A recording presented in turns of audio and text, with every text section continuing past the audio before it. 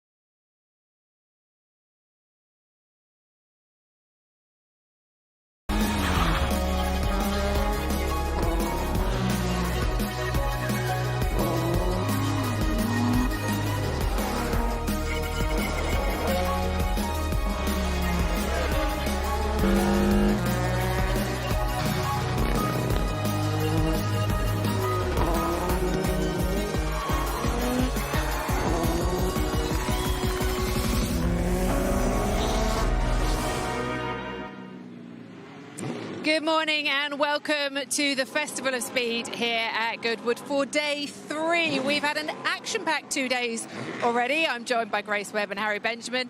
I'll start with you, Grace. What was your highlight from yesterday?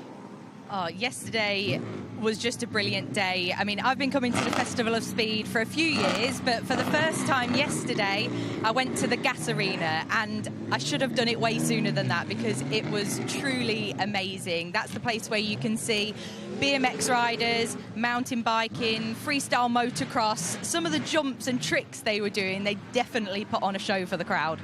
And Harry, your highlight from yesterday? I mean, it's hard just to pick one, isn't it? But I think my one was seeing the Alpine branded Lotus Renault from the 2012 Formula One season head up the hill, screaming V8 engine. And my highlight was mainly Kush Miney, the driver of it in F2, and just how excited he was to get out of the car. He loved it. He nearly lost it coming into the checkered flag area. Brilliant. Well, we're only halfway through. We have 2 more days of action here at Goodwood. This is what's coming up for you today.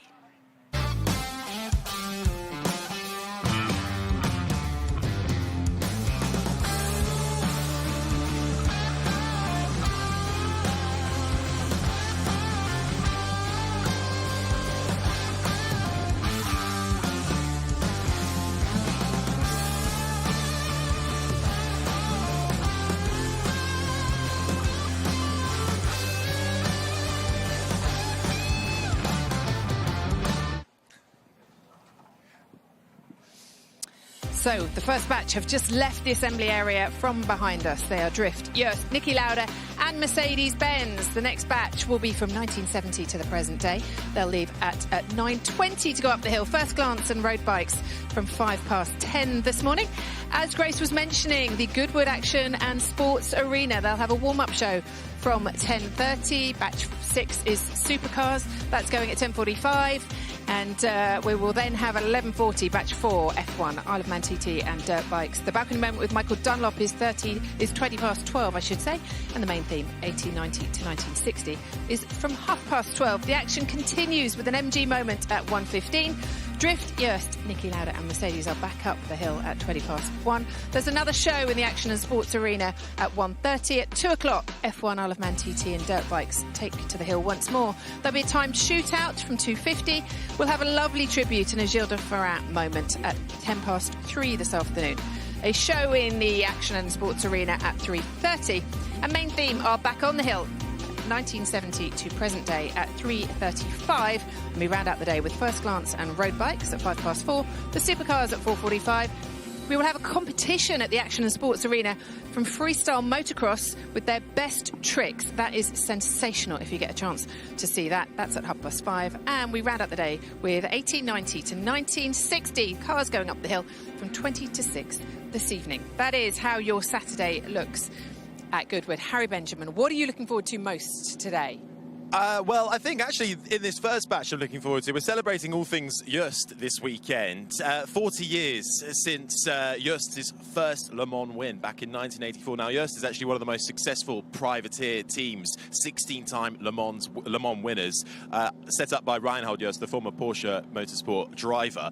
And we've got the 1984 Le Mans winning car, but also just heading out, Tom Christensen's out there too in one of the Audis, and also the Bentley Speed 6, which took Tom Christensen and Guy Smith to the 2003 Le Mans win. So much to have a look out there as I nearly get run over by a Porsche. Well, we had the launch of the new 911, didn't we? The hybrid this week, earlier on this week with Mark Webber at the wheel. He's back here today again. Grace, what are you most looking forward to today? Well, I mean, there's so much, isn't there, to look forward to. But for me personally, I'm all about the motorbikes, and we are having a moment to celebrate Michael Dunlop, who this year became the most successful TT rider in history. And I believe this is his first time to the Festival of Speed. So what a way to welcome him, that he's going to be on the balcony. I'm sure there'll be loads of people there watching, cheering and celebrating his career, because it has been a phenomenal run. Well, it's not just us down here. We're in the assembly area right now. We also have David Green at the top of the hill for us as well. David, what are you looking forward to seeing today? Well, the first thing I've done is I've wandered up just after the top paddock, about 50 metres away, is the Forest Rally stage start. So I've had a little sneak peek up here to see what's going on. This is going to get very noisy and very exciting soon. So if I get any breaks, I'm going to come and have a look at that. But in terms of highlights, for me, it's always pretty much the next thing that's happening at Goodwood. And so this morning, I've not bothered with an espresso because we've got the drift cars. So that will wake me and the rest of the festival up. I'm looking forward to that.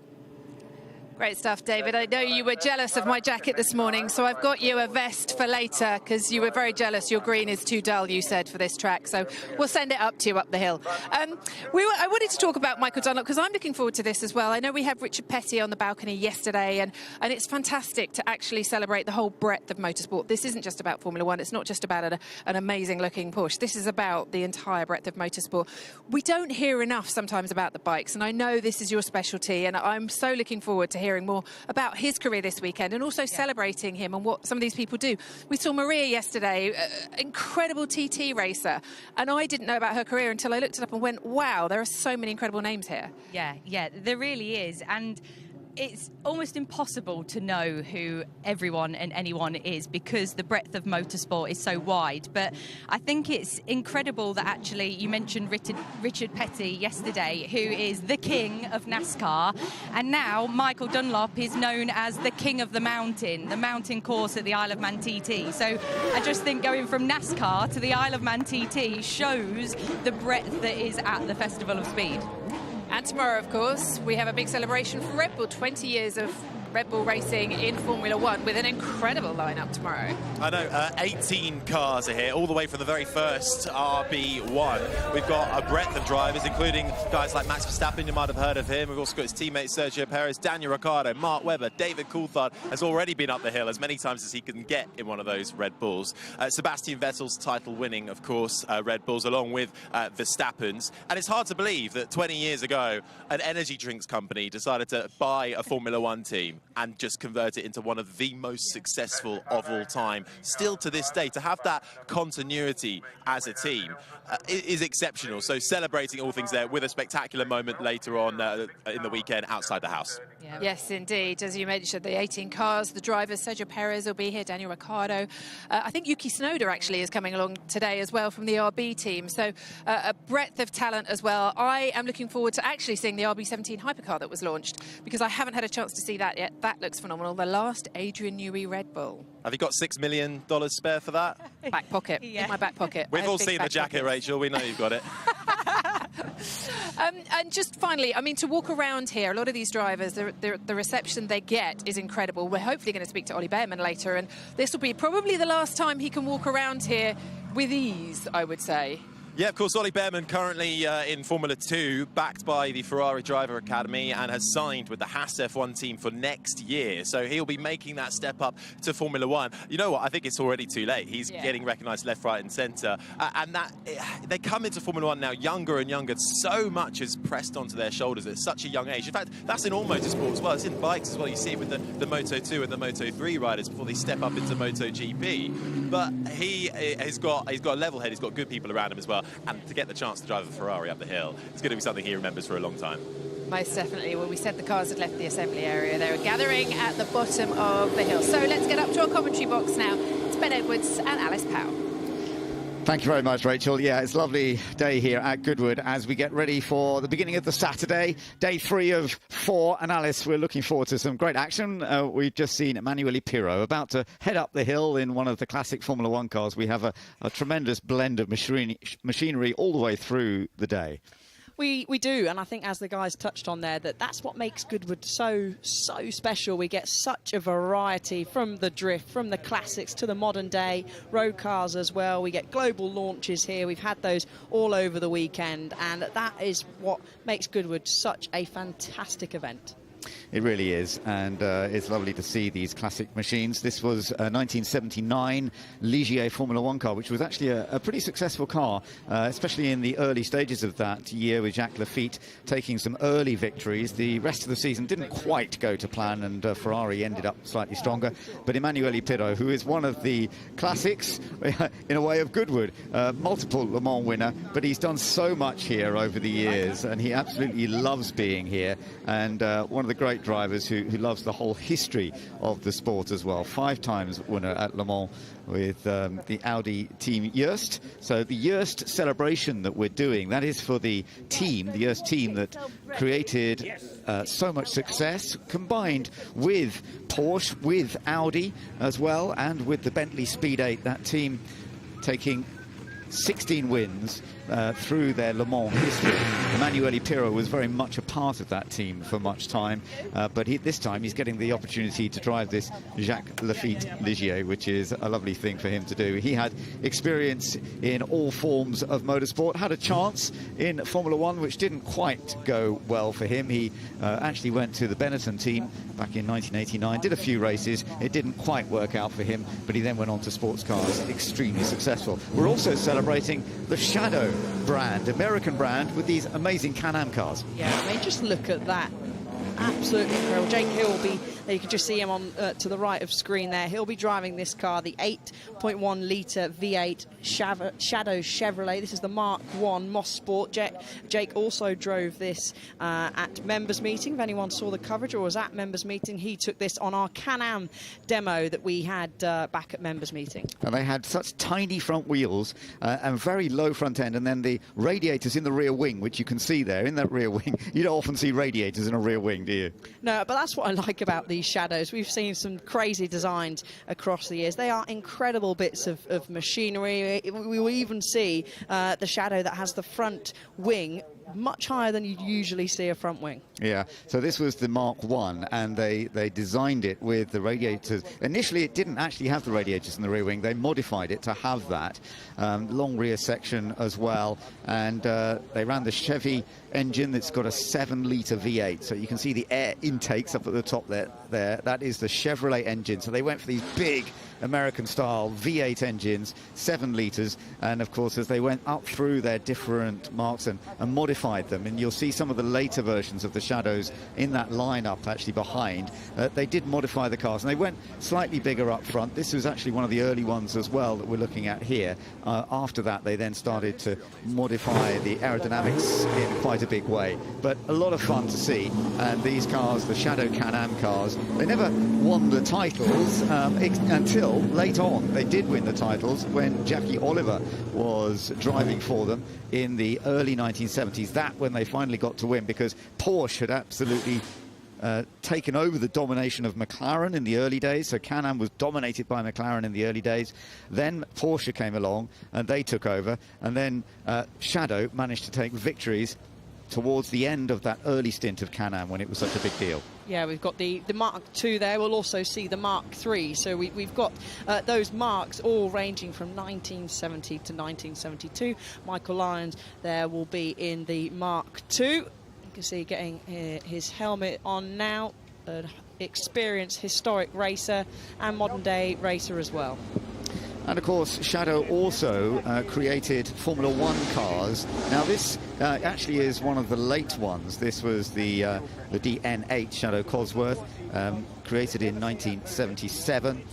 This was a time when they were really making some progress in Formula One. It was the sad year, though, as well, when Tom Price, who was one of the star British drivers who joined that Shadow team, so sadly was killed in a crash in South Africa.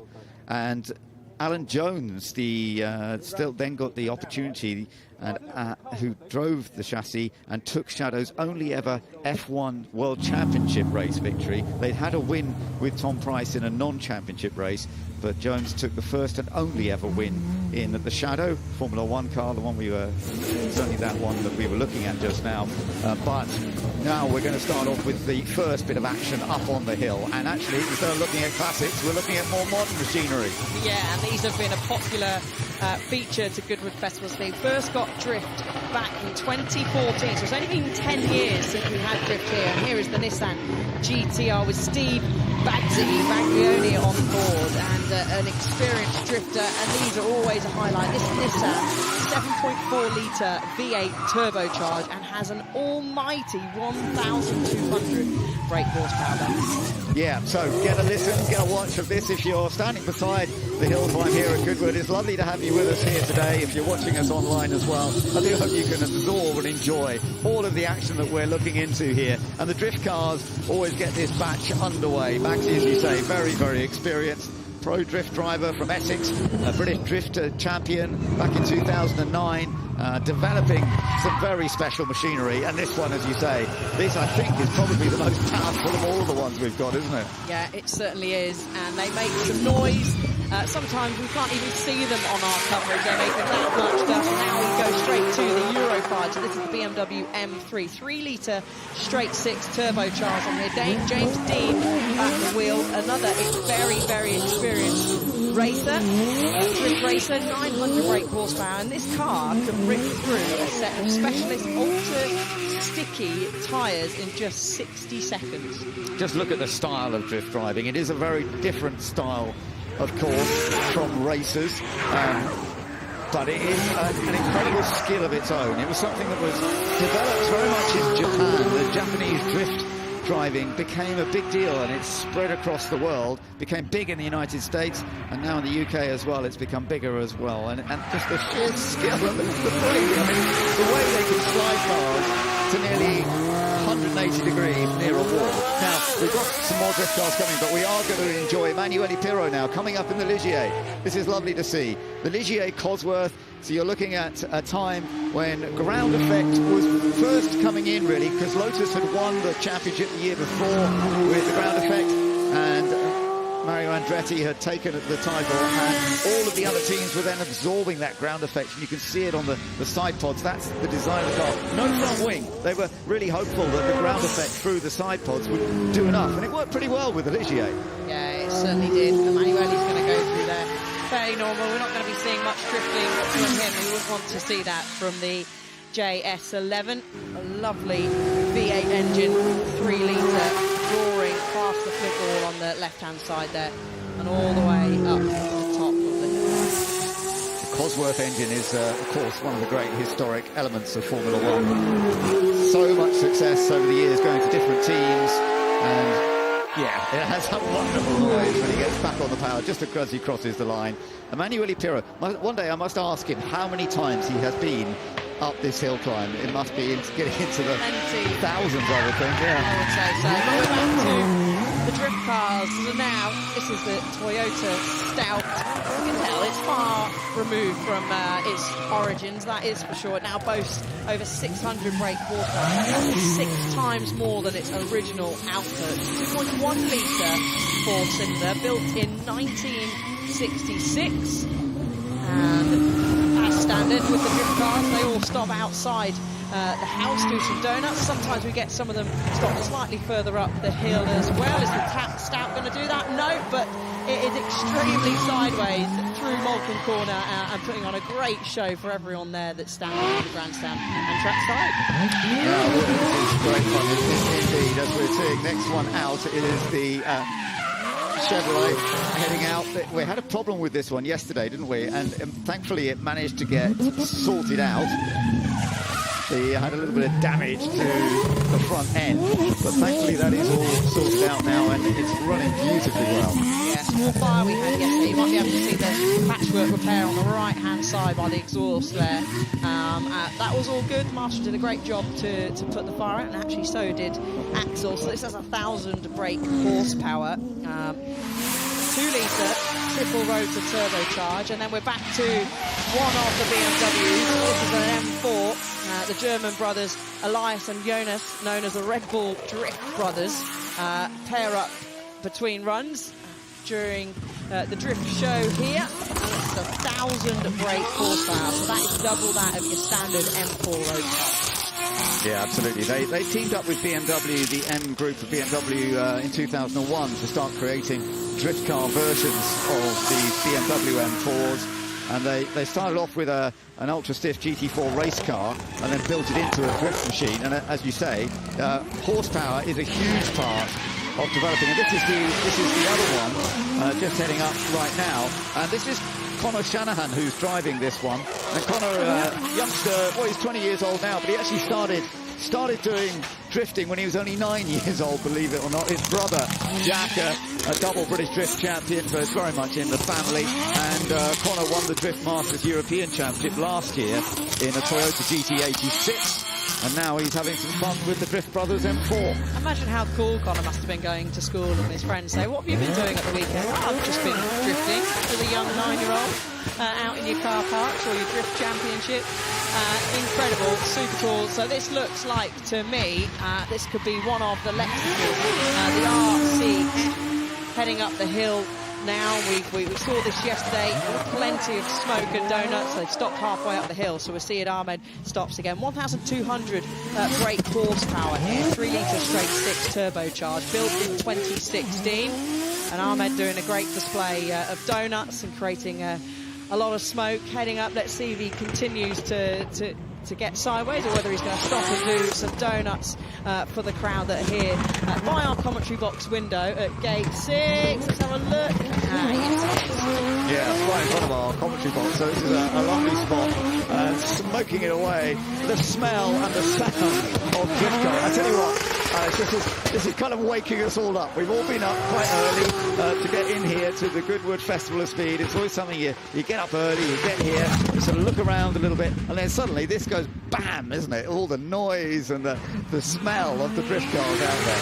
It's the noise and it's the smell. As you said, Ben, and our windows on the commentary box are open, and it's drifting all the way into our commentary box. But Ahmed putting on a brilliant display for all of the fans, and along with all of the other drift drivers around. Once they get to the top of the hill, they do continue to put on a little bit of a demo for those that are at the top. And as I keep suggesting, we should get them to drift around David Green, but that's not happened yet, so we'll have to keep working on that. Right, now we've got some of the other action coming up the hill, and we're enjoying the shadows now. So this is the Shadow Heritage, and the one we're looking at right now is the Mark II. So they had troubles with the Mark I, and then the Mark II came along, but it still wasn't perfect at that time because the competition was huge, of course, for Shadow. But it was a great opportunity to get out there and start at least completing some races. Jackie Oliver was driving for the team, and the first race they did that year, Motorsport, they were creating quite a lot of downforce from the slightly revised look, as you say, slightly higher front end than the previous model Mark I, and thankfully no radiators on the rear wing. The radiators were more installed lower down, keeping the weight of the water a bit lower than it was on the other one. No, exactly, and that's what I'm saying about how they changed the design from one Mark, which we saw Jake Hill's on with the radiators in the rear wing, to then go, actually, no, that's not quite working for us. We're now going to go slightly different and put them where we usually see them. This is the Shadow Codsworth DN1 we've got here now, Ben, a 3-litre V8. Yeah, absolutely. So this was the beginning of Formula One for the Shadow. They went from Can-Am. Tony Southgate was the designer. First raced in South Africa in 1973. Shadow classified 8th out of the 11 teams that year. They did miss a couple of Grand Prix. And Jackie Oliver was competing for them in Formula One with George Follmer, the two big rivals when they went to Can-Am again later after that. And so it was a fairly demanding time with the first season for Shadow, but it was getting them into Formula One that really mattered, and they managed to get a few finishes. There were rather a number of non-finishers too, but this was the beginning of their F1 campaign in 1973. Now this is a popular edition. We saw this at the members meeting, also known as the dollar car. When it breaks, there we go. You can see everything pops up quite nicely. A great demo by Kyle Tilley there. Yeah, this is the first ever Shadow prototype, and Trevor Harris was the designer originally. Kyle Tilley in the car, as you say, these movable aerodynamic devices. Now, when Can-Am was first announced as this sports car category, basically the only rules were there had to be 2 driver's seats, and there wasn't really much else in terms of rules, and aerodynamic movement was allowed initially, and that's exactly what they did with that car. So you can see the aerodynamic movement when you get on the brakes to slow it down, that was actually banned at the end of the year that car came out. So after that they had to go back to sort of what we can expect to be a little bit more of the type of thing. Now this is the Shadow Dodge DN4B, a bit later on, isn't it, from 1975. Yeah, and a 5-litre V8 here, and this is when Can-Am was sort of reborn, you could say, in 1977 with the 5-litre capacity limit. And this is Shadow's purpose-built Formula 5000 based single-seater. And here, slightly, I'm just amazed actually, Ben, with the height. We can't see it there because they're zoomed in, with the height of the airbox. Look how high it is on the car.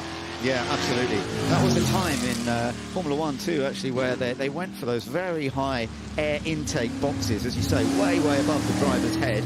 And it seems to be a style that they did go for. This one didn't race a lot, actually. It only raced twice, apparently, in its period. Certainly in lovely condition. Now, taking a look at the Shadow Dodge DN6. So this was another of the 5-litre V8 models in the Formula 5000 series. So this was the Formula 5000 Shadow rather than Formula 1. So this ran the big American engine. So effectively the engines they'd had in Can-Am, like the 5-litre V8, they then put into single-seaters.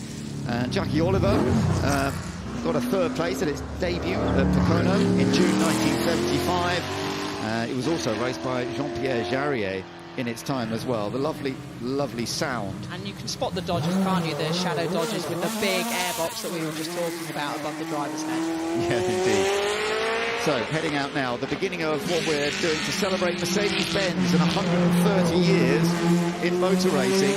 And we're looking at the Mercedes-Benz CLK Le Mans, built in 1998. These were Mercedes coming back into the world of full endurance racing, and I remember seeing these at Le Mans. Unfortunately, they did have a bit of a bad time later on with these types of machinery when they were taking off at Le Mans and not quite coming down in the right position as well. But it's lovely to see it out there. Klaus Ludwig, one of the great Mercedes winners in all sorts of categories actually over his career. He's taking it up the hill. Yeah, we saw, I think it was this car we saw yesterday going out with the Express Racing car transporter, which is based in the paddocks on the back of the Formula One cars. You'll be able to see it near the Drivers' Club if you are over that way, which was from 1955, a one-off. You'll know what I'm talking about when you see it. Absolutely, so all part of the fun and games of this.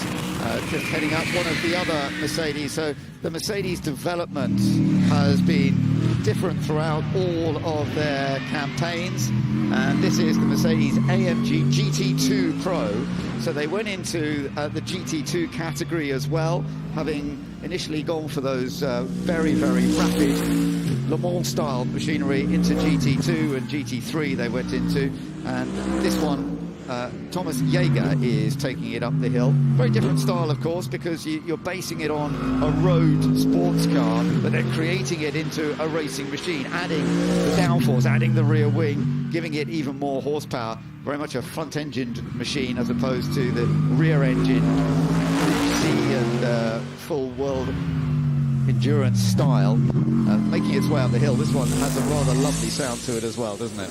Yeah, it does, and that's something that screams GT to you, doesn't it, when you see it racing in ELMS, when you have it racing in Le Mans as well. This is what screams GT to me, certainly. When I think of a GT Mercedes car, I certainly don't think of the one that's on screen now. We're going way back in the ages. This is built in 1924.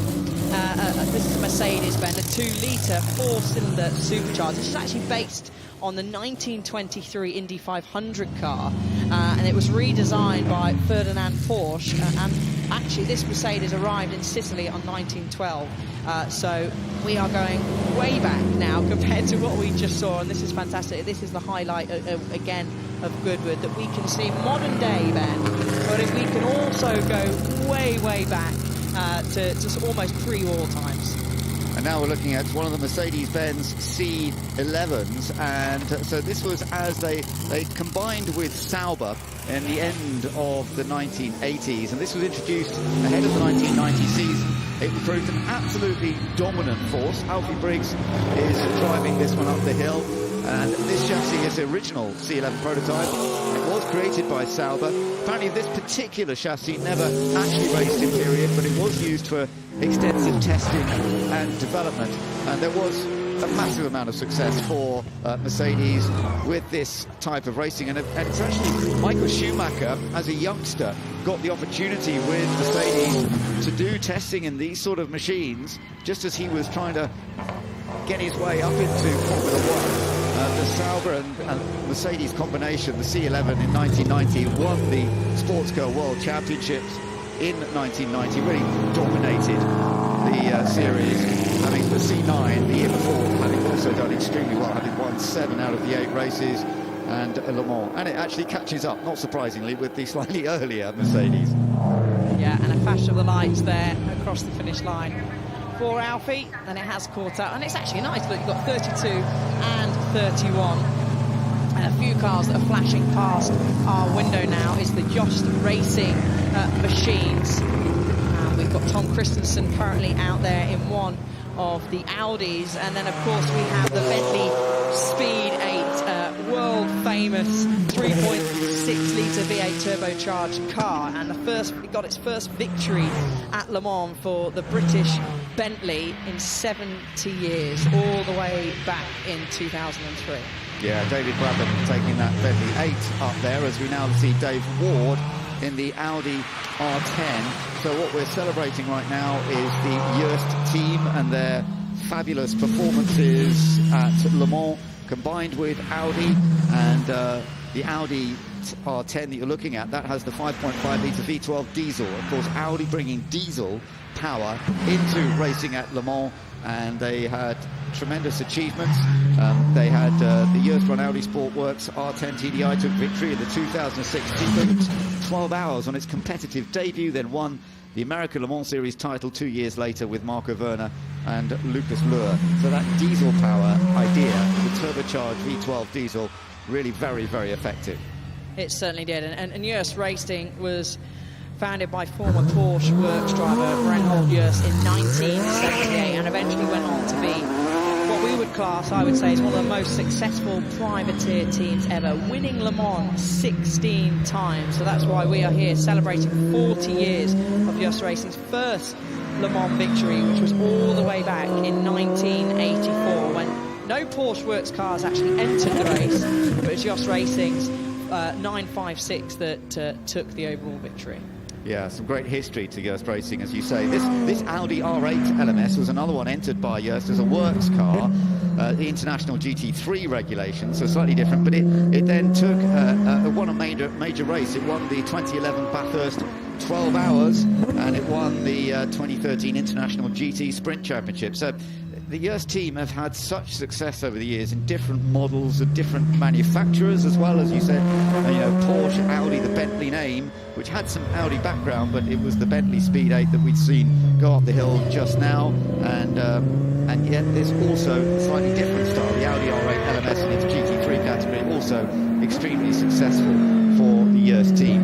It's quite fitting to see them all go up a hill climb, because Reinhold's actual driving career began back in 1962 at his local hill climb race, and he'd won 2 German championships in that category by 1967, so it's quite fitting, but from one legend over to another then. So now we are celebrating some of the Niki Lauda time in Formula 1. And we're looking at Adrian Newey is driving the 312 V3, which is lovely to see Adrian Newey, the brilliant Formula 1 designer, and we'll be seeing plenty of Adrian Newey cars out on track. But the lovely thing is, Alice, that he has a fandom in his heart for any Formula 1 cars, for any ability to drive one. And this is not a car he designed, of course, Ferrari 312. Mauro Forghieri was the great designer for Ferrari in those days. It's lovely to see Adrian in it. Yeah, and I'm sure he'll be loving every second putting the 3-litre V12, a flat V12, through its paces up the hill. And as you said, we will be treated to see plenty of Adrian's cars going up the hill over the course of the weekend, and particularly tomorrow for our Red Bull moment. But this is a tribute, of course, to the 3-time Formula 1 champion Niki Lauda. 50 years since Niki won his first F1 race, which was all the way back in 1974 at the Spanish Grand Prix. So another of the Mercedes heading up the hill now as well, and this one is the Sauber Mercedes I mentioned, actually, the C9. So this is when Mercedes kind of got themselves back into top-level international sports car racing as the Sauber team, initially under the Sauber name, but then Mercedes building up the confidence to put their name back into it, because they were already involved in the partnership with the engineering firm. And this C9, it won all but one race in the World Sports Prototype. Well, look at the onboard. This is lovely to watch with Kenny Atchison at the wheel. Yeah, heading through Moulton. Would have been great to stay on board. See the bit of bodywork rattling as he went over the bump on the exit of Moulton there. There we go. Let's take a listen in on the ride up the hill with Kenny.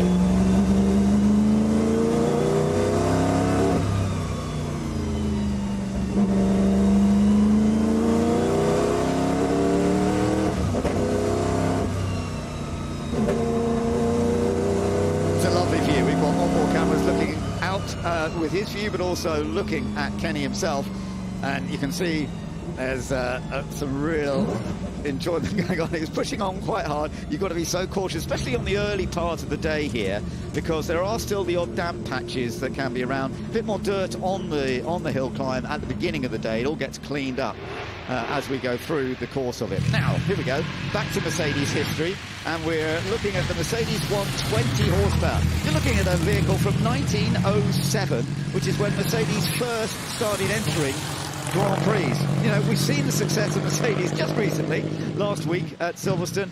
This one didn't win first time out. It was the following year that they took their first victory. But this is how Mercedes began their Grand Prix careers. I mean, just absolutely fantastic. You see the passenger on the back there, which would usually have been back in its day, the mechanic, not just to help try and get the car turned in, as you can see, doing a great job, but also there, pumping, using the pump at the back. This has got a 13.6 litre four-cylinder engine, and Archie Collins at the wheel is a regular that we see at Revival and members meeting as well, and his father Ben, who is in one of the other Mercedes that we will probably be seeing going up the hill, the 1908 version with the 12.8 litre engine, another regular at Goodwood. Yes, indeed. And as you say, we'll be seeing some of these early cars doing the shootout later when they're doing their timed sessions. So that's going to be fun with all these different classes that they will be part of. So that's part and parcel of the Mercedes-Benz 130 years in motor racing. It's a long period, isn't it, for Mercedes? In and out a little bit, because there were times when Mercedes were not so happy. We've also got the BMW heading up the hill. Now, this was actually another Niki Lauda car, because Niki, although he was very much known as a Formula 1 driver, he got a couple of contracts. Sometimes it was an opportunity for him to bring in some money rather than spending it all in his early days of trying to get into Formula 1. And he actually took victory with this in the 1973 Nürburgring 24 Hours, despite going off at the first corner. He went off, ran wide, did a bit of damage. They repaired the car, and in the race, that 24-hour race, he actually went on to win it with some amazing lap times. I was looking up. And he set the lap record, didn't he, that day? He did. He set the lap record, but he also said that he set 3 laps within exactly the same lap time around a 14-mile old Nürburgring within a tenth of a second. They were the same lap time. The skill to do that on a track like Nürburgring, I find baffling. Absolutely incredible, and we already know that he's a champion, but that just solidifies it even more. A fantastic driver. But have a look at some of our highlights, and as always with this batch, we started off with the drifters. Yeah, it was a wonderful smell and sound to get us going. It really kicks us off with the energy of these drift machines, which are hugely powerful, but incredibly accurately driven by the drivers. It's such a supreme skill. And then it was lovely to see the Ligier heading up the hill with Emanuele Pirro in that Formula 1 car from the late 1970s. A very simple kind of design when ground effect first came into play. Some tyre wear on some of the other drift cars, of course. I was just looking at, from that camera shot, how close they were getting to the edge of the grass there, talking about their skill, and this is so impressive. Here's another one. Maybe we could say the Eurofighter won that competition, getting ever so closer to the grass there than this BMW here, but still absolutely incredible car control, and as always a Goodwood favourite. Yeah, indeed, and no doubt in time for some fresh tyres later on when we see this batch coming out after lunch. So if you haven't been able to see all of these, don't worry, if you're here at Goodwood, they will be back out a little bit early afternoon, just after sort of lunchtime. They will be due back out once again. We've seen the shadows as well, and the very early shadow with the movable aerodynamics, the early shadow. And we will see, and we also saw the Mercedes as well, heading up the hill with that history of 130 years of racing. Yeah, we did. And finding his way through. And then Joest Racing, the famous Bentley that took that famous Le Mans victory back in 2003. And I believe we're going to head up to the top of the hill, and David is with Goodwood star Jake Hill. Jake, that looks terrifying. It is. It's absolutely terrifying. What a stupid, brilliant car it is. I love it. It looks like something from Wacky Races with those trumpets. It is, yeah. I mean, it's something that I think all the 6-year-old in us drew when we were a kid. Do you know what? It's a real pleasure. I mean, Jim, Canadian owner who owns the majority of the Shadow Can-Am cars that you see here. Real pleasure that him and Kyle Tilley, who runs Zero Motorsport, have invited me to drive it alongside the Skyline this weekend. But yeah, I mean, look, we got front tyres off of a 6-wheel Tyrrell, which are pretty cool. They look like go-kart tyres. That's because they basically are. And we've got just shy of 900 horsepower with that big block Chevy. So it's an absolute monster. I love it. It's very childish, but it's brilliant. And a radiator in the wing, that's the strangest thing. I think what happened is they designed it and went, where are we going to put the radiators? And they thought, oh no, I've got a great idea. So that's where they've ended up. So no, it's a really unique bit of kit. So this is the Mosport car from 1970. It's the first racing Shadow Can-Am car. So yeah, there you go, getting to know my history. Hey, we'll come to you. You're like Wikipedia for these cars. There we go, we're getting there. And of course, it was a bit of a sighter lap for you for your shootout. Yeah, we're going up next in the Skyline as well. I've got to get this back ASAP and jump in my all-time favourite touring car and go and have a rip. So, yeah, excited. A little bit more power this year? Maybe. How much do you want it to have? Well, you know, it's going to be enjoyable whatever you're doing, but we're really looking forward to that, and best of luck for the shootout. Thank you very much, mate. Well, now we've got that noisy Capri to calm down. Adrian, this is the second time up the hill in this Ferrari. Third time, actually. Yeah. Oh, we must have missed one. Yeah, indeed, yeah. Enjoying it? Lovely. I mean, to be driving Niki's old car, his championship-winning car, is so special, it really is. I knew Niki quite well, and so to be in here, sitting in the same seat and just trying to think what he must have been experiencing and how he's prepared himself before the start and everything, really special. As you say, I mean, I can't believe it's 5 years since his passed, but it's really nice to be celebrating his life this weekend and seeing all these wonderful cars going up the hill. No, it's absolutely amazing and a very fitting tribute to him. I know obviously you're not going at 10/10 up the hill, but what's it like to imagine racing a car like this in period? I mean, it's a completely different thing to what you're designing these days. Yeah, I mean, the cars are so different, but I mean, I love these cars, you know. I kind of grew up... kind of the Lotus 49 from 67, 68 was the first car I really sort of started to look at it, and then by the time we got to 74, this car, then I was kind of 15. I did a painting of it actually for my art project, and you know, you look at the engineering back then.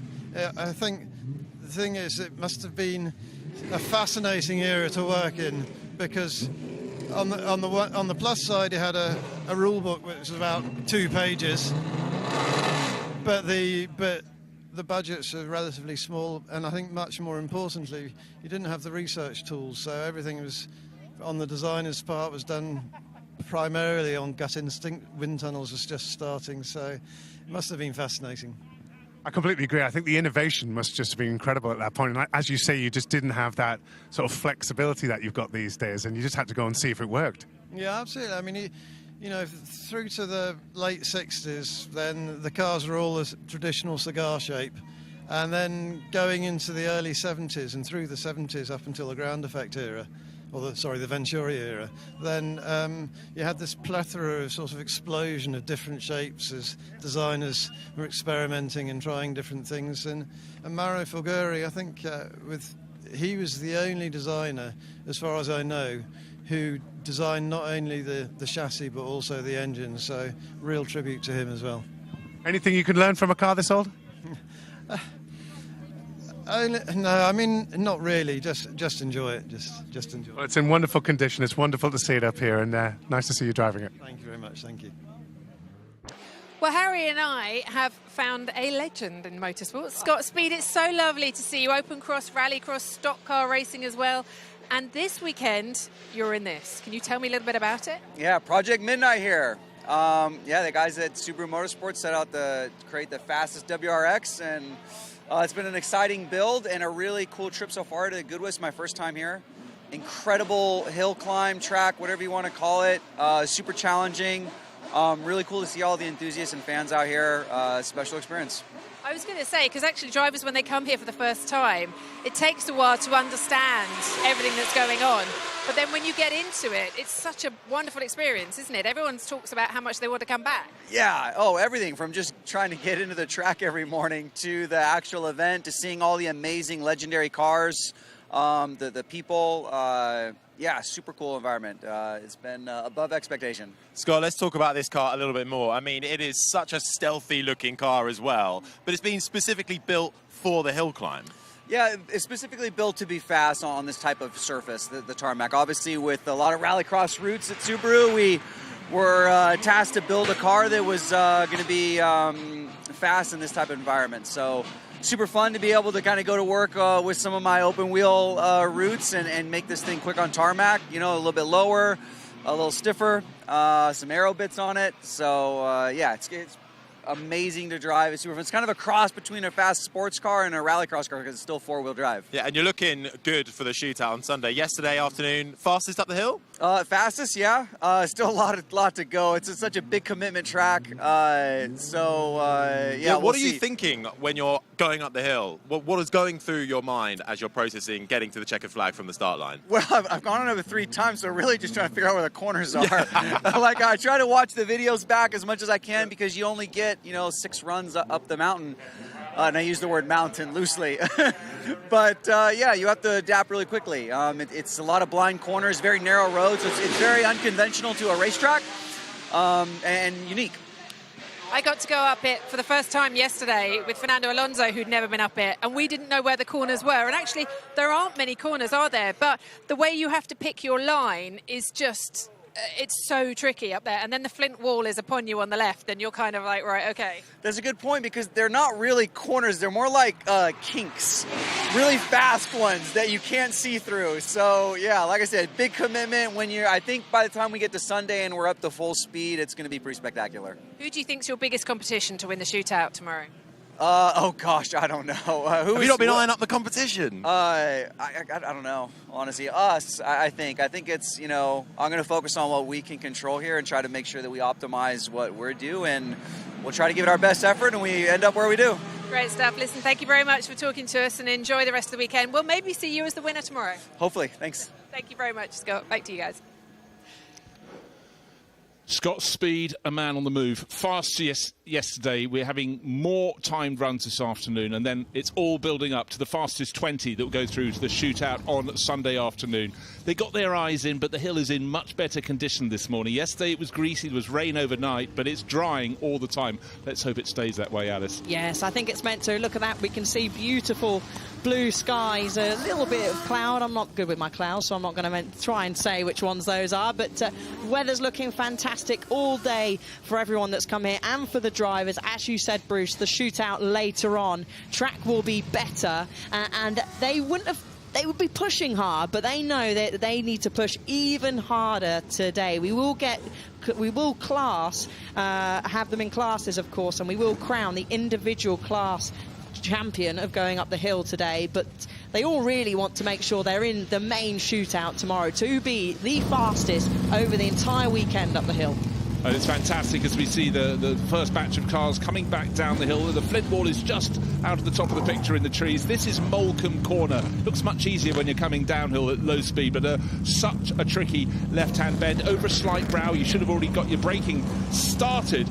And then, of course, that's why there's an enormous grandstand there, because it's that moment where you can really, really see how committed a driver or a rider is. And certainly when the drift boys go up, they get the tail hanging out big time, but their precision is extraordinary there. And that's why that grandstand and that bank of spectators there, it's always chock full. And it's great to see at this early stage on this sunny Saturday morning at the Goodwood Festival of Speed how people are moving around. They've got their programme for the day. They're working out where they're going to go, what they want to see. But of course they will all be trackside, hillside I should say, of course, not a track, when that time shootout starts at just before 3 o'clock this afternoon. So an array of cars. It is the great and good Alice of everything. And of course we've got this theme for the weekend, horseless to hybrid. It's from the steam car that launched the day earlier today, and we go right through the greatest and latest technology to where we got to today.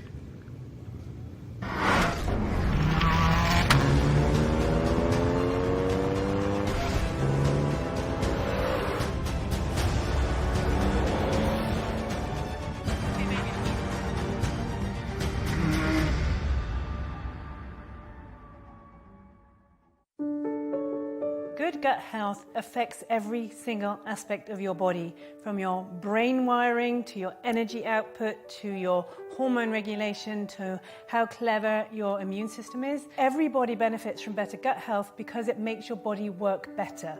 I would thoroughly recommend Goodwood Gut Health Programme. It's been quite life-changing, really.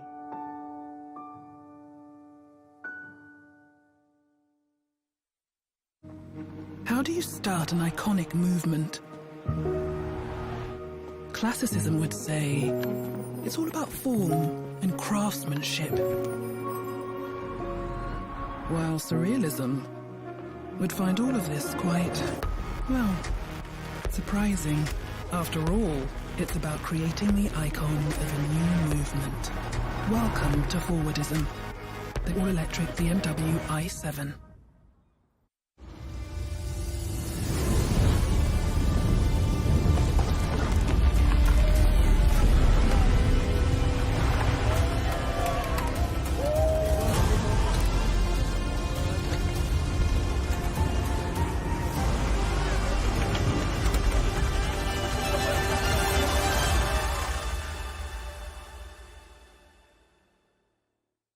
Broadband are changing the game. We live in a society where 47% of UK gamers are women. Yet they only make up 5% of esports pros. This needs to change. 2 tournaments, 1 final. They're UK's first of its kind, with pro contracts and Sky Full Fibre on the line. We're on the lookout for women on their path to pro. Join us and compete in Races E-Series, Soccer E-Series, all leading to secure a place at the Women's Esports Finals. Sky Broadband is built to power the pros. Okay, burn it, burn it, burn it! Everyone's in vintage clothes. There's cars. If you're a petrol head, you're going to absolutely love it. One thing Goodwood's done this year is saying, look, rather than throw things away, let's reuse things and repair them. I always say to everyone, whether you like motorsport or not, you won't have a bad time. It is the best event in the world. Attention to detail is like nothing else. It's the shopping, it's the fanfare, it's the look, it's the period aspect, and that is what the Goodwood Revival is. It's just a fantastic day out.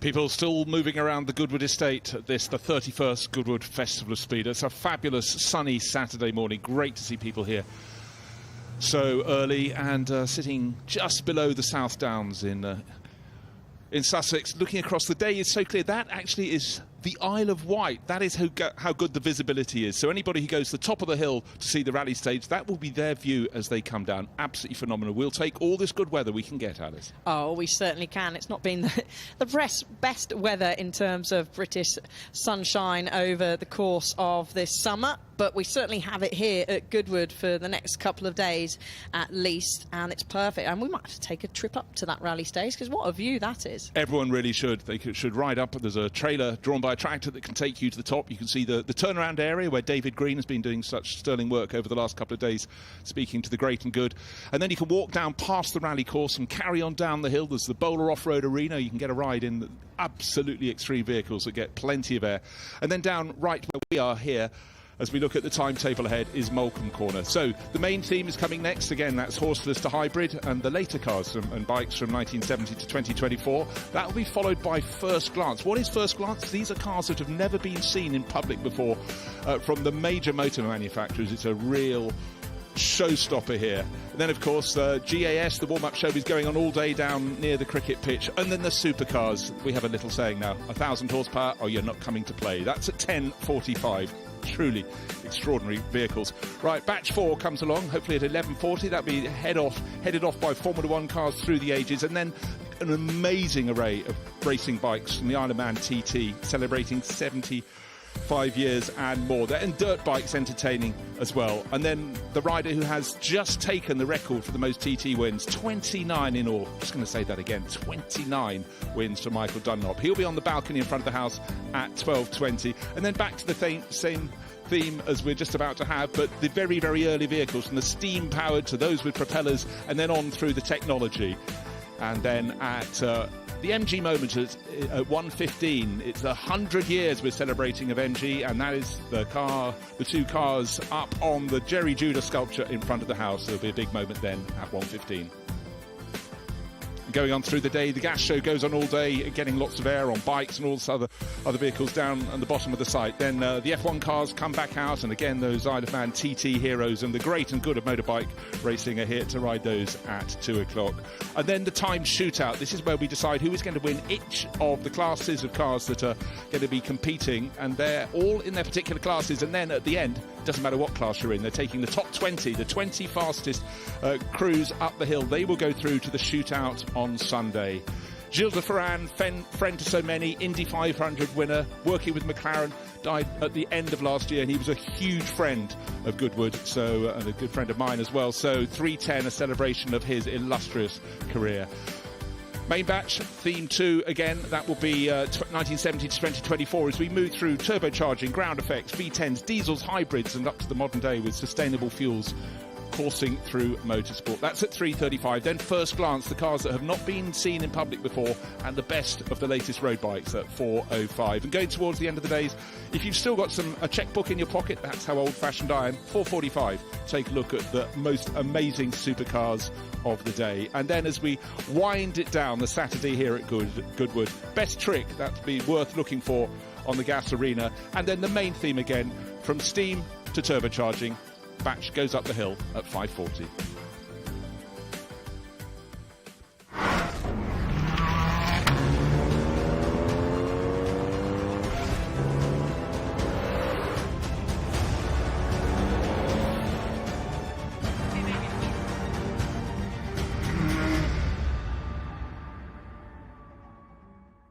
What a great ride from Tom Martin on Quickthorn, who wins the Alpha Cup, Goodwood Cup.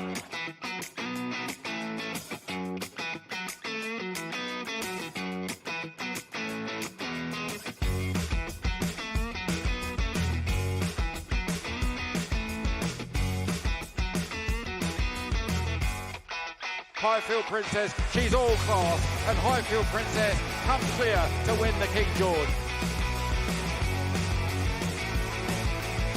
Cunnington from backwards to Val on the run towards the line. It's Cunnington, he's still going to be unbeaten this season. He's going to win the Sussex Stakes.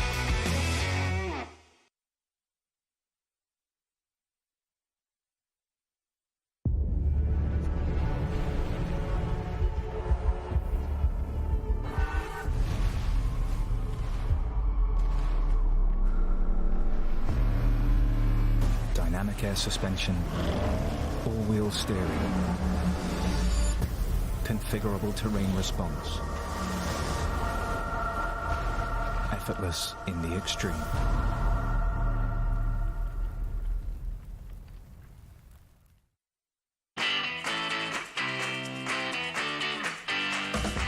You're never too young to fall in love with classic cars.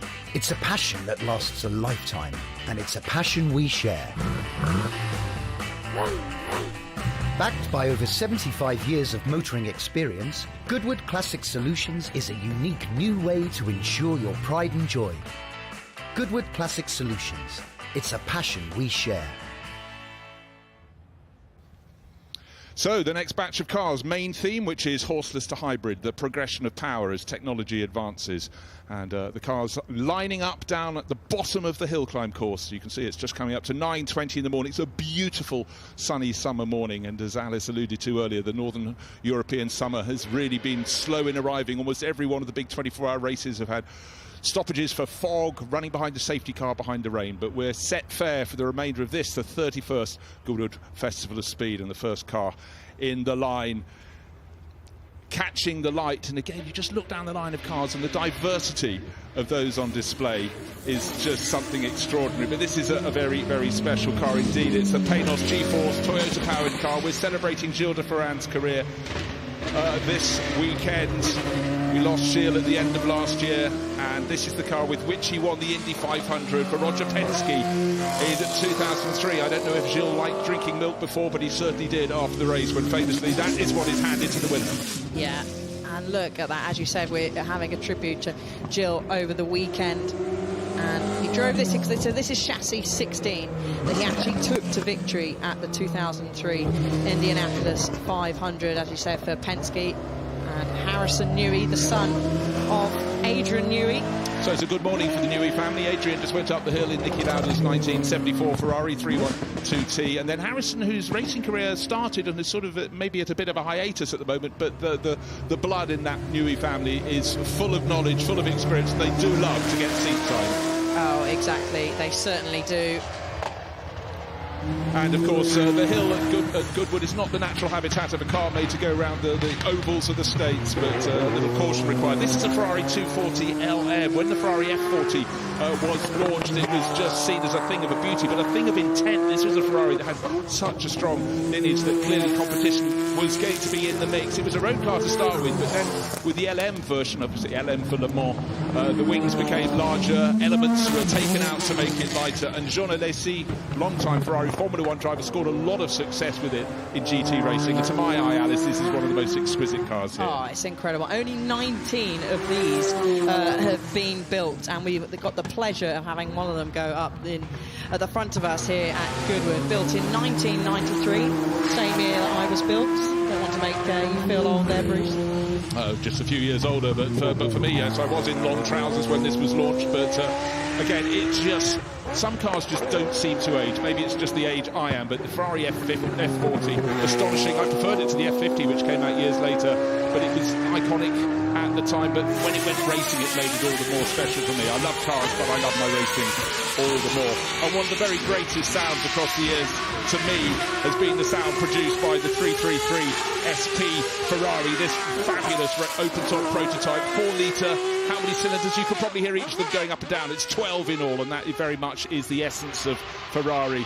Yesterday we had Gary Arles hopping aboard the 6-litre V12 engine McLaren F1 GTR Longtail. It was the first time he'd had a crack in this for fully 30 years. He absolutely loved it, and of course McLaren started the F1, that central seating position, as a road car, but very quickly the client said, can we have it as a race car? And it did that indecent thing of turning up at Le Mans, winning the race first time out, when JJ Later was the ultimate hero. And then the long-tail versions were created for the following years, and it became a real staple in GT racing in the late 1990s. And why called the long-tail, I hear you ask? Well, that is the nod to the more aerodynamic bodywork that we can see here on the McLaren, the 6-litre V12 up past the Flint wall. A beautiful, beautiful sound. And Gary Arles having another run in the car today. Enjoyed it so much yesterday. He had a fantastic run sharing one of these at Silverstone. I remember in really mixed conditions with Chris Goodwin. Across the line, yeah, Gary's finding a bit more speed in his second day of being reunited. Now, McMurtry Spéirling, it's not something you would have known about even a couple of years ago, but this is the car that came here in 2022 and didn't just take on the hill record, it absolutely shattered it. This is a car, whatever they taught you about physics at school, this redefines the laws. Oh, doesn't it? And this is one of the onboards that I love watching the most. Out of any onboards, wherever we are we ready? As it launches off the line, look at the speed. Look at the speed of that. It smashed the record going up Goodwood Hill with a record time of under 40 seconds, 39.08 seconds. Well, that was Max Chilton. It produces 1,000 brake horsepower from those twin electric motors. But the real key is, along with that horsepower, it has 2 tons of downforce, and that's why it can just take an incredible cornering line. And this is the thing that's really shocked all of us. I'm coming up to the Flint wall now. Watch, straight past. Why is there all this dust coming out? That's because the car is being pushed down the circuit by a fan. That is what produces all that downforce. And of course, it does a great job cleaning the circuit for everybody else, but staying flat through the final corner into the darkness, past the straw bales. Another exquisite run. Alex Summers, top hill climb driver at the wheel of that. And now he can breathe. Blink and you'll certainly miss it, because that's exactly what I did whilst looking out the commentary box window. The World Endurance Championship, we're talking about the passage of time through horseless to hybrid, and hybrid is very much the notion, and that's why the World Endurance Championship, with all the major motor manufacturers wanting to play and show their hybrid wares, we've got 9 manufacturers in the championship. BMW, this is their first year in the WEC. The M Hybrid V8 had been racing in the States the year before. Ferrari dropped in and they won Le Mans at the first and second attempts. I would reckon the BMW form will come next year, but just get this as the M Hybrid looks like he's going to do a few tricks in front of the house, though, getting going a little bit faster. And that's Niki Lauda, who's had a lot of success in 24-hour races in the touring cars for BMW. He's part of the crew. But just get this, at the Le Mans 24 Hours this year, we had 9 cars on the lead lap after 24 hours of racing. The record since at the start of the 21st century was just 2 on the lead lap. So it's getting closer and closer in a rich point. From one discipline to another, and this is you won't be seeing the BMW Hybrid doing this going around the corners here. We've got the World Rally Hyundai i20 Coupe, and it is going to do a nice little display for us outside the house. And just look how nimble it is when it does those donuts, Bruce. It is. Of course, we know Hayden Paddon is the driver at the wheel at the moment, but this is the rally drivers have to have this ability to drive on all road surfaces. So tarmac has no fear for them. They're used to gravel, they're used to ice, they're used to snow, and they're also used to being incredibly precise. So Hyundai are putting a huge amount of effort into their motorsport over the past 5 years or so, right at the top in rallying. And Hayden Paddon take a pat on the back because that was a fantastic show. And then he's opening up the speed going through Moulcombe and on up the hill. Not much engine noise from the next vehicle on the hill, the Audi RSQ e-tron E2. This won the Dakar Rally with Carlos Sainz on board this year. So much ground clearance, and Alice, the suspension is very, very special. Of course, they've got to have lots of travel going over those leaps and jumps. Yeah, and we saw, actually, didn't we? We saw Carlos Sainz Sr. Taking one of the Audis up the hill yesterday. He won the Dakar Rally at the age of 61. Again, and that is just incredible. Became actually the oldest driver to triumph at the grueling rally event, and what a piece of machinery.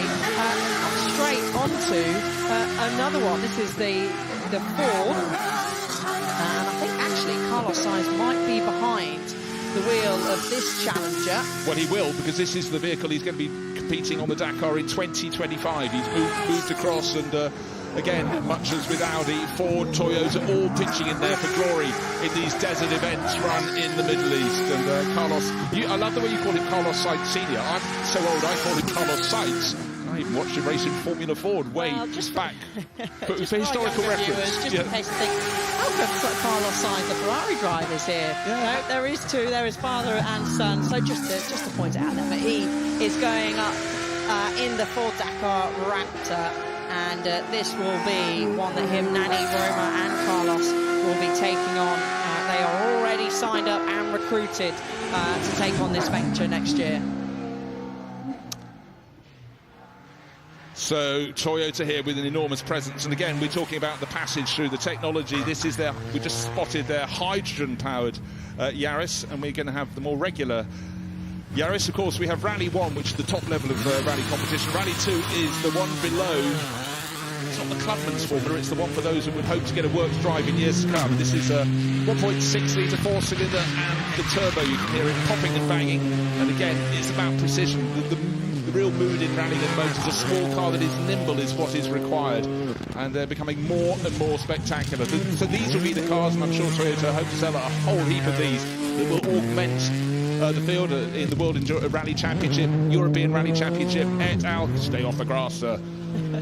Oh, that'd be fine. There'll be plenty of other people that will be venturing onto the grass over the course of the next couple of days, I'm sure. But this car covered 15,000 kilometres of testing, including competing in the Japanese Championship, and eventually made its debut in the World Rally Class 2 this year, and taking its first win in Sardinia. So already having success from such a new car. As you said, the 1.6 litre 4-cylinder turbocharged, doing some donuts, getting slightly on the Duke's grass. I'm sure he won't mind, getting ever so close to the hay bales, drawing out the straw from them, scattering it across the track as he comes up to the very top, and from one Toyota to another. We're going from Rally 2 to more powerful Rally 1. This is more hyper-developed. It was Yari Mattia Latvala in the Rally 2, and it's Elfyn Evans, British rallying superstar, Welsh rallying superstar in this Rally 1 hybrid. He can make it dance to his tune. The skill set of these drivers is just off the clock. The showmanship, they don't get a chance to do this on a World Rally Championship round, but Elfyn enjoying the moment, his moment in the sunshine in front of Goodwood House. One time around, two, that's surely not enough. Going for three, I can't count any harder than that. 4, 5, etc. So much. And look, he gets the car perfectly aligned for his exit. Any of the rest of us, if we'd managed one spin, would be then offered 345 degrees, not 360. Certainly so. It makes me dizzy watching them do that, let alone being sat alongside them. A 1.6-litre 4-cylinder turbo and the hybrid, as Bruce has already mentioned, with the plug-in hybrid motor offering an extra 134 brake horsepower while it is in stage mode. So I'm hoping that this is in stage mode right now, because it looks like it is. Yeah, I certainly think so. Going around Moulton, he had the front left wheel, doing what they used to call in rallying ditch hanging, or ditch hooking. He'd hang it over the inside, just with it slightly off the surface. Not sublime to ridiculous, but from one thing to another entirely. Formula E, it's been the electric racing formula, the single-seater formula. This is the third generation of car, and this is a Jaguar. They're heading up towards the final round next weekend in London, with two of the Jaguar drivers in a three-car title battle, a three-driver title battle. Such a close title battle heading into next weekend's London E-Prix. Steady on, Karun. They'll want the car back, especially with Nick Cassidy, who's fighting alongside his teammate Mitch Evans. You've got the Porsche driver Pascal Wehrlein there. So the max power for these cars is 350 kilowatts of power, which is around about 469 horsepower. And for those that don't watch Formula E, Karun, does he know which way he's going? He's probably doing what I do. Which way am I? I've created so much smoke, I can't see where I'm going. But they don't use that max power until the final part of their qualifying session. So it's split into groups. They'll use 300 kilowatts of power in the groups. They will get 350 kilowatts of power in the races, but only when they take attack mode, as Karun gives a wave to the crowd heading up the hill. It's a technique they have to establish to drive these cars, but it's also, as you say, that those moving targets they have in how much power they can use. But what really amuses me as we look at Karun, he's 3/4 of the way up the hill, he's been waving to the crowds. He hops from one era of car to another, and to get into a Formula E car, it couldn't be more different to what he's driven up the hill so far this weekend. But again, he just loves every time he's got seat time, and he can talk the leg off a donkey, and always so entertaining. His way all the way up the hill, I can tell you that now. Doesn't matter what he's driving, he'll be cantering along, whether it's to himself or to the rest of us. No, he's absolutely fabulous representation. Now, BMW have had huge success in GT racing. Philippe Eng has been a member of the BMW family for a very, very long time. It's a cyclical game in GT3. It was 3 years ago that we had the very first sighting of this M4 GT3, replacing the M6, but the M4 has been a really sweet car. And Rover Racing, they've had just considerable success. It's almost the heart of the challenge. Rover Racing rise to the challenge, and the M4 GT3, very, very indicative. GT3 racing is where it's at for so many drivers at the moment. The manufacturers are involved big time. It's the subclass in the World Endurance Championship. And another car that competes at GT3 level is the Lamborghini Huracan GT3 Evo 2, that fabulous V10 under the hood, 5.2 litres, and this is an Iron Dames car, and they have been running all-female teams for a number of years now with prodigious success, and they're bringing a lot of young drivers into the sports, and certainly the representatives like Sarah Bovey have been doing a fantastic job. Michel Gatting and Rahel Fry, they're their lead drivers. This is their sort of second division. It's Celia Martin and Karen Gaillard car. They race in the European Racing Series, and let's hope this is something that can be fired up, because I do love the sound of that V10. Yeah, they've had such great success, winning last time out in the ELMS. Deborah Mayer doing an incredible job for females in motorsport, female-only team, as you mentioned before. But here now we can see the Alpine A10 Pikes Peak, the 1.8-litre 4-cylinder turbocharge. And this is the car we saw in the shootout yesterday that went flying across the grass ever so slightly. It was just time practice. So let's have a little listen then, Bruce, as we're going to ride on board with the Alpine Peaks Pipe.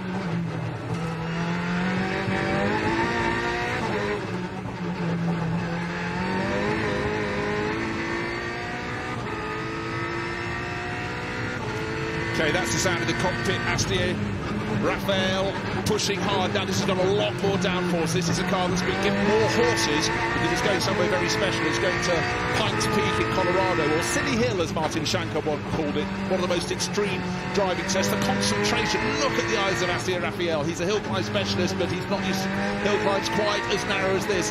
Can it go big time? Going up to 14,000 feet in Colorado. That is the target, and they're very serious, Alpine. Fingers crossed for them. Yeah, and I'm just having a little look. I can actually see the time that he's just done there. I'm not going to give it away. He's definitely having a little bit of a practice before he heads up the hill later on. Again, we'll be able to see quite a few of these cars that will be in the shootout later, where they will be going all guns blazing. And now we're heading over to the BMW 318IS. This is a 2-litre 4-cylinder built in 1994. Well, this was very much the staple of touring car racing in the mid-1990s, and Johnny Cecotto, he had his motorcycle racing career, world titles in the smaller categories, 250cc, 350cc, came across to motor racing, raced in Formula 1, broke his leg at Brands Hatch, and thereafter it was touring car racing for him. But the Venezuelan, such a fantastic representative for BMW and the sport. Across Europe, we have many, many racing series, and the Ferrari Challenge has been a really strong one for a very, very long time. But this is a 488 GT3 Evo Ferrari in blue. But talking of Ferrari Challenges, we moved on from the 488 to go to the 296. It looks sleeker, it looks meaner, that lower front end. This is their Challenge category car. This is the level below GT3, but very, very close in some of its terms of performance. Yeah, it is, and the Ferrari Challenge, a hugely popular series, been around for 30 years now, highly competitive. A lot of drivers take on the Challenge, young and old, up and coming as well, so very popular. And we're looking, that's the Porsche 911 GT3 Cup, a 4-litre flat 6, a very popular car, actually used when you see the Carrera Cup series. We've got Carrera Cup GB in particular here in the UK, and the Carrera Cup Great Britain junior driver James Wallace is running in this car, and actually the car that we are seeing, and he's lost it ever so. Is he going to stop before the bales? Yes, well done James. I can hear the crowd giving him a round of applause. He's going to get that, do a nice little turn for those at Moulcombe Corner there. We will see this car in the shootout later on, but I was just about to say this car is running exclusively on synthetic e-fuel this weekend. Yeah, well, this fits in nicely to the range. James doing a really good job there. That is the first car to have gone around this weekend, and it's by the smallest of margins, just getting slightly offline at Moulcombe, and the tail just started to go away. Maybe not enough, quite enough heat into those front tyres, but the beauty, that's a rarity, to go round and not get your car filled with straw at Moulcombe. So a big thrill for everyone in the grandstand there. The red flags are held out, and that's just so the hill is closed until James gets going. But again, touching on that matter, sustainable fuels, that's part of the story. No damage done. Tyres perhaps not as good as they might have been after that spin, but there's the checkered flag. The car's unharmed. That's the good news. It's actually took quite a lot of the inside grass. I would say curb. It's not curb, it's grass there. But we're going on to the Huckster, another car, Travis Pastrana, that will be taking part in the shootout later on today. You'll see the wild active aero as he comes through into the braking zones. The engine sending more than 860 horsepower to all 4 of its wheels, and it looks like we've got Scott Speed's Subaru stopped there. That's the Project Midnight car. We just heard from Scott at the end of the previous batch. I can't actually locate precisely where that is, but we know the Porsche that went for a spin for James Wallace has been cleared, but just get clarification very shortly if we can as to what's happened to the Subaru WRX. Oh, it's just down in front of the house. There is the giant MG sculpture. It's just out of sight from us from our commentary box at Moulcombe. That looks like is it going to just continue on up the hill or be pulling back to the paddock? Can't tell you that, I'm afraid, but that is a car that's absolutely amazing. Probably stopped, yes, of course, the flags would have come out. Good points, I would think there, yes, of course, because with the message coming up down the track towards it, down the hill climb course towards it, that there was a problem at Moulcombe. The hill was closed and now it's open all over again. And this is a peculiar car. amazing performance. It's a flat 4 in true Subaru style, 2-litre and turbocharged. Of course, turbocharging came into motor racing big time in the mid-1970s, and suddenly power figures started skyrocketing. How about performance skyrocketing in the most unlikely of cars? The GL Subaru, a family runaround, but not when it's got the Hoonigan brand on the side and Travis Pastana at the wheel. Huckster is his real nickname. Look how he turns in. Listen how he turns into the first couple of corners.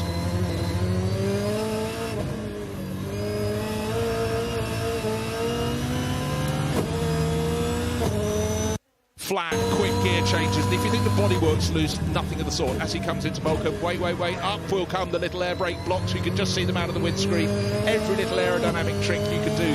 But Travis has been one of the stars of the shootout over the last handful of years. Hasn't won it yet, but he's been oh so close to the wall and to the straw bales as he works his way out of the dark, into the light, back into the dark. But what's he doing all the time? He's keeping his foot flat in there. Sun shines some more, but he knows the long left-hander is next, and he goes between and almost kissing the sort of straw bales as he gets there. That is a sighter and then some. That is just incredible. He was third yesterday, actually, in the shootout practice with a 48.5. So that car there that you've just seen will be a contender for the fastest overall lap, and so will the Ford Supervan. Romain Dumas is heading up the all-electric Supervan.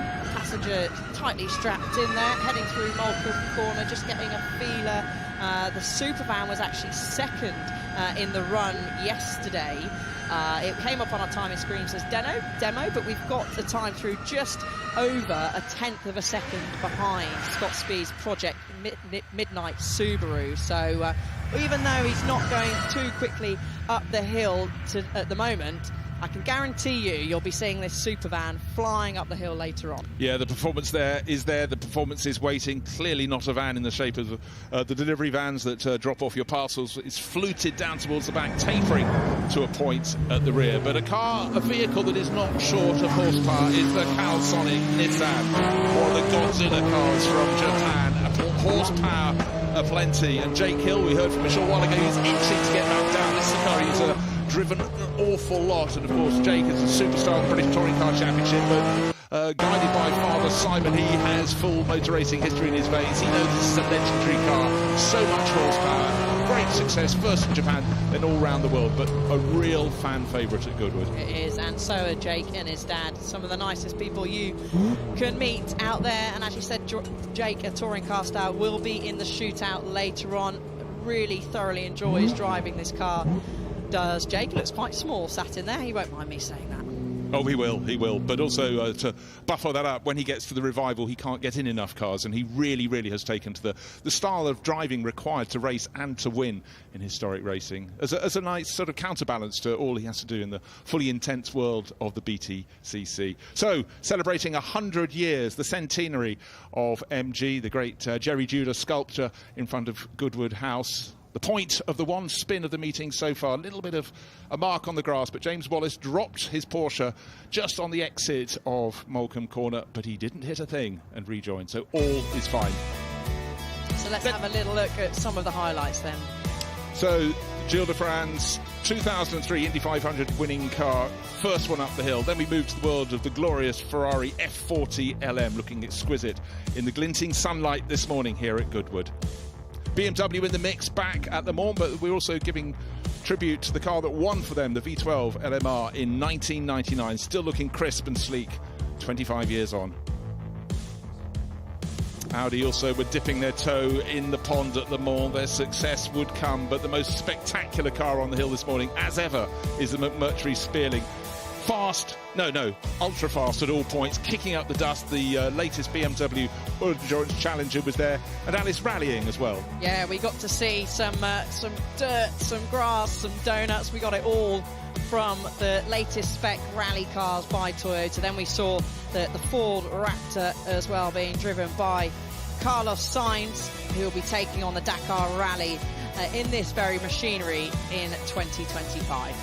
Yeah, machines made for purpose. That's precisely what motorsport is all about. Ground clearance when you're in off-road rallying is key, but also just incredible suspension. And then the drivers who can use it fully. In the world of rallying, of course, we've got Rally 2, which is the second division. This is one of those cars, and Toyota big time in this. And the Rally 1, which was following it up the hill climb course here at Goodwood, with a few little interludes for donuts in front of the house.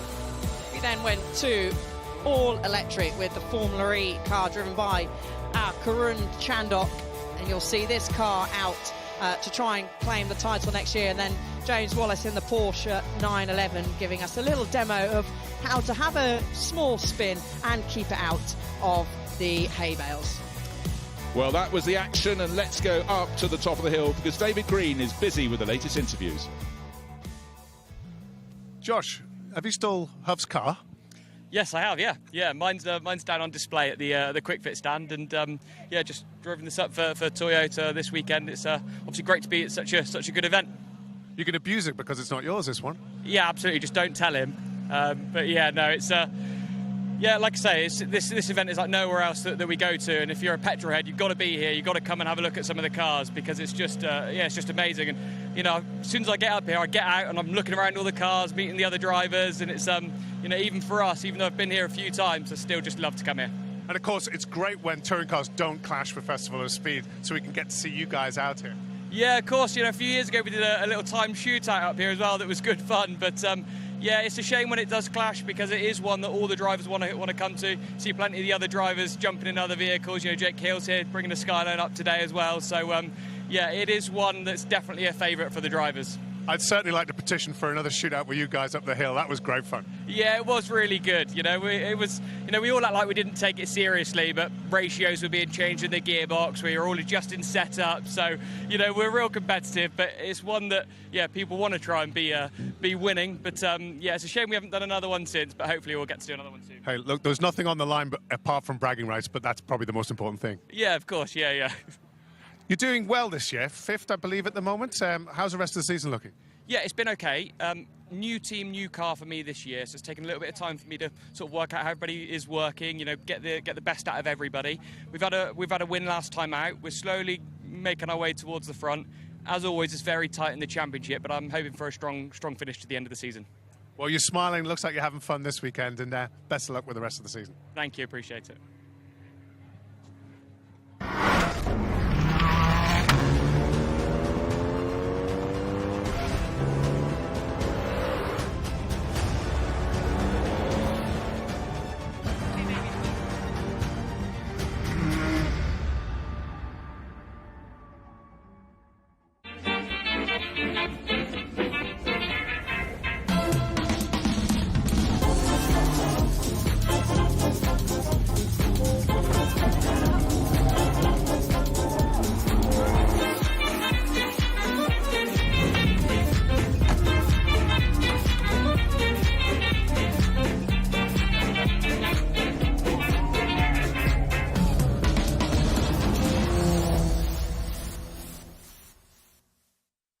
You're built different.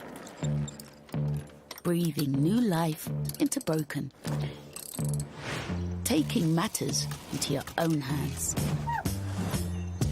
Assembling big dreams from the small things. Never stopping until you find the right part at the right price. That's the eBay way.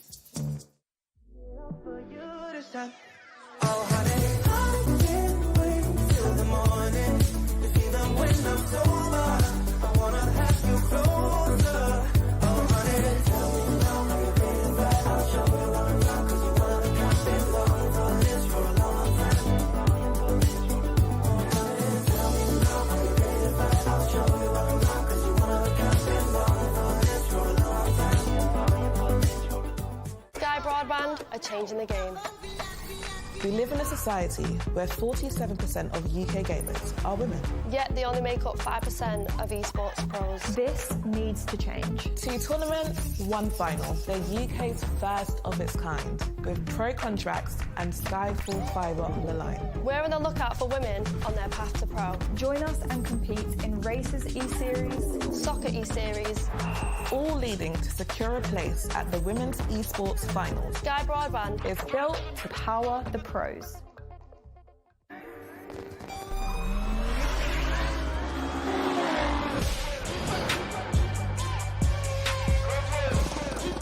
To hear them start and then...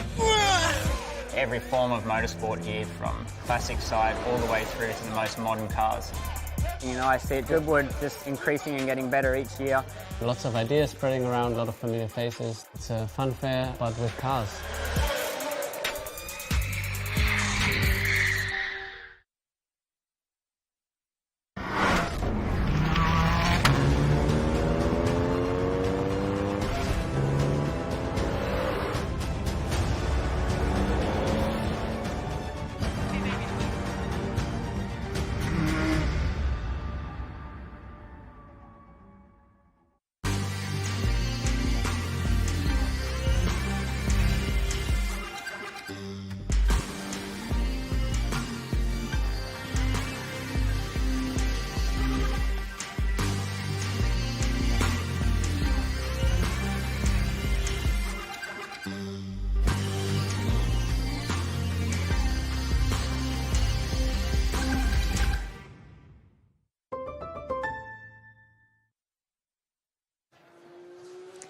Now, I've already been to the Goodwood shop to get my merchandise.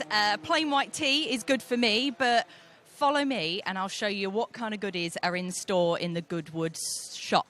So you can find this store just over the bridge on the inside of the track next to Future Lab, and it is full of all sorts of goodies. Now, I've got a t-shirt on today. It's quite warm. There's a selection of t-shirts in a variety of colours. If you don't want white because you know you're going to be spilling your Goodwood food purchases down it, then there's plenty of other colours that you can get. So over in the corner is where I got mine from, but there's black, orange, green, there's pink ones, a beige. Now, for the likes of yesterday, where it was a little bit cooler, there's plenty of jumpers that you can get, which I really, really like these new designs with the checker plate on the side. I think they're really, really cool. But there's also a few other necessities that you need when you're at the Festival of Speed. So we've got the likes of a bucket hat, a flask, your caps, things that you really need on days like today where it can get really warm when you're walking out and about. These are some of the essentials that you need. Now, there are a few other pop-up shops around the site. So if you're not near here, near the bridge, near the track, there's a few other pop-up shops around the site. But this is the main one where you can get the range of merchandise, and there's also a few things that you might want to take home after your experience here. You've got the blankets, you've also got things like the pens, hip flasks for different members of your family, and there's even some things in store for the little ones in your life. So there is a range of kids merchandise, which is just over here that I'll show you. There's a few caps for them, a few T-shirts, and also, really important, the ear defenders if you are here with your little ones as well. Now, to top this all off, each afternoon at the Festival of Speed, the Duke of Richmond is coming to do signings at the shop. So make sure you're here each late afternoon, where the man himself will be here to do signings. Now, of all the places that you need to go and visit at the Festival of Speed, the Goodwood shop is definitely one. Well, I've come to the Drivers' Club. It's lovely and serene down here compared to the rest of the festival right now. Moment of calm, and very pleased to have bumped into Lia Block. So lovely to see you here. You as well. Thank you. You came as a kid here, but you're now here as a driver. How is it? How's your experience so far? It's quite crazy. I didn't remember it being this big or with this many people, so I'm definitely enjoying walking around. I was with my siblings yesterday. We went and saw all the cars, and today I get to drive up the hill. So, anything in particular stick out for you yesterday that you liked seeing?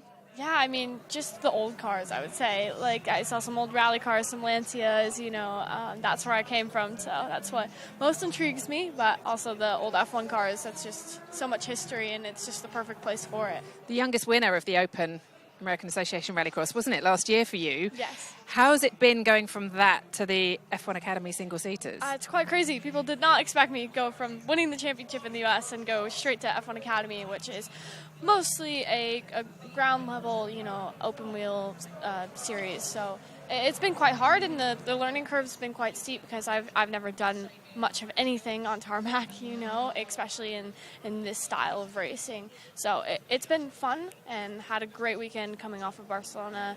So hopefully just building on that momentum going into Zandvoort. What's been the biggest difference? What's the biggest thing you've had to adapt to going into those F1 Academy cars? I think it's mostly the car and the very low power of it. So just trying to use all the momentum you can. And especially on a race weekend, you don't get much time in the car at all. Compared to a rally weekend, it's like nothing. So definitely getting used to that, but it's just training your brain in a different style of motorsport. And you did a bit of Extreme E as well. Yeah. How was that? Oh, it was quite cool because it was my first time racing outside of the U.S., so internationally. Yeah, it was definitely a cool experience, and I get to say I raced against Sebastian Loeb, so who gets to say that, you know? In rally, that is everything, isn't it, right? Absolutely. Amazing. You mentioned Barcelona. Yeah, you had a great weekend in Barcelona. What are the hopes for Zandvoort, and where do you feel you sit right now on that grid? Yeah, I mean, I just keep learning, you know, just keep taking in all the information I can, and the seat time just helps every minute of it. So I think Zandvoort's going to be a tricky one because a lot of the girls have been there, and we got 2 days of testing, but it was pouring rain, so who knows what's going to happen, but I definitely sit within the top 10 and hope to keep building. And you're here with Williams as well this weekend. So what are your thoughts? I mean, we've got a lot of F1 cars here. We've got a lot of F1 drivers here. Ambitions, hopes. Where's the future going, do you hope? Yeah, I mean, just hopefully up. You know, I hope to be racing in a World Championship one day, and whether that's F1, WRC, or World Rallycross, who knows? I'm just trying to figure out my path as of now. Are you going up the hill? I am. What are you going up the hill in? The Williams FW08, so it's a 1983, I believe. Yeah. Yeah, it's one of the last years that they had the ground effect. So it's quite an iconic car for quite an iconic place. Well, Alex and Logan have already driven it. Yeah. It's very different. I know they were kind of like, wow, these are different cars to what we're used to. So have you been in it at all yet, or will it be literally your first time in the car? Yeah, so I did get to test at Silverstone. Good, okay. So got a little bit in it, and, you know, just getting used to the steering wheel, the H pattern in an open wheel car, and we're used to paddle shifters, especially in the F1 Academy car. So definitely very different, has a lot more power, but I'm just looking to finish and get up the hill. Yeah, they were talking about the H pattern. They said probably that was the biggest thing. They were like, oh my God, I've got to remember how to use an H pattern again. Right. And the route, have you done the hill climb before in anything? I've never done the hill climb, but okay. 2 nights ago we just drove up it in a rental car, you know, just up and down, saw the road. It's not too hard. I expect myself just to go fast in a straight line and kind of coast around the corners, you know, play it safe. There aren't many corners. There are sort of twists and turns, and then just like, is it 3 or maybe 4 actual proper corners? Right. But it's hay bales everywhere. It's close to you. The track's narrow. The flint wall comes up on you really fast at the top. Yeah. It should be fun, though. It will be great fun. Listen, it's great to chat to you. We'll look you. forward to seeing you going up the hill later and for the rest of your season in F1 Academy. Thanks, Lia. Thank you very much.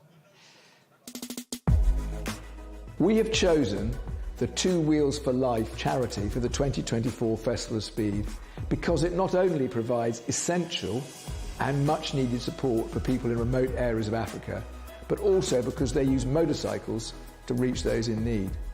I've always so enjoyed my motorcycles, and I'm delighted that we can help this charity to provide healthcare to those who are desperately in need of support. I have no doubt that all our visitors this summer will want to help a charity that makes such good use of two wheels away from roads and racetracks. I do hope you will help us support such a good and important cause.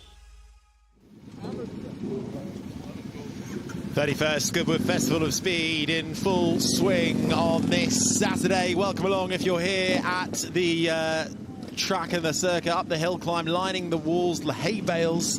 And if you are watching around the world, wherever you are watching from, we hope you're enjoying the coverage so far. And what a treat we have for you up next in the commentary box. It's myself, Harry Benjamin, alongside Alice Powell and James Hayden. And we're getting a first glance look at the latest on the roads in the form of the road bikes and the latest cars on offer. We're starting off with a bit of two-wheeled action, and the first thing that catches my eye, James Hayden, is actually the all-yellow jumpsuit. Yeah, very fetching. I didn't know you lent it to him. But, yeah, this is the Royal Enfield shotgun. It's from the Netflix film The Kitchen, and that's Izzy's ride. It's a kind of real sort of special, making it look sort of super modern.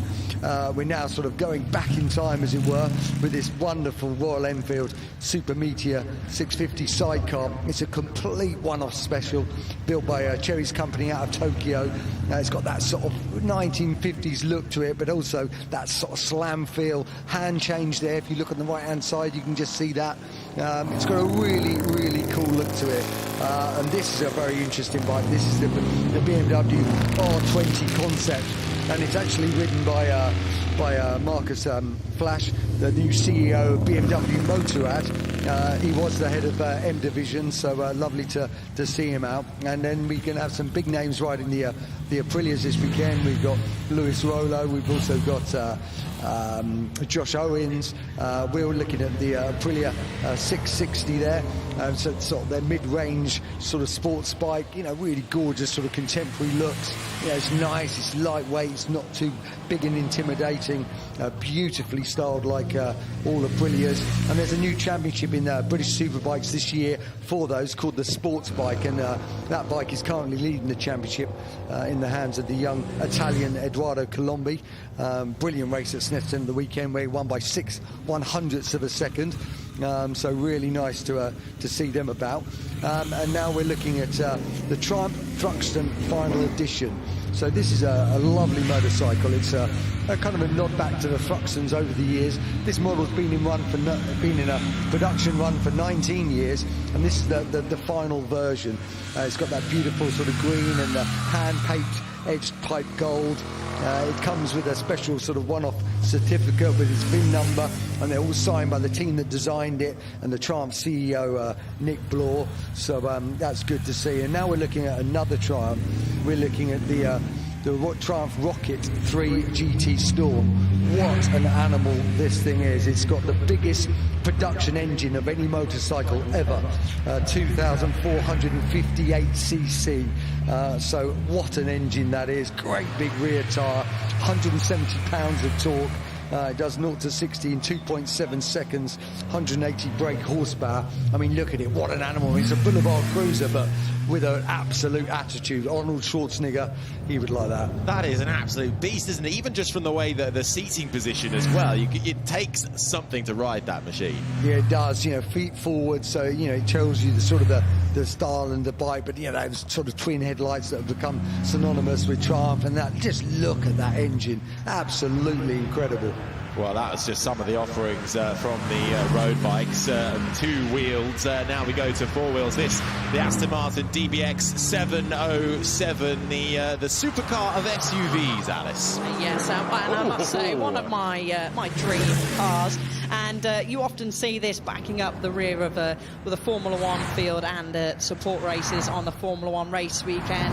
It's the medical car in Formula One, a luxury SUV, top speed of 193 miles an hour, and super fast. And this is something brand new from Bentley, making its way up the hill now. This is the new edition of the Bentley Continental GT, the 4th generation of Continental GT in the beautiful green, 771 brake horsepower hybrid powertrain. Bentley very much going towards the all-electric avenue over the next few years. And then, well, we come to this, and it may look old, but it's a hard back to the past and a look to the future. Bentley once again with the Speed 6 continuation. Now this is one of 2 development cars for the Speed 6 continuation series. Harking back to the 1930 24-hour Le Mans, old number 3, and Bentley's own Speed 6.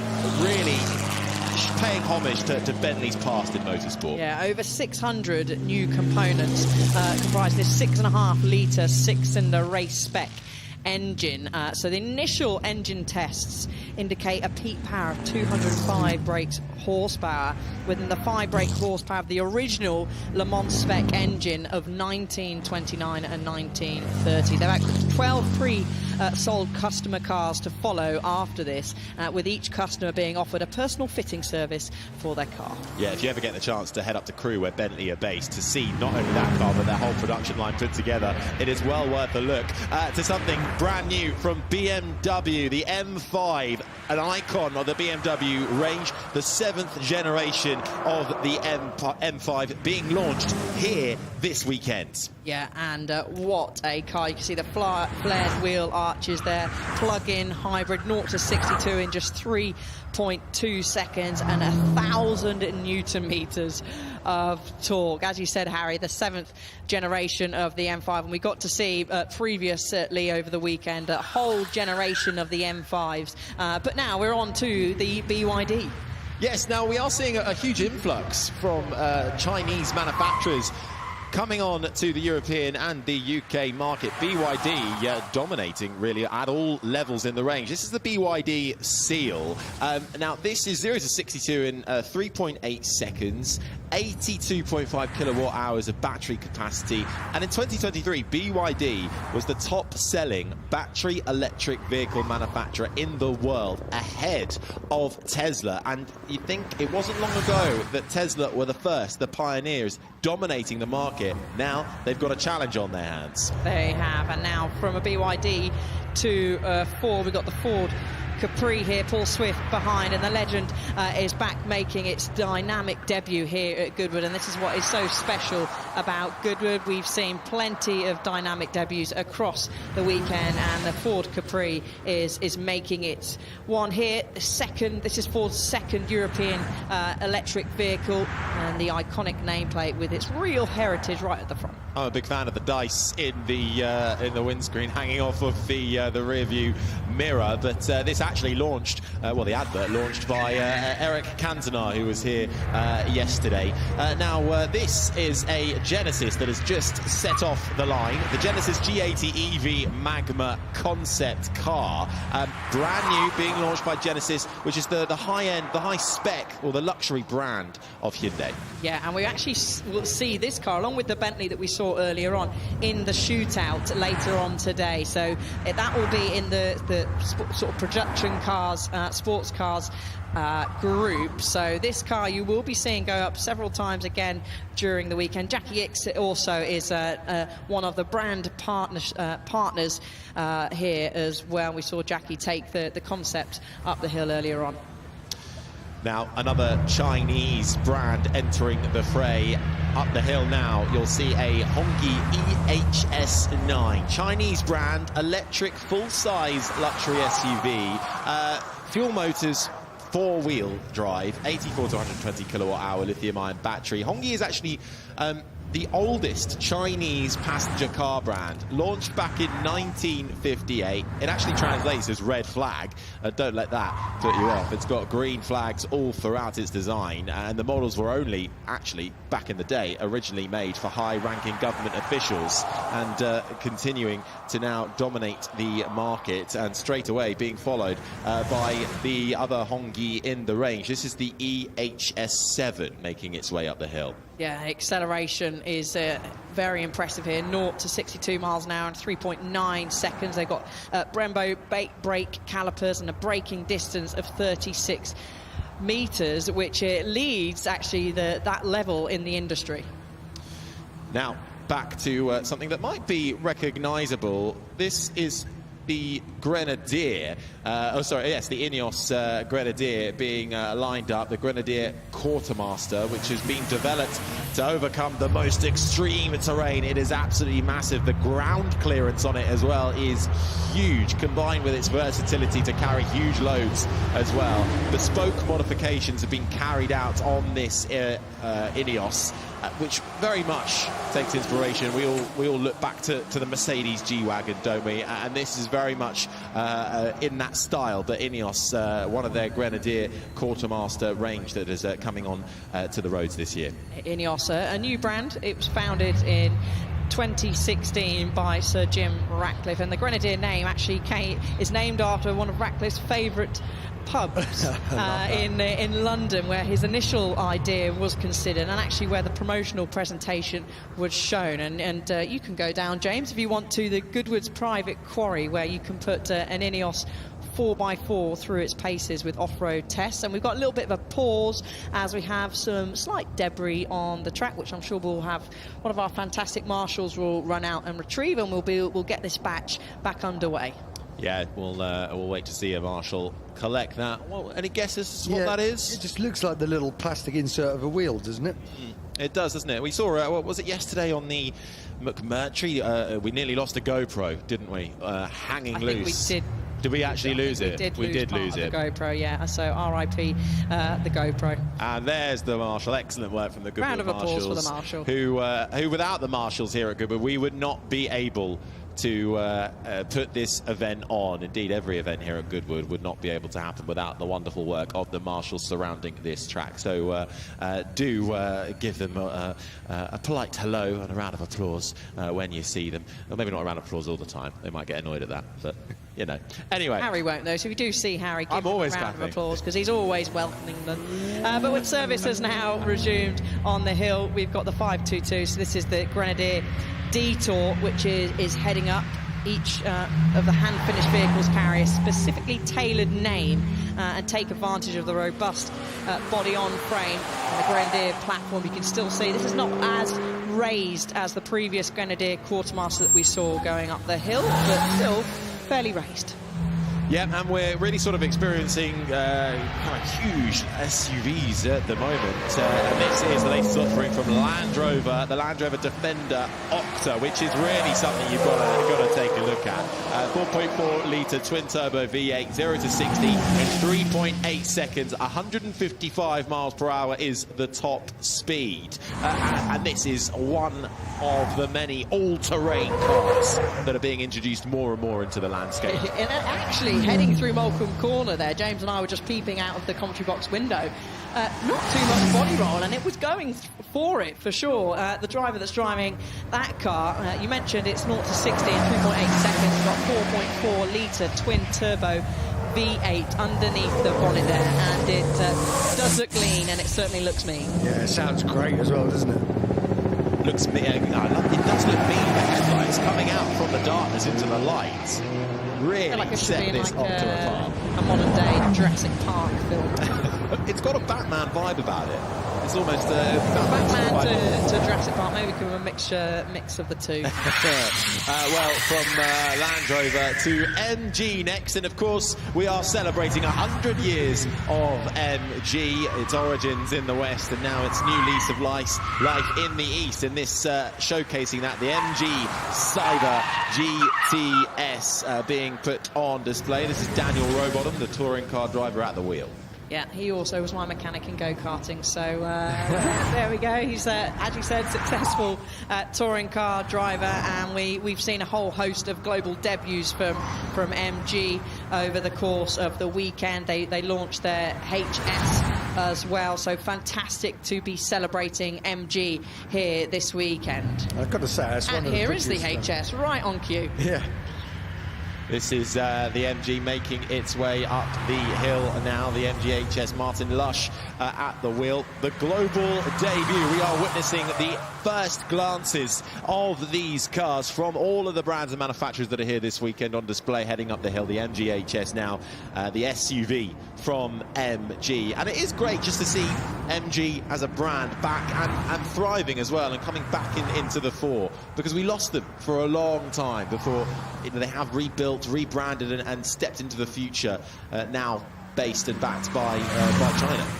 Yeah, and it is great. They've got such a history, haven't they, throughout motorsport and throughout the world of cars as well. And we're going through the iconic, you can always tell a little Mini. We've got the Mini John Cooper Works electric version that's on display now, at top speed ranging from 149 to 155 miles an hour.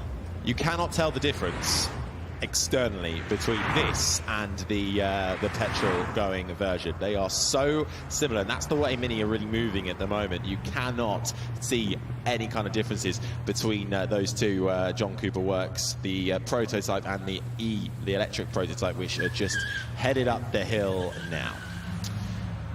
And from the start line, we have a Moda here being represented. This is the Moda 5, which is Richard Serkin at the wheel of this car. Family SUV launching onto the market. 1.6-litre petrol engine. That is actually the only option available at the moment. But this is highlighting some of the many options and varieties that are becoming affordable to families. That mid-size SUV range that we can see every day on our roads. Yeah, it certainly is. Chinese brand making a debut here this weekend, and then we're going on to Polestar. So Polestar have been a great feature here at Goodwood. This is the Polestar 4 electric SUV, got a range of around about 385 miles, 536 brake horsepower, and they also have a fantastic standard. I think you were down there the other day, weren't you, Harry? I was. That was the Polestar. So the Polestar 4 is the one that doesn't have a rear window. It is just got a camera, because who needs windows anymore when we've all got cameras everywhere? But this is also incredibly exciting from Polestar at the moment. This is the Polestar 6 concept car making its way up the hill, and if you head to the Polestar stand, you'll see the prototype BST, which is based on the Roadster, but the 6 perhaps available because Polestar do have a habit of converting their concept cars into actual cars you see on the road, perhaps 2026 onwards. Polestar, who had one car in their range for so many years, now with a whole fleet of cars, all electric, originally close ties to Volvo, no longer the case. Certainly a car that we're seeing more and more on the roads. Yeah, and back now to an Alpine. This is the new A110R. James Harridge at the wheel of this, 296 brake horsepower, 0 to 62 miles an hour in 3.9 seconds. This is your company car, isn't it, Alice? Yeah, I know, I wish. Looking splendid in white with the black bonnet and roof, making its way uphill. Alpine with actually a huge offer for them. This signals a slight departure from Alpine and their road-going vehicles, and lighting up the shadows as it races past the Flint wall. Alpine, the sports car range from Renault.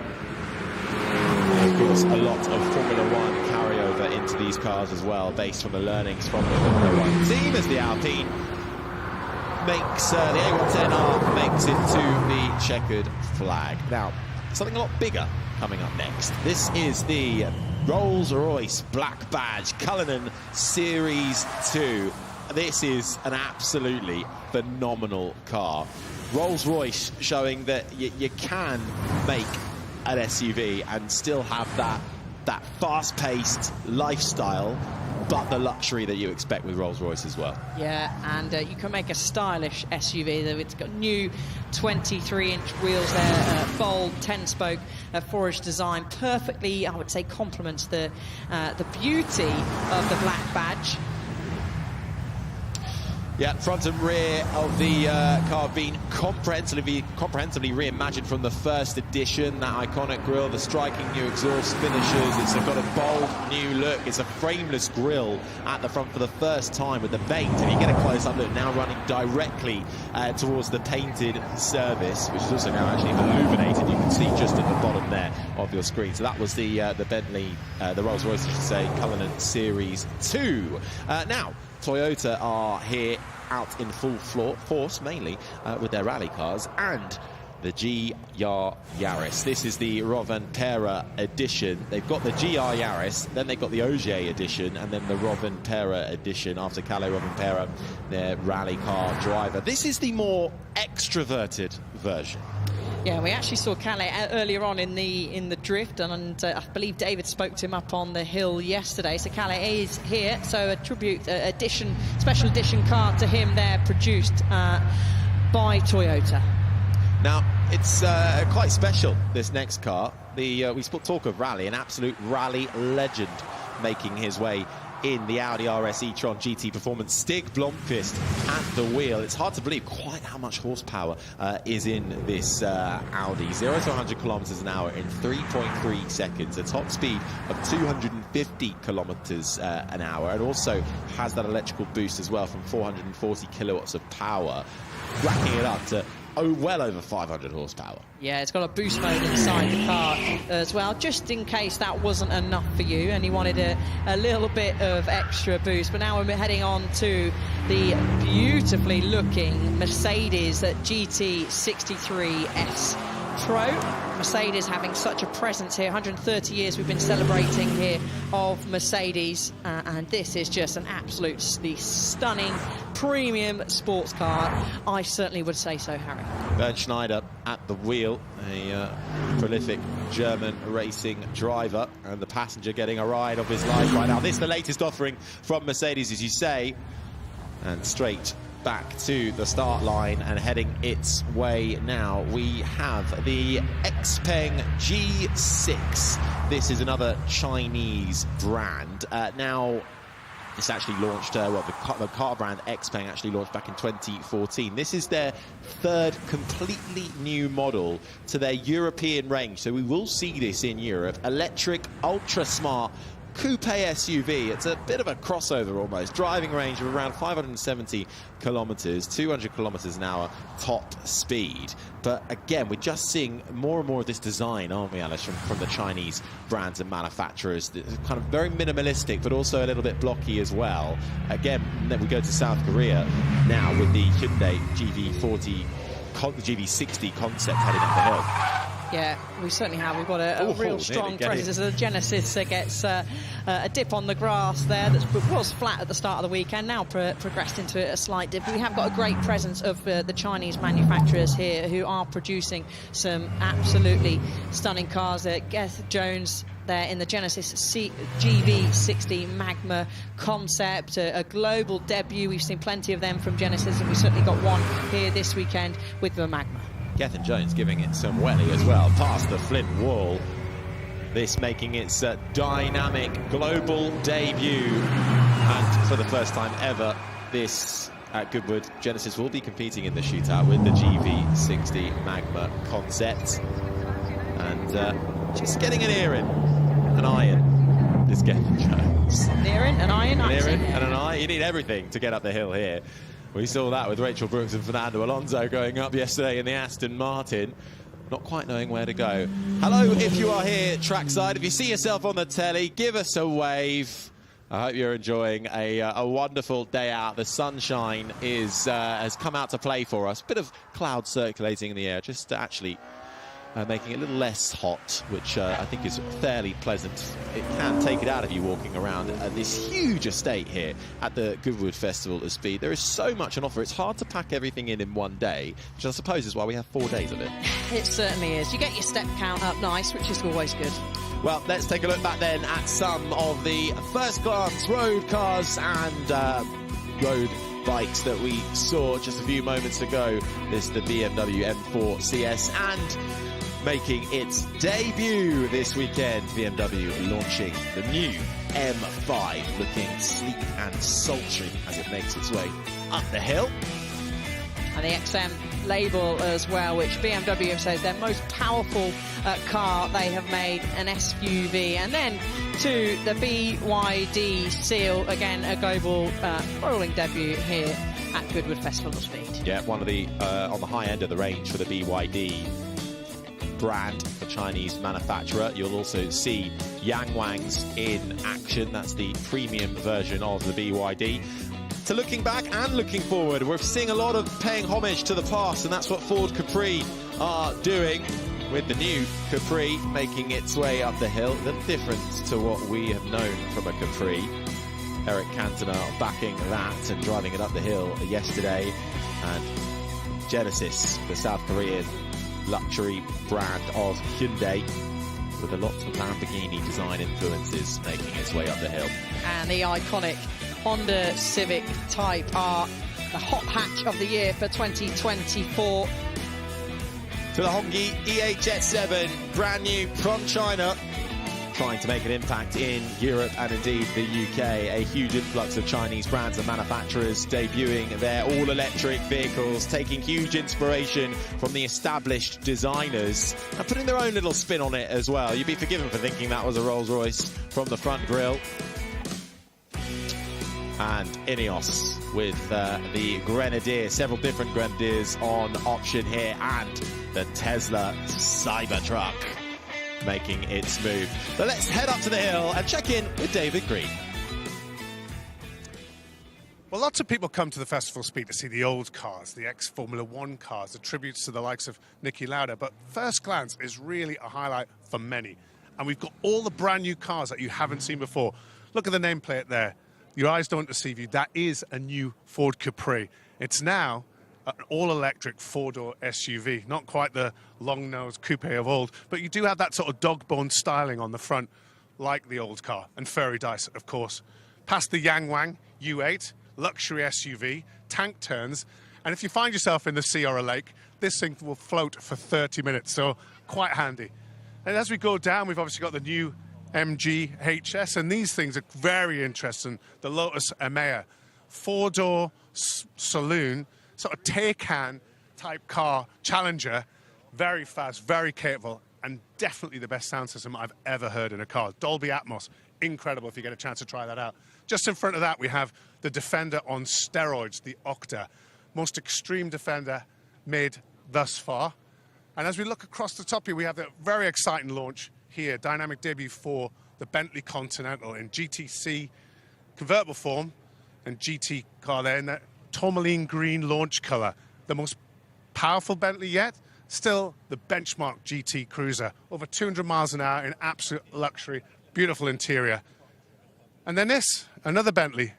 Yes, your eyes don't deceive you. This is in first glance because it's a brand new car, isn't it, Mike? Hello, David. Yes, it is. A brand new car, finished last year. This is its dynamic debut. It doesn't look new. Well, the design was done in the 1920s, but like I say, she's just under a year old, but built to all of the original designs, using the original materials and the original manufacturing techniques. It's just an incredible bit of engineering endeavour and very well received in the market. Yeah, absolutely. We're building 12 customer cars, each to the same level of, I think, truly exquisite quality as this. I mean, it's an amazing piece of teamwork, seeing the team and crew put these cars together and finish them to this level. It takes 8 months to build each one. I'm sure it does, and you make it look very easy going up the hill, but I reckon it's a little bit more difficult to drive than the Continental. Yeah, well, I've only got a quarter of their horsepower, so I can't keep up with Matthias and Andy, who are driving the new GT and new GTC. But I do have a slightly more complicated gearbox than they do. But it's a privilege to drive it. It's absolutely beautiful to drive up the hill, and it's behaving itself. And you get to wear a cloth cap. And I get to wear a cloth cap. I always wear a cloth cap, though. You know that. Well done. Lovely to see it. Thanks, David. Good to see you.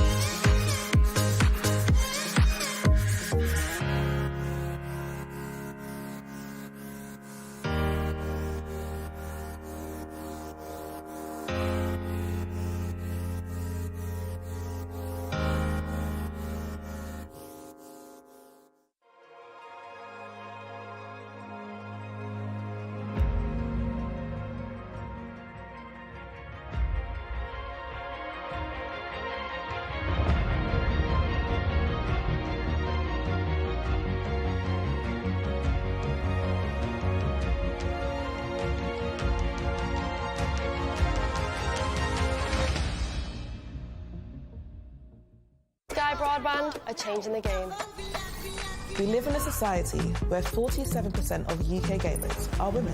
Yet they only make up 5% of esports pros. This needs to change. 2 tournaments, 1 final. They're UK's first of its kind, with pro contracts and Skyfall fibre on the line. We're on the lookout for women on their path to pro. Join us and compete in Races E-Series, Soccer E-Series, all leading to secure a place at the Women's Esports Finals. Sky Broadband is built to power the pros.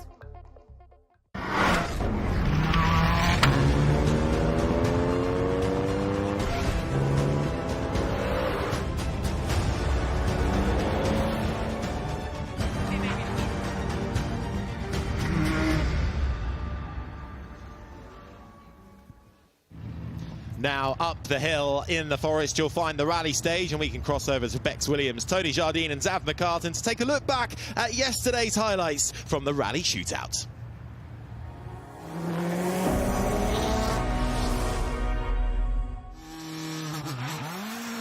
Duckworth off the line, the champion. The reigning champion, the defending champion of these honours here at the Forest Rally stage. He's up against it in terms of competition this year. Can he deliver on this shootout? It was Ollie Mellors yesterday who was fastest through, so Duckworth's got a little bit of work to do. Mark Brumfield alongside him, his faithful co-driver. Winners of many national rallies, including the Sunseeker and including the Rally Sprint Series that happened with the twin track up at Silverstone.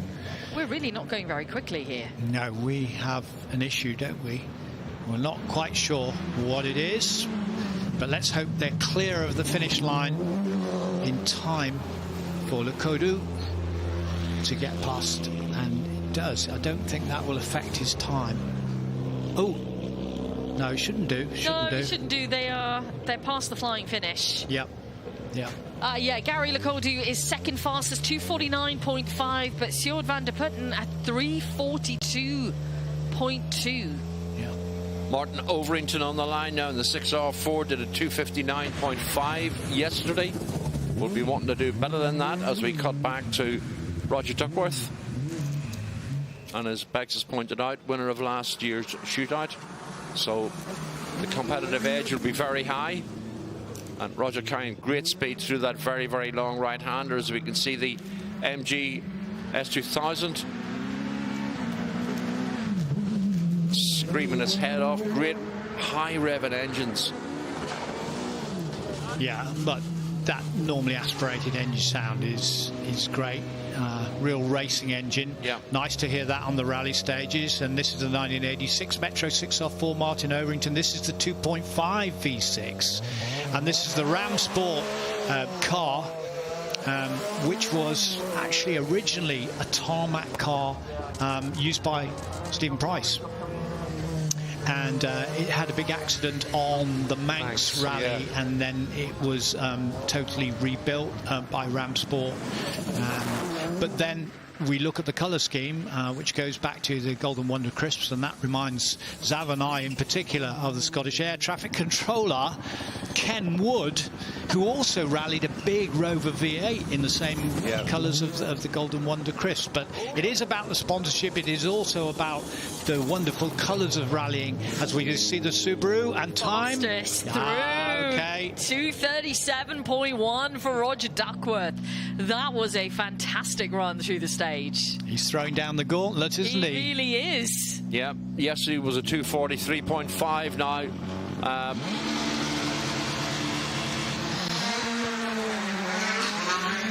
So off go the Iron Dames. Yeah, and the Rally 2 Fiesta. So this will be great. They did well yesterday. Julianne Blard, Sarah Romo, and the Rally 2 Fiesta, the Stefan Sarazan car. And branching out Iron Dames now into rallying. This is their first foray. They're going racing. They do equestrian events. They've had success at Le Mans. They've had success at Imola. Now you're looking at the Metro 6R4, which has done well in shootouts, previous shootouts. It really has. It has a fantastic sound from that engine as well. A real V6 racing engine. And those spoilers there, front top.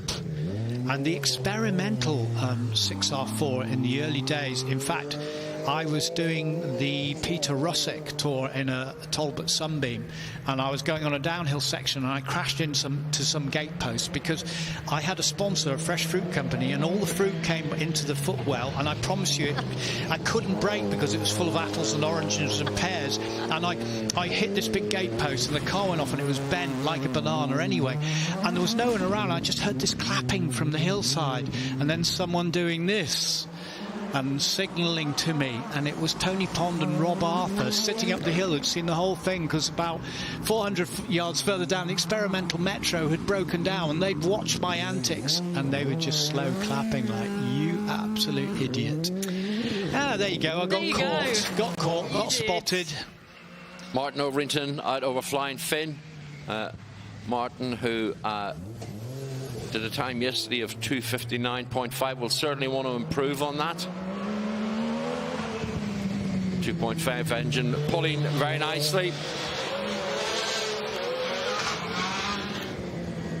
301.9. And there's Ollie Mellors in. Yesterday's shootout winner is back for the defense of that. Let's see what kind of time we will see him set today. Well, yesterday, 2:32.2. I'm sure he'll be trying extremely hard to beat that. Now, for Sarah Rameau, who you see behind the wheel here, it wasn't until 2021 that she started her rallying career with Julie alongside.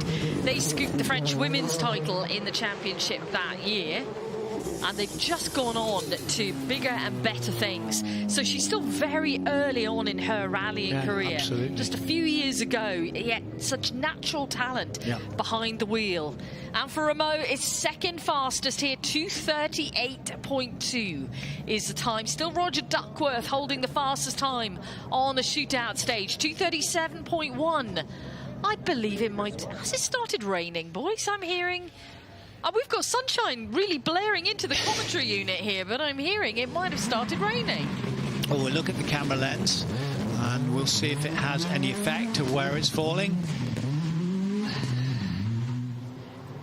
So just where the Delta Donut is, right at the southern edge of the track, we believe there's some light rain there at the moment. That can make that tarmac really slippy, as if it wasn't slippy enough already to the area where we're seeing the Proton right now.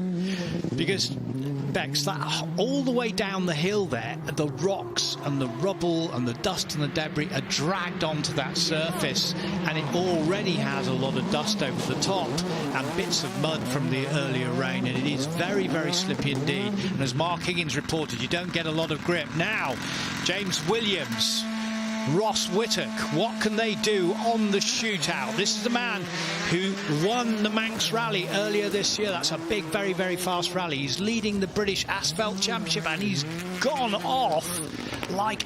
No, I can't say that, can I? But he's gone off like a rocket. He absolutely has. He started like a rocket, let's say it like that. So he shot off like a rocket. I mean, it was an amazing start from James Williams. It was purposeful and it was precise. That's what's going to win you the time out there today on this shootout. We love seeing the flamboyant stuff in all the demo runs, but you want to set the fastest time today, you've got to be pitch perfect.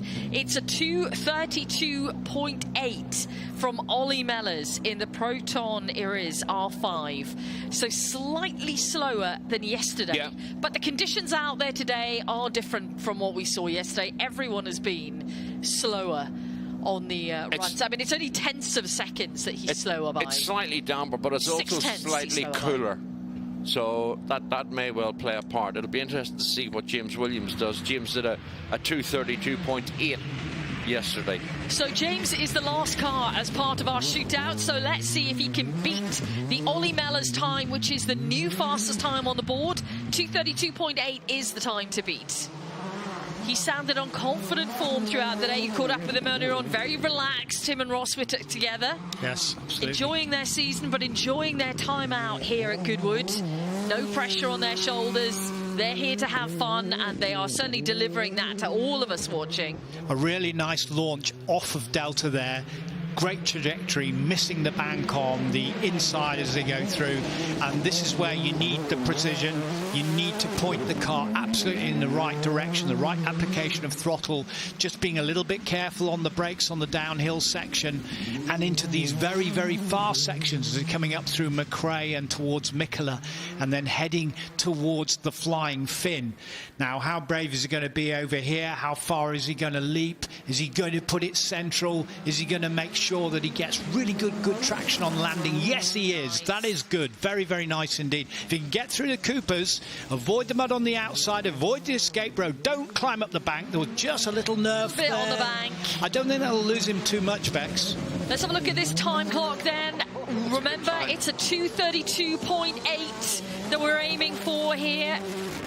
Crossing the flying finish, the clock runs on here, but James Williams 2:29.1, fastest through. James Williams, Ross Whittock then take that fastest time on the second shootout here at the Forest Rally stage. Well, that is just some of the awesome action going on at the Forest Rally stage. If you get a chance, do take the tractor ride up there and see what it is all about. Thanks to Bex Williams, to Tony Jardine and Zav McCartan for guiding us through that. Welcome back, though, to the hill climb here at the 31st Goodwood Festival of Speed. Harry Benjamin with you alongside Bruce Jones, and we are gearing up for some supercar action. But what defines a supercar these days? Because now we've got all sorts of things within that division, including hypercar. Superstars in supercars. The roof goes back. The inimitable helmet design of double world champion Mika Häkkinen, the McLaren Solas GT, the wackiest of cars, surely here in the supercar run. Yeah, the two-time Formula One champion has overseen and helped in the development of this hypercar single-seater central seating position, and it's going to kick off this supercar batch as it makes its way towards the start line. And this is a wonderful feat of design from McLaren. 5.2 litre V10 engine, only 25 of these in the world. What I absolutely love about that is this is a no-compromise car. This is a car that excites when it's standing still, and Mika, whose heartbeat I think in his entire life never went above 60 beats a minute, will be just considering things. Of course, being involved in the development of the Solas, he knows what to look for. This is a bit of showboating right now, but I really tick the box on this one. It stands out from the crowd. It's different. Undoubtedly, it's quick. 1,000 horsepower. So light as well. Less than 1,000 kilograms. 200 miles per hour. Top speed with Mika Häkkinen at the wheel. The flying fin reunited once more in a McLaren. Slightly different, though, than the ones he took his championships with back in 1998 and 1999, as he carefully makes his way past the blue wall. Epic battles he had back then, taking those titles, fighting against his sort of career-long rival Michael Schumacher. Great days in Formula One. Different engine sounds. Formula One keeps moving on, but in this supercar batch, this couldn't have even been imagined a decade ago, let alone back in the late 1990s. So with so much computer-aided design now, of course, the shapes can be crafted in all sorts of forms. Now, we won't be seeing that on the roads. It is a track-only car as we take a look at this beauty making its way up the hill at the moment. This is something that you can take a glance at. I believe it is the Lotus Evija. Yes, making its way up. Now, we saw the Evija X on day one, which is the hypercar version of the huge rear-wing spoiler that had a little bit of an incident. The Evija, the road-going version, making its way through. Now, Pagani have excited with every single car they've had since they dipped their toe in the supercar pond and have their loyal bunch of fans. The performance is absolutely been the key. These cars may look exquisite, but it is all about the power under the right foot, and Pagani, they've never short before. No, never at all. This is the Wayra R, the most extreme Pagani hypercar ever made. Naturally aspirated V12, 850 horsepower, just over 1,000 kilos. Only 30 of these in the world. And you know what? It's only going to set you back a mere €2.5. So 2.5 million euros, I should say. €2.5, I'll raise them to 3. We'll go hard, Harry. All right, deal. I'm not sure we fit in that very easily, though, I think. Always problems. There's always a little glitch along the line. But if you're small of frame, deep of pocket, and have a desire to have one of the most exquisite cars in the world, Pagani, the one that just bring out a string.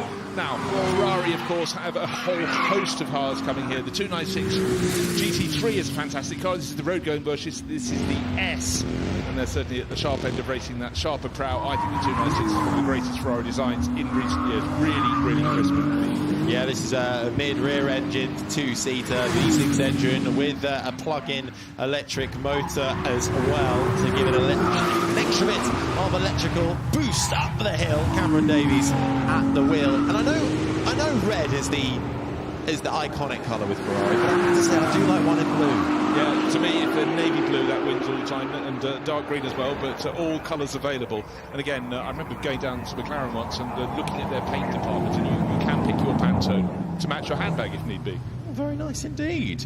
And Darren Turner next up on the line at the wheel of this. Darren Turner, a long time Aston Martin man of works driver, making his way up the field in the Aston Martin Victor, which is part of a huge Aston Martin range on offer at the moment. We've also got the DB12 here, the Valiant, the Valeur, and the Vantage Coupe. But this, the Victor, up the hill at the moment. Yeah, a nod to the late 1970s Aston Martin's design, but with horsepower they could have only dreamt of back then.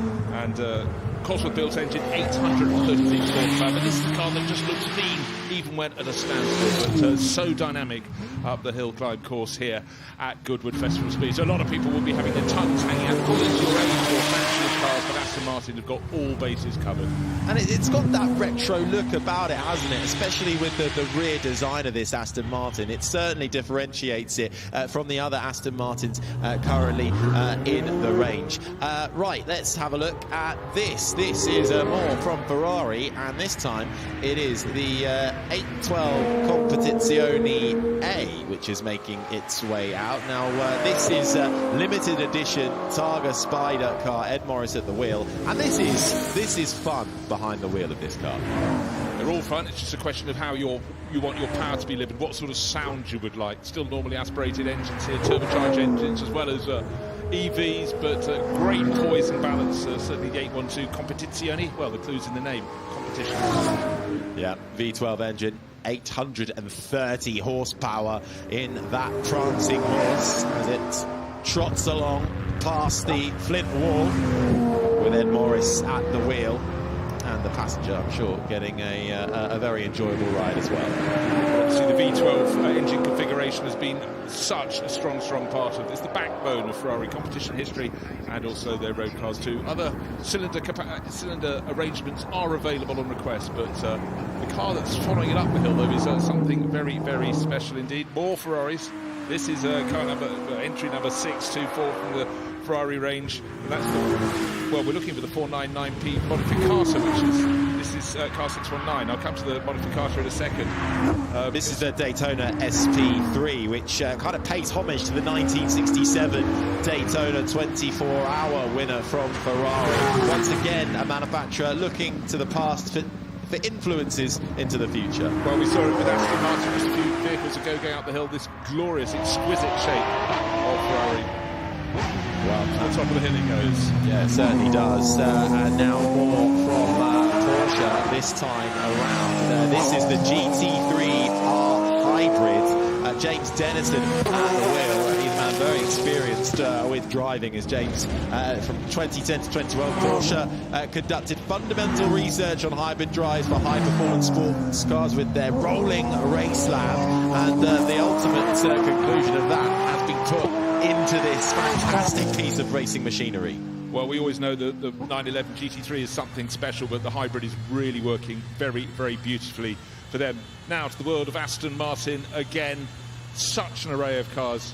Of course, A and M is followed by V. That's always been their nomenclature since they moved on from the DBs. And this is a car designed a bit like the McLaren Solas, might be before it, but with so much intent and so much air capacity under the car of the Valkyrie. It's had a gazillion miles of development, and it's now out on the road. Well, what's interesting about this, of course, is this was designed by Adrian Newey, and we've got the RB17 launched yesterday, Red Bull's hypercar, designed by Adrian Newey. Just over $6 million, that will set you back. And Aston Martin with the Valkyrie are going to be entering the hypercar category in the World Endurance Championship. So we are going to see a modified version of it. It's racing it out with some of the best manufacturers in the world. Well, exactly so. And always sitting Aston Martin has been a sports car racing brand first and foremost, and so that will make it 10 manufacturers in the World Endurance Championship. And that will have a whole host of fans joining the crowd at Le Mans next year. You can be sure of that. Sometimes you have to wait a long time for your bus to come around. I'm not calling it a bus, but it's simply the mark you love the most, and Le Mans is the ultimate test of all that. And the Valkyrie, you know, it was a real release for Adrian Newey. He talked about being conflicted by and constrained by the Formula One rulebook. Clean blank sheet of paper. What a starting point. And of course, Adrian Newey, famous for designing all of his cars by hand, with the drawings on his little almost as if an artist is painting a picture. That is how he designs his cars, from Formula One to that Valkyrie and the RB17 that you can take a look at further around here at the Goodwood Estates. Aston Martin DB12 Volante. Volante means effectively wind in your hair, and it's been the open-top Aston Martin name for many years, and looking fantastic. I really do rather like the pale blue on this one, the great big Aston Martin shaped grille at the front, but it's good for 202 miles an hour, so maybe you might want the roof up for that, maybe not.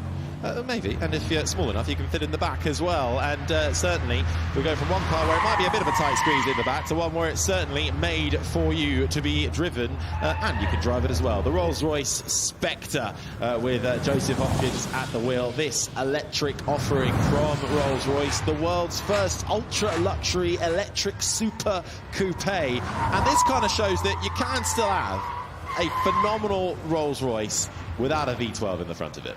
Yeah, it seems extraordinary to see a big car like this being hustled around up the hill climb course, but if it's not being driven like that, you don't get the tyre squeal, and you've been working with Harry Metcalf for a couple of days, and he said how much he loved this car to be driven silently around the lanes, but we saw here that it doesn't have to be driven that way. You can hooligan it around, a lot of power, first all-electric Rolls-Royce, and watch out for those. I think they're going to sell by the bucketload. It's the Spectre. Yeah, it is a heavy beast, though. Nearly 3,000 kilograms on that Rolls-Royce Spectre. From Rolls-Royce to McLaren, and we have the McLaren GTS ready for us. 4-litre V8 twin-turbo powering its way up the hill. If you think of McLarens, you think about the development, it's all about having a car that is nimble, that their dynamics, the way they make their cars work. And Niki Lauda racing up the hill, one of the many racing drivers here this weekend, stretching their legs in to help the manufacturers. And again, for a lot of them, it may be their first sight of this hill, but with the McLaren, you always know it's going to have fantastic handling, and Niki Lauda doing a very good job of displaying that. A couple of stamps on the brakes for Niki Lauda as he heads his way past the flip wall, the sun glinting off of that beautifully designed McLaren. The lines just flowing superbly on the GTS, over 600 horsepower from that McLaren engine as it makes its way over the finish line, sees the checkered flag at the top of the hill. And more McLaren action. We go from the GTS to the McLaren P1. Jamie Ward at the wheel of this. Now, this is one of the McLarens that, when it came onto the scene, really woke everybody up. And the word supercar, well, this actually is probably one you think of straight away. When you think of supercar, you think of a McLaren P1. You do, because we were used with supercars having phenomenal performance, but it was all in the last decade or so about getting that ultra special handling, a lot of them even just being created as track day cars. But McLaren, with all its knowledge of aerodynamics, with movable aerodynamic devices, making this car a very potent performance car. And again, McLaren, when they dipped their toe in the water making road cars again, they started with the F1, but since then the number of models have been extraordinary, but not as extraordinary as the car leaving the line now, the McMurtry Spéirling. This is a fan favourite, isn't it? He did this yesterday, weaving left and right with Max Chilton. So they do like to start this. Now, this is the Spéirling Pure, and we've got to talk quickly, because before we actually get to the point of the car, it'll be at the checkered flag. Now, the original McMurtry took the hill climb record a couple of years ago. This is the track-only evolution of that. Better cooling, downforce on demand from that fan, which is giving it a huge amount of downforce, kicking up the dust from the rear.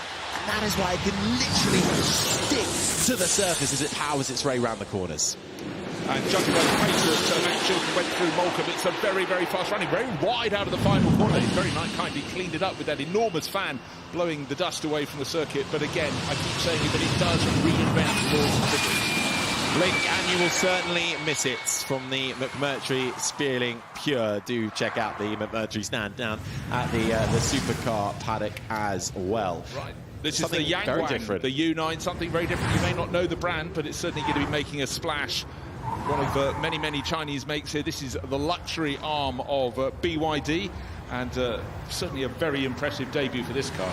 Yeah, it is. 960 kilowatt power output, 450 kilometers of range, 0 to 100 kilometers an hour in 2.36 seconds. Yangwang also here with their big off-roader as well, the U8, which can do a 360 turn, much like the G-Wagon. And the U9 making its way up the hill, signaling China's impact on the supercar world. And something new from Lamborghini.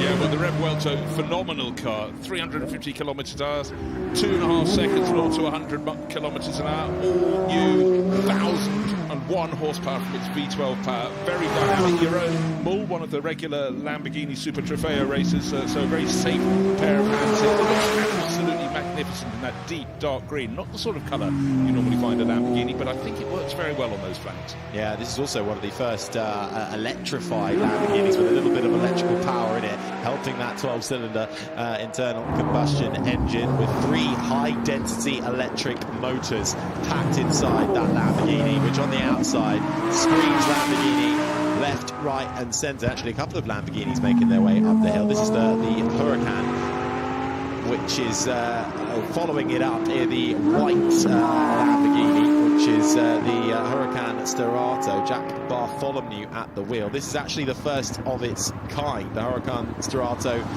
is a new lease on life for the Lamborghini Huracan. 2 more Lamborghini. I actually have a purple Lamborghini. Oh, we lost it there for a minute. We'll come back to it. Well, you see it at the top of the hill. When I say I have a purple Lamborghini, it's just the model car version. Now, this is something exciting as well. This is the Zagato La Squadra AGTZ twin tail. Now, this is actually based on the Alpine A110 and redesigned inspiration for the Alpine's 1960s races, the A210 and the A220 that were built for Le Mans.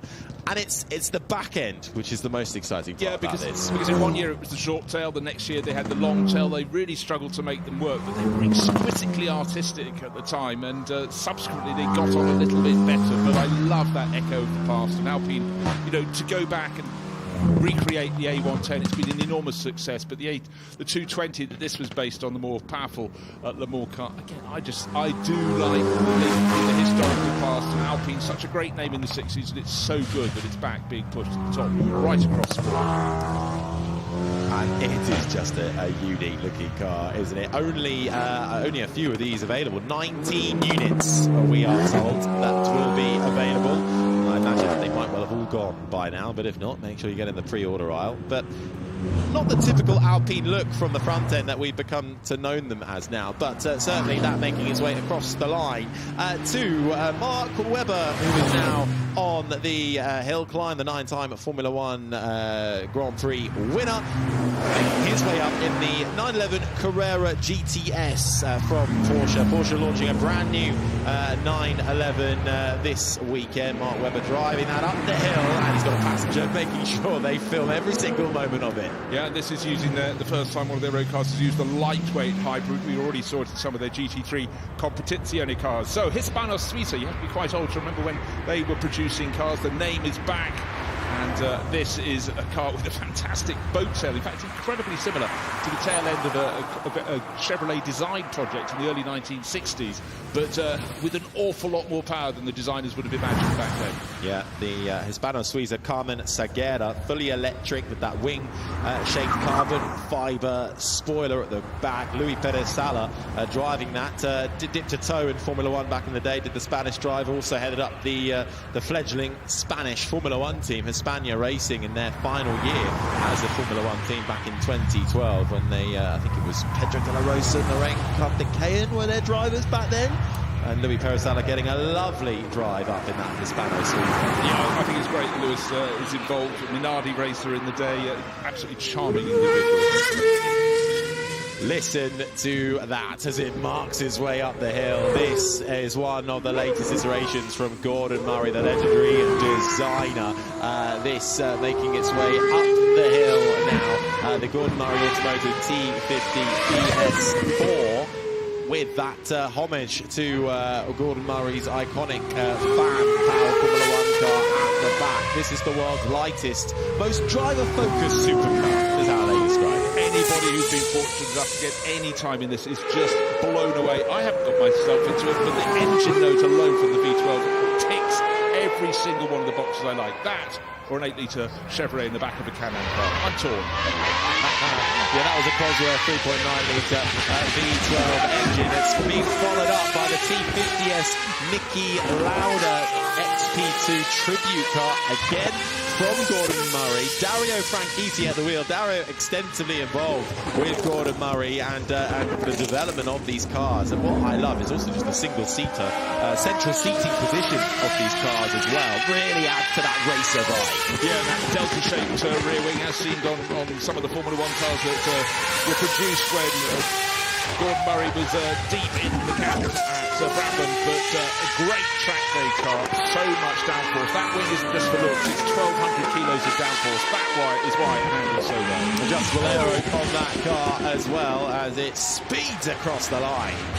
The Gordon Murray T50S from Niki Lauda tribute car. And heading to the start line next as it launches off from the line. Well, this is Koenigsegg. 30 years, I can't believe that's passed since they started producing cars. Incredibly distinctive designs for the Swedish company. And 636, what we get now is the Jesko. There's a bit of a clue in the final part of its name, Attack. Well, you can clearly see that is what is going on right now. Markus Lund pushing very hard indeed, coming up to Holcomb. Bags of power, that's always been a key feature of all the Koenigsegg's. Yeah, this is, there's two Jeskos from Koenigsegg. We've got the Absolute and the Attack, which is on the Hellfire now. Both inspired their designs from fighter jets. The Jesko Attack, the high downforce default version with that large rear wing carbon fibre splitter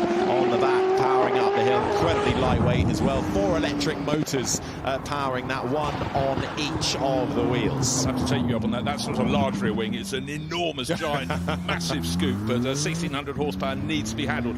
Maserati bringing some absolutely exquisite machinery here to Goodwood for the Festival of Speed. 643, this car is the Icona version of the MC20, and it's a tribute in so many ways. Car based originally on the Enzo. Absolutely, of course, 20th anniversary of Maserati's MC12, which was unlike any other Maserati, really, with that V12 Ferrari-derived engine, very much related to the Ferrari Enzo race car and road car. And Maserati bringing very different versions of the MC20 on display this weekend, paying homage to that MC12. This, the Icona. We also have the Legenda making its way up the hill and around on the Maserati stand. Only 20 of each of these have been produced and are made available. Maybe it's because of my love of motorsport history, but I still get very excited when I see the Maserati Trident on the grille. And certainly those MC12s when they got launched into the GT racing world, as you say, 20 years ago. Michael Bartels winning so many Spa 24 hours. Great days for Maserati. More will follow. That's a fairly strong feeling. Well, returns to single-seater motorsport a couple of years ago, but it was all electric for Maserati in Formula E, which they are still in. Andy Bruce is driving this one up. It's the McLaren Lanzanti P1 HDK that is up the hill and immediately gone as we move to something else from Lanzanti. This is the Lanzanti 935 Porsche Wayne Eastwood at the wheel. And I mean, you look at this and you just immediately get filled with the Marlboro liveries of old, don't you, in Formula 1? Yeah, totally. And also the sort of long tail of the 935. But these beauties, these recreated, reimagined Porsches from Lanzanti are absolutely epic, because 3 of them have been built with former Formula 1 engines in the tail. No, I'm not kidding you. Absolutely straight up. There's one down in the paddock that has the engine that Alain Prost used back in 1985. Didn't take any wins with that particular engine. The car is made to look like his helmet, and this like the other McLarens of the age, with the tag Porsche Turbo being put in the tail end. It is just exquisite. And don't forget the engineering expertise of Lanzante. Of course, they were deeply involved in the McLaren F1 over the years and many other things. They've got a brilliant stand just inside the second corner of the hill climb course, but yes, please. And believe it or not, that is street legal. You can see that on the road. There will be just 77 of those produced, but if you happen to glance over your shoulder, if you're driving on the M25 and you're wondering what it is, well, there you go. It's the Porsche Lanzante 935. And breathe. That was some spectacular supercar running, and just highlights the breadth and diversity that is on offer from so many brands from around the world displaying here at Goodwood this afternoon. OK, I'll have a guess. That was possibly £30 million worth of cars going past us, maybe 40, but exquisite, the performance level. You asked me at the start, what does a supercar mean?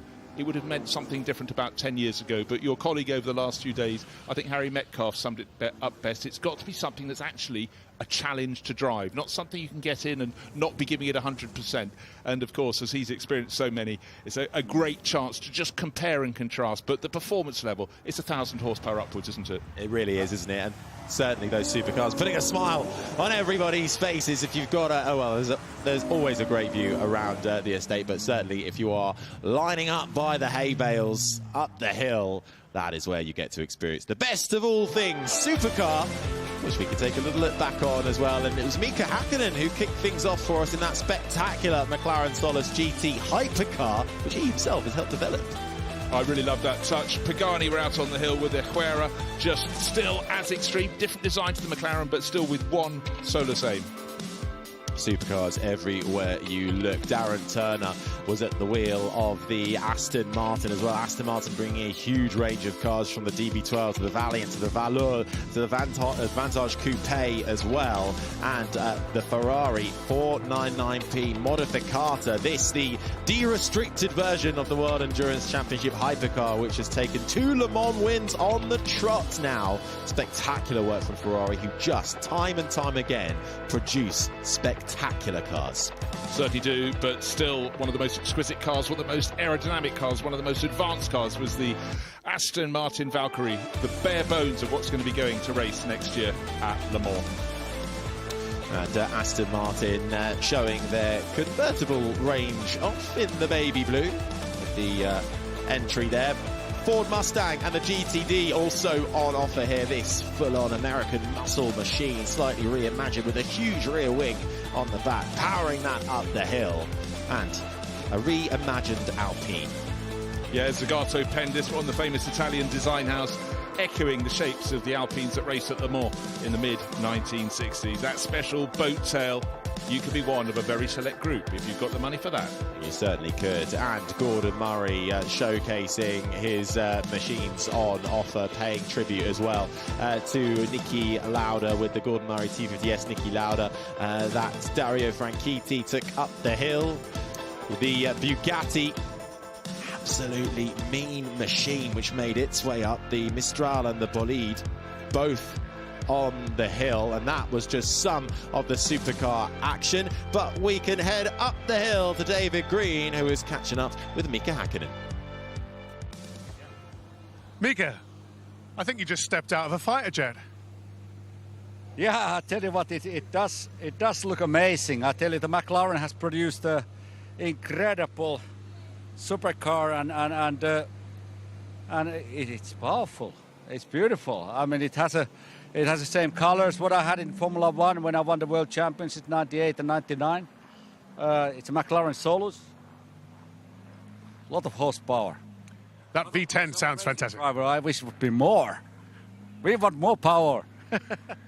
It's of course an homage to that 98 car, but it is a lot different, isn't it? That cockpit is incredible. What's it like when that door closes on you?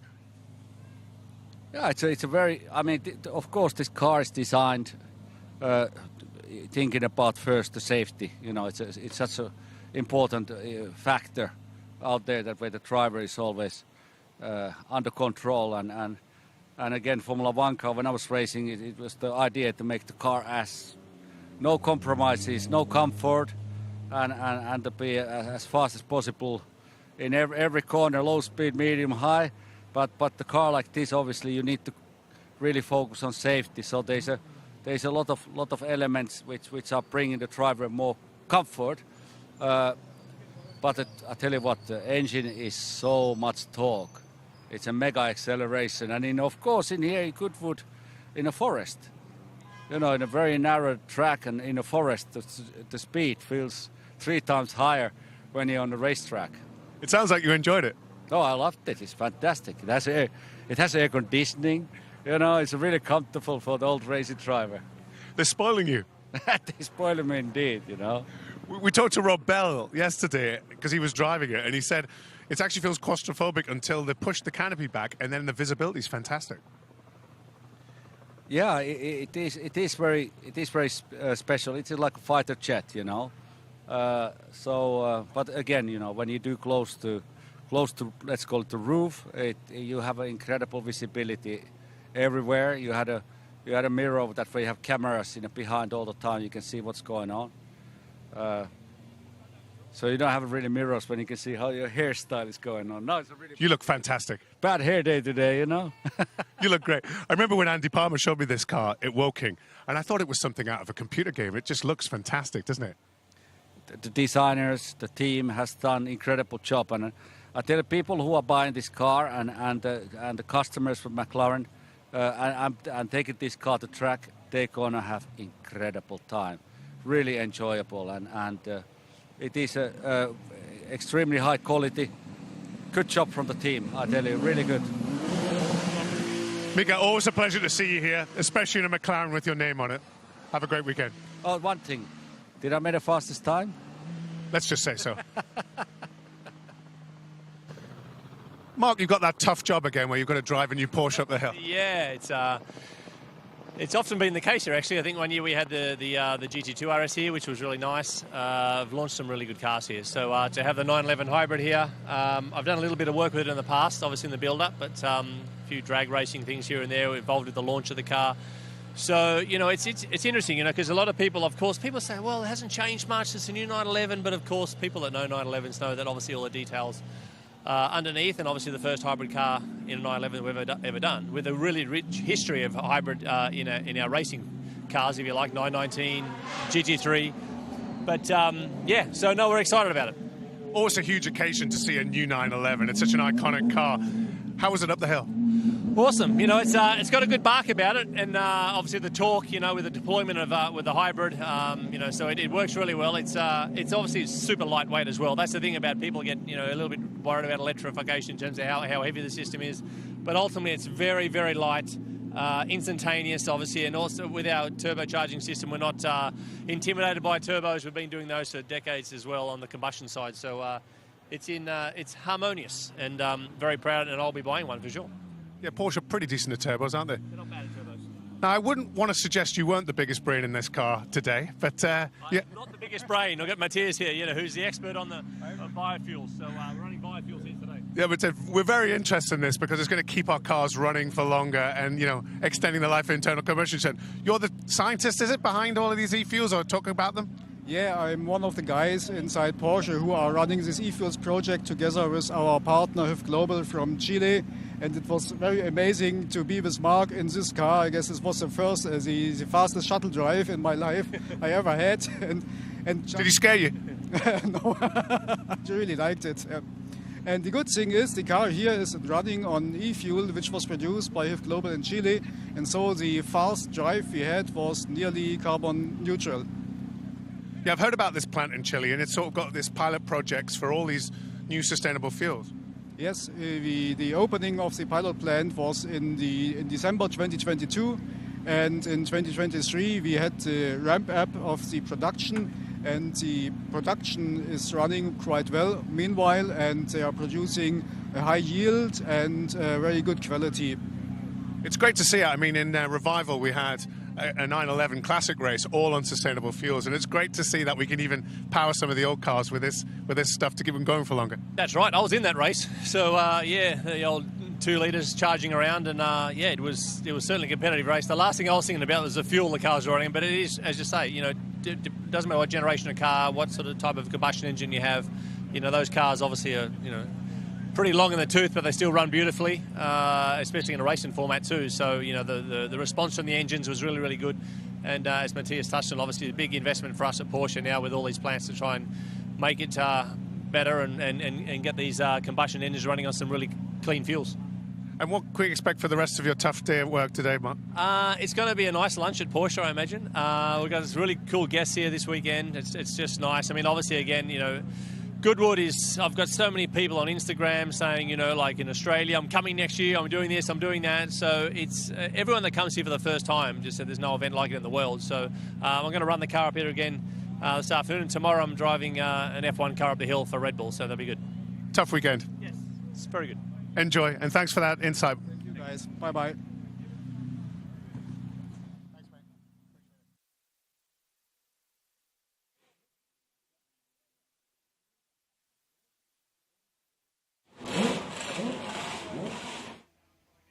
Well, Goodwood certainly brings out the very best of the motorsport here. Three-time Formula One world champion Sir Jackie Stewart here. And we've got more to come from the Formula One Isle of Man TT dirt bikes, the Michael Dunlop balcony moment, all on the way. But certainly Goodwood bringing out the very best of all that motorsport has to offer.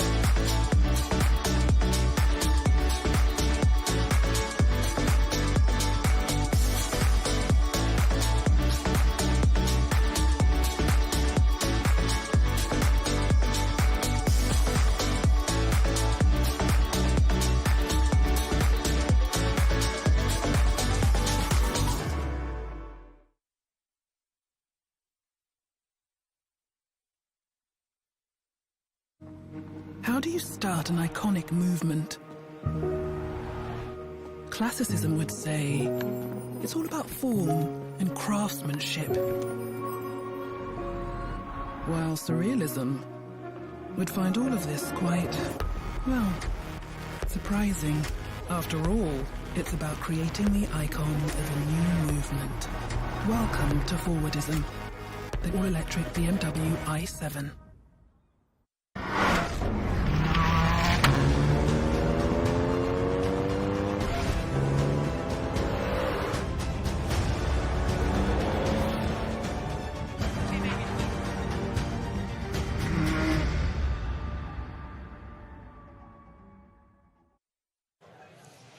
In the ballroom paddock, a fleet of classic bikes are getting ready to go up the hill, and I've come to this 1993 gorgeous Suzuki RGV 500 and its rider Steve Parrish, motorcycle rider, commentator, and you're also the guy that's going to be taking this up the hill. But this bike has quite a nice story behind it, Steve, so tell us a bit about it. Absolutely it does. This bike was obviously ridden by Kevin Schwantz, number 34, which was his number.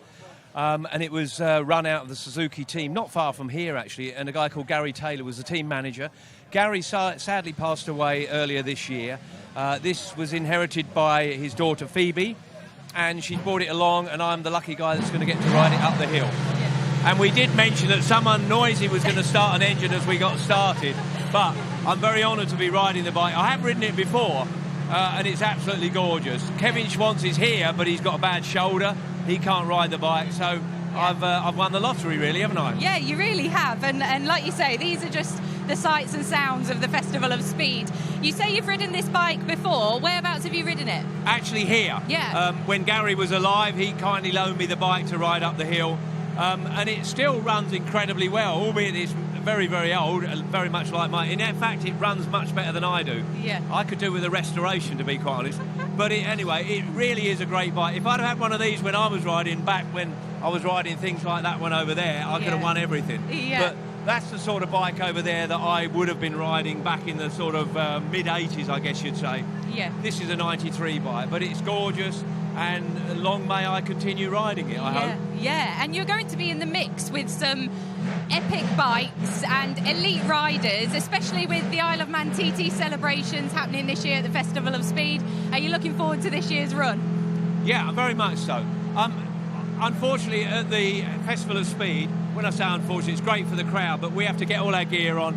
We wait about half an hour, and then we get taken down the bottom. We wait another half an hour, and then we get like a 3-minute run up the hill. But and you have to be very careful with something like this. I've been told not to do burnouts and pull wheelies, but I'm going to. But I'll be careful when I do it. Yeah, well, watch this space. We look forward to seeing your run, Steve. I'm sure you're going to enjoy it on such an epic bike as well. Thank you for speaking to us. Thank you, absolute pleasure, and it's a great pleasure to be here. Thank you.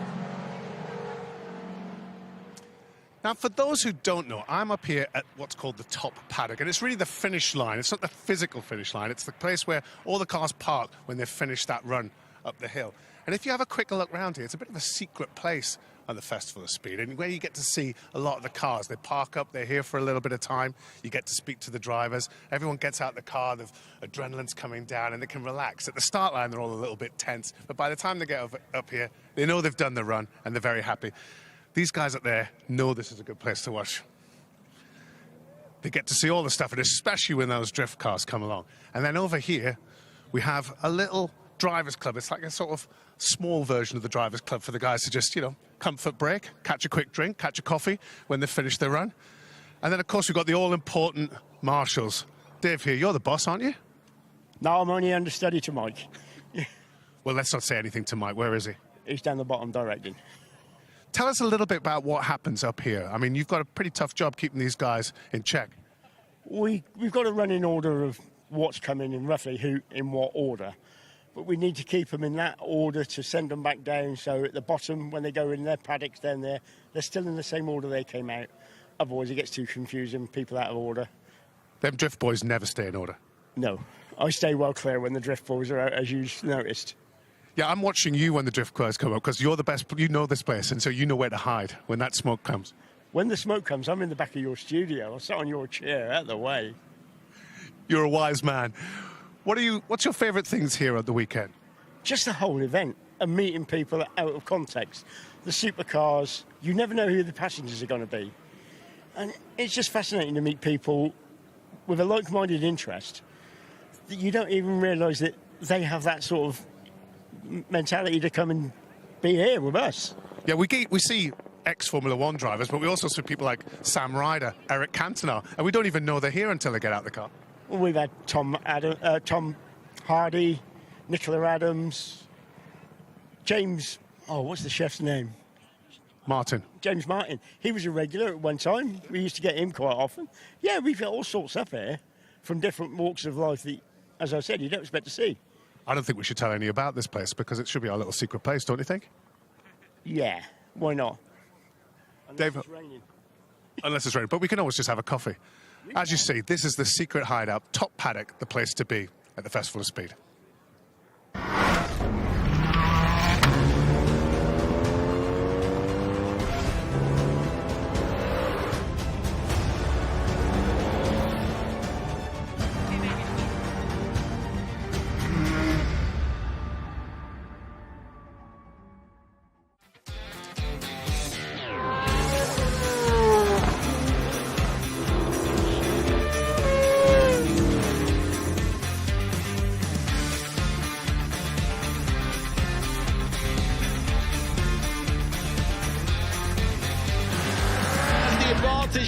good an exit. Can Mathai get to the line? He's not going to be able to do it, or has he tried to tuck into the toe? It's going to go to the line.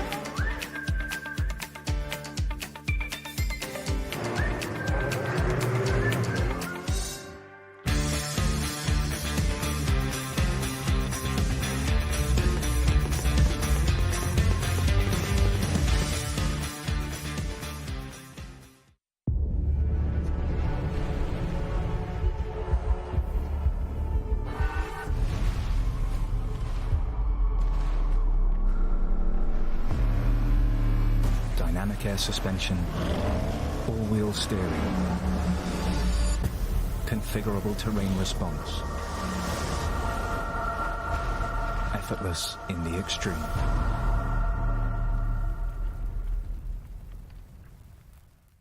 Sky Broadband are changing the game. We live in a society where 47% of UK gamers are women. Yet they only make up 5% of esports pros. This needs to change. 2 tournaments, 1 final. They're UK's first of its kind, with pro contracts and Skyfall fibre on the line. We're on the lookout for women on their path to pro. Join us and compete in Races E-Series, Soccer E-Series, all leading to secure a place at the Women's Esports Finals. Sky Broadband is built to power the pros.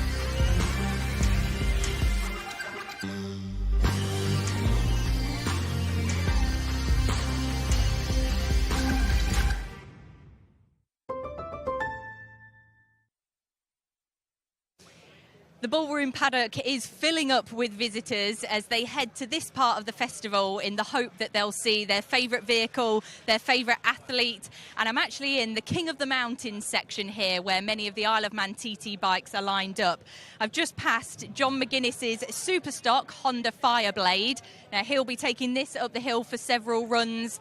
That bike has undergone a lot of updates this year, so it'll be really interesting to hear it go up the hill climb after we heard it at the Isle of Man this year. So as we move down the row, plenty of people are flocking here, and I'll see if I can grab a few words with some people, as I can see many of them are interested in this particular bike, which is Michael Dunlop's Honda CBR 1000 RRR. So this is the bike that he will be taking up the hill and heading to his balcony moment for. So we'll just see if we could grab a word with these gentlemen here who are taking a lot of interest in this bike.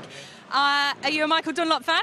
Big fan. Big fan. Aye. Okay, so you're looking forward to seeing him go up the hill. Have you been watching the TT this year? Yeah, I watched it this year. It was good to see him getting his 29th win, so it's pretty impressive, to be fair. So I've followed him for quite a while now, obviously for his family heritage and that, like him still flying that Dunlop name, it's amazing. So. It really is. Thank you for speaking to us. Make sure you head to the balcony later, where it will be a big moment celebrating him. Thank you very much. It's great to see some Isle of Man TT fans here, and especially a Michael Dunlop fan. As we move over, the next bike actually belongs to Peter Hickman. So this is his BMW M1000 RR. So this bike and this man is the fastest around the Isle of Man TT course. This has set an average lap of 136 miles per hour. It looks like we've got a few Hickey fans in the background. We'll see if we can grab a word with a few people. Excuse me, hi there. I noticed you were wearing a TT T-shirt there. Are you a fan? I am, yes. Are you a fan of Peter Hickman in particular? Yeah, and Michael, yeah. Well, all of them, really. John McGuinness, I've been following them for years. Yeah, and many of them are going up the hill later on. Will you be watching the run today? Yes, I will, yeah. Hopefully I'll catch up with them.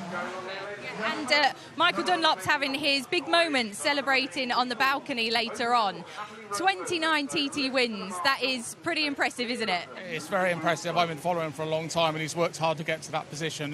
Fair play to him. He deserves it. Definitely. Well, it's great to see a fan. Thank you for speaking to us. I absolutely love that people are showing appreciation for just how hard and what these riders have achieved across the Isle of Man TT course.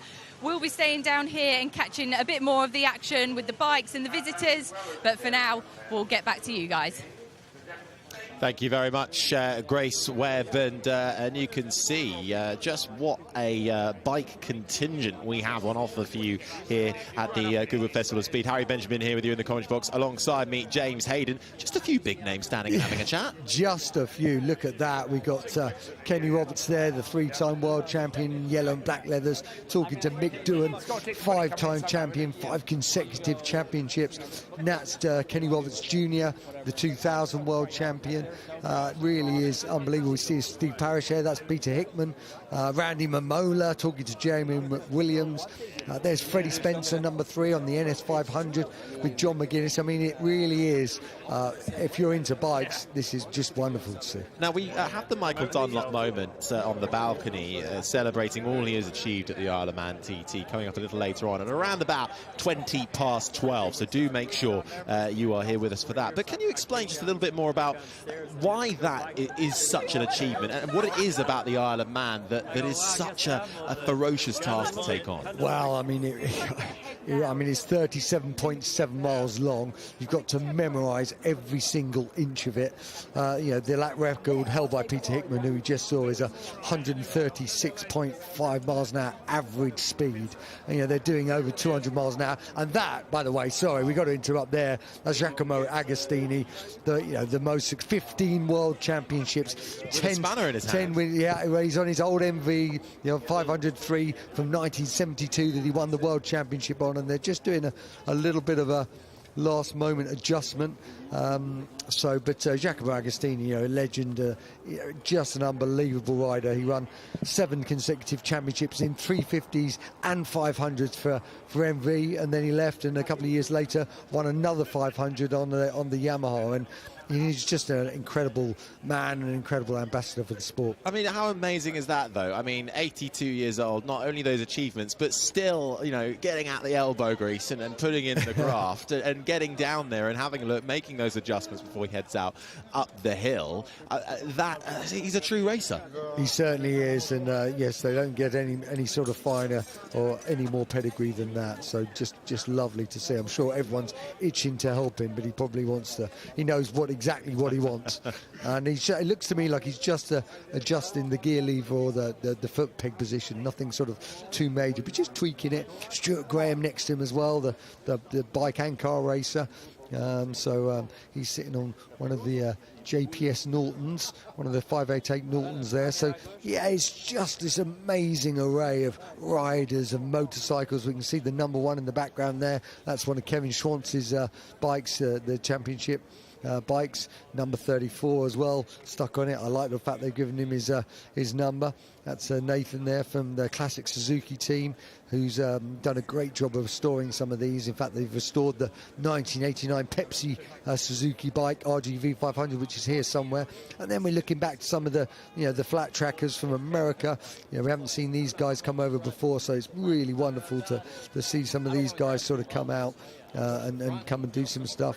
We're just having a look at the Honda number 45. That's the Honda Transalp powered flat tracker, a 750 twin cylinder 4, and then then we're going back. That's Seti Gibernau's beautiful Ducati Desmodici with Wayne Gardner on board. So and he's talking to Stefan Bradl, who's the current Honda test rider and replacement rider. And behind him, you can just peep it in the background there. That is the latest. We're going from a 1937 BMW to that bike there. That's got 300 brake horsepower, and the original one that we're going to see starts with 37.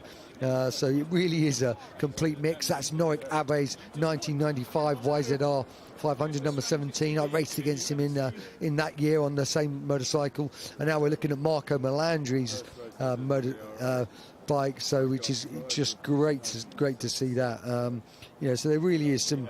It's just a who's who of motorcycles, and bikes. So it's just wonderful, just wonderful. It really is. And in just a few moments' time, we are going to be running up the hill with these celebrations of all things two wheels, with the Isle of Man TT celebration, motorbikes, off-road dirt bikes, and some sidecar action coming up as well. We've been seeing Maria Costello heading up and down the hill all weekend so far. We'll also have some Formula One action as well. They'll be going out towards the back of this pad. There is Maria Costello there, just in the background, of course. Once held the world record around the Isle of Man TT circuit with the fastest average lap time on a bike. No, that's right. She's done a wonderful job. New sort of partner with her this year. You also saw Ellis and Clement, the current world champions and last year's world champions, double world and British champions.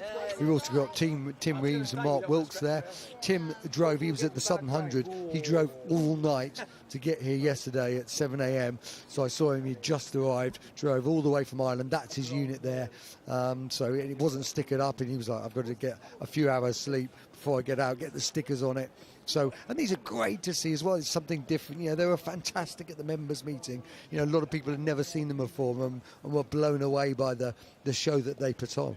Does seeing all this make you, get the leathers on and join them? Absolutely. I've come up the hill before. So here we've got John McGuinness and Peter Hickman, two absolute legends of the TT, obviously.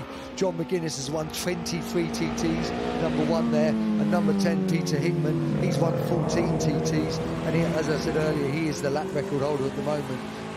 So just great to see these guys sort of coming up the hill to just legends of the roads, and the race. Pete Hickman currently racing in British Superbikes as well. John is racing in the British Super Stocks, and the British Championship over here is the most competitive domestic championship in the world.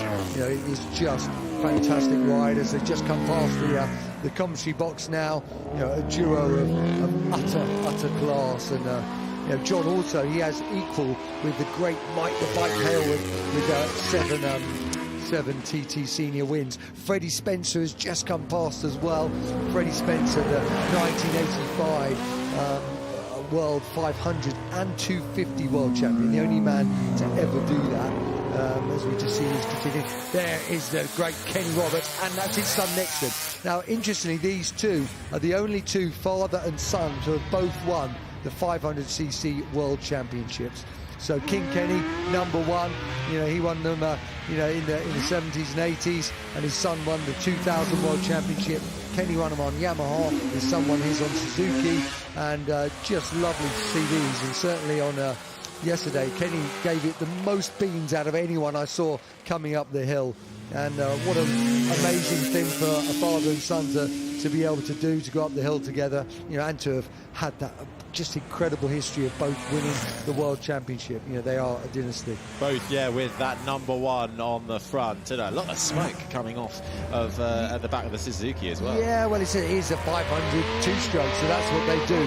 But there is no greater star. Well, some might put Valentino Rossi in there, but no one's won as many World Championships as this man. 15 World Championships.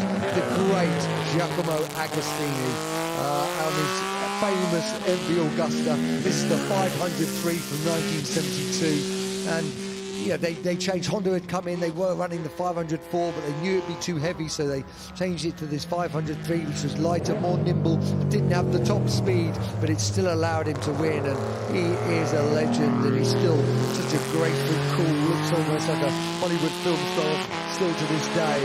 And what a career he had. It's so lovely to hear those unique MV come up the hill.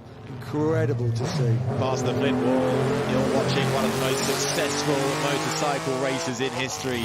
As James said, 8 500cc championships, 7 350cc championships for Giacomo Agostini, who is making his way up the hill at the moment. And what I love about seeing these homages to the past as well is you get those brilliant retro liveries flashed back into life. Yeah, you do. So this is the 1994 RGV 500 Kevin Swanson. He'd won the World Championship the year before in 93. And this is his 94 motorcycle. So it was the only time he ever carried the number 1 plate, because he always raced number 34. So again, a V4 two-stroke. You see the 2 exhausts at the side, 2 exhausts coming out the back, and that is why they smoke a little bit until they're right on power. And remember, they just like to be revved, so they don't want to run sort of too slowly. And now we're going sort of back in time. This is the BMW R54 short-stroke. So great to sort of come back and see some of these old motorcycles as well.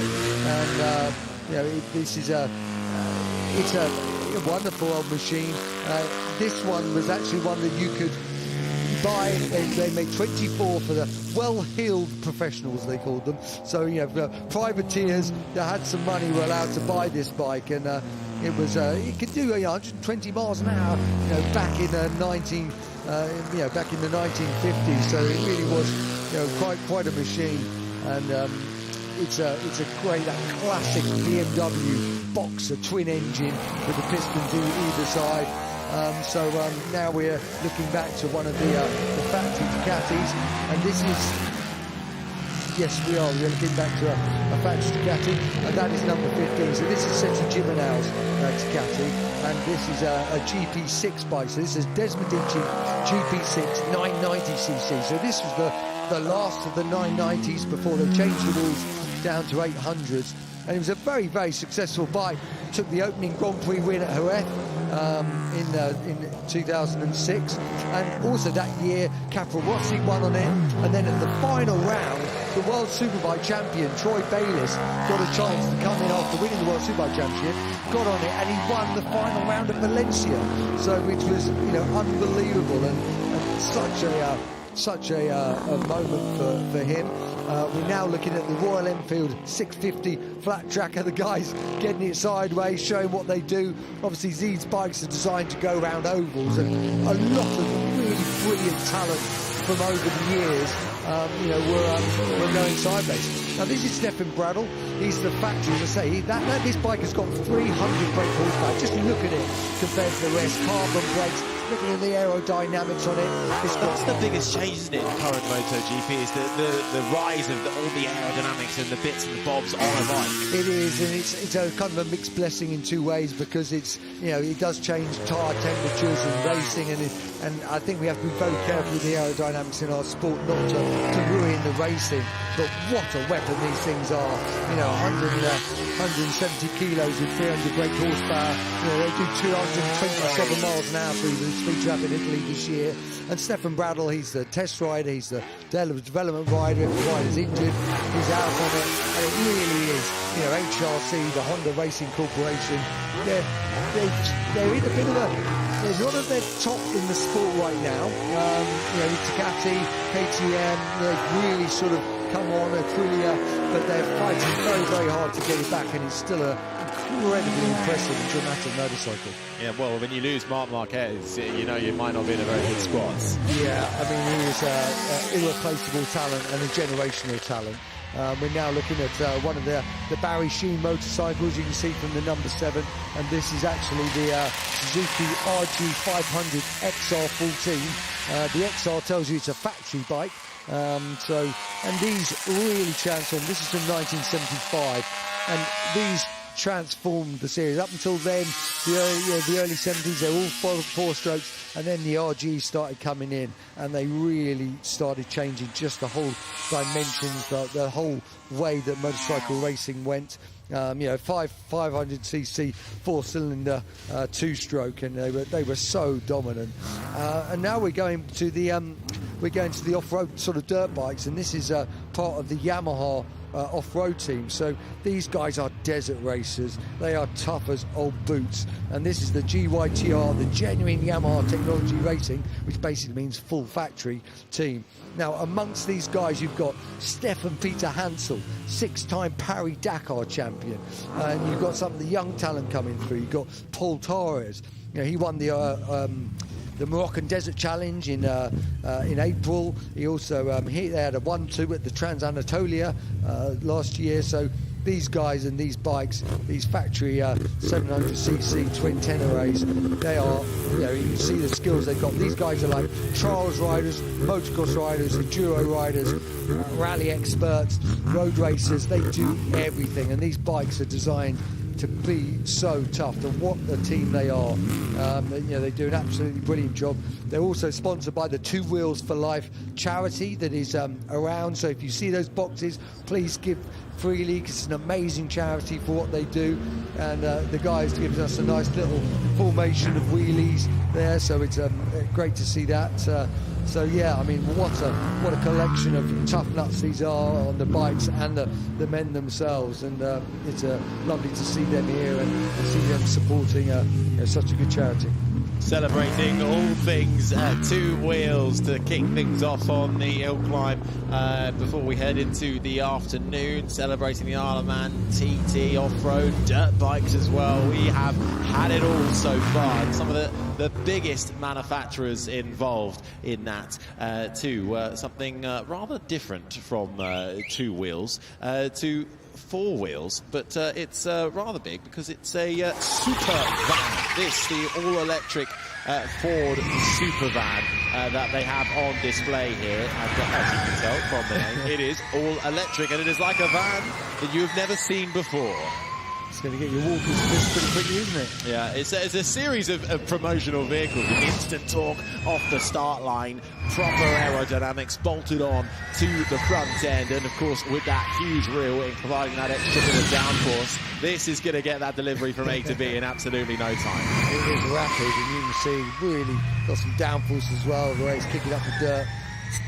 And this was specifically designed for hill climbing as well. So with the front spoiler, the large rear wing, revised 3-motor all-wheel drive powertrain with a total power output of 1,500 kilowatts in horsepower. There's over 2,000 in this Ford Supervan. It is an incredible piece of machinery that is making its way around to something maybe a little more recognisable that you might find. The Aston Martin Vantage F1 safety car, and this is one of the actual safety cars that you will see leading the pack when there's an incident in a Formula One race, normally driven by Bernd Mailander. This time, Stephen Tompkins at the wheel of this one. One of the striking Aston Martins, of course, slightly redesigned to allow for the lights on top of it. But Aston Martin, who kind of really made their mark on Formula One in the last few years, taking over and sharing the platform with Mercedes, who also run safety car and medical car teams with their GT. We'll see the DBX 707 here with Aston Martin. Now, this is something, well, that the safety cars of old would have absolutely been leading around the field, and it's driven by Juan Pablo Montoya. From the 2004 Formula One season, this Williams designed by Patrick Head and driven by Montoya, but also sharing that with Ralf Schumacher, Antonio Pizzoni, Marc Genet, powered by that BMW 3-litre V10 engine. That sounds amazing. Yeah, it sounds absolutely incredible. 950 brake horsepower, whiffs to 19,000. Yeah, those V10s are sorely missing in all the things. Absolutely incredible thing. Just hearing it as he comes off the throttle as well. Fantastic run up the hill for Juan Pablo Montoya, a winner 7 times in Formula One, and that car getting the one win in Brazil for Juan Pablo Montoya, making his way round for Williams and celebrating all things Formula One. Heading up the hill now, another legend of the sport in the form of Emerson Fittipaldi. This is the McLaren Cosworth M23-5, and I mean, Emerson Fittipaldi, every time he comes here, even himself, he gets so emotional driving these cars. This was one of the most successful F1 designs ever, winning 21 Formula One races over 4 years. And it was twice a champion for Emerson Fittipaldi in 1974 and then for James Hunt in 1976. Just absolutely sensational bits of machinery here. From the past to, the recent past, this is the Ferrari SF71. At the wheel is the newest Formula One driver. Well, he will be a full-time Formula One driver next year in the form of the young British racer Ollie Bearman. This is the SF71H, the 64 single-seater car designed and constructed by Ferrari to compete in the 2018 Formula One World Championship, driven by Sebastian Vettel and Kimi Räikkönen with that V6 turbocharged engine.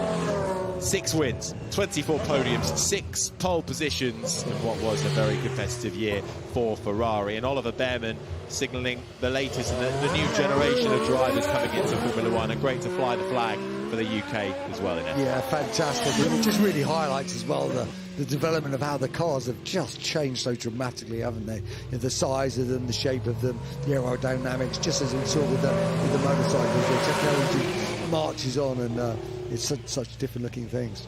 Absolutely. Ollie Bearman, who has been a part of the Ferrari Driver Academy, currently racing in Formula 2, but you'll be seeing him a lot this year in Formula 1 in his Friday free practice one outing with the Haas Formula 1 team before signing his full-time contract for 2025. Well, he will become a Haas Formula 1 driver. His teammate still yet to be decided, but Ollie Bearman then at the wheel of the SF71H from Ferrari, powering Sebastian Vettel and Kimi Räikkönen to wins and pole positions in Formula 1 during that 2018 season. And Ferrari displaying a huge amount on offer here with this, the F2007. Now, we mentioned Kimi Räikkönen. Well, this was what powered him to a brilliant win. This was his first season at Ferrari. Managed to triumph in the Drivers' Championship, but it was close. It went all the way to the wire. Do you remember it? I remember it. Brazil, wasn't it? Yeah, 1 point. Yeah, amazing. It didn't look like he was going to do it, did it?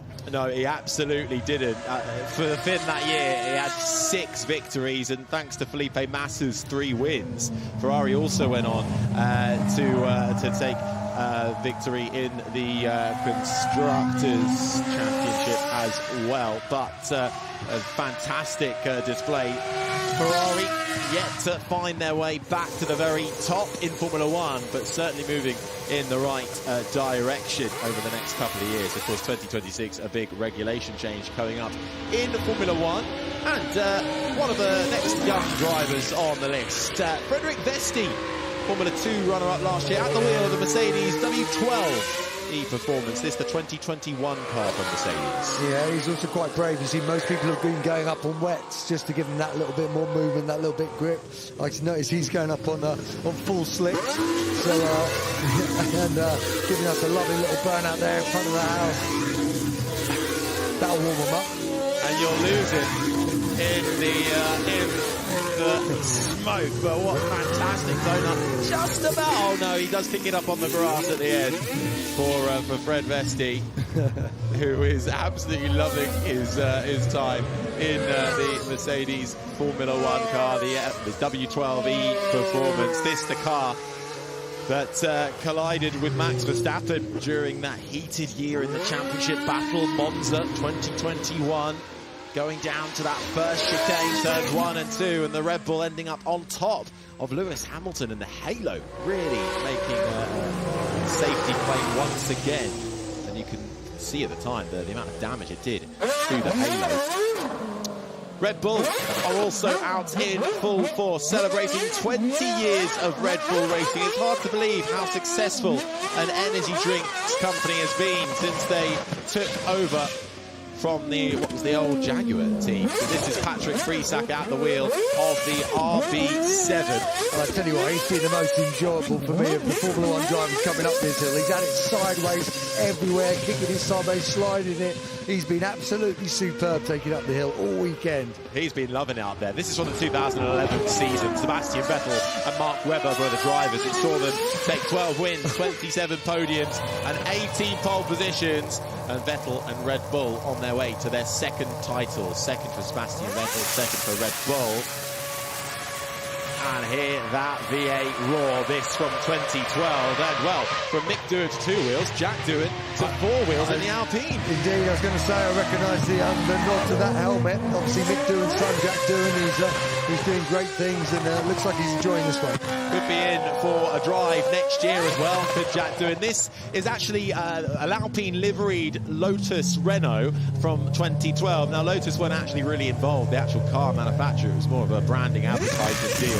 It was very much a Renault car. You can tell it's 2012 from the step. No, the round and round he goes. 2 hands off the wheel. Jack Doohan feeling brave. Kush Miney was in the car yesterday, and you could not knock the smile off his face when he got out of there. I expect the same from Jack Doohan when he gets to the top of the hill and probably ends up having a chat with David Green. But this was from a fantastic season 2012. 7 different winners in the first 7 races. This is the car that won an Abu Dhabi in the hands of Kimi Räikkönen. Yeah, that is great to see, and you'd expect nothing less of Mick Doohan's son, and a little bit of exuberance here and there. Brilliant.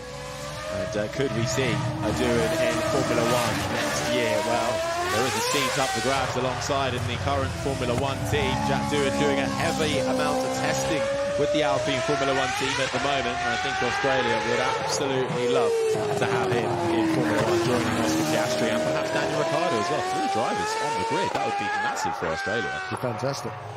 Across the line then for Jack Doohan in the Alpine E20 from 2012, and that was the car that powered Kimi Räikkönen to his win in Abu Dhabi. And of course those famous words which were "leave me alone, I know what I'm doing" over the radio when he was being coached towards that race win. He decided he was fine with that. Right, Hamda Al-Khabaisi is at the wheel of this, the Emirati racing driver, currently racing in F1 Academy, this Red Bull livery car. She is backed by Red Bull as one of their official juniors. Now this is a new category that was introduced last year to very much try and make the pathway much easier for women to climb up the ladder of motorsport. F1 Academy leading to the Formula Regional or Formula 4 level, then Formula 3, Formula 2 and Formula 1.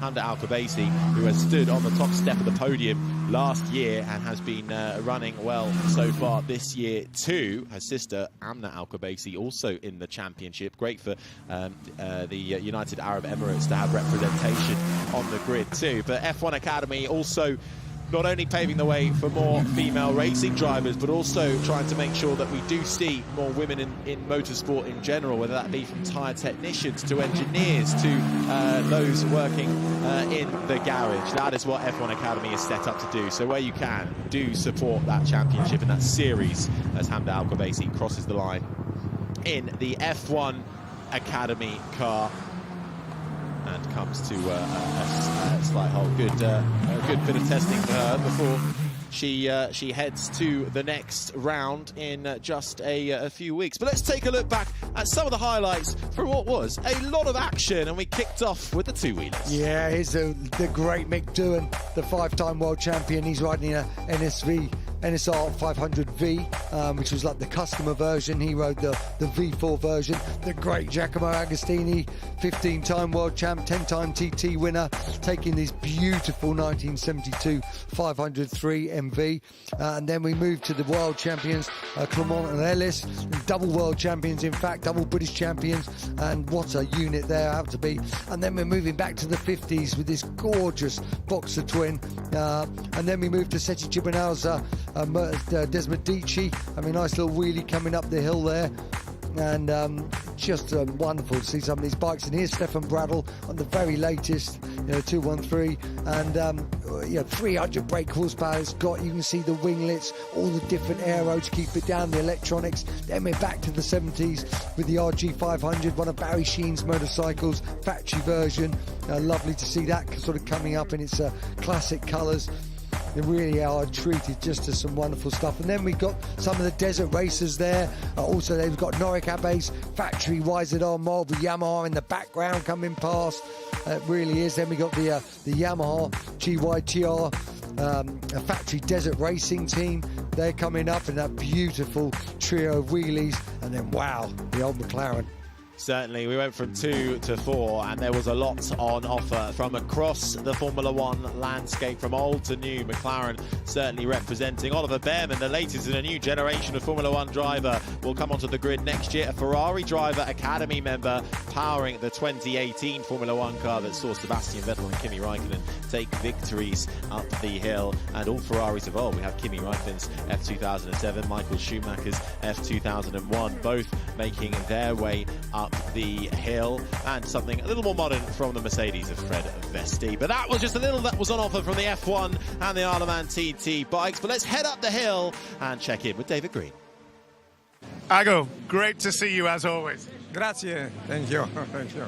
We saw you at the start line with the spanners out. Everything okay? Yeah, just it's a make regulation of the brake, the rear brake, but not very important, because if you want to win, we don't need a lot of brake. I was wondering why you were doing it. Surely you have people who can do that for you now. Yeah. Always good to get the spanners out. Yeah, I have a good mechanic, but I have a mechanic from Yamaha now. I don't with MV, but I have mechanics from Yamaha. Hey, well, it takes everything. I love to see you here because, we have the great and the good from the motorsport, but we have young men like Kenny with only a few world champions. My father. I think it's important you come here and show these young guys how it's done with your 15 world championships. Yeah, I think I teach everybody. I must teach everybody. You're always here, Festival of Speed, Revival. What brings you back every time? 20 years I come. Why does it bring you back every time? Because it's nice, it's a lot of people, and I meet all my friends. I try my bikes, and it's nice, Out of every type of driving skill, the bikers seem to have the most fun up here. They're always ribbing each other, the banter's good. Yeah, we come for the show, we just playing, just joking about it, and it's just, we not, it's not the serious, it's not the race, so it's just for fun, it's nice. And I hope when I'm 92 I can still ride like him. Yeah. Did I say 92? No, I meant 100. He said you were his father. Yeah, that's why he's so fast. Why was he he said you were walking the bike up the hill. Were you not going fast enough for it? Oh, he pushed the bike. No, I went the wrong way. They said you went the wrong way. I said that's normal. Kenny, how important is it to have Ago here, just to show you how it's done? Yeah, it's a legend. Yeah, and that's the best sounding motorcycle here. I would agree. It's a beautiful looking thing as well. Try my bikes one day. Yeah? He's happy. Yeah, and they give me 5 laps, and the clutch slipped for 4.5 laps. I was so pissed. It's nice to see you with your son driving up the hill. That must have been some moment today. I saw that I was 74. Yeah. When that thing started at a Grand Prix, they pushed him and bam, bam. I was like, I couldn't believe it. In America, I'd never heard anything like that. It's a fantastic looking thing. Great to have you here. Great to see you driving up with your son. That must have been an emotional moment. Oh, yeah. Well, that's why I'm here. It's when you can ride up with your son and with 2 world champions riding up the hill is pretty special. No, we enjoyed it. I could keep up. You're not doing a bad job. Nice to see you. Juan Pablo, you seem to enjoy that. Yeah, that was... It's funny because I've driven a couple of F1s lately, like V8s, and I have forgot how much power the V10 had. I was gassing and I'm going, oh! It's stupid how fast it is. It's a little bit more horsepower, like another 150 horsepower? Believe me, it feels a lot more than a little bit. It's like the other ones, you give it gas and it's like, yeah, accelerates, but it's predictable. This, It's a wild animal. It's good fun. And the sound as well, that's something for the crowd. I know, it's pretty amazing, to be honest.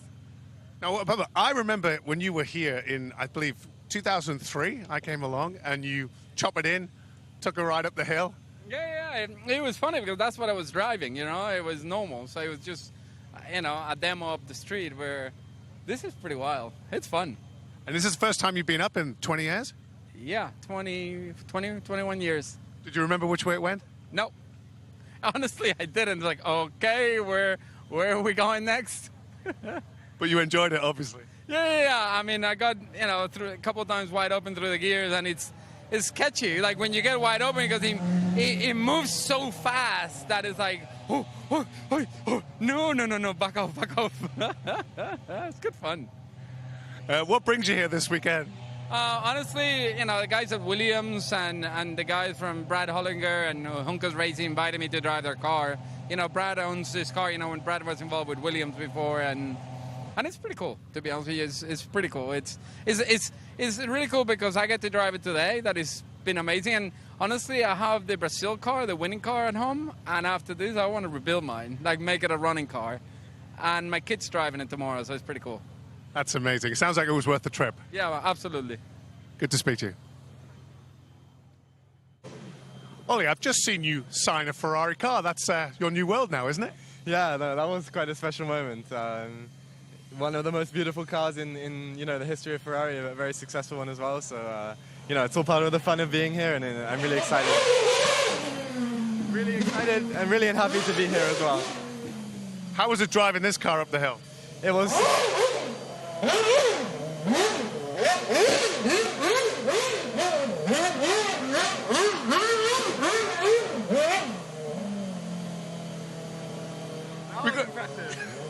Will you do that next time up? Oh, I got some work to do. That takes a lot of confidence. Wow. That was quite a tight circle. Yeah. No, I was going to do some, but I missed it. I didn't know the track, and I completely missed the space to do donuts. Next time you'll see some donuts, but no, it's great to be here, and I'm really enjoying it.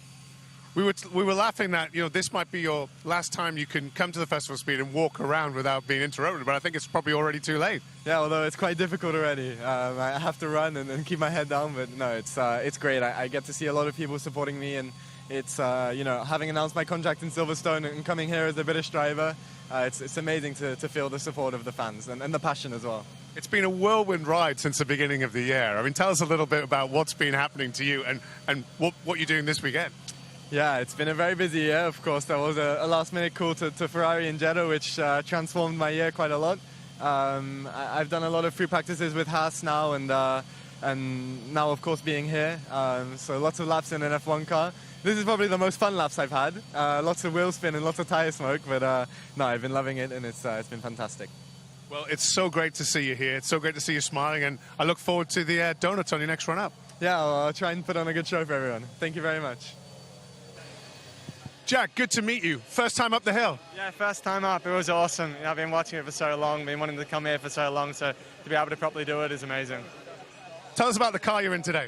We're in the 2012 Renault E20, obviously converted now into Alpine colours. It's amazing, absolute screamer of an engine. It's a pleasure, you know. Being inside this car just makes me wish, to be honest, they were still like this now.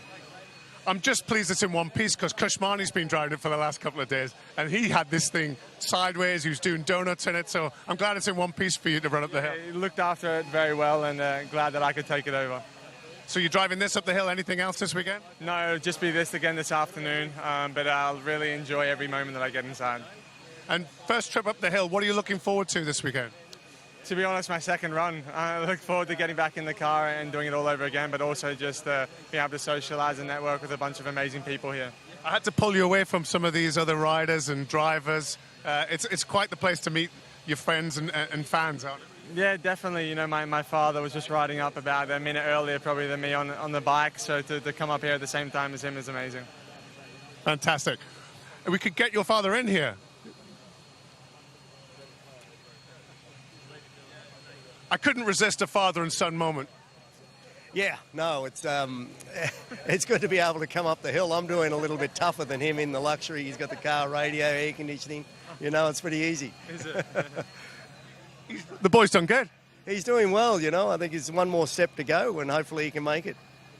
What's it like for you in Festival of Speed and this serendipity of having the bikes come up with the Formula One cars and the both of you being able to come up the hill? It must be a fantastic feeling. It always is, you know, and especially this year to be able to do it with Jack also. So I've done it numerous for many, many years now, and you know, different current and ex-Formula One guys, and likewise with the bike. So and that's what's good about this event, and then I think that's why everyone comes out to see these beautiful machines and old buggers like us in amongst the young fellas. Did you give him a few tips on the hill? I don't think I can, you know. He may give me some. Well, gents, it's an absolute pleasure to see you both here, 2 wheels and 4, and enjoy the rest of the weekend. Cheers. You too, thank you. Thank you, man. Well, in true Festival of Speed spirit, I found a great story yesterday. James here named his son after Emerson Fittipaldi, his hero. And I got these two guys together. I think it's a great story. James, why did you do it? It was a name that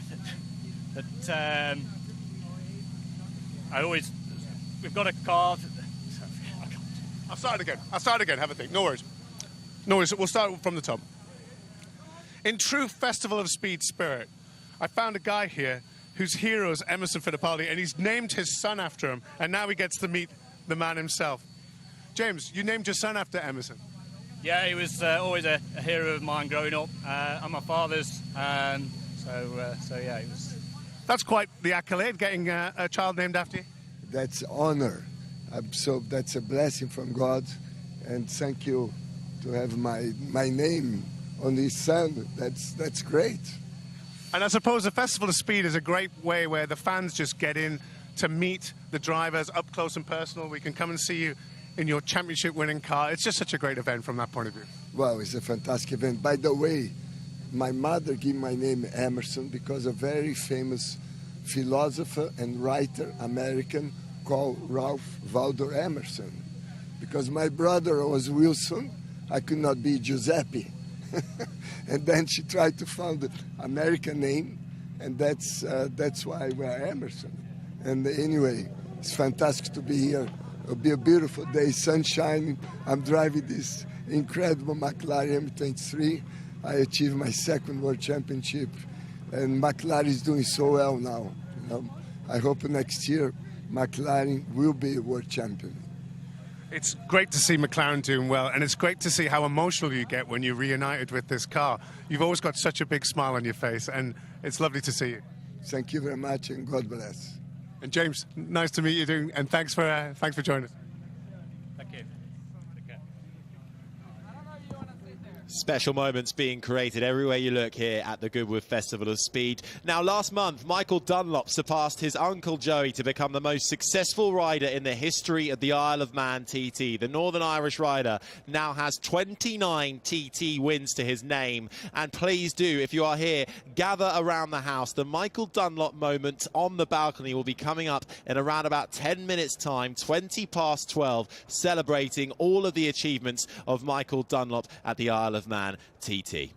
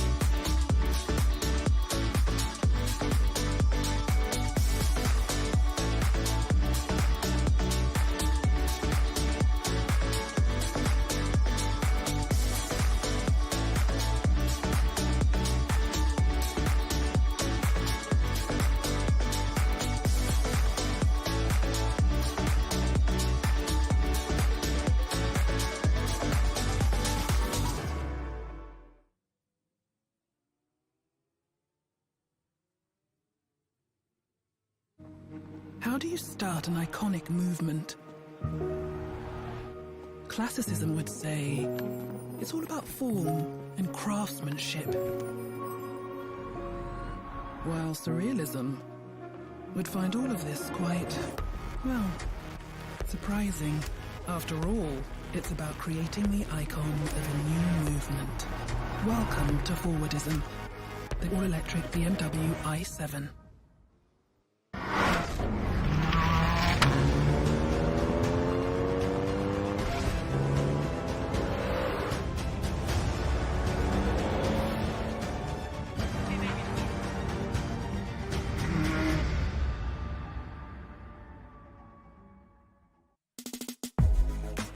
We have chosen the Two Wheels for Life charity for the 2024 Festival of Speed because it not only provides essential and much needed support for people in remote areas of Africa, but also because they use motorcycles to reach those in need.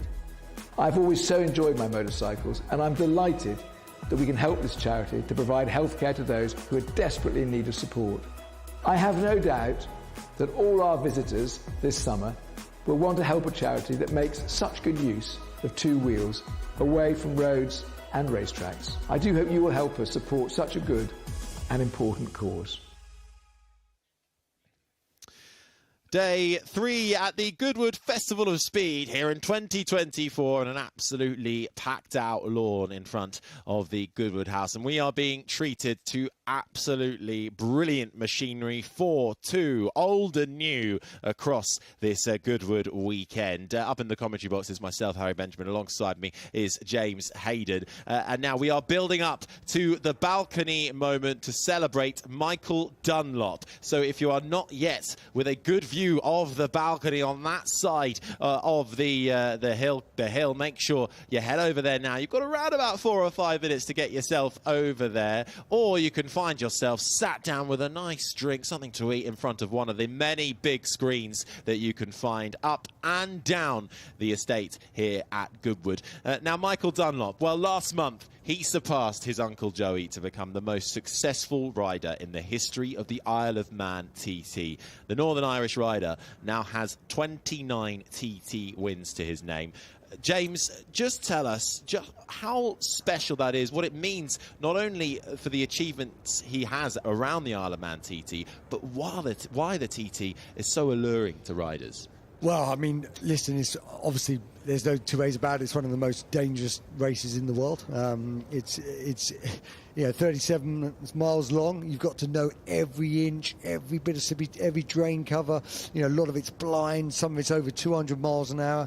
And, they're averaging, the quick guys, 136 miles an hour over that whole distance.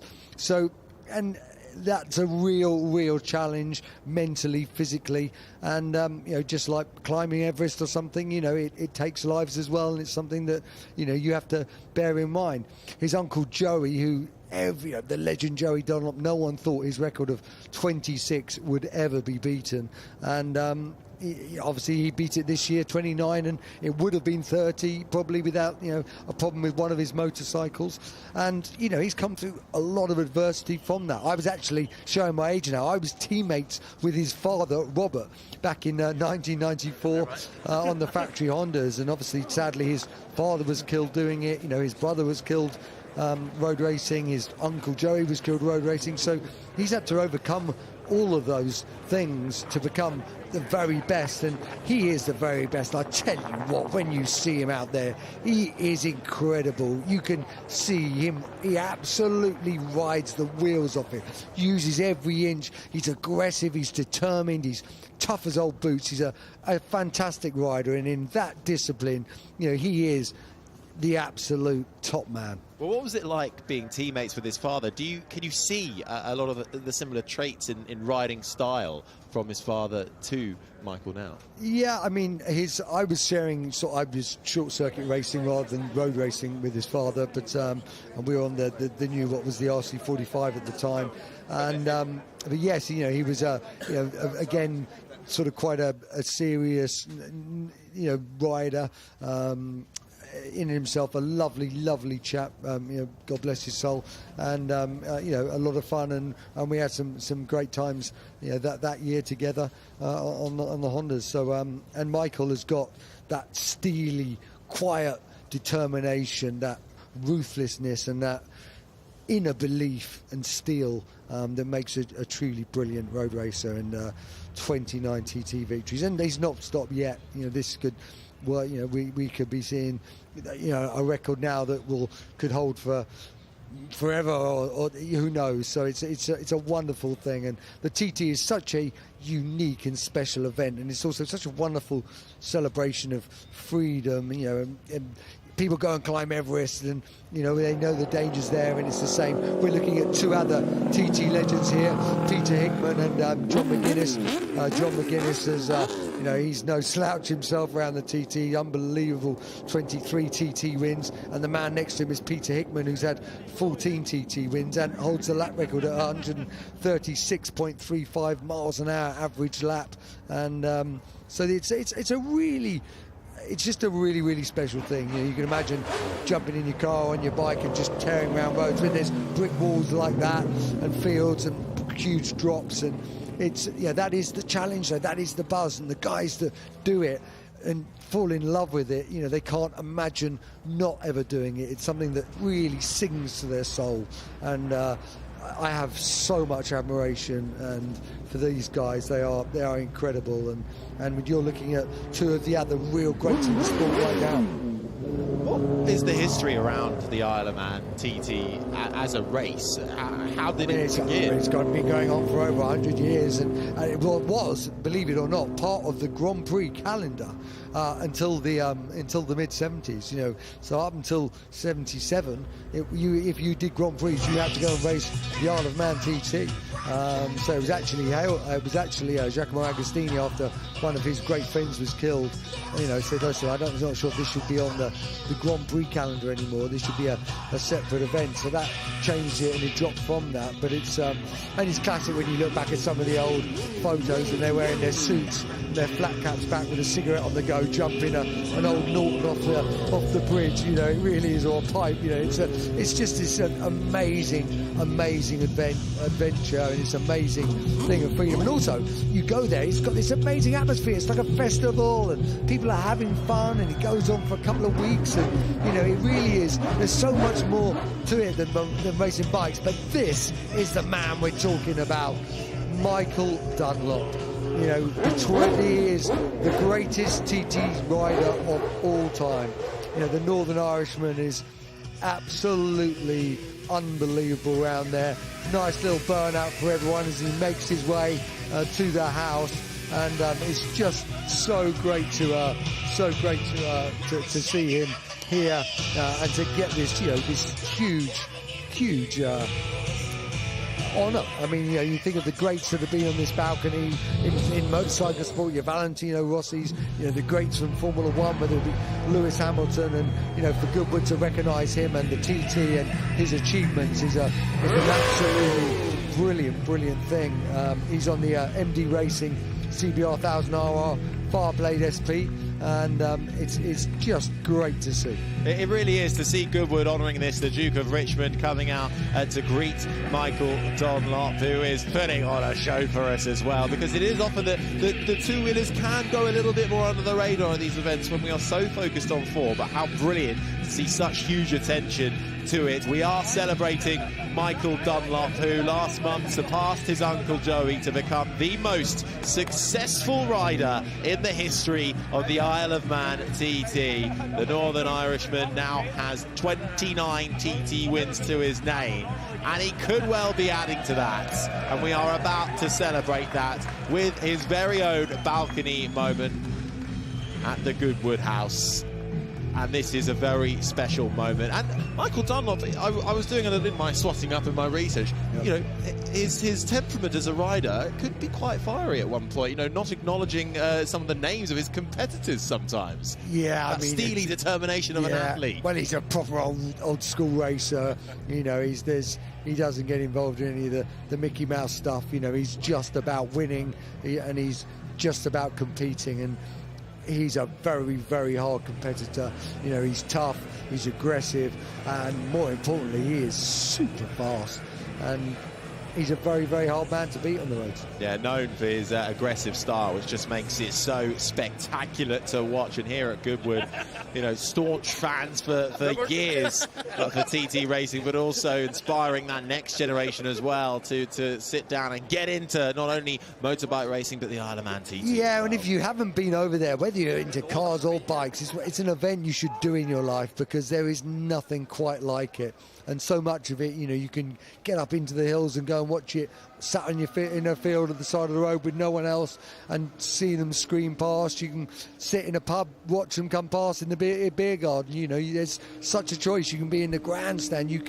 There is a plethora of places around, you know, 37 miles long, over 30, you know, there's so many places you can go and see on that 37.73 mile course. And it really is an event in itself, and it's a wonderful thing. And don't forget, in the Isle of Man, of course, once you're out the speed limit areas, there is no speed limit.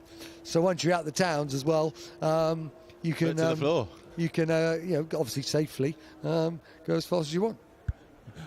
Well, maybe not quite for the floor for the two wheels. But we are about to celebrate then Michael Dunlop, the greatest ever at the Isle of Man TT. Wow, what an entrance. Good afternoon, everybody, and thank you for joining us here at Goodwood House to celebrate the most successful rider in TT history. He is an icon. He is an icon of road racing. Please welcome to the balcony, Michael Dunlop.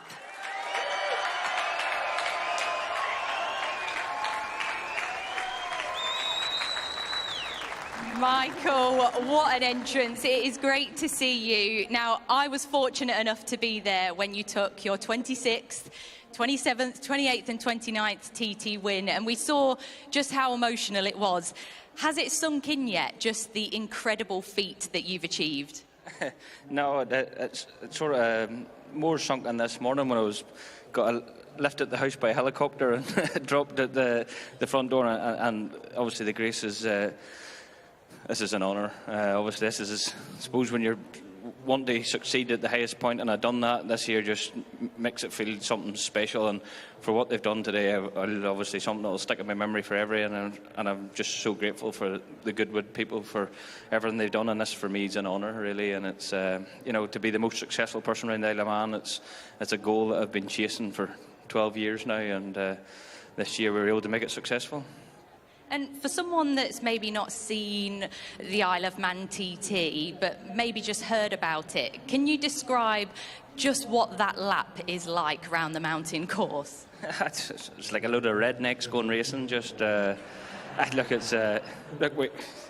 TT's obviously something completely different. In the sporting world, we do 37 of the quarter miles of sheer road racing between the trees, and mostly best man wins, and that's what it's about. And it's a challenge over 6 laps, which takes an hour and 40 minutes. And yeah, it's a feat that people think it's madness stuff, but when you're brought up and reared in it, it's nothing but it's the Olympic of the sport, and that's what we look at. It's the highest achievement that you can career. Doesn't matter where you win.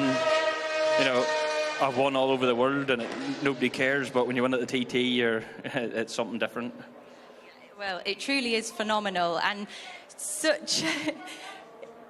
an intense few weeks. And as a spectator, people quite often say once the event has finished that you have the TT blues. Is that true for a rider? Do you experience the TT blues? Do you miss it once it's all over? With the TT blues, is more going to work on Monday morning, but no, it's so high tense for 2 weeks. The TT, it's very full on, and for me, this is probably the first time that we haven't really stopped. Mostly when we go home from TT, back to work, and everything settles down again. But I really have been on the road ever since, so I haven't actually had a chance to stop. But look, you get that. It's like everything when you're on such a high. There's only one place to come, and that's back down again. So let's try and get back up on the high again next year and see what happens. And coming into this year's TT, you had 25 wins to your name and stood as the second most successful TT rider behind your uncle, Joey Dunlop.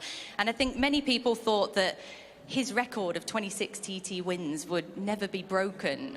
Was there a time that you thought that his record would be unreachable?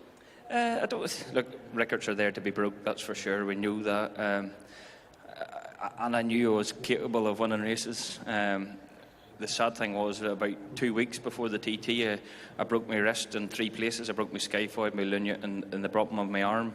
And at that point, I was very nervous of how things were going to come apart and whether we were going to be competitive. I knew I should be competitive. And to go to the TT stronger than I've probably ever been was fantastic. You know, look, my record's going to be broken. There's no doubt about that. The records are there to be broke. That's the whole point of sport. That's the whole point of the game. But for me, the only record that I was looking to choose was obviously Joey's, because it stood for 24 years, and it's obviously my uncle, and it's a family thing. And for me, mine will be broke, but it'll not make a difference, because obviously Joey is the big hero of the sport, and to be in that, even named alongside Joey, for me is an honour. So for me it's a proud day for the family, and it was a proud day for me. And I'm not any better than Joey. That wasn't to try and pretend to be that. It was just to be within the same winning league as Joey. That was what the goal was. It truly is phenomenal, and why you deserve the recognition that you're getting today. But I believe that this is your first time to the Festival of Speed, and what a way to experience it here on the balcony. It's pretty cool, right? Yeah, for me this is a massive honour, obviously, to get to stand here where Grace has brought a lot of sporting legends here, and just to be even this chance for this crowd. And to be quite honest with you, when they said we're going to bring you on the balcony, I genuinely thought that nobody would sort of recognise me, or nobody would understand the sport, and to see all the crowd out, for me it's fantastic. You know, it's with my job, I don't really think we're not famous in any way. I just love my sport. I love riding my motorbike, and today it just shows that there's obviously some people who watch it. Yeah, well, definitely, and you can see. Yeah, truly well deserved. And you followed in 2 of your fellow riders, John McGuinness and Peter Hickman, 2 other big names of the sport. That must be important to you, that several riders are being recognised as well. Yeah, my problem is these 2 boys were making my life miserable for this. Over the TT years, these are the boys who were trying to make beating Joey's target even harder, and they still are. They're obviously they 2 boys are the pinnacle of the sport, and to be riding in with them is fantastic. I think we've all, I say, the amount of TT wins we have here is ridiculous between us all. So look, them boys are John, who's in the sport maybe 100 years now. I don't know how many years he's at it now. He's there and he's still plugging along, and a massive hero at the TT. Obviously Pete as well. Look, the boys are fast, like, you know what I mean?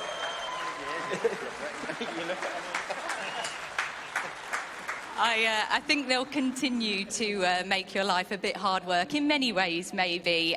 But we are delighted to have you here, Michael. Enjoy this moment. Please put your hands together for the most successful TT rider in history, Michael Dunlop.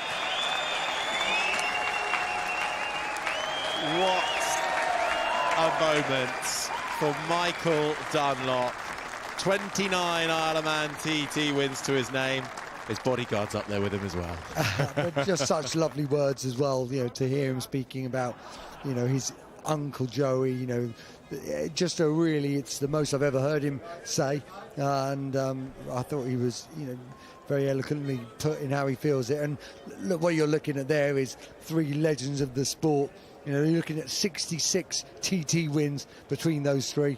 And so it really is an incredible, you know, for the road race fans, you know, and for motorcycle fans, you know, it's a wonderful honour to see that these guys celebrated here at Goodwood, and to see the crowd appreciate it, you know, to hear the crowd and see them. It's just a wonderful thing, and a huge congratulations to all 3 of those amazing men.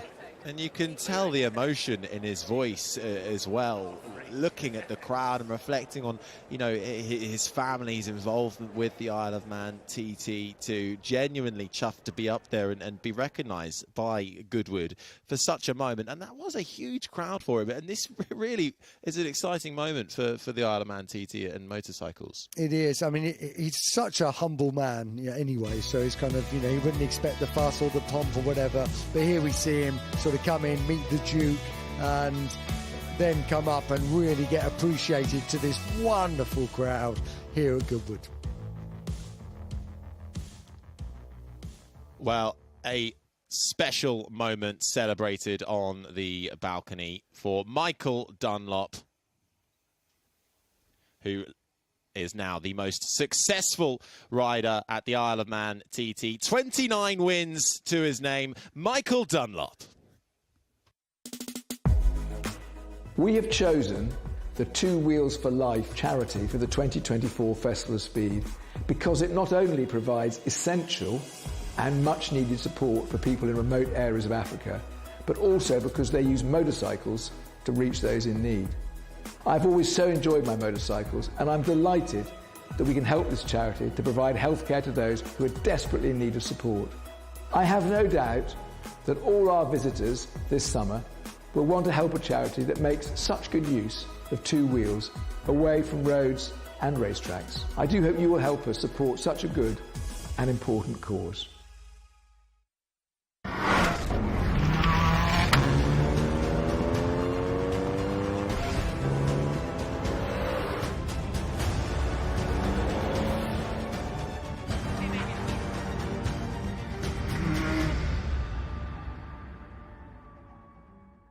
What a great ride from Tom Marquardt on Quickthorn, who wins the Africa Goodwood Cup.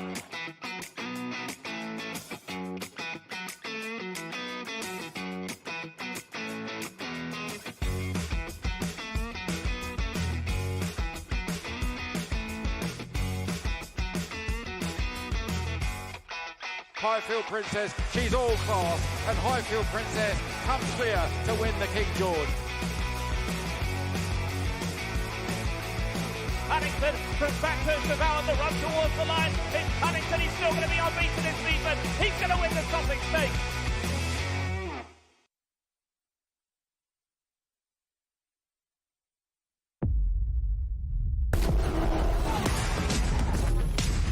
Yeah.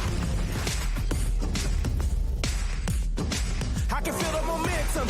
I'm on a mission, burning through my lane. Do I have your attention? Do I have your attention? Better know my name. Got the soul of a giant, the force of a titan living in my blood. Ain't no way to deny it. My energy rising, I'm feeling fired up.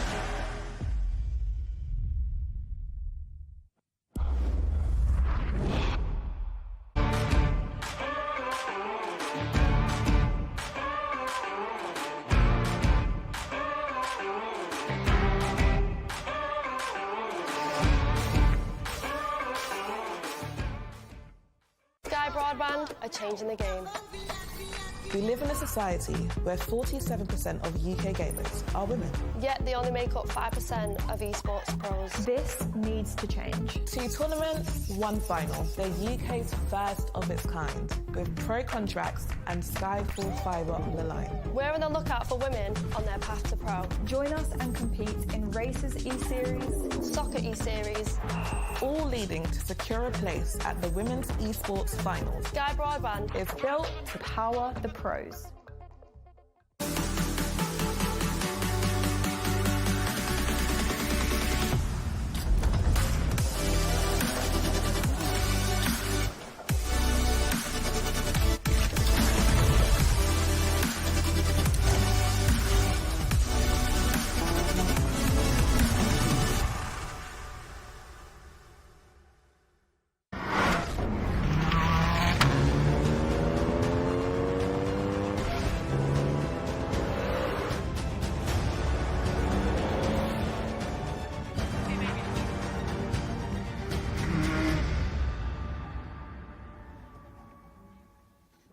Well, my goodness, all the fun and games of the Goodwood Festival of Speed. Ben Edwards and Bruce Jones with you now. We've just been enjoying that massive celebration of Michael Dunlop Very, very impressive, and so great to see so many fans out there enjoying it. There are so many things to look at, absorb here at the Festival of Speed, Bruce, from those magic Formula One cars we saw heading up the hill just a little while ago, to the motorbikes, to the history of some of the great riders and drivers that we'll be going through, some of the other great stars as we continue through the afternoon today.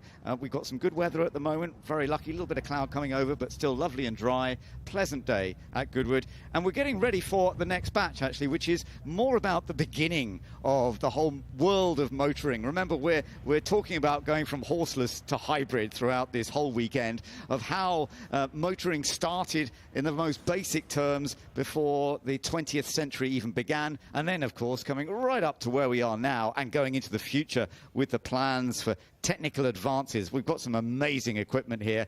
The next batch coming up will be some of the oldest equipment that we've got at Goodwood this weekend. It's when you dip all the way back to the end of the 19th century, you realise just how far we've travelled, and in fact massive quantum leaps from time to time as a new form of technology has come on board, whether that was supercharging using gas turbines, twin charging, that's turbo and supercharging, hybrid, electric, and we can go on. In fact, we have gone on, but you know what? In the history of motorsport, we have not stopped. We will still be going on from here. So everyone, I would warrant, comes here with something they particularly want to see, and they go home with 2 or 3 new favourites. That's the very nature of the Goodwood Festival of Speed. It is lovely to see so many fans here absorbing every element of this Goodwood Festival of Speed. And there are many elements. I mean, we focus, of course, on the hill climb, but to the side, to the top, there are all these other examples that they can go along to look at, whether they're vehicles or manufacturers or other equipment that is involved in cars, the motorbike industry. So many things to go and explore. Other events like the rally events up at the top of the hill as well. It really is a full day to come here and absorb every element of it. Oh, an array of shops on the infield as well, so lots of people taking an hour or two out to that. But what I love is the fact you have families of 2, 3, sometimes even 4 generations all here enjoying it in different ways, and a bit of history being passed down through the sort of familial line. That, to me, is one of the very special elements of the Festival of Speed. It is, I agree, and it was lovely hearing David speak to that family yesterday, where the younger son came here as a baby, first of all, but he's been here every year since, and growing up with this in the background. And I know a lot of families, as you say, do absorb every element of this festival. So here we are. We said it was going to start with a rather early way, and here we go with the steam wagonette, the Salvesen steam wagonette. It's a twin-cylinder, steam-engined machine, because when horses were put away, or started to be put away, they were still around actually when these were produced. But of course this was one of the ways to try and create movement and progress and to get from A to B, and this steam-powered machine does require, I'm glad to see it's got so many on it actually, it does require 3 to make it run properly. The one at the back running the boiler is probably the most significant. One would feel so, stoking the engine, people up front, they're just in it for the ride. But bear in mind, this was one of the very, very first road cars in Scotland, and it arrived 3 years before they repealed the Red Flag Act. No longer needed someone walking in front with a warning red flag. Where's the horse? Well, the horse is history. Well, it's lovely to see it.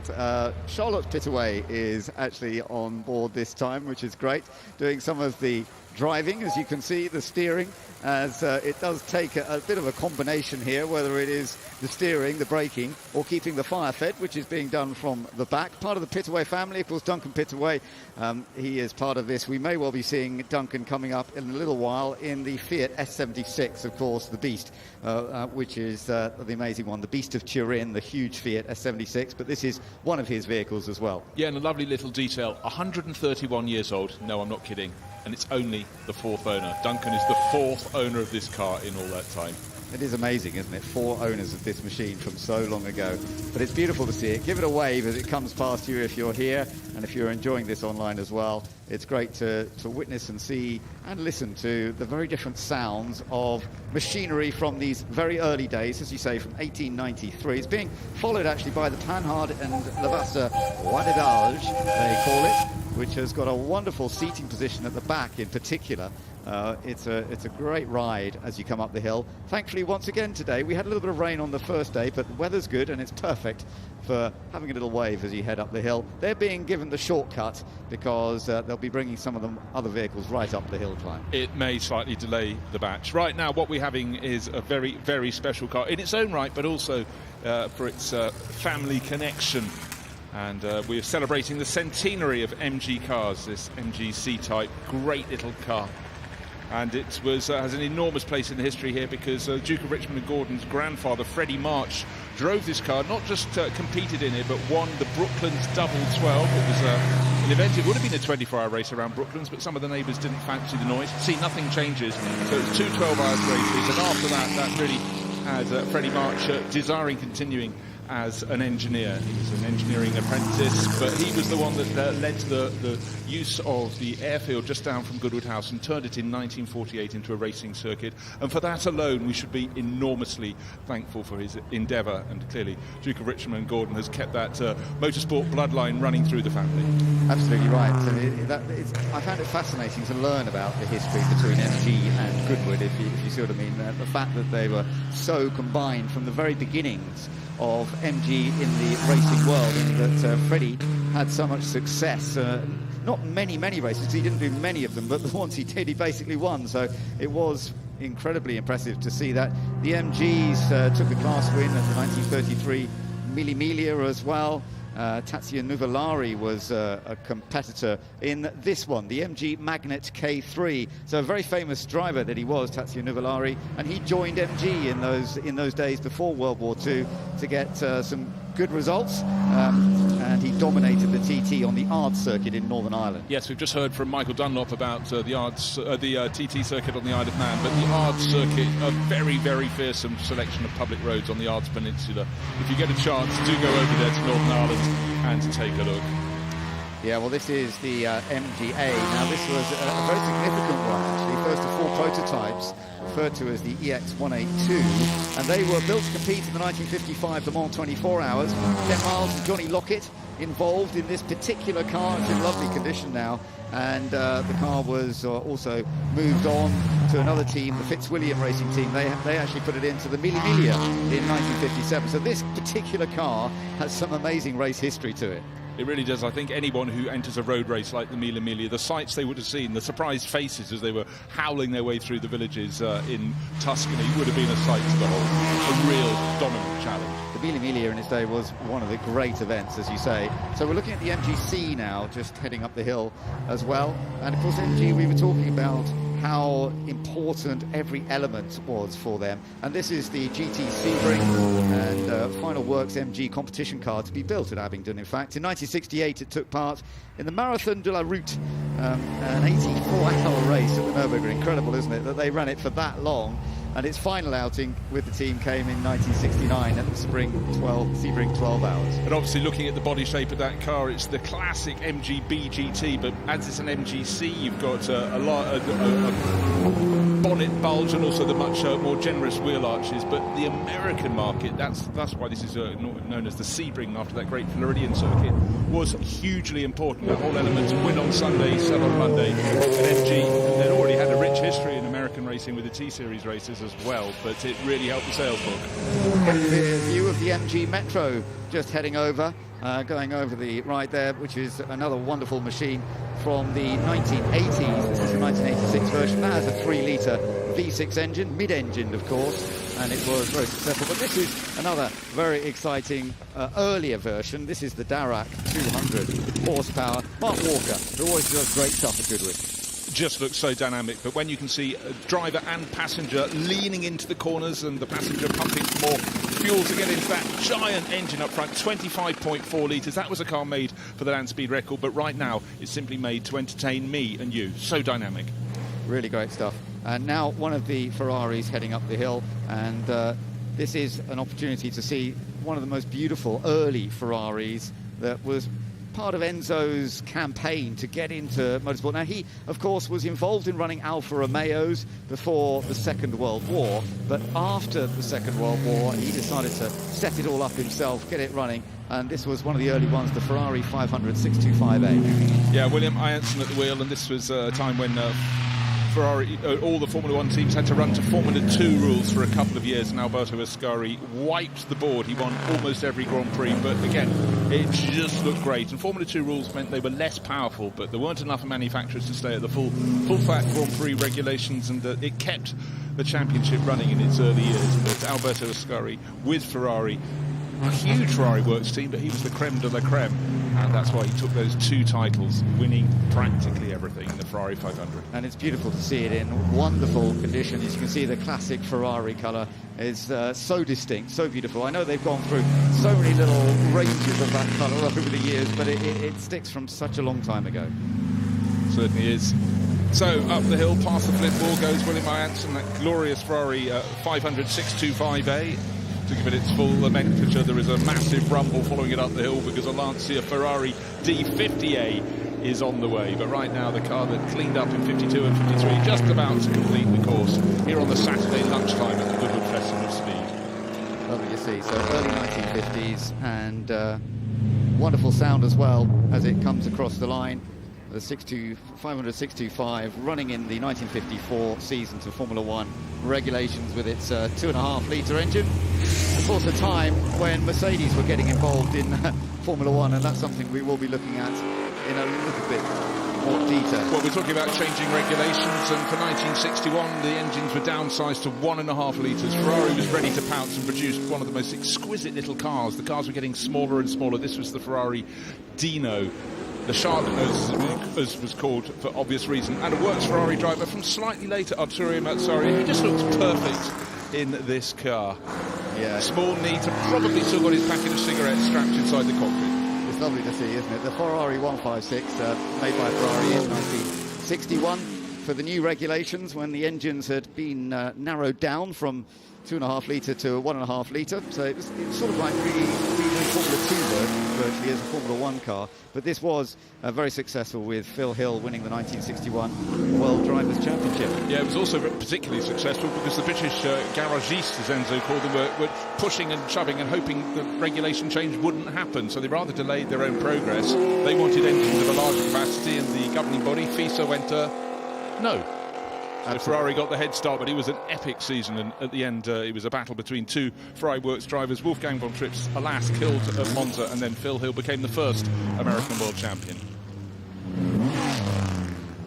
So we've got one of the Maseratis just heading up the hill now from 131, the Maserati, that's the 250F. So this was one of the great classics, the Maserati 250F, huge success, 2.5 litre straight 6, so this was before the engine sizes were reduced, and Manuel Fangio, of course, took a great deal of success with Maserati 250F. Well, he took a great deal of success with absolutely everything he drove, the mighty Argentinian. He stepped away when Mercedes burst in 54 into Formula One, stunning with him in 1955, and they pulled out after the huge number of people, spectators were killed at the Le Mans 24 Hours, and he got on board a Ferrari 250F and made it sing like no other driver could do. And another person who was absolutely on top of his craft in another car made in Italy, the Lancia Stratos HF, fantastic rally car, and Sandro Minari in this Marlboro livery was sensational. Didn't seem to matter what surface he went out on.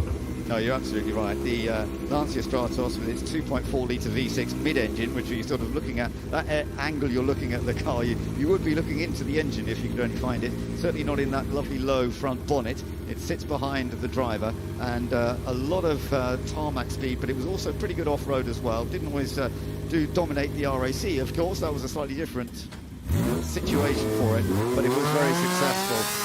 It's built to Group 4 specification.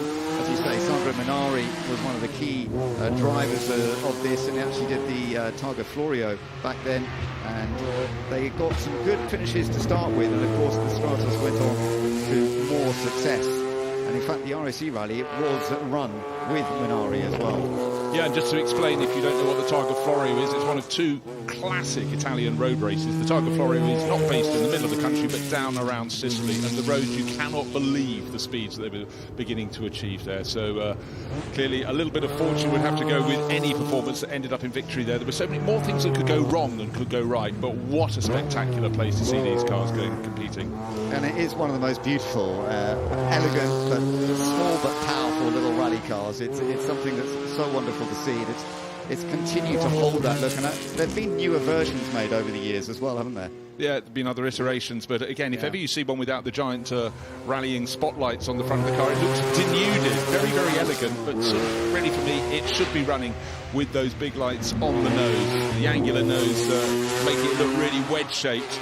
And good to see, actually, not just 1, 2, but maybe 3 or 4 Lancia Stratuses can't really have enough, frankly. This is the one driven by Alessandro Pasquale, who's driven for Supercar and Porsche, but he found his real métier when he got on board in the Lancia camp. And how could you not? We talk about sounds, and this made a totally distinctive sound with that little 2.4-litre V6.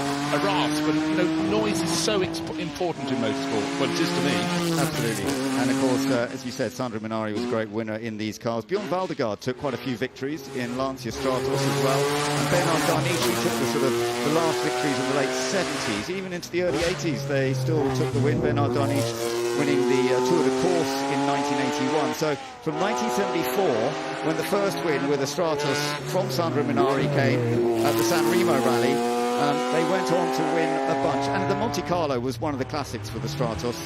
The Monte Carlo was won in 1975, 76, 77 and in 1979. So the Monte Carlo Rally really suited it perfectly well. Now we're moving on to the Bugatti 35. And this, in the 1930s, Bruce, was one of the most capable racing cars that anybody came across, really. They won so many races. So many races, Ben, they topped 1,000 victories. I'm not making this up as I go along, because there were a prodigious number of races, more races than there were circuits, but so many towns and cities wanted to attract the sporting action. They'd have a race along the seafront, but the Type 35 was just absolutely spot on. The narrow little tracks, and gradually superchargers were added, and there's one Ben Bessard really pushing that very hard indeed. Little twitch right at the end of the course. That will get the heart pattering a little bit. I tell you what, Julian Majouf, he drives that so well, and he is going to be battling in the shootout later on. Now we've got the BRM. This is always wonderful to see, and listen to this. We will try and go a little bit quiet as we listen to this, because this is the V16 Supercharged. Let's have a listen.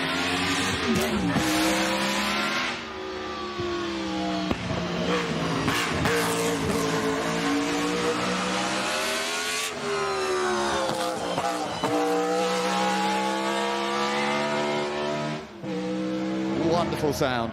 This has been recreated in recent years. Yeah, using 20,000 technical drawings, and they had to get them in the right order, but there's an engine that could be heard in Hampshire from here.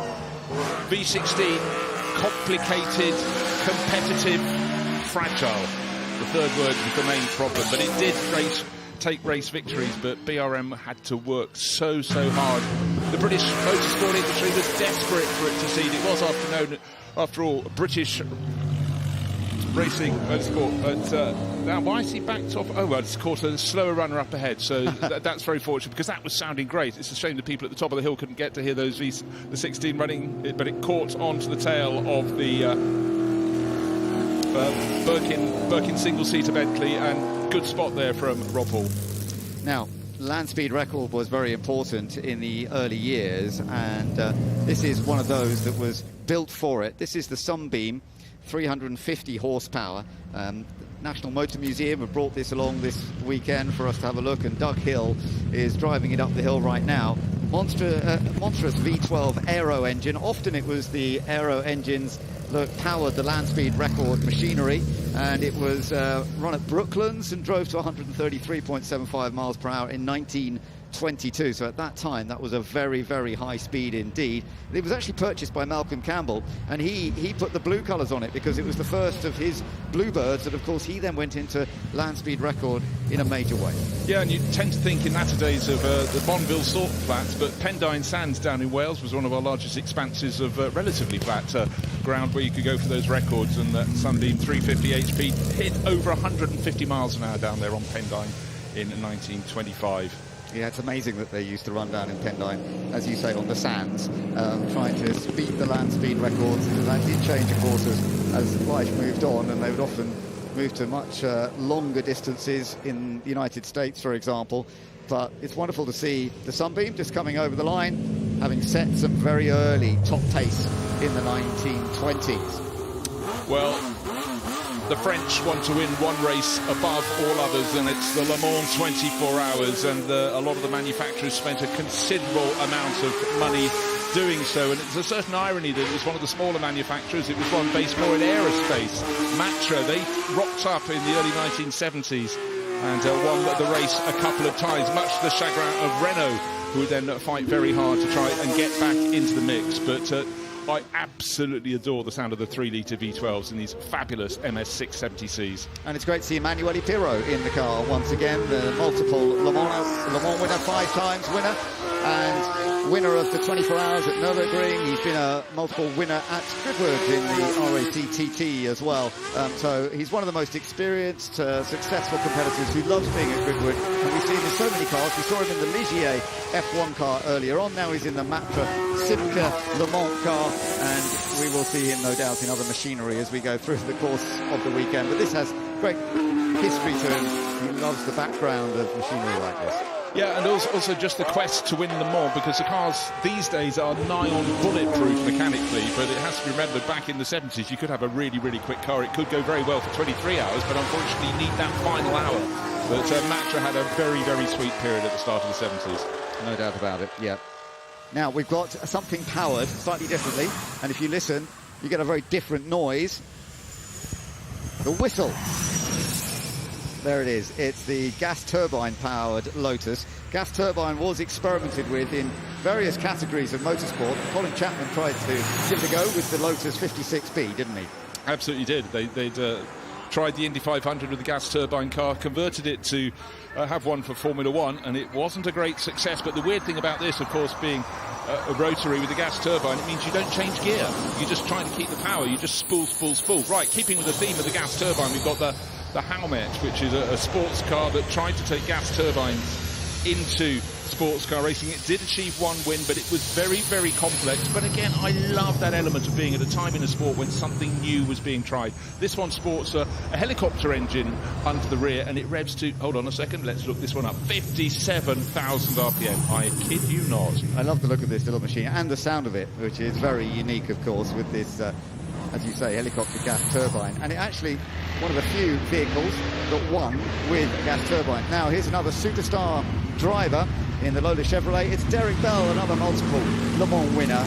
Always another fan hero here at Goodwood as well. Derek Bell still very capable of taking these beautiful cars, be it powered by big V8 American engines. The Lola Chevrolet T70 Spider was a great example of creating that pace that they needed. Open top, of course, and on a day like this, a beautiful machine to drive. Absolutely so, and the sound is extraordinary. Now, there's something very, very special on the start line. 116, you may not have seen it before. In fact, you have. I will be flabbergasted. This is a car, the designs were created 90 years ago. It's the Auto Union Type 52. And it's only just now been built. And it's far more of a supercar than it looks from the outside. You've got a central driving position, and look at the length of that tail. And there's a fabulous family connection here. Hans-Joachim Stuckel driving this car, Jokel driving this car, but his father was the Auto Union king of the mountain climb champions around Europe in the 1930s, Hans Stuck. And this is like a family car, but a whole lot faster. But I'm just going to say it again, 90 years before they got around to making it. This is remarkable because this was proposed by Ferdinand Porsche and it was sketched up in period by Erwin Kremender, but the project was shelved before the car could be built. So you're right, it is 90 years since it has actually been completed with a V16 engine, and apparently it's got a central driving position, almost like the McLaren F1. So the Auto Union turning into a road car. This is lovely, and this is an amazing thing to see. Type 52 with the 4.4 litre V16 supercharged engine that was a part of Auto Union at the time. And looking in through the windows, you can see that dark blue helmet with the sort of stuck-on stars, which was created by Hans Stuck in a moment when someone said his helmet was boring, and that's been his trademark ever since. Just little hints as it went past the house of the potential of the car. Clearly, it's nigh on brand new, but a V16 supercharged engine. Put your foot down. This is mid-1930s in terms of the design and the concept. As the sport moved forward, making supercharging work all the more. We'd seen it working supremely well for Bentley at Le Mans, but this is so special. I think I'm going to go away and digest this one. Yeah, we all should. This is something very, very new. And as you say, the fact that Hans-Joachim Stuck is driving it when his father raced Auto Union. He was the winner of the Italian Grand Prix in 1935 with Auto Union. They spent 5 years together, his dad, with that Auto Union group. And Hans-Joachim Stuck, who's now driving it, he's now 73 years old, and a man who has had 74 Grand Prix starts in his own time, and a double winner of Le Mans. Lovely to see that combination of him in that machine that's been built after 90 years. Right, something else now, the Lancia Delta X4 Group B, one of the great rally cars. You just used the word combination. That's absolutely apposite here, because this is a car that's what we call twin-charged. Turbocharging, not enough on its own, neither supercharging. Combine them, and that's what gave the Delta S4, as well as its incredible lightweight format, such performance on the rally stages. It did. It had great performance as well, and Henri Toivonen so sadly was lost from us as one of the great frontrunners with the Lancia Delta. But there were accidents happening in various forms at that time. Group B proved to be just a little bit too powerful in a way, and that got cancelled. We just saw the Lancia backing off, because unfortunately the glorious little Ferrari, the 308 GTB, has come to a halt. Whether that's halted because something in front has had a problem, but that's up just on the exit of the Flint wall, so not the place you want to sit, but the marshals will have flagged very clearly that something was amiss. So that's sitting there. We will find out what's happened, but very well done to the Lancia driver for backing off there. Yes. Driver on board was James River. There's the red flag, which means no further traffic going at speed on the hill come to a halt, and the drivers have done precisely what they were requested to do. Absolutely, yes. No, sensible stuff. Unfortunately, it does look as though that Ferrari has come to a halt. That actually is a rally Ferrari, interestingly, rather than a racing Ferrari as well. So we were talking a bit about rally history there, but quite why it's just come to a halt, I'm not too sure. It doesn't look as though it hit anything. It's just presumably a mechanical issue that has just brought it to a halt. And the marshals, as ever, doing a wonderful job here at Goodwood Festival of Speed. All the way up the hill, trying to get things sorted as quickly as possible. Never easy, because you've only got this one route up to the top. Once everybody has done the route to the top, then we wait until they can all come back down. There's no other way, so it does cause a bit of a delay. Yes, you always hope that if someone has a problem, they're very near a grass verge, of which there aren't too many as you go. Once you've gone past Moulcombe, you tend to go up towards the trees, or a little access road. But all will be done. The marshals, hugely experienced, the rescue crews, they've been doing this for a while. It is the 31st Festival of Speed. Have to keep saying that. I think I've not been to 2 of them, but it has grown and grown. The crowds took the Duke of Richmond and Gordon, Lord March as he was back then. Enormous surprise. He thought a couple of thousand people would arrive at the first one. Oh my word, wrong by a factor of about 10, and since then the world has come, the manufacturers have come, and it's in so many ways, Ben, led to encouraging people to finish those restoration projects. And having just seen that Auto Union Type 52, that is probably the greatest recreation project I've seen. Imagine the people involved who, for various reasons, would have been frustrated when it wasn't built back in period in 1934. They're not around to see what the outcome is, but that connection with Hans-Joachim Stuck to his father, who was one of the works drivers at that time, I think is phenomenal. I totally agree, and I think it's a stunning thing to look at as well. And I always loved the shape of the Auto Unions, with the fact that they ran the engines behind the driver, which was really, it wasn't the first time ever, because some of the very elderly cars in the early 1900s had engines at the back. But nonetheless, by the time we got into the 1930s, nearly everything was front engine. But Auto Union went for that, and it was Ferdinand Porsche, of course, the man who would come up with the 356 and the 911 later on, and the Porsche family developing the rear engine machinery. But the Auto Union, it was successful, but not quite as successful as Mercedes with the front engine version. So everyone thought, front engine does seem to work better. And when it went into Grand Prix racing after that, they did continue with front engines for a while. They certainly did. You always felt Auto Union had the people in power who said, let's do different. Let's just try a different approach. But imagine being a German motorsport fan in the 1930s. You were spoilt for choice with 2 massive manufacturers with government assistance going at it. And we talk about it not being a linear process as we go through this horseless to hybrid development. Clearly, that was a period of enormous boost there, and they drove the motorsport world on. So the Lancia Delta S4 being pushed back down the slope, the Ferrari 308 GTB Competizione likewise being moved clear. So we'll get cars going on the hill as soon as we can, once it is safe, and that is the byword on all things at the Festival of Speed. Absolutely. So the Renault 5 Turbo Group 4 also stopped at the moment. So another of the rally machines. Renault set about getting involved. And the Renault 5 Turbo, very different to the road car, of course, because that went mid-engined as well. So we're talking about engines behind drivers. The original road-going Renault 5 that many of us enjoyed growing up as a road car was a front-engine machine, but the rally car with the engine sitting behind the driver. Only space for the 2 people, the driver and the co-driver, of course. We may get to see that in a moment. It just depends how they're going to sort the clearance out right now. I think that, as you say, they've managed to get the Ferrari out of the way.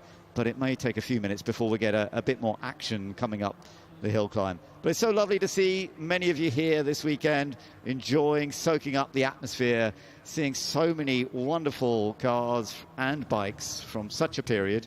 There we are. The Ferrari is now making its way down. We've definitely got a bit of a pause, so let's go back up to the top of the hill with David. Hans, what a beautiful machine. I can tell you, when I drove it the first time 4 weeks ago, I fell right in love with it. I've never seen such a combination of a fast car with its engine, 16-cylinder, compressor, and then how it drives, a passenger right, a passenger left. This is just outstanding. It's stunning looking. It sounds incredible. That's right. I mean, what more do you need? And what an achievement building it from scratch. So you're doing a little bit, obviously, for people who don't know, this car didn't exist, did it? No, it didn't exist. It was just there were ideas about it, and then they were put on the side. And now I think that 7-8 years ago they started building it, thanks to Timo Witt, and now it's here. And the driving position, it could teach Gordon Murray a thing or two, couldn't it? Yeah. No, it's not so bad. I mean, there's enough room for the legs and everything. When I have two passengers, might be a little bit tight, but it's okay. What's it like driving it? I mean, here you cannot really try so hard. But when I drove it in Neuburg in the airport, I think I did about 250 top speed on the straight. It's perfect. Perfect. Well, it's brought a smile to many people this weekend. I think it's one of the crowd favourites for the weekend. Fantastic. Okay, super. Enjoy. You too. Thank you. It's really... So it was lovely to see that and to hear from Hans-Joachim Stuck about that machinery that has finally been built after all these years, when it was drawn up pre-war, but was never actually made. And now to see it having been created, I think it's lovely that the effort, the work has been put into that and created it so beautifully. But it was also the combination of so much technology. We were talking about supercharging, finding its feet in motorsport to give a lot more power and better power delivery, but then to have 16 cylinders just to make it complicated. But that was the ambition and the desire for excellence. But there we are, 250 kph, that's just over 150 miles an hour. So he did that on an airfield in testing. This is not an airfield, but it's just phenomenal. And Tom Christensen, 9-time Le Mans winner, does many of those with Audi, which obviously is a mark that came out of Auto Union. He has been raving about this car, and I dare say if you go out on YouTube, you'll find some footage of the great Dane explaining all. Absolutely, yeah. Tom Christensen, actually, we didn't see him, but he's been driving the Auto Union race car, hasn't he, from that history period, rather than the newly built road car that Auto Union never created at the time, whereas Mercedes, of course, were creating lots of road cars as well as their race cars. Auto Union were really just focused on the racing at that time, but that all changed, of course, come World War II. It did develop into Audi, and we've got plenty of Audi machinery to enjoy as we go through the afternoon, particularly when we get into the celebration of the Joest team, which ran many Audis to victories at Le Mans. And we'll be talking about that a little bit later on. We'll be seeing some of those vehicles coming up the hill. Right, and a few of the cars from the back of that batch are actually being returned to the paddock now. So there'll be no more coming from the bottom. And I tell you for why. See the giant structure in the middle of your screen. In 5 minutes' time, or maybe only 4 now, we're going to celebrate a little later. Oh, apparently still some cars at the bottom of the hill. I was getting ahead of myself yet again. But great to see out over the top of the house and to the sea, the south coast of England on a sunny summer's day in the background. Absolutely, and there's always a chance to have a lovely drink and enjoy the day. Coming in, I wonder what time everybody came in. Some people coming in very early, some people coming in a little bit later. A lot of people camping down the road. There's a beautiful campsite there as well. Well, a lot of people realise you can't get it all done in one day. Right, the cars are going on up the hill, so we're still in the world of rallying. We're in the world of very, very special Audi Sport Quattro S1 E2s. We've had the Audi A2 Quattro from the few years before, a little more simple the simpler one, Stig Blomqvist at the wheel of that, and so much performance, but it was Audi that made four-wheel drive work in rallying. Plenty of power, 350 horsepower on tap, and scored podium after podium, and wins coming all over the place. And Stig Blomqvist, he's the right man in the right car. He is. It's lovely to see Stig Blomqvist now in his late 70s, but lives in the UK, World Rally Champion in 1984 with the Audi Quattro, so this is so much a part of his heritage. multiple winner he was of the Swedish rally, having come from Sweden, where it all started for him in rallying, when he started rallying the Saab 96 in the early 1960s, becoming a works Saab driver, and then joining Audi, as I say, in the 1980s. He also worked with Peugeot and with Ford as well, and Aston, and carried on competing right up into the 1990s, actually, with Skoda. Now, looking at we're looking at technology changes, so this was one of the key ones when Renault brought the turbocharger into Formula One. It scared absolutely no one when it arrived in 1977 because it seldom lasted the race distance. It's retirement for Jean-Pierre Jabouet, but he stuck with it. Renault stuck with it. They had endless power, and with each race they seemed to be able to crank it up a little bit further. They had to check what the reliability would be, but finally, halfway through it, well, effectively 2 years on, almost a day after its arrival in Formula One, it took the first win. And how good was it that it did it on French ground, with Jabouet winning at Dijon-Francorchamps. And this car entered by Renault Classic. It's fantastic. It's still out here for us to see and to hear. Yeah, and created that whole world of turbocharged Formula One cars. Now coming up the hill is the Porsche 93677, and it's Jackie Ickx who is driving it, which is wonderful, of course. Multiple winner of them all, and this is one of the vehicles with which he managed to do it.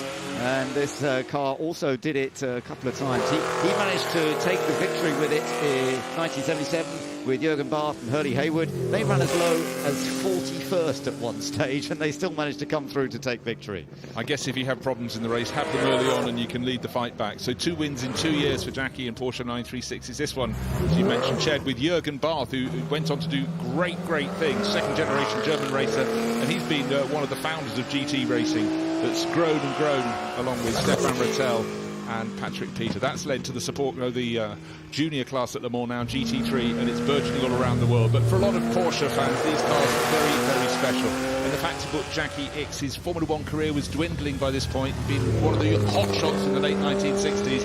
But this cemented it. His first 2 wins out of a tally of 6 eventually, and so many of those later on coming with Derek Bell. Yeah, that partnership that he had with Derek Bell was very crucial, and yeah, lovely as well. Ford Zaxpeed Escort is the next one. It's nice to see Johnny Molan out in this, and before a tough time in Formula One, Zaxpeed was actually one of the top runners of saloon and sports car racing machinery, and they ran the Works Ford program in the DRM, which was the German Touring Car Championship and the European Series as well, and they ran this Zaxpeed Escort to good effect, taking class wins at places like Brands Hatch, Brno and Silverstone. And what a gorgeous machine it is. Yeah, phenomenal engineering outfit. Niedersachsen in Germany, of course. From these, they moved on to space frame Ford Capri, some of the greatest cars of my late childhood. They just look like Batmobiles, but these were very robust cars. And the main thing of Eric Zakowski, the boss, the owner of Zaxpeed, was he just had ideas and he was dogged in his pursuit. Alas, without the right engines for Formula One, their thrust there in the 80s didn't work, but it was one of the names in touring car racing in the late 70s, and Johnny Molan would have been loving every second of this. Yeah, absolutely, because this would have been just a little bit before Johnny's his own race career, but Johnny has had such a fantastic career, competed in every class of World Championship sports car racing, but for him to go up the hill in an Escort like that, I'm sure he's really enjoyed it. Now, Michael Lyons in the Gurney Eagle Chevrolet. This is one that we will be seeing doing the shootout later on as well, and he is always extremely rapid. This is with the 5-litre V8, so lots and lots of horsepower, Formula 5000 version of the single-seater. Yeah, actually great. The engine note. There was that famous race at Brands Hatch where Peter Gethin beat all the Formula 1 drivers with a Formula 5000 car. Their reliability was absolutely excellent. The noise phenomenal. But Michael Lyons drives this hill like almost nobody else. It doesn't even matter what he gets into. We saw him coming out of the exit of the second corner, almost on the grass, but the foot fully planted. Great noise, and I really do like this Chevrolet engine Gurney Eagle. Looks the business. Michael took his 8th win at Monaco this year in the historic racing at Monaco. He's done so well in historic racing for a number of years, and he's going to be rapid when we get into the speed shootout a little bit later on. Right, a Ferrari, one of the very early Ferrari racing cars. 1948, it was the 166. They started with cars not of a single-seater format, but once they got there, it was the foundation of the cars that would take them into the World Championship when that kicked off in 1950. But blue with the yellow bonnet meant it was a car up from Argentina. This is in the days when people painted their cars in their national racing colours, and Jose Froilan Gonzalez, the name is on the side, he came up and actually gave Ferrari their first win in the World Championship at Silverstone. The Pampas Bull in his ball. A big brute of a man, but with incredible finesse behind the wheel. Yeah, and it wasn't amazing that it was Silverstone that Ferrari took their first ever victory in the Formula 1 World Championship. It was a lovely story, and still they've had a big number of victories in the British Grand Prix over the years, so didn't quite manage to do it last time out. Of course, last week when we saw that remarkable victory for Mercedes, but Ferrari always in the game and have been that longest part of Formula 1 right from the early years. And we're seeing some of these very, very early versions. Of course, this was just before the World Championship actually began that they produced this, with its 2-litre V12 supercharged power, which certainly created a lot of horsepower, a lot of speed. And Juan Manuel Fangio was a key part in his first win for Ferrari in that machinery. So there we are, just looking up now. We've got Richard Petty in this, apparently. So that's, yeah, he's passenger in this one, I can see.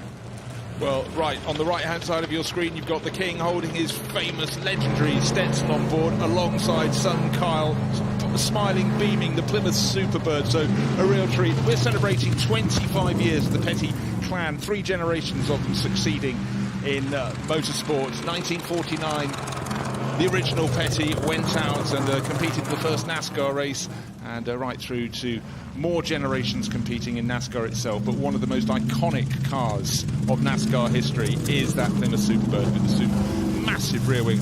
But isn't it lovely to see Richard in that Fiat S76 of Duncan Pittaway? That's the machine from 1911, as his son there taking photographs. Smile, Dad, come on. That was a lovely shot. The fact they can go side by side on this narrow track is actually very impressive when you're in a big NASCAR, and a rather narrow, big engine Fiat, I suppose. But Richard hanging on to his hat, the 7-time NASCAR champion, who won it from 1964 up to 1979. And it's Lee alongside, who's a 3-time champion as well. And yeah, Richard with that remarkable background, the king of NASCAR, as he was labelled. And the celebration was yesterday. We really enjoyed it, but it's fun that he can still celebrate today as well. Yeah, celebrated up on the balcony, but he still talks of that 200th NASCAR win. Fittingly, on Independence Day, the 4th of July, the President of the United States was there at Daytona. It was meant to be, win after win. So, from Lee Petty, who kicked it all going, to Richard, the king. No one comes close in terms of NASCAR royalty. And his son, Kyle, who's actually, unbelievably, this is only his first visit. For the king, it's visit number 3, and he's lapping it up. He said, we're happy people because we're among motorsport people, and that really is precisely what they are.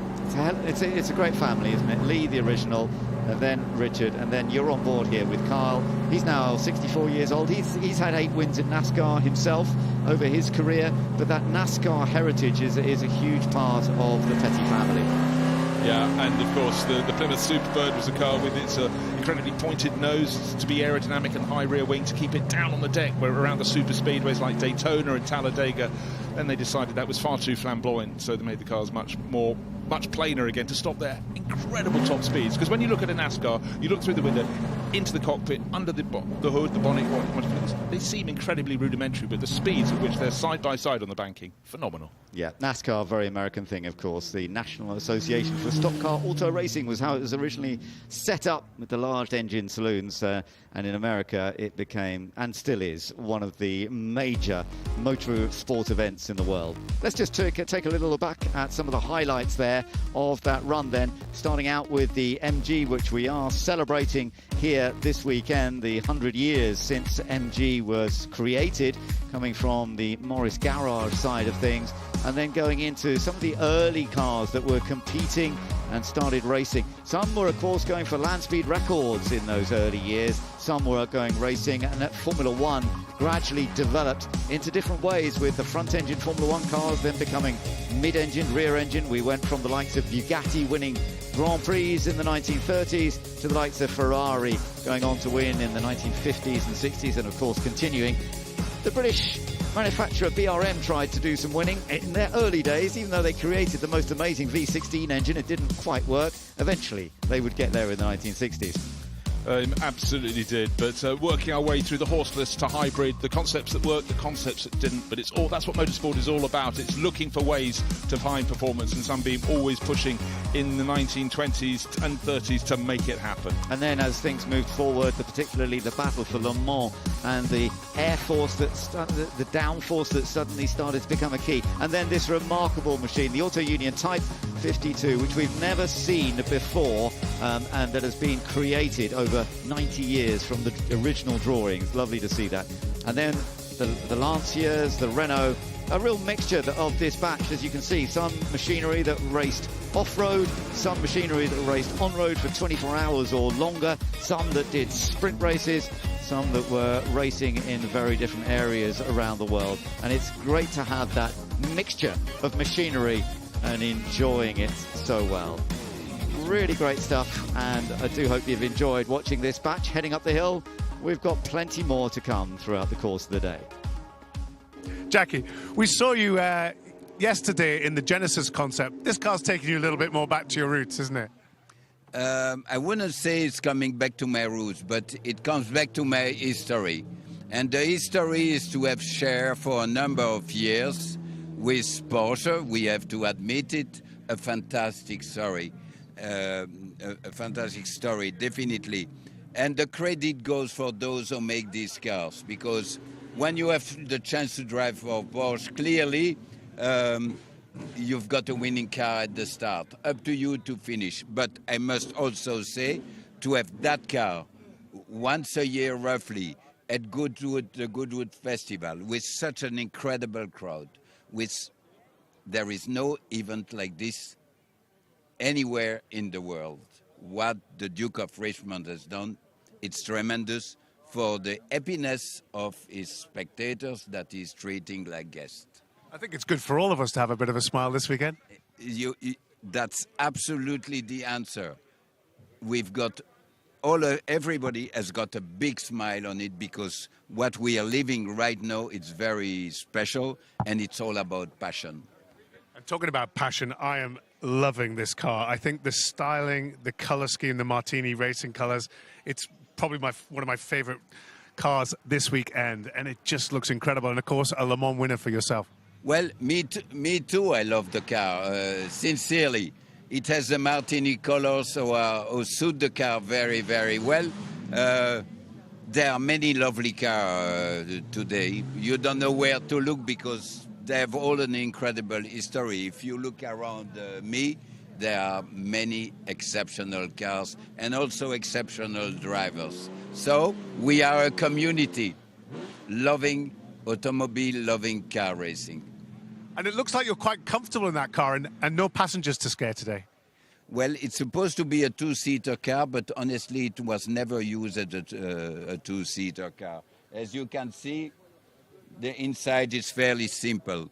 But going in, after all these years, still, it's like it was yesterday in a way. We talked to a few drivers, people like Steve Blomqvist over there, Emerson Fittipaldi, and they get quite emotional when they get in their cars, because they said not only does it feel the same, it actually smells like they remember it. I think it's quite an incredible thing. Yeah, yes, you are right, because we have all sorts of cars here. That one goes on normal fuel, but you have ethanol, you have some with racing oil. Yes, it's emotional, because it's an opportunity to see the history of automobile racing, and all the cars are really so attractive. But once again, what an atmosphere at Goodwood. Absolutely, and you're definitely contributing to that with your presence here in this fantastic car. We did. Thank you. Lovely being here. Everybody, thank you. Always wonderful to hear from Jackie Ickx, as he has brought yet another machine up the hill here at Goodwood Festival of Speed Day. And so much to celebrate, so much to enjoy. And just in the background, I can see a little bit of smoke being created, because what we are about to do is celebrate 100 years of MG. It's great to have this celebration, there's no doubt, because it has been such a part of Goodwood history as well. We've got the structure up here representing two ends of MG from the west to the east as well, but it's the MGB on the far side, which of course the major classic MG for so many people, and then the Cyberster is the one on the closer side to the left there. That is the one that's been launched here at Goodwood this weekend. We've seen a few versions of it, all electric, open two-seater sports car, very much in the tradition of the MGB. Yeah, following the ethos very much indeed. There's also a coupe version, looks stunning down on the MG stand. So new models coming thick and fast. And this is the celebration of the centenary. And, of course, as we mentioned in the earlier batch, the family connection with Duke of Richmond and Gordon's grandfather, Freddie March, racing, not just racing, but winning in MGs, including the Brooklands Double 12 in 1931. And that established the family in the world of motorsport, and they're still right at the heart of it. Absolutely right. It was all created out of the Morris garages originally by Cecil Kimber in the 1920s, and they started with that type of machinery. But of course the MGB is one of the cars that we remember the most from 1962. The MGA before that had been very successful in America, for example. I gather over 80% of production of MGAs in those days actually went over to the United States and had victories in various key races. But the MGB, launched in the early 60s, also had success in racing, but became a massively popular car for road fans, for people who just used it as their everyday machinery. No, exactly so. And then back this side of the Atlantic, the MG Midget was such a fantastic little car, smaller, more nimble, but worked very well in tandem with the MGB, and that's where the sales of the marque went for so many years. And of course, in lots of club racing on both sides of the pond, MG was the car to have. Yes, absolutely right. And of course they then had combinations with other manufacturing in the UK, and the MG name was used with the likes of Metro and Maestro, and it has moved on over the years in slightly different formats, there's no doubt about it. But let's take a little look back over the history of MG.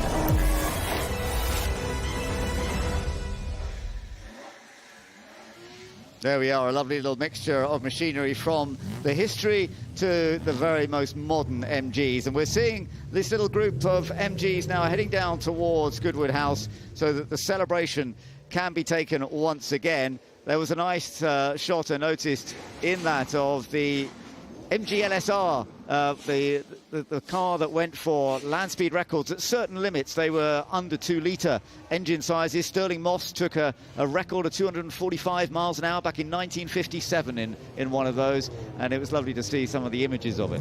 Yeah, and also the modern iteration, the electric version they had alongside it. Instead of being called the EX181, they've just added another E to denote electric. EXE181. If you haven't seen it, go and look it up, or best of all, go down to the stand to take a look. It is a remarkable machine to look at. We wandered past it the other day, and it is very impressive. So that is here at Goodwood this weekend, part of the new part of what MG is all about. We've got the electric Cyberster as well, which is very much a road car that is going to be available for people to buy and take on the road, fully electric, but with that open top sports car style to it that is moving forward. With MG currently these days producing quite a range of SUVs, road cars, and actually proving very popular in the UK. They've got a very good market still here in the UK.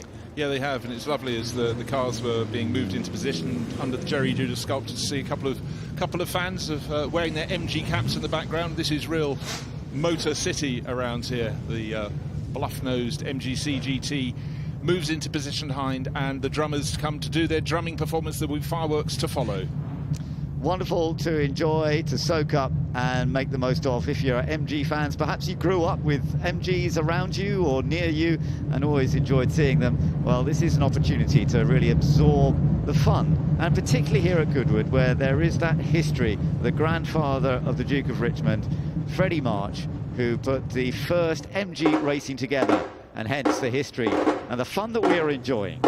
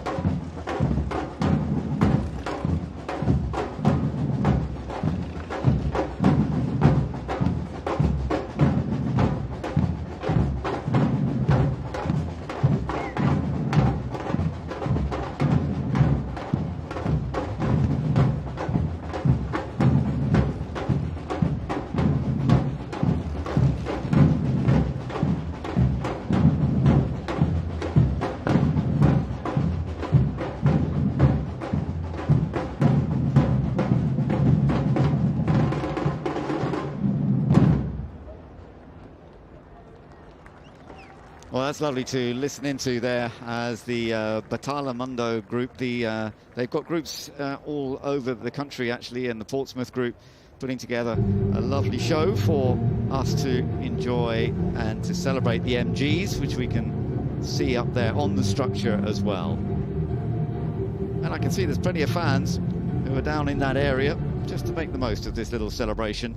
That group of cars that we have down there, as the music continues, in fact, and the celebration continues a little further, and the fireworks start coming up as well.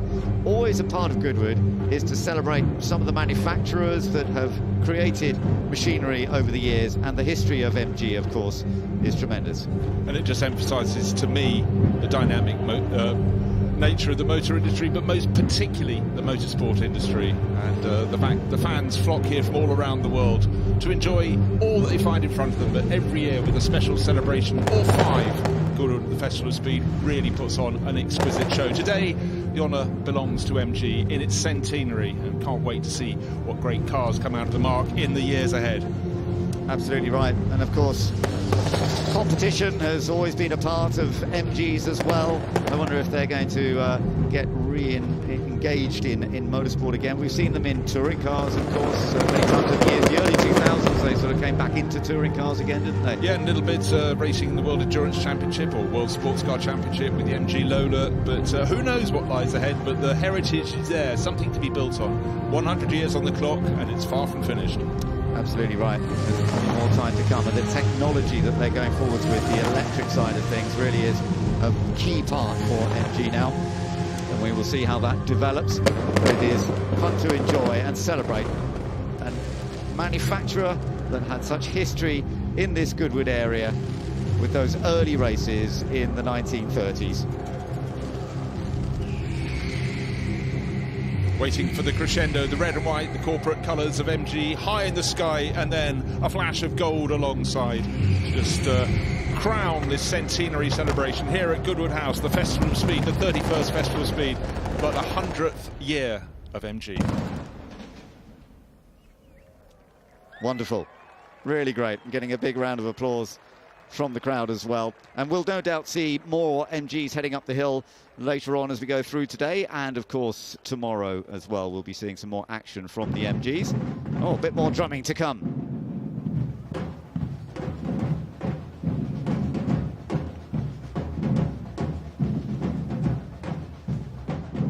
So let's enjoy this next little display from the band.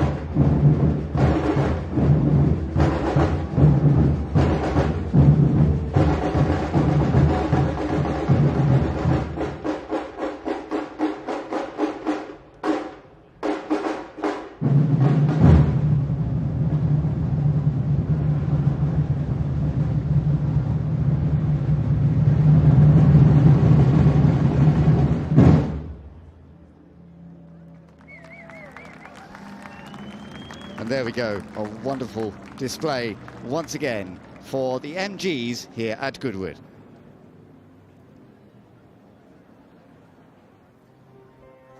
My grandfather, Freddie March, is the reason why I became interested in motorsport.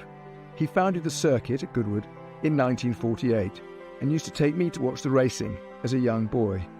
Those early experiences cemented my lifelong passion for the sport. He had always been fascinated by engineering, everything from model making to aviation, and discovered motorsport in the late 1920s. Having graduated from speed trials to circuit racing as a driver, he formed his own team, just as MG was releasing its latest racing car. He was particularly drawn to clever, lightweight engineering, so the new MG C-Type was a natural fit. His team, the very first Works MG team, combined the MG's inherent pace with his own attention to detail, and was hugely successful. With co-driver Chris Staniland, he won the legendary Double 12 at Brooklands in 1931, and there were further victories at that year's Irish Grand Prix and the Tourist Trophy at Ulster, all against much bigger opposition. Freddie would ultimately become more well known for founding the circuit here at Goodwood, but that might never have happened without his own experiences in racing.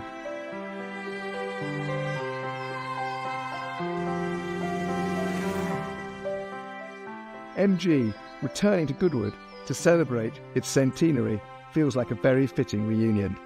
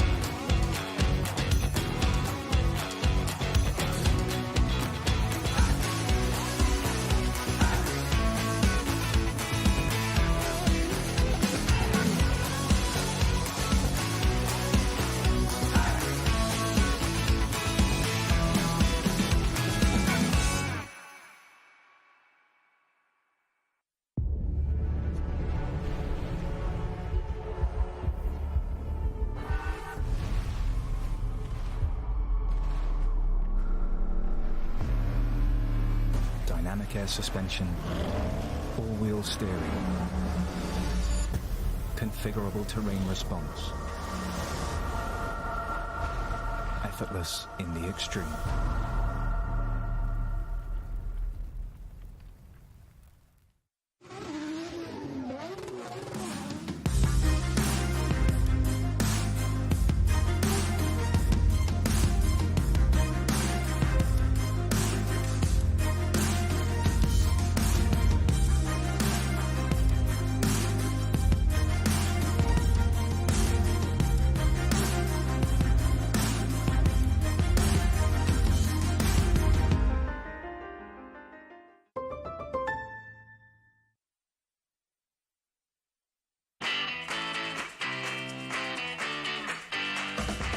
You're never too young to fall in love with classic cars.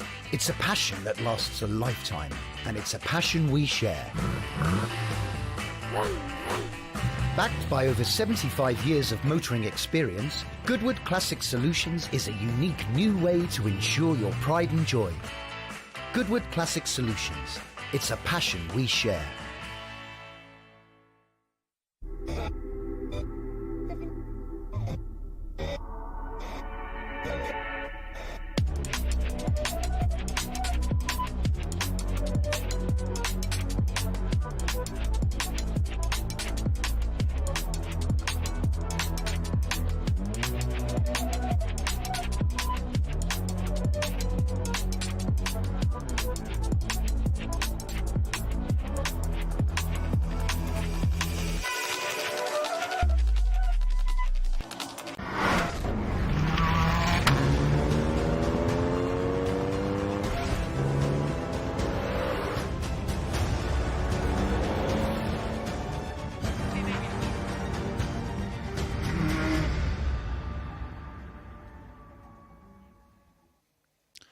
So we move on through the day, and the next batch of cars will include a tribute to Niki Lauda. Let's take at a movie encompassing his career. Words like icon and legend are overused, but in the case of Andreas and Nicholas Lauda, they barely scratched the surface of a life so extraordinary it literally became a Hollywood film. The simple facts: 25 Grand Prix wins, 24 pole positions and 3 World Championships only tell a fraction of the story. Born into a wealthy Viennese family, Niki was initially dismissed as a lowly pay driver. The dreadful March 721X nearly finished his Formula One career before it had begun. But glimpses of speed with BRM were enough to attract the attention of Enzo Ferrari. In his first 2.5 years with Ferrari, he was comfortably the fastest driver in the world, claiming 21 pole positions, 12 Grand Prix wins, and the 1975 World Championship. Midway through 1976, with the best car and a massive points lead, he seemed on course for back-to-back championships. But then came the fiery crash at the Nürburgring, which would have defined most drivers' lives, but for Niki was little more than a subplot.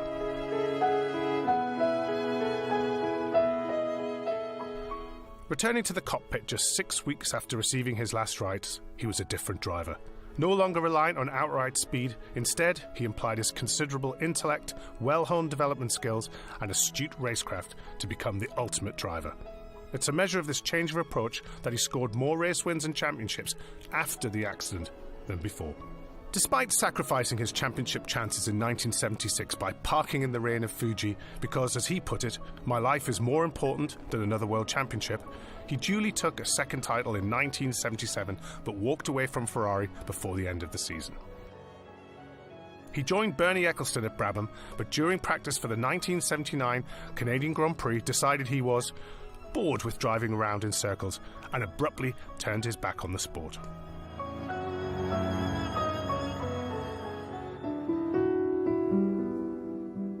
After 2 seasons away, he returned with McLaren in 1982 and was immediately back to his best. And as I have not driven for 2 years, my personal challenge is to see where I would end up coming back into motor racing, and that's what I'm going to do. Having developed the new TAG Porsche turbo engine through 1983, he knew he would have a shot at the title in '84. Although new teammate Alan Prost was faster, Niki's greater consistency and superior racecraft won the day by a mere half point. Through his final season in 1985, despite poor reliability, still there were glimpses of speed. He led his home race in Austria until engine failure and was on course for a fairy tale victory in his last Grand Prix in Australia, only for a brake issue to pitch him into the wall. He beat Prost in a straight fight at Zandvoort, with new sensation Ayrton Senna third, proving that even aged 36, Niki could still show the way to the younger generation. Following his retirement from racing, he had spells in team management before, in 2012, finding a new spiritual home at Mercedes. Niki played an integral role in their period of unprecedented success, including their recruitment of Lewis Hamilton. Right to the end, he was straight-talking and always had the courage of his convictions. When he passed away in 2019, the sense of loss was palpable. He was a force of nature, not just a legend or an icon, but truly a colossus of motorsport.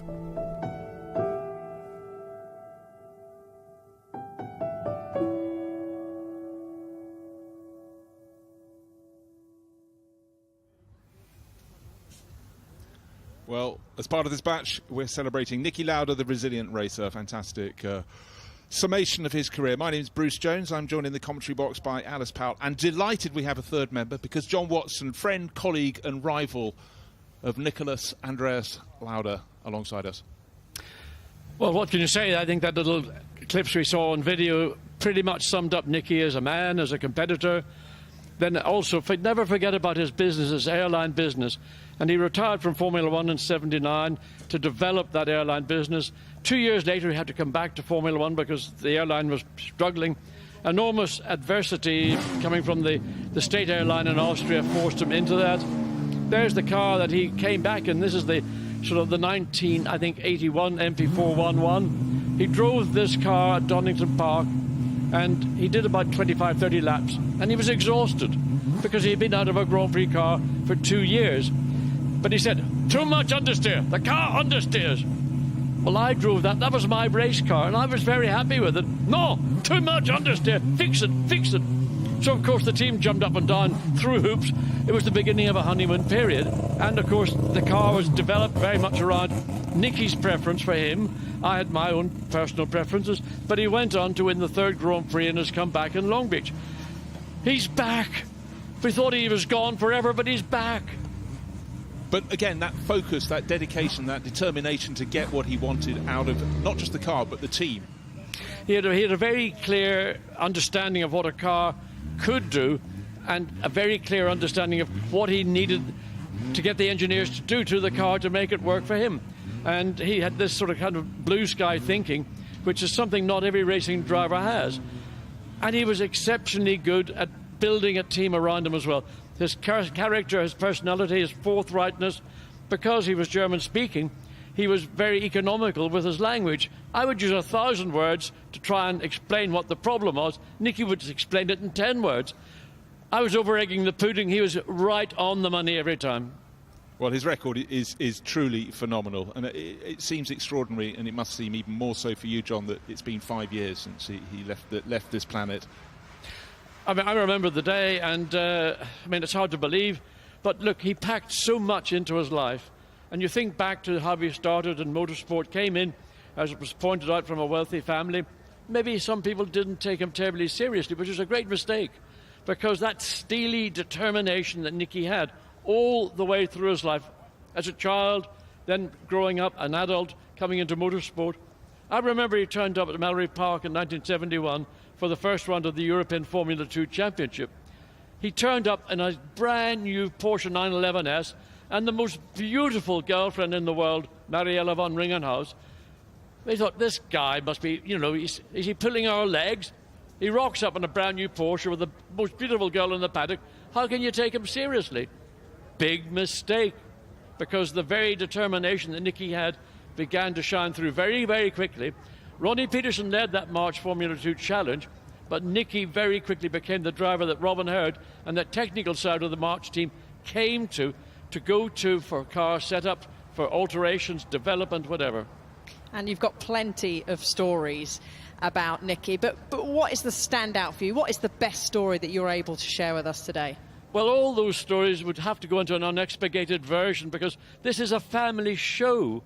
Now, if we were on at midnight, we could triple X-rate it, but really, the personality was someone, he was, first of all, the most challenging teammate I experienced. We were together on 2 different occasions, once at Brabham for 2 years at McLaren. And I enjoyed, in spite of always never being quite aware if he was working as a friend or as a competitor against me, with me, but we had a lot of fun, a lot of laughter. And at time, I think, talking about the late 70s and early 80s, when we didn't have social media, for example, thank goodness social media wasn't invented, because, well, I mean, I'll stop there. So much time, so much fun, but also so much success for Niki. And what I love here is at Goodwood, we've got a couple of his touring car races. We've got the Cologne Capri, and we've got the BMW 3-litre CSL Batmobile. People sort of forget that back in the 70s, drivers in Formula 1 raced everything they could get their hands on. Well, versatility was a part of a racing driver's criteria. I mean, you think of back, a number of drivers are here this weekend who were competitive drivers 60s, 70s through the 80s. When you would maybe go to a non-world championship event at Silverstone or here at Goodwood, you'd jump into a Formula 1 car, driving a Formula 1 race, then jump into a touring car, maybe into a Can-Am car. You might race 3 or 4 different categories over the course of a weekend. Now, Formula 1 drivers are very precious commodities. We've got to protect them. Don't let them get into something in which they might get into trouble, or even worse, they might enjoy themselves. Oh, John, some of them dress incognito here, and they definitely enjoy themselves. But I know where you're coming from. But the fans enjoying themselves here. But for a lot of people, when they come to the Festival of Speed, it's about passing down the history of the sport to the younger generations. And again, this celebration of Niki's career, it does show the passage from... Well, his first race was in Grand Prix was 1971, but when he got that 721X March at the start of 72, it nearly scuppered his career. It was a car that was described as having excess levels of both understeer and oversteer, never good together. It was probably a little bit ahead of its time, and one of the features that 721X had was that the gearbox was very much similar to what Porsche did with the 908-3. They put the actual gearbox ahead of the differential. The idea was to get all the way a low polar moment of inertia so that the car would be given an advantage, but it was technically maybe a bit ahead of its time. And Niki, again, was pretty scathing in his assessment. No, get rid of it. We don't want it. It's non-competitive. We'll never make it work. And he was right. They went to the 721G. And why was it called G, John? I haven't a clue. You do, because they made the G in such a short time, they thought G was for Guinness Book of Records. Well, no, you come to Goodwood and you learn something. I didn't know that. It might be apocryphal, but it seems a good story. It works. We'll hang fire with that. Yes. Now, you were meant to be going up the hill today. You came into the commentary box to say, I was meant to be driving today. What's happened? Why aren't you out there? Well, I got a notification on Wednesday evening to say that the Brabham BT46 fan car, which a car in 1978, which Niki and I were teammates at Brabham at the same time, this car almost destroyed Formula 1 because the fan was something nobody had ever seen, and it was Brabham and Gordon Murray's answer to what Colin Chapman had done with the Lotus 79, a full ground effect car. With the Brabham Alfa Romeo configuration, a flat 12 engine, you couldn't really make a car with proper aerodynamic tunnels. So Gordon looked back in history and looked at the Can-Am Chaparral, the 2H. They had an auxiliary engine sitting in the top of the gearbox, and that powered a fan, and it had a sucking effect. In other words, the fan, the more it drove, the better the grip, the more downforce it got. Gordon did the same thing, but he did it by driving the fan via the gearbox. The key to this was the primary purpose of the fan was to pull air through the water cooling radiator, which was sitting on top of the motor. That was the primary purpose. And I'll leave it there, because that argument, I promise you, will continue on infinitum, because people will say, no, that's just a load of, you know what. But Gordon will swear right now that the primary purpose, Gordon Murray that is, the primary purpose of the fan car was to cool the radiator. The fact that the car would suck down like the Chaparral did, that was a bonus, that was a benefit. And when Colin Chapman saw it in Sweden, he went off the radar. They called a constructors' meeting. Ken Tyrrell was standing on a table frothing with anger that Brabham had turned up with a car that all the other constructors knew was going to destroy their championship chances. And Bernie said, look, I'm here. I've got the car. I can't change it, but I will give you one undertaking. Let me race the car, and I promise you I will never race the fan car again. And Bernie fulfilled his word. And the next Grand Prix was the French Grand Prix at Paul Ricard. Funnily enough, a Brabham BT46 took full position. And the driver of that car was delighted to go up to Chapman and say, there you are. You see, Well, we're underway with this batch of cars, and in fact, John, Mercedes, so important in motorsport, celebrating 130 years in this great sport of ours, and a gaggle of their cars all together in a lovely bunch, led by their Targa Florio model from 1924, through the Group C cars to the GT at the back, the CLK LM, and you understand, surely the importance of Mercedes, the three-pointed star. Well, I've been very privileged to drive some of the pre-war Mercedes. The car second in line is the W25, but that was the car that Mercedes introduced, I think, in 1934 when they made a comeback. The successor to that car was the W125, which I did drive, and I mean, one of them is in the paddock, actually. It was the most unbelievable Formula One car ever I've driven, and it just illustrated the technology Mercedes brought in that period, along with Auto Union, who did a different thing through Dr. Porsche, Ferdinand Porsche. So the two German manufacturers went into a titanic battle over the next 5 or so seasons. But the Mercedes with the front engine, first a straight 8 twins two-stage supercharged, and then the 154, which is the V12 3-litre supercharged. Unbelievable engineering and cars. And at the back of the pack, we've got, so where Mercedes is really at the moment in racing, it's the GT cars, GT3, GT2, and one thing unites all of them is the fact they've got the absolutely fantastic V8 engines under the hoods, those GT racers. But what a rolling history lesson. The SLS GT, that's the white and red one with number 3 on the door, got the gull-wing doors that echoed the 300 SL, so a little bit of continuity there. But from the 1920s through to modern day, Mercedes still very much in the hunt in motorsport, but 130 years of competing in this game of ours, and it's fantastic that the three-pointed star, that Mercedes-Benz are here. From the Sauber Mercedes, the CLK, the SLS GTs, and the latest GT racers at the back. But importantly, the history of Mercedes in motorsport continues to this very day.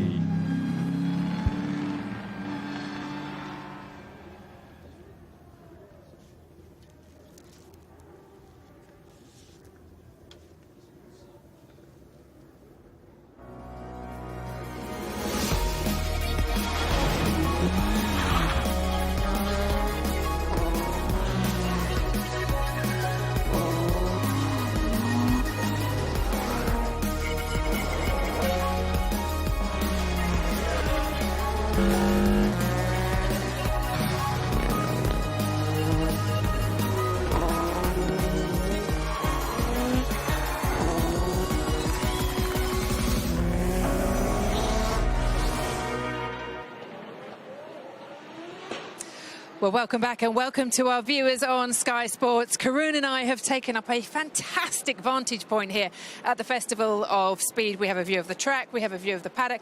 And Karun, I think you may be the man having the most fun this weekend.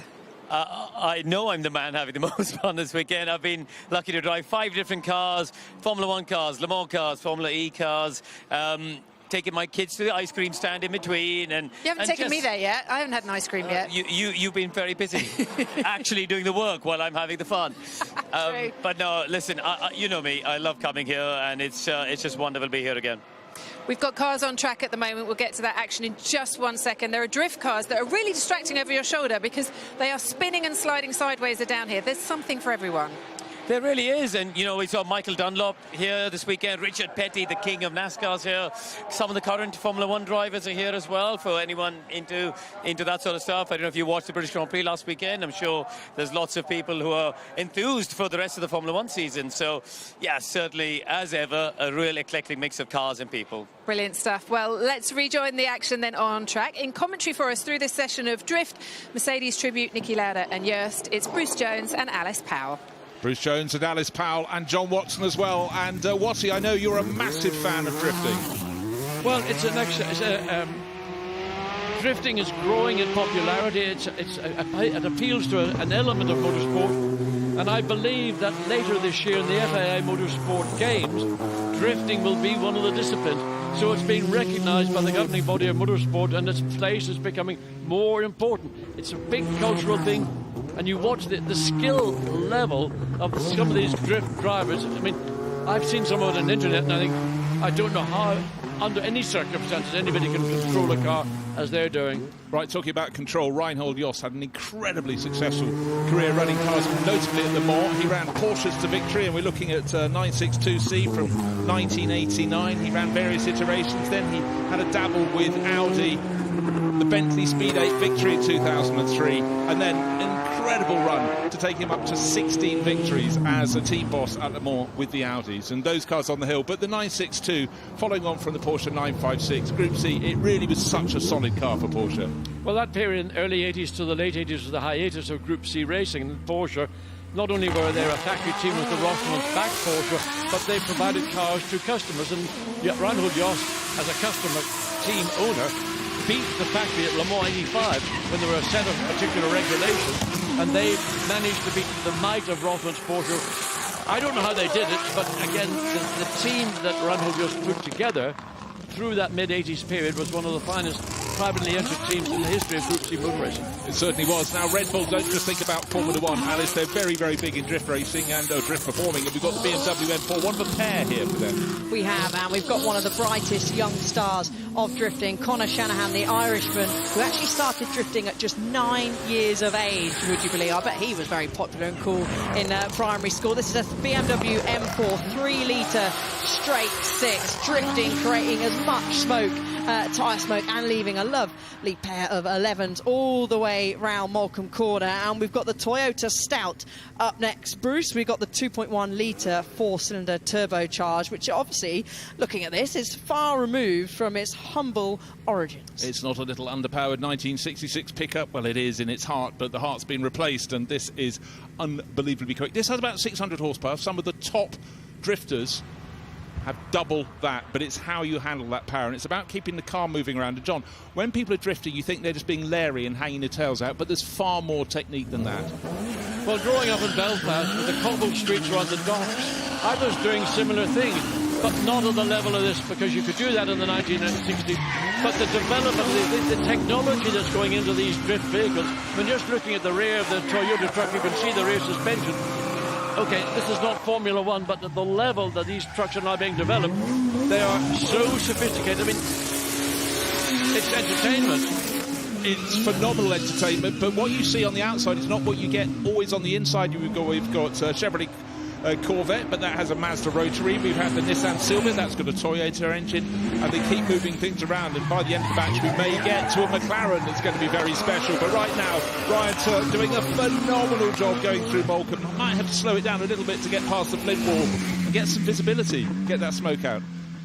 Absolutely brilliant. And drifting only came back to Goodwood 10 years ago. So 2014 was the first time we properly got to see these drift cars. And that Toyota Stout back from 1966 and still going strong, still running beautifully up the hill, giving a great show for everyone that's here. But now this is what you call an iconic car, the Bentley that won all the way back in 2003 and won Le Mans.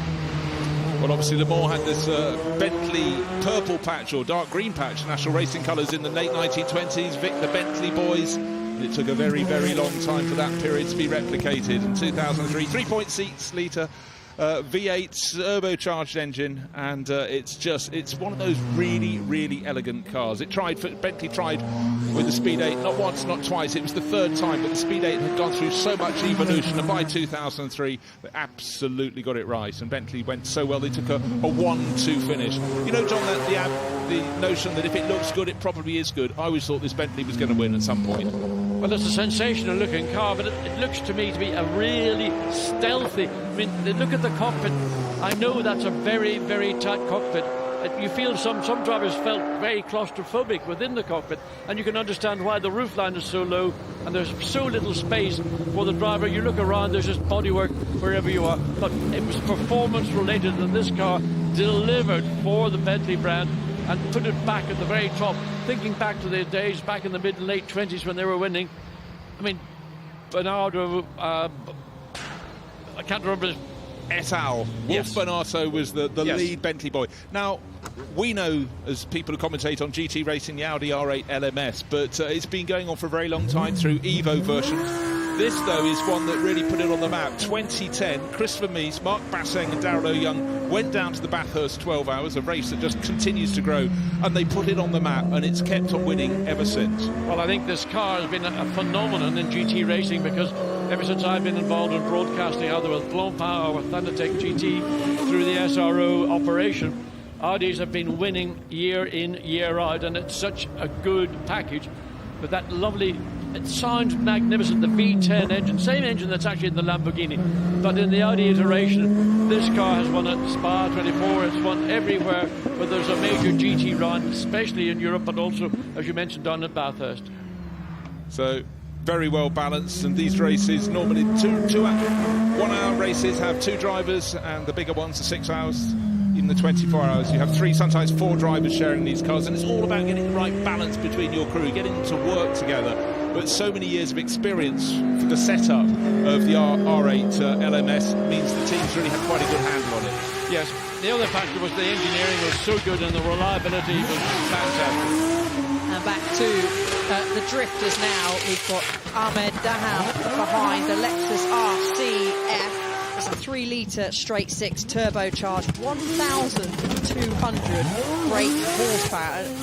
An incredibly amount of power, so powerful, and you can see he is leaving plenty of dust, plenty of rubber down, and I'm expecting when he does come further down outside our commentary box window, he's going to swing it around and do a donut for everyone out here. But then we're back to the prototypes.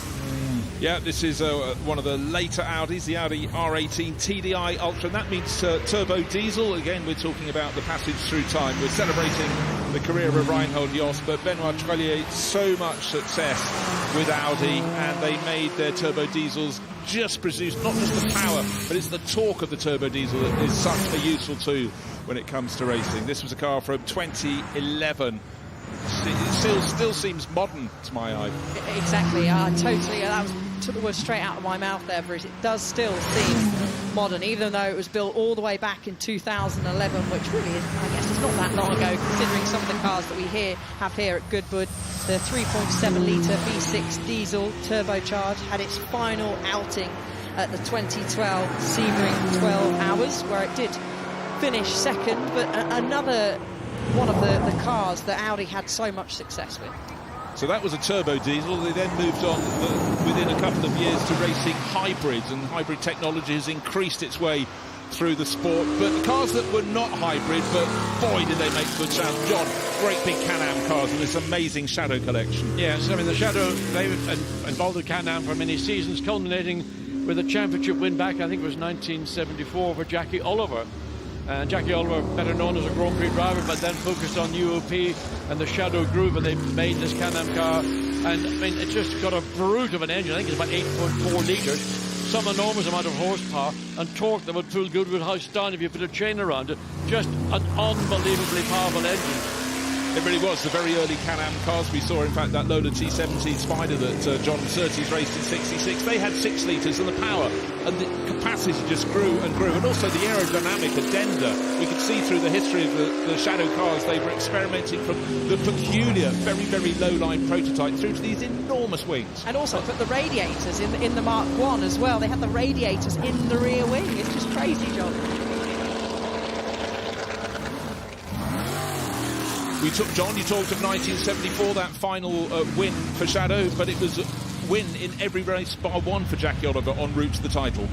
And Jackie Oliver behind the wheel, and Jackie is now, I think, if I'm not incorrect, is in his early 80s, still as fit as a flea, probably weighs about the same as he weighed in period, and he's still as capable. He'll get in behind the wheel and perform as we run. Right, this is not all the Shadow Can-Am cars with Chevrolet powered. This one with Damon Hill on board having a great deal of fun there. That's the Dodge powered Charger that they ran just for the one. This is the DN4B 5-litre V8, so they felt 5 litres was enough. Sometimes too much power is not your friend if it unbalances the car, but with the red, yellow and orange livery on top of the black background that really was the Shadow livery, it does look exquisite in the sunshine here at Goodwood. And that's how, for me personally, how I spot out the Shadow Dodges with that big airbox you can see above Damon's head, standing much taller than he is when he sat down. So that's one way to spit that out. Also, we've seen go up the hill the Shadow Dodge DN6, which also has the same engine, 5-litre V8, but Damon, he loves coming to Goodwood, has been here plenty of times, gets to drive all these incredible cars, finds himself at the wheel of that Shadow Dodge 4. Yeah, well, the reason the engines went down in capacity, the rules had changed, and that's why they knocked it down to 5,000 cc, and that, of course, was the sort of engine that was used as well in Formula 5000 when the single-seater Formula really let rip, particularly in the United States of America, but big in Europe as well. Now, Tom Price is the name on the side, the very, very talented and departing far too soon Welshman. And the team was American, it was operated out of the UK. But the DN5, to my eye, was the most beautiful of the lot. 1975, the first two races of the season, Jean-Pierre Jarier was as if on another planet in Argentina and Brazil, came away with nothing, though. Well, Jean-Pierre's nickname was Jumper Jarier, and he literally did jump in the front of the field, and he was very, very competitive in those opening Grand Prix.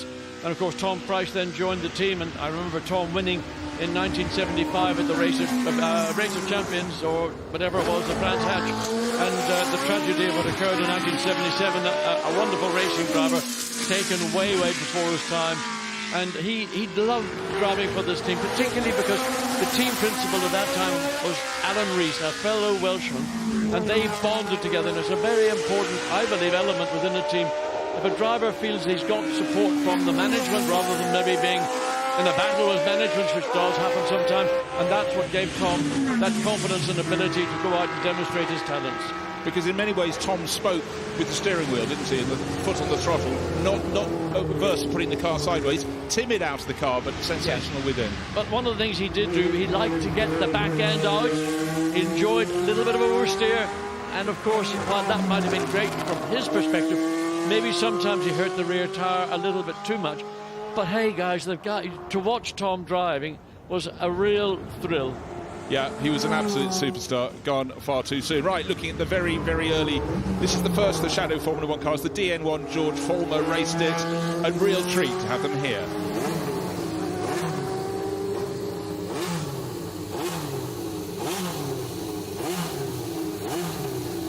Now, John, we talked earlier of the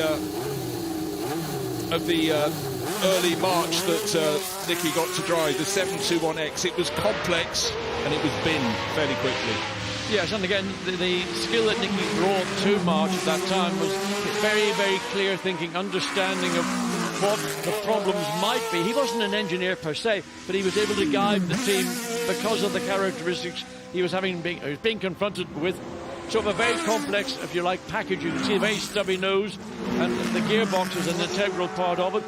He decided, he felt, on his experience and little experience in relative terms, that this was the wrong direction for the team to be going down, and to revert maybe, let's say, conventional Hewland gearbox, and let's develop the car around that kind of perspective. Adrian Newey always enjoys getting in a car, but he's having his second run here. Ferrari fun in the 312 B3. And what do you remember about this car? Well, first of all, it was the first Ferrari that Niki Lauda had a major influence in the engineering of the car. It was run by Luca de Montezemolo, so you had a great power base with Niki in the one hand driving, Luca Montezemolo, the team principal, and of course interacting with the Commendatore Ferrari. It just went from strength to strength in 74. Clay Regazzoni was his teammate through that season, and they won races. Niki nearly won the championship in 74, but he sealed that championship with the following, the T5, I think it was, with the transverse gearbox. And that was the car that Niki won many races in, and that was the car that really was down to him. Again, it gets lost over the years, but when you have that level of focus combined to that level of performance at the wheel, good things will come. But John, it only seems right we can throw this one to you. This is the car we saw on the start line early, the McLaren Cosworth MP41B, a car you know very well. Yes, this is a ground effect car we had in period. We had plastic skirts on the side of it. It was a wonderful car. John Barnard designed this car. First carbon fibre chassis Formula 1 car. Niki won his third Grand Prix. We won 4 Grand Prix in total that season. And both of us went to Las Vegas with an outside chance to win the championship. Regrettably, neither of us did. And Keke Rosberg for Williams took the 82 World Championship. Up through the hill, back into the light. As we said, just such a step forward in Formula 1 with that carbon fibre monocoque, the MP41, illustrious times for McLaren, and just great to have them here. And this is all part of the Niki Lauda celebration. 5 years since he departed, 50 years, sorry, let's try that, since he took that first win. Moving back to the world of drifting, I promised we'd have a McLaren coming in the mix. It doesn't seem the natural, obvious choice of a car for drifting, but this is rather special. Mad Mike Whinnett, he has stuck with a Mazda rotary engine, but he has stuck it into a McLaren. This is a P1 GTR 650S. That's a potent combination. Wait, he'll get to the first corner. He's not going to be going round straight. Oh no, sir. Even before the first corner, he was not going round straight. 1,000 horsepower rotary engine, getting it the most sideways that we've seen a McLaren probably go around this Goodwood hill climb. That's going to be extra sticky piece of tarmac down there outside of the house. Extra sticky, now covered in dust, dirt, tyre rubber, and Mad Mike Whinnett, so many years in extraordinary, extravagant Mazdas with all their rotary power, not averse to going sideways, which is very handy. He's a drifter. He's still getting a feel of this car. You can see the Lanzanti name on the nose, so plenty of technical development. He's on the fly up the hill.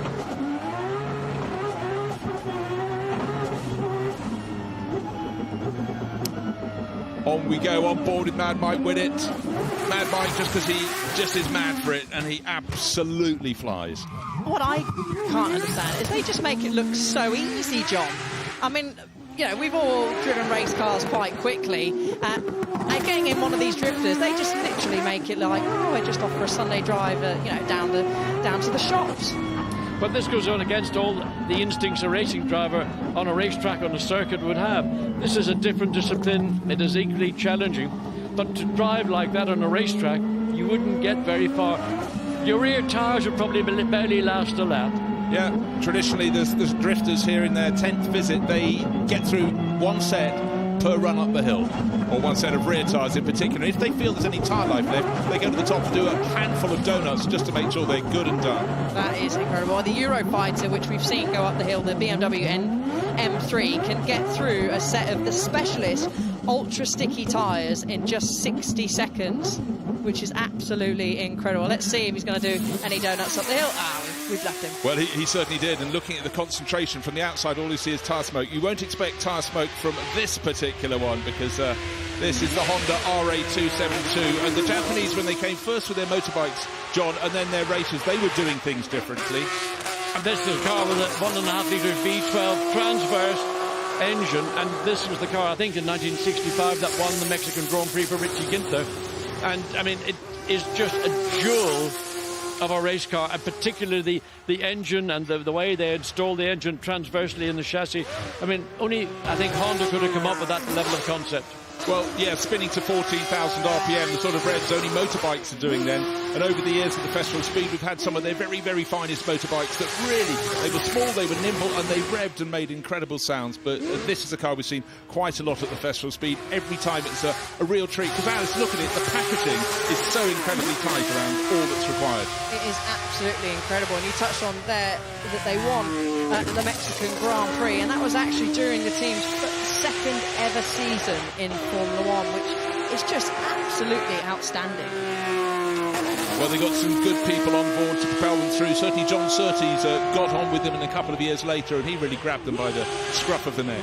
Well, John brought a lot of different European technology to Honda, particularly on the chassis side, the Lola side, and be able to put the V12, particularly the 3 litre V12, into a Lola designed and manufactured chassis. But I remember only recently, Max Verstappen, as a celebration in Japan for Honda for his World Championship, drove that car. And I think he was not lost in it, probably bemused by it. Well, that's it. Traditionally at the Festival of Speed, you have drivers, contemporary Formula One drivers, getting into old cars, and some learn and others are just completely shocked. Well, let's take a look coming up at the highlights of that batch of cars with so many tributes, but most notably the one for Niki Lauda. The drifters kicked it off. Nissan Silvia doing what it wasn't supposed to do when it left the factory, but we're not complaining. It's entertaining. Sideways, rock it out. 900 horsepower right there, the 3 litre straight 6 turbo. And then, of course, we have the Bagsy in the Lexus, which gets it... Sorry, Bagsy in the Nissan GTR that gets it ever so sideways and always puts on a fantastic show for everybody here at Goodwood Festival Speed and for you at home. 2003 was a great year for Bentley, so successful for Le Mans in the 1920s and early 30s, and then they struck again. Porsche, under the aegis or the work of Reinhold Jost, we're celebrating his incredibly successful career. His teams ran Porsches to victory, the Bentleys and then the Audis as well, taking a tally across 40 years to 16 wins at the Saar. Quite phenomenal in the race that just, some people say, decides who win it, but he certainly had a push and shove to make sure it was his car. Shadow were here at the members meeting with their fabulous Rorty Can-Am cars. They went better this time. They brought them and their Formula 1 cars as well, and a Formula 5000 car for the American mark as well. A real treat to see this historical assembly right up to the latest ones. Now the celebration is 130 years of Mercedes in motorsport. Yeah, and it's great to see all of the Mercedes that we are celebrating here, including the Eurofighter Transporter that we saw at the very start of the batch. Niki Lauda didn't just race Formula 1 cars, he also was very successful in touring cars. We saw the glorious Cologne Capri. And then Mad Mike Willett is doing with a McLaren what no other person does. He's got one in the drifting environment. And the Ligier that was such a superstar at the start of 1979 when it mastered for 2 races at least the very tricky concept of undercar dynamics and took 2 wins to kick the season to start. Damon, all I could hear was no way, no way, no way. Well, it's a beast, I can tell you that. It's a drag. It's a dragster with you know, with a bit of downforce.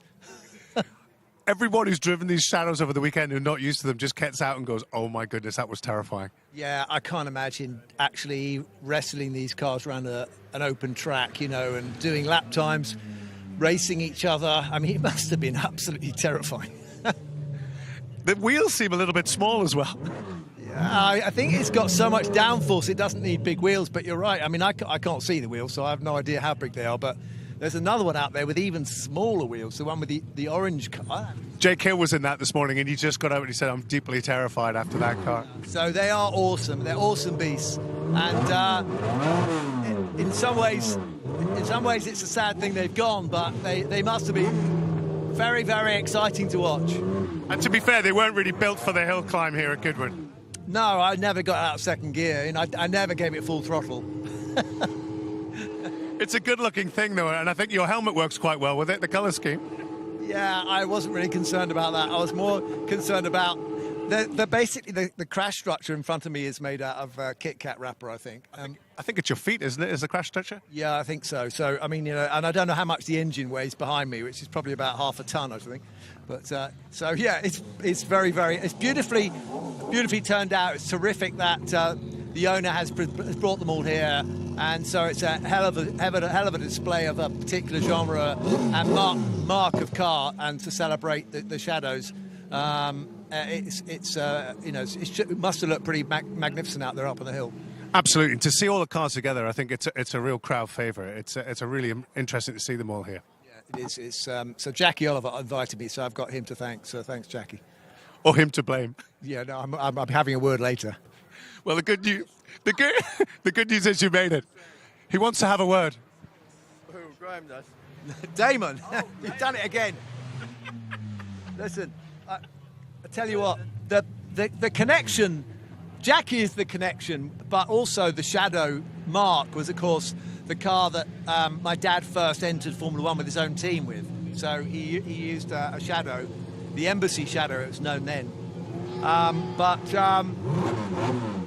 He then switched cars, but so that's the only connection I have to this, other than the fact that I've been an admirer of anyone that raced Can-Am cars, like Jackie did, you know. So they were awesome things. Alan Jones, this is Alan Jones. He's got Alan Jones' name on the side, so I think Alan probably would have loved this. Well, the good news is you've made it up to the top. I'll let you get your thoughts back together, and great to see you in it. Yeah, lovely. Thank you. Cheers.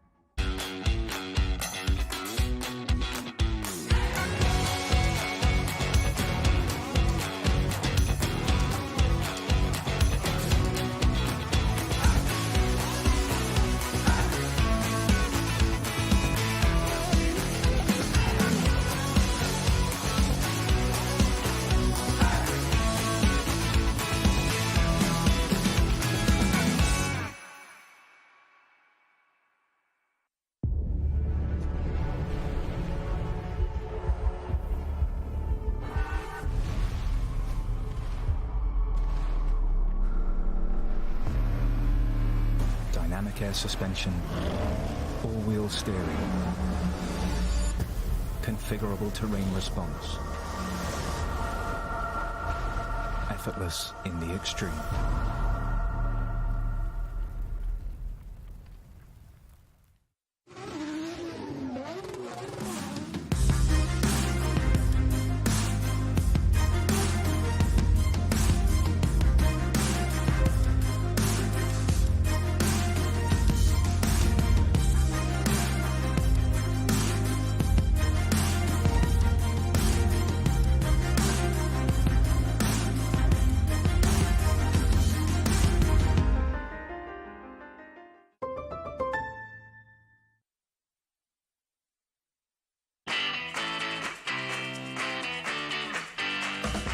You're never too young to fall in love with classic cars.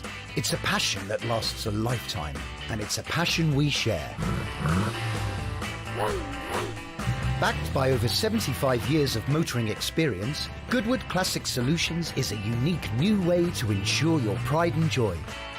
Goodwood Classic Solutions. It's a passion we share.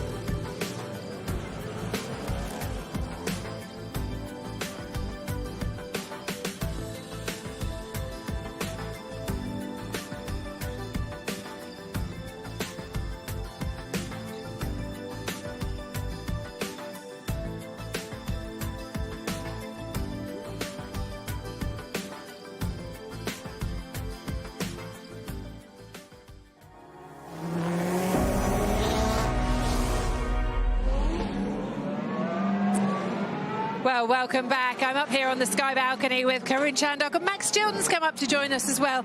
And it's funny being up here. You've got a fantastic vantage point, but just a couple of seconds ago, both of them were just staring at all the cars coming in and trying to get their attention again. It's very, very difficult. I'm going to start with you, Karun. What have you driven so far this weekend, and what's been your highlight? So I started off on Thursday driving a Ferrari 333 SP sports car.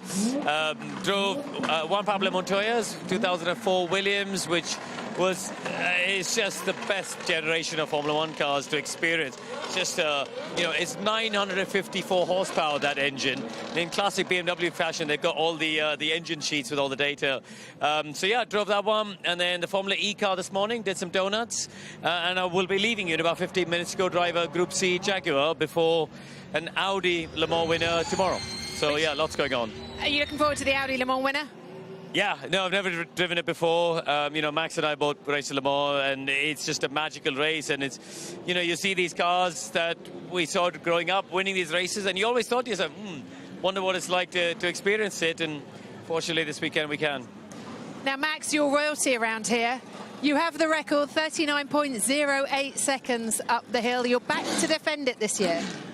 Unfortunately not. It was an amazing achievement we achieved 2 years ago, breaking the record. I mean, I've been coming here since I was 4 years of age, and I was actually here the year the record got set in the McLaren. So to come back, I think it was 21 or 22 years later, and break it was amazing. But this year we're here doing high-speed demo runs. We're going nearly just as fast, but we'll save ourselves until we're invited back into the hill climb, and we can do it. It's got to be done on that Sunday afternoon for it to be the record. Well, we can have a look actually at that record from a couple of years ago. It's in the McMurtry. Can you explain what's special about this car? So this car is totally unique in the way it's got two fans which suck itself off to the floor, generating nearly 2,000 kilos of downforce. It only weighs just over 900 kilos, so it generally can hang upside down on a roof, going 0 miles an hour. As you can see me flying along the straight here, I'm doing 150 miles an hour. It can go quicker, but I was just on we set that as the safe limit. And through the corners, it just has so much downforce generated by this fan system that it gives you so much grip. It's got over 1,000 horsepower, and the traction control just doesn't even need to kick in because of the weight or the suction on the car. So it's a totally unique thing to drive, and it was an amazing achievement by the engineers to come up with such a, it was an old band Formula One technology. It was just put on the shelf and left for years, and then they thought, how do we bring that into the 21st century? And just briefly, you're driving a new version of that up the hill this weekend? Absolutely. So the car that I'm driving is the Spéirling Pure, which is the next generation. The third generation will be the client car, looking very similar to the car that I'm driving. The difference between the record car, which you just saw, and Alex Summers that's driving it here this weekend, I'm in the new car, which has got Michelin LMP2 tyres, so slightly more or bigger tyres. That's 50% more mechanical grip. It's got a bigger, heavier battery and has a higher top speed. Wow, it sounds fascinating. We are looking forward to seeing you going up in that again very, very shortly and across the rest of this weekend.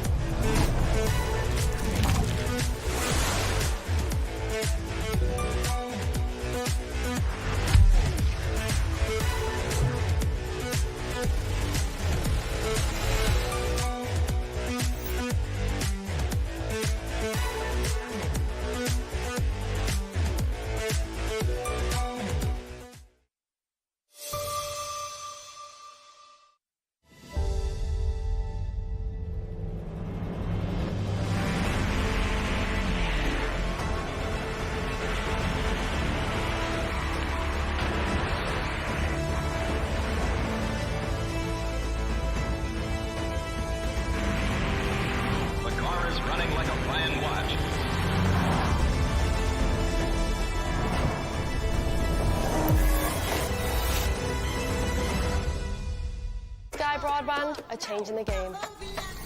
We live in a society where 47% of UK gamers are women. Yet they only make up 5% of esports pros. This needs to change. 2 tournaments, 1 final. They're UK's first of its kind, with pro contracts and sky full fibre on the line. We're on the lookout for women on their path to pro. Join us and compete in Races E-Series, Soccer E-Series, all leading to secure a place at the Women's Esports Finals. Sky Broadband is built to power the pros.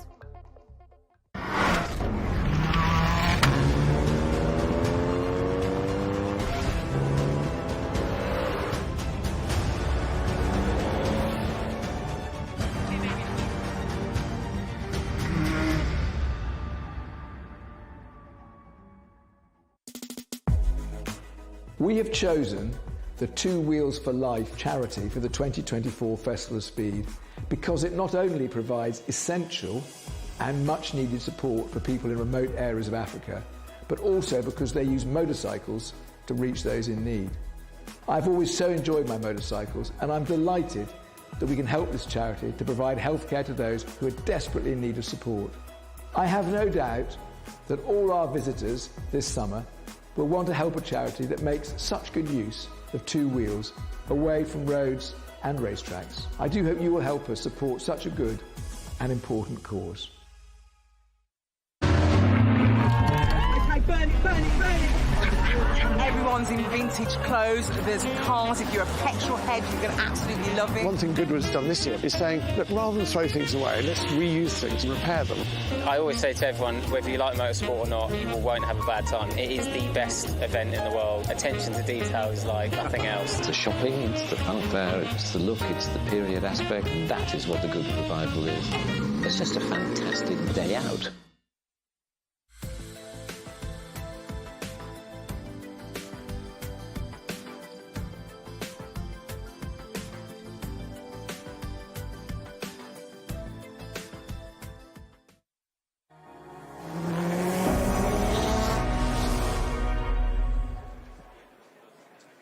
Well, it's not just the past and the present we're looking at here at this Festival of Speed weekend. We're also looking into the future.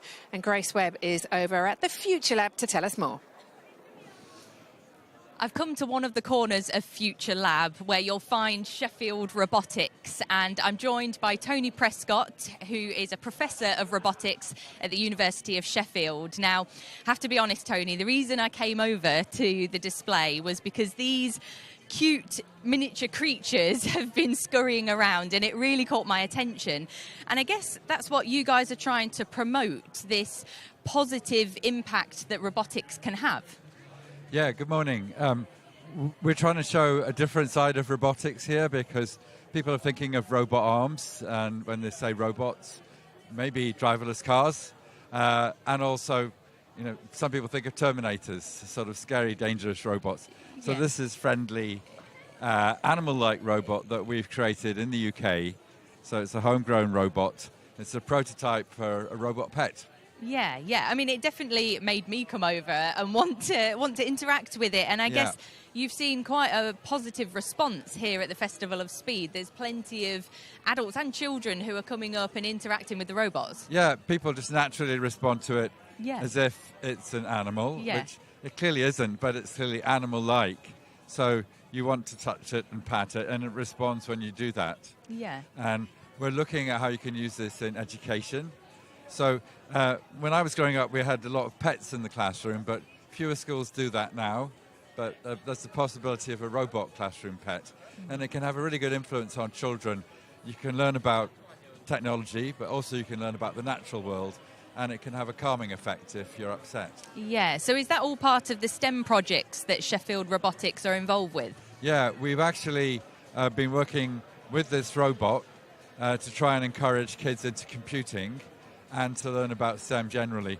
And we find that kids get really excited because some of them don't realise that this robot is running a computer program. Yeah.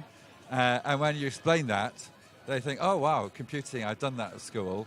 I could do robotics. So, you know, it's a really good way of getting children enthusiastic about physical sciences. Yeah. So does this animal have a name? Is there anything that I can do to interact with it? Well, the robot's called Miro E, the model. They've all got different names. This one's actually got a number. Yeah. But you can interact with it. It's got touch sensors on it.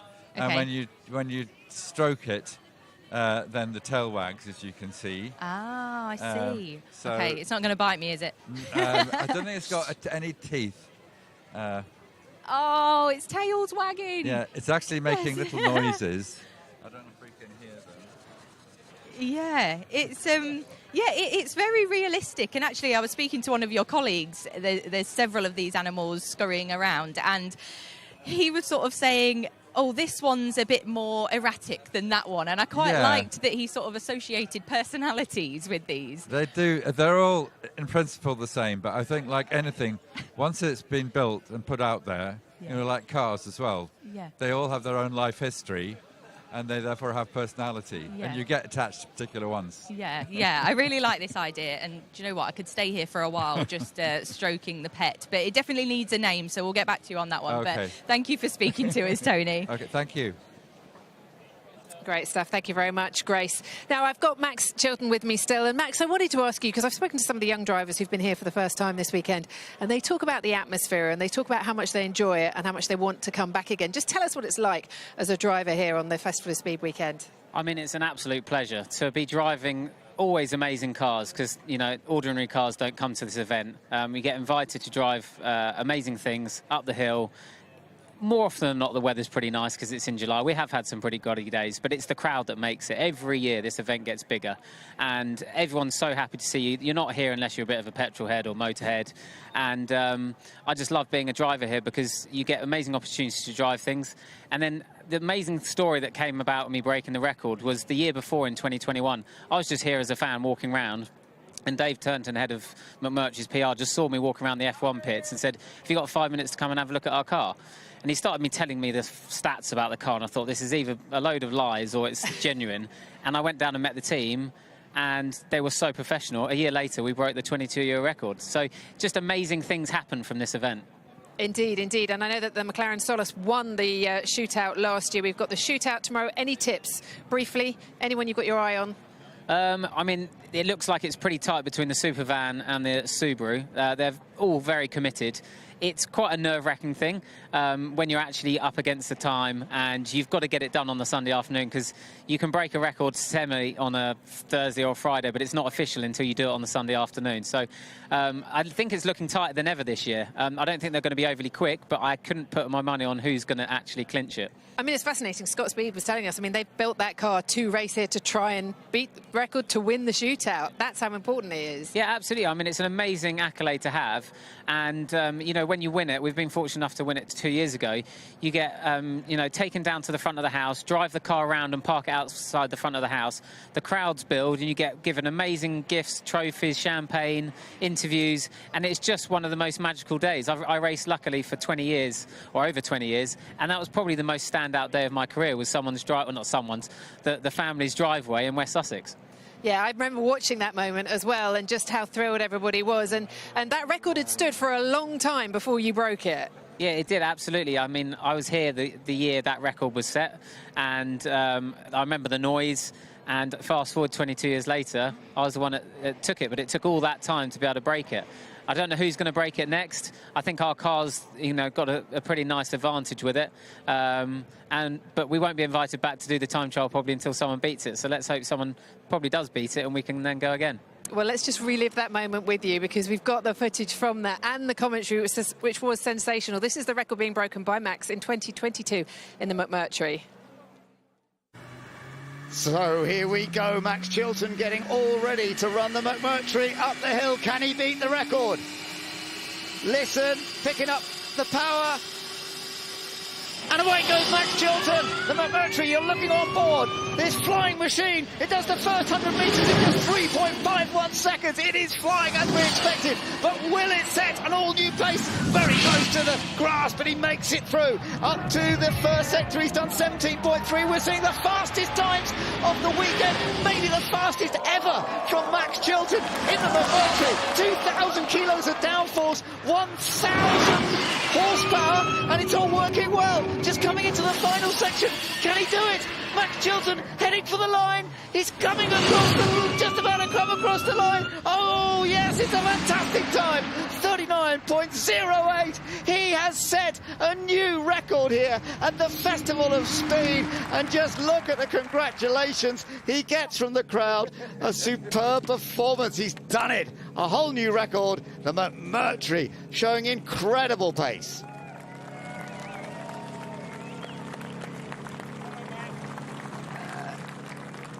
I love how that still puts a big smile on your face. What was it like reliving that? Oh, it's absolutely fantastic. I'll never get bored of seeing that. I've got goosebumps all over. It's such an amazing event. It's totally unique. It's not what us racing drivers are used to. So doing something a bit out of the ordinary, it feels extra special.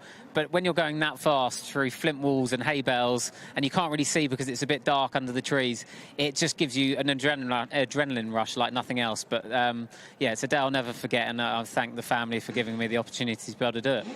Well, there are plenty of others are getting that opportunity this weekend. Of course, we will have the qualifying a little bit later on. For now, though, it's the next batch. It's the F1 cars. It's the Isle of Man TT, the dirt bikes. Ben Edwards and James Hayden will take you through this. Thank you very much. Yes, we're looking forward to more sprint shootouts coming up a little bit later on this afternoon. I'm certainly looking forward to that after all the fun we've seen here over the years. But James Hayden with me, and James, you're the bike expert. You've raced MotoGP, you've raced World Superbikes, British Superbikes, but we are experiencing such tremendous heritage here this weekend. Yes, we are indeed. It's absolutely brilliant to see the number of amazing riders and bikes that we've got here. You can see there we've got John McGuinness. Behind him is the one and only Australian Mick Doohan, the 5-time world champion. There's Peter Hickman there as well. And then, we've also got Robert Dunlop, who have obviously had that amazing welcoming earlier to become the most successful TT rider ever. And it is, by the looks of things, going to be Robert Dunlop that's going to set us off straight away. So what we're doing here is celebrating 75 years of Grand Prix motorcycles. So we're going right from the back to the front, as it were, and tremendous history, great riders, as well as some superb bikes, of course. Yeah, absolutely. And at the moment we're with the TT boys. So you have in the middle, you've got John McGuinness number 1 on the left, Michael Dunlop's number 6, and you've got Peter Hickman number 10. Those guys are the most successful TT riders. That still with us. We've got Michael on 29, John McGuinness on 23, Peter Hickman on 14. Peter Hickman is also the outright lap record holder and an average speed of over 136 miles an hour. So they're really, really good to see there. Peter's on the BMW 1000, the other two on the Fireblade 1000s, the Honda 1000s, and lovely to see these qualities, these names coming up the hill, pulling some wheelies, waving to the crowd. The weather's perfect, it's ideal. It's lovely that the new king of the mountain, Michael Dunlop, put that lovely celebration earlier here today at Goodwood. Really celebrating the fact that he's had more wins at the Isle of Man TT than anyone else, including his own family. A remarkable family history. Yeah, it was indeed, and just a wonderful reception and a very, very special moment. I'm sure one that will stay with him forever. So absolutely brilliant to see. I've also just seen Giacomo Agostini come past on his MV, so he's on the hill somewhere as well. So great to see him sort of coming up as we watch the TT boys celebrate. Why do bike riders always love putting it up the front like that? What, are you always doing that as well? Yeah, I mean, it's what you do, isn't it? It's part of the fun. Number 1 there, we've got Kenny Roberts Jr., the world champion. Behind him, we've got Steve Parrish riding Kevin Schwantz's Suzuki. So, again, 2 RGVs of different eras, the early 90s and then the 2000 bike, the one that he obviously won the world championship on. And there he is. It's part of the fun riding a motorbike, doing a wheelie. It's what you do, especially with the crowd all coming out and everyone there today. We saw this beautiful pictures earlier as well as him coming up with his father. We're now looking at Todd Ellis and Emmanuel Clement. These are the current world champions. They're the world champions of 22 and 23. And behind them you've also got Tom Wilkes and Tim is there as well. And we've got and I think Maria Costello there, she's there as well with Alice Smith. So we've got Tim Reeves as well in the middle on the yellow outfit. So these guys, it's great to see these. And you're seeing the top of the sport. Tim's won 8 world championships, and the number of people we're looking there, Todd Ellis and Emmanuel Clement, they've won the last 2. We really enjoyed seeing the sidecars competing in the members' meeting earlier on this year, and the way that the passenger has to throw themselves around on any kind of surface is always amazing to me. They did a fantastic job at Goodwood. They had their own competition, and it's lovely that they get a chance to wave to the fans heading up the hill today. Yeah, it is. It's brilliant. It's so epic. Now we're seeing Stefan Bradl. He's on the very latest MotoGP bike, the 2313, and this thing has got 300 brake horsepower, so it weighs 170 kilos, 300 brake horsepower. You can see the aerodynamics on it. It's got so much electronics and aerodynamics to keep it stuck down, because otherwise it just wants to spin up, and obviously they still spin and slide them all the time. Stefan is Honda's test rider, development rider and fill-in rider, so it's really good to see him out. Great to see him out there. Now we're looking at some of the flat trackers as well. These are guys who come over from America, and what a job these guys do. They race the big dirt ovals, and you have to remember in America as well, some of the best names to come to the world of racing: Kenny Roberts, Randy Mamola, Eddie Lawson. They all grow up flat tracking, so doing these dirt ovals, moving their body, getting used to grip, getting used to sliding. That's the Honda with the Transalp engine. and it taught them, and that's why when Kenny Roberts came over, he adapted this new style of sliding the rear. He was the first guy to get his knee down.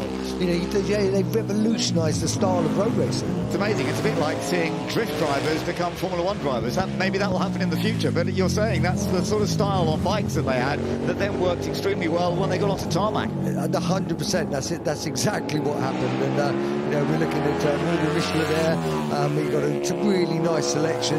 Big Al's brought some of his bikes over as well. So it's great to see these guys coming over and see something different. Also, they've got a very unique style of bike, and there's a real big scene anyway in America and UK of replicating these sort of flat trackers, you know, to do it. Now we're seeing a couple of Ducatis.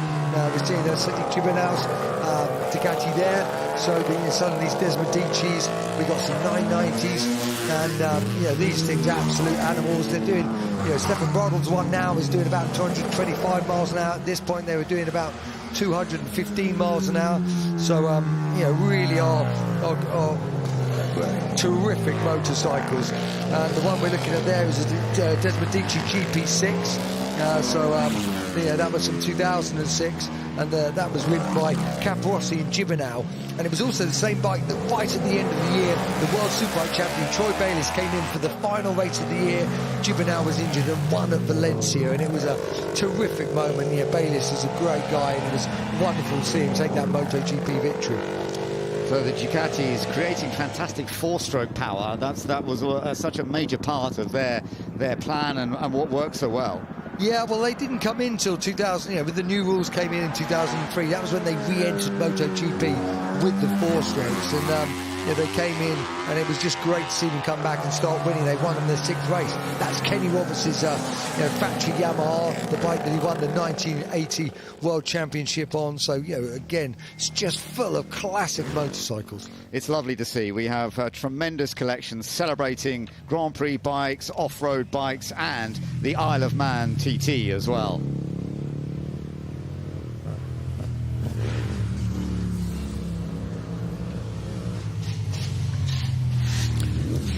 So, as ever, the rider's doing a great demonstration, a great show, picking it up onto the rear wheel and getting a great amount of support from the fans. I do hope you've all been enjoying that as you've been watching it with us. We've got some of the top riders from around the world here this weekend.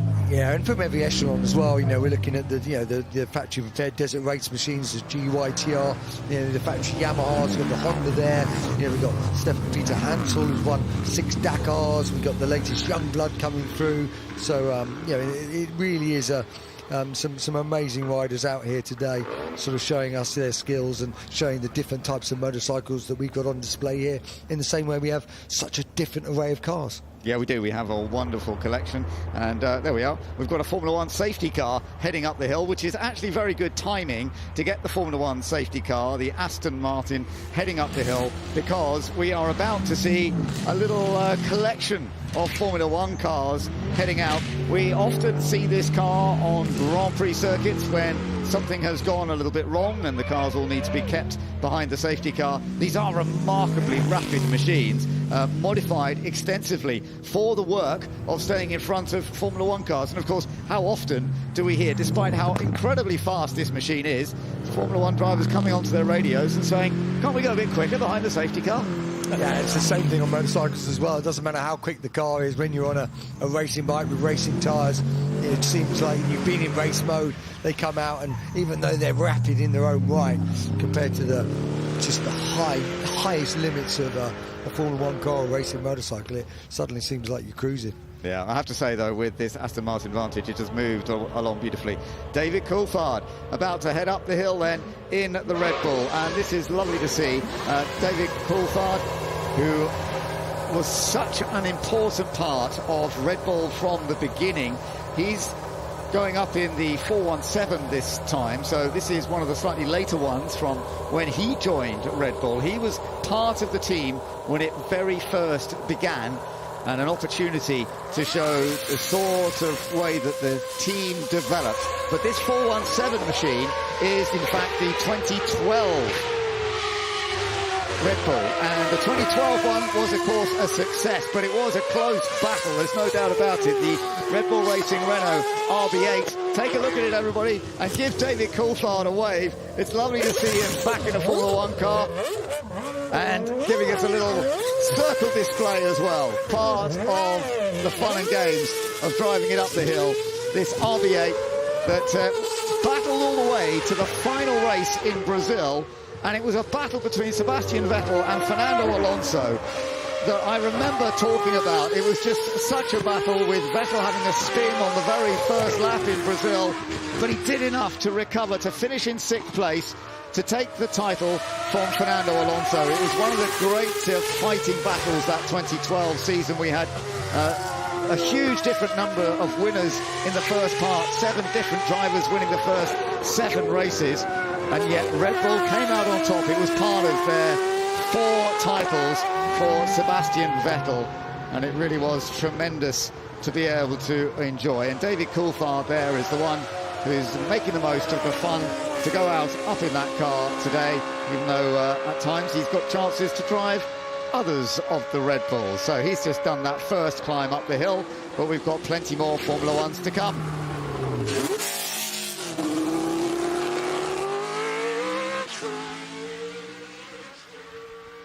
Formula One cars heading up the hill for this little display of Formula One teams, and also celebrating 20 years of Red Bull. But we're looking at the Williams Cosworth FW802 right now, the car that was the dominant force for the Rosberg in that period, and it really is a crucial stage for Williams, because taking the title in 1982, Rosberg only had the one single event victory, one Grand Prix, the Swiss Grand Prix, but it was that sort of consistency and the fact that there were problems for other teams that allowed Keke Rosberg to take the title. Of course, the man who took the title and then saw his son Nico Rosberg take the title somewhat later on in a different car.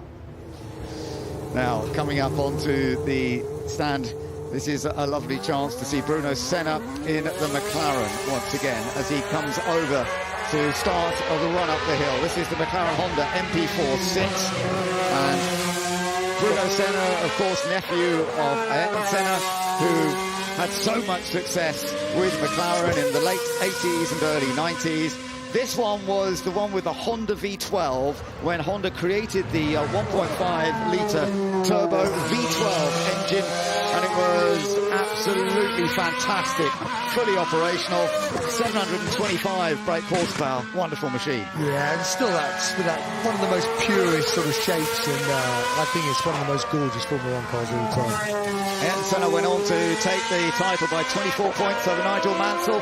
He had 7 wins in this car in that season, and it's lovely to see Bruno Senna having his opportunity to have a play with it and take it up the hill at high speed. Yeah, unbelievable.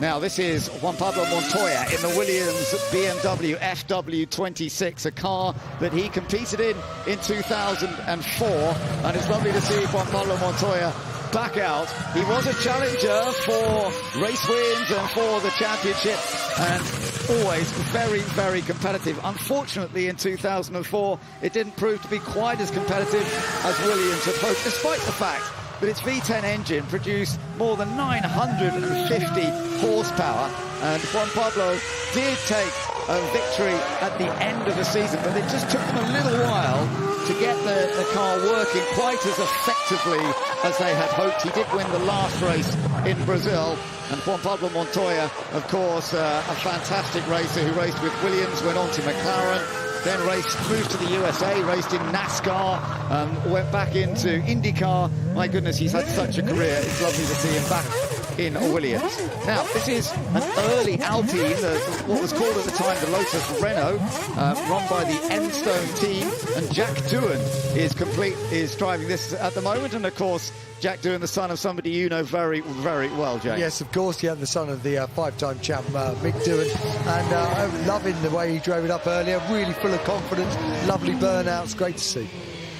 Yeah, very, very good. Ollie Bearman is back out in the Ferrari SF 71. Lovely to see Ollie Bearman here, the youngster from Chelmsford, who is going to become a Formula One regular next year. He's already done a Formula One race this year, standing in for Carlos Sainz in the early part of the season, and that was a fantastic effort at the Saudi Grand Prix, and he's now having a bit more of a play. He was quite cautious, I noticed, when he did his initial run earlier on today, but Oliver is already getting a bit more confident. Yeah, and that's great to see. I mean, you can see why, though. You wouldn't want to do anything too embarrassing, and so just a little run on the grass there. But yeah, these guys having fun. They want to put on a show, but you don't want to embarrass yourself or damage anything.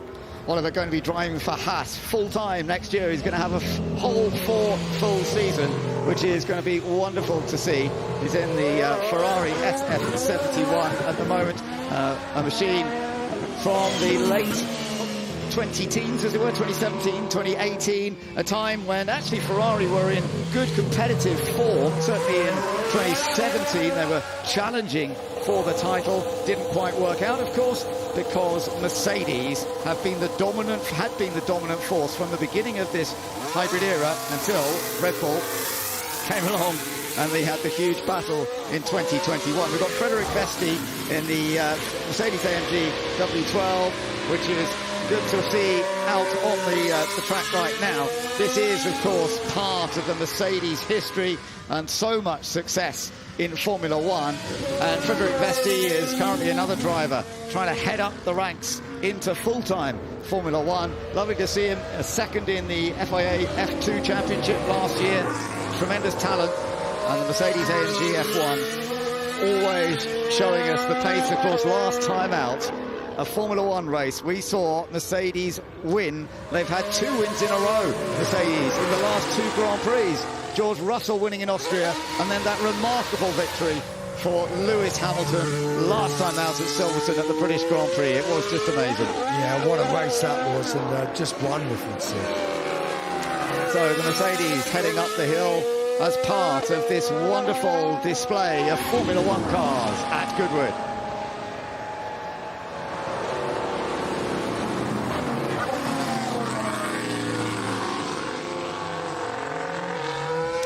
So just making it down towards the end of the hill climb section before they get the chance to bring them back once again. But yeah, very, very effective to see these F1 cars. And there's Richard Petty, who was celebrating all the NASCAR wins that he's had yesterday. Yeah, lovely moment on the balcony, wasn't it, with him and his son and the Duke? Yeah, really, really impressive. He is the king of NASCAR, and he's been here a few times at Goodwood. But I love the fact what a dude. Yeah, you can see he just loves being here. He loves absorbing the atmosphere, just like so many of us do. Doesn't sort of matter what your background is. It's just fun to be here, isn't it? And just see things that you just would never see anywhere else. And that's what we've been seeing once again here with the bike starting off this last run. Yeah, we did. There's Michael Dunlop, you know, after that wonderful celebration earlier. Then we saw the sidecar world champions, Todd Ellis, Emmanuel Clement. And then we saw Tim Reeves, Mike Wilkes as well. And then behind them, Maria Costello. Then we saw some of the best of the flat trackers from America coming out and just showing their sort of stuff. Wheelies, we saw some lovely little turns as well, so really good to see these boys out. And some of the Paris-Dakar lads, you know, some of the World Rally screen, we saw the Hondas, we saw the Yamahas, Gas, and you know, all the guys just putting on a show. This one of the old Sheen factory RG500s, 2 strokes, and seeing the old Grand Prix bikes coming through from everything. We got it from the 30s to the very latest, and then we went back to the wonderful show of 20 years of Red Bull Formula One cars. Yeah, it really was great. Nice to see David Coulthard out there again. We're going to be celebrating Red Bull even more deeply tomorrow. Emerson Fittipaldi in the McLaren from the early to mid-1970s. So it was so successful for Emerson himself, and of course also for Hunt as well. And then Senna, the Senna family, Bruno Senna, in the machine that Ayrton Senna won the championship with, one of his 3 titles that he took in Formula One. And then seeing Juan Pablo Montoya back out in the Williams in a team that he was with for a good number of years and had a number of victories, never quite won the championship, but was always very, very powerful. The Williams team, of course, having other championships, including 1982. That was their 2nd title after Alan Jones took their 1st title in 1980. But wonderful to see all of the fun and games of the Ferraris, the Alpines, and later on the Mercedes. Good stuff.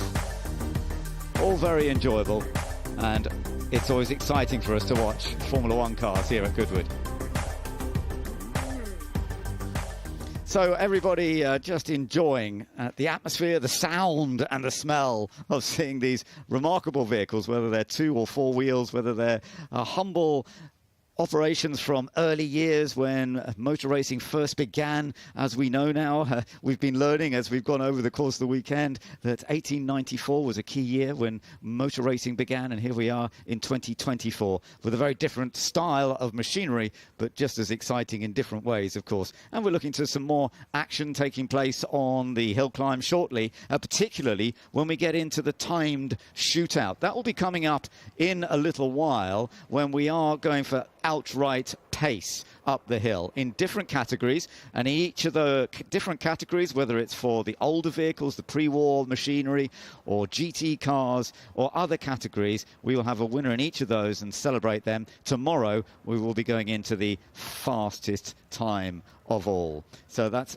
excellent, and we shall all be looking forward to that as we go throughout the course of the event here at Goodwood.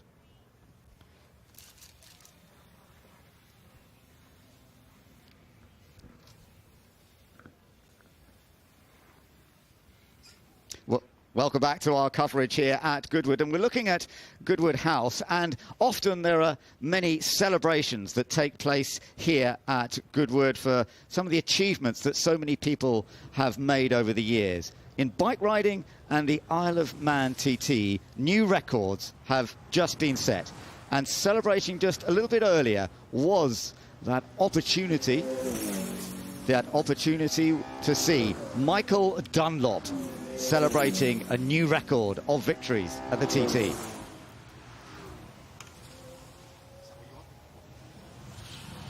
Michael, busy day for you, and now you've joined us on the hill. Yeah, obviously we were a bit late coming this morning. We had a bit of mist at the house this morning before we could get away, and then obviously when we landed, yes, we're all ready to go, so for obviously the balcony service earlier, so we had to just stay down the bottom. But yeah, no, it's good to get a run up the hill, and I think this is our last run, which is quite good because I think it might be raining now in a minute or two. Well, what's it like? I mean, first time at Goodwood and you get a balcony moment just to kick it off. It's pretty special, and congratulations again on such an incredible achievement. Look, it's an honour. It's an absolute honour, obviously, for the Grace to put that on for me. It's something that, I don't think you'd ever get a chance to experience. Something, the experience alone is just incredible. To be honest with you, I did say I didn't think there'd be many people actually realise about motorbikes, in my opinion. I thought there'd be nobody there, and a massive crowd. It was a complete honour, and thanks to the Goodwood people, everybody that's made it happen to get me here and do everything, because obviously it wasn't easy to get me here, so they got me here, they choppered me in, and it was a privilege. And what was it like driving up the hill on your bike? Yeah, it's all right. Yeah, I tried to make sure I didn't do anything stupid. I tried not to do anything stupid, just in case I fell off in front of people. So that would ruin the day a little bit. That would ruin the day, and maybe the bank balance a little bit too. So no, it was all good. Look, great crowds here, great event. What more can you ask for, really, than ride your motorbike? Tell me a little bit about the bike you're on. This is our own team-built bike, something that we use at the TT. Obviously the record-breaking TT, so it's one of the bikes that was used for it. So yeah, it's my stock 1000. It's just handy. Come here, a lot of these bikes they need starter motors and all that, so I can just push the button on this and ride off and have no grief. So no dramas. No, well, hopefully not. So no, there's a lot of these boys doing a lot of pushing earlier, so I was like, no, I'm all right with that for today. And what's it like seeing people like Giacomo Agostini, Mick doing all these guys? It's great. Obviously I've been done a couple of events with these men, and they love it. It's these boys are the prime of the sport, and we stand in here and sort of being talked in the same sort of circles at them is pretty cool, and as I say, it's actually quite weird seeing how much they still love it. I thought after 40 years of it they would get annoyed or have had enough, but they just love it. They just freaking, I think that's maybe just Americans, they just love everything. Even when they're having a crack, they love it. They just hyper, so Kenny's down there screaming that he wasn't getting another run, and they just love it, really, so it's good. Well, a fitting trip to you today for your achievement. I think, and I hope it's not going to be your last trip with us over here at the Festival Street. If he wants to keep sending the helicopter for me, there's no problem. I'll come here whenever he wants. Well, you've set the precedent now. I mean, that's the only way you arrive here now, isn't it? It's the only way, if I can do it, it's the only way I arrive anywhere, but I have a funny feeling like I'll be back on the normal job tomorrow again. Well, best of luck. Enjoy the weekend. Thank you. Lovely to hear David talking to Michael Dunlop, but the celebration did take place that little bit earlier today out in front of Goodwood House, and His Grace the Duke of Richmond along to congratulate him. And it really was a tremendous response from the crowd. It was lovely that Michael reacted so well. Yeah, and just wonderful to see so many people come out to see him, and for His Grace to put on and choose Michael to be one of those very lucky people to get to the balcony. Amazing. So that was excellent to see. And we've got more coming up, of course, as we go through the course of the afternoon. And we've got another moment that will be taking place, which is a memory moment for Gilles de Ferran, as we will have a little bit of a memory of a man that we lost at the end of last year, one of the great racing drivers, but also got involved in Formula One management side of things as well. That'll be coming up a little bit later. But as I mentioned, we have got the timed shootout coming up pretty soon. And that'll be very, very exciting to see who sets the pace. We've got the fans just looking around, getting a chance to see what's going on, and we've got our very own chance to find out what is going around different places here at Goodwood with Matt Baker. You never know who you're going to bump into here at the Goodwood Festival of Speed, and I'm delighted to be joined by the Wacky Racers team. Hello everyone, we've got Red Max, hello. Guten Tag. Guten Tag. We've got Peter Perfect. Hello, wonderful to see you. Very good, very good. Sergeant Blast. Sergeant Blast, sir, carry on as you were. We've got Penelope Pitstop. Hello, Penelope. Hello, my darling. How y'all? Very well, thank you. Lovely. Dick Dastardly. Yes, forever number one. The best. The best chin in motorsport. And then we've got Private Meekley as well. Private, how are you? I'm very good, thank you for asking. It's nice to get some attention. I'm trying to answer his question, Sergeant. Right, I'm going to come to Penelope Pitstop first. Penelope, what is the thinking behind dressing as the Wacky Racers team? Oh my goodness! Well, we're racing. We're here. We're the Wacky Racers, and we're always here at Goodwood because we love coming to race. But you know what? This year we're just too fast to go on the track. They won't let us go up the hill. That is a travesty. And they won't because we're too fast and too good. That's why we're in the army, son. As you were, carry on. And we're also far too handsome, some of us, you know. We don't want to show everyone up. When you have a moustache like this, what can you do? It's impossible. The outfits are fantastic. Dick, I have to ask you about your chin.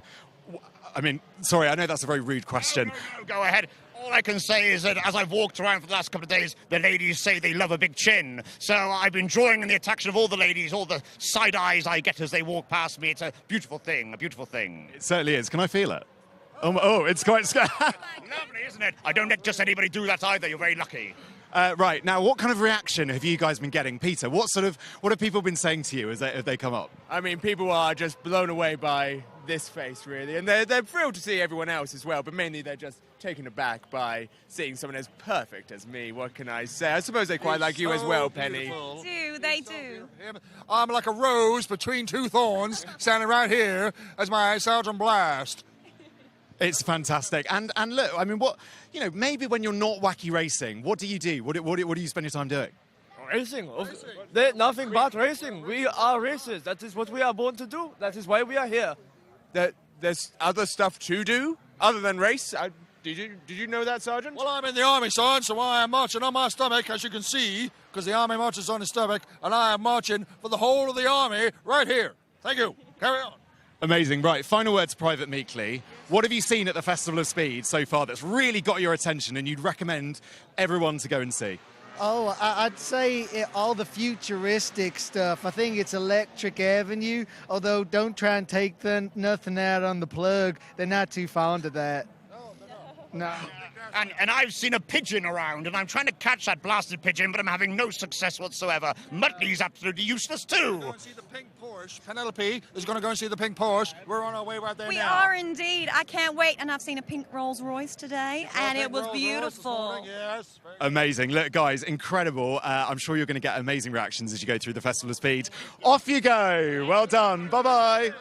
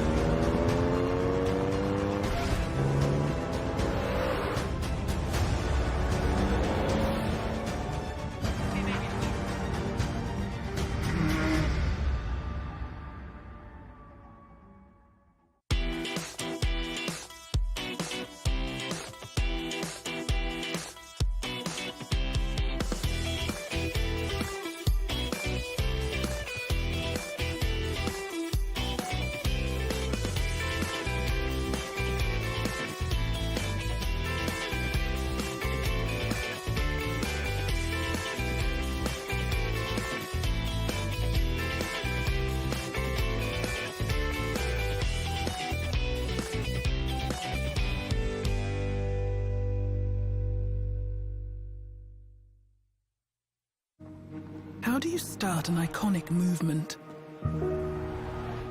Classicism would say it's all about form and craftsmanship, while surrealism would find all of this quite, well, surprising. After all, it's about creating the icon of a new movement. Welcome to Forwardism, the all-electric BMW i7. Presenting the new Pirelli P0e tires for electric cars. They're on a sustainable journey, just like you, thanks to more than 55% bio-based and recycled materials. They let you move with outstanding quality for everyday life, thanks to AAA class in rolling resistance, wet braking, and noise reduction. They let you keep driving even after a puncture, thanks to run-forward technology with a self-supporting tire structure. We call them contemporary performance tires. You can simply call them tires for contemporary humans. It was an icon of its era, a ruler on the racetrack. It was every stuntman's stunt car of choice, a legend of its time. But you know what they say. Legends never die. They're not just reborn, they're rewired. The legend is back.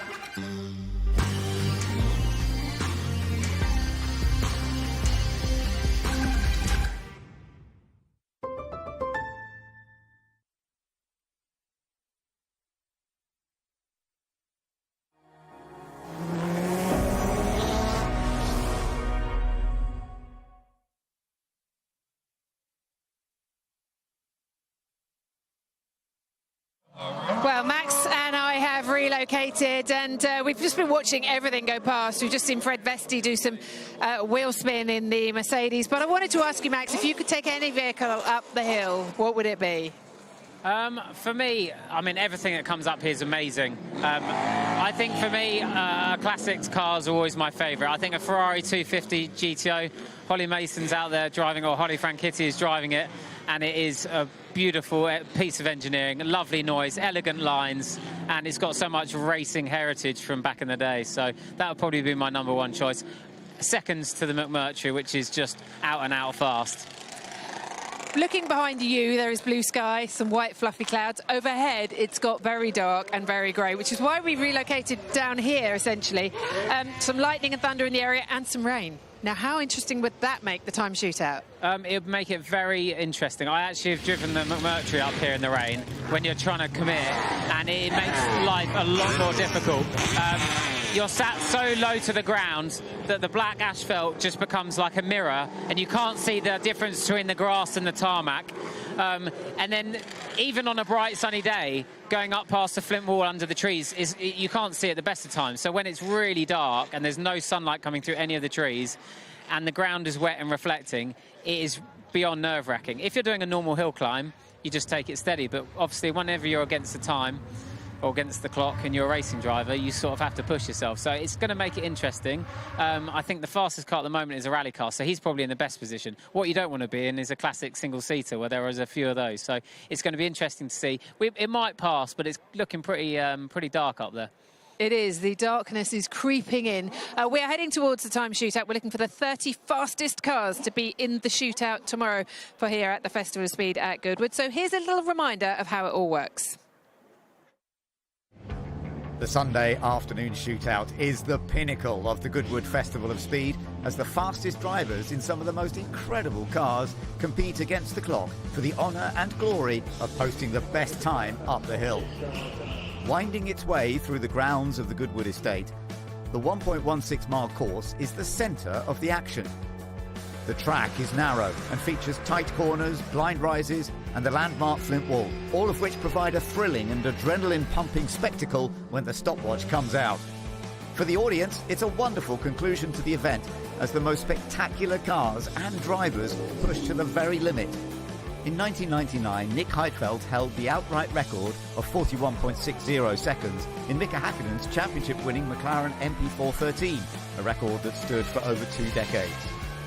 But that was finally topped in 2022, when the outrageous McMurtry Spéirling electric fan car, at the hands of Max Chilton, broke the record in an astonishing 39.08 seconds. The format for the timed shootout has changed somewhat for 2024. All timed competitors will now run in their relevant themed class in the morning, Thursday to Sunday, and this is split into 7 classes of vehicles. Pre-war races, single-seaters, tin-tops, sports races, modified and all-wheel drive, production GT races, and production cars. Saturday afternoon's qualifying shootout will now determine each timed class winner, as well as the top 30 who will progress to Sunday's shootout final. It's all to play for across the weekend, and come Sunday, will Goodwood see a new record up the famous hill?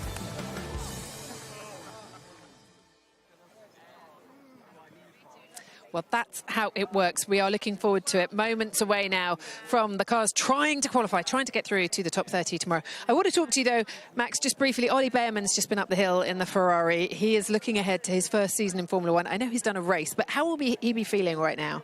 I think he'll be excited. As you just said, he's already done a race, which just settles the nerves a little bit. You know, he's done the whole process of a weekend. He's done the qualifying. He's managed to, do a full race.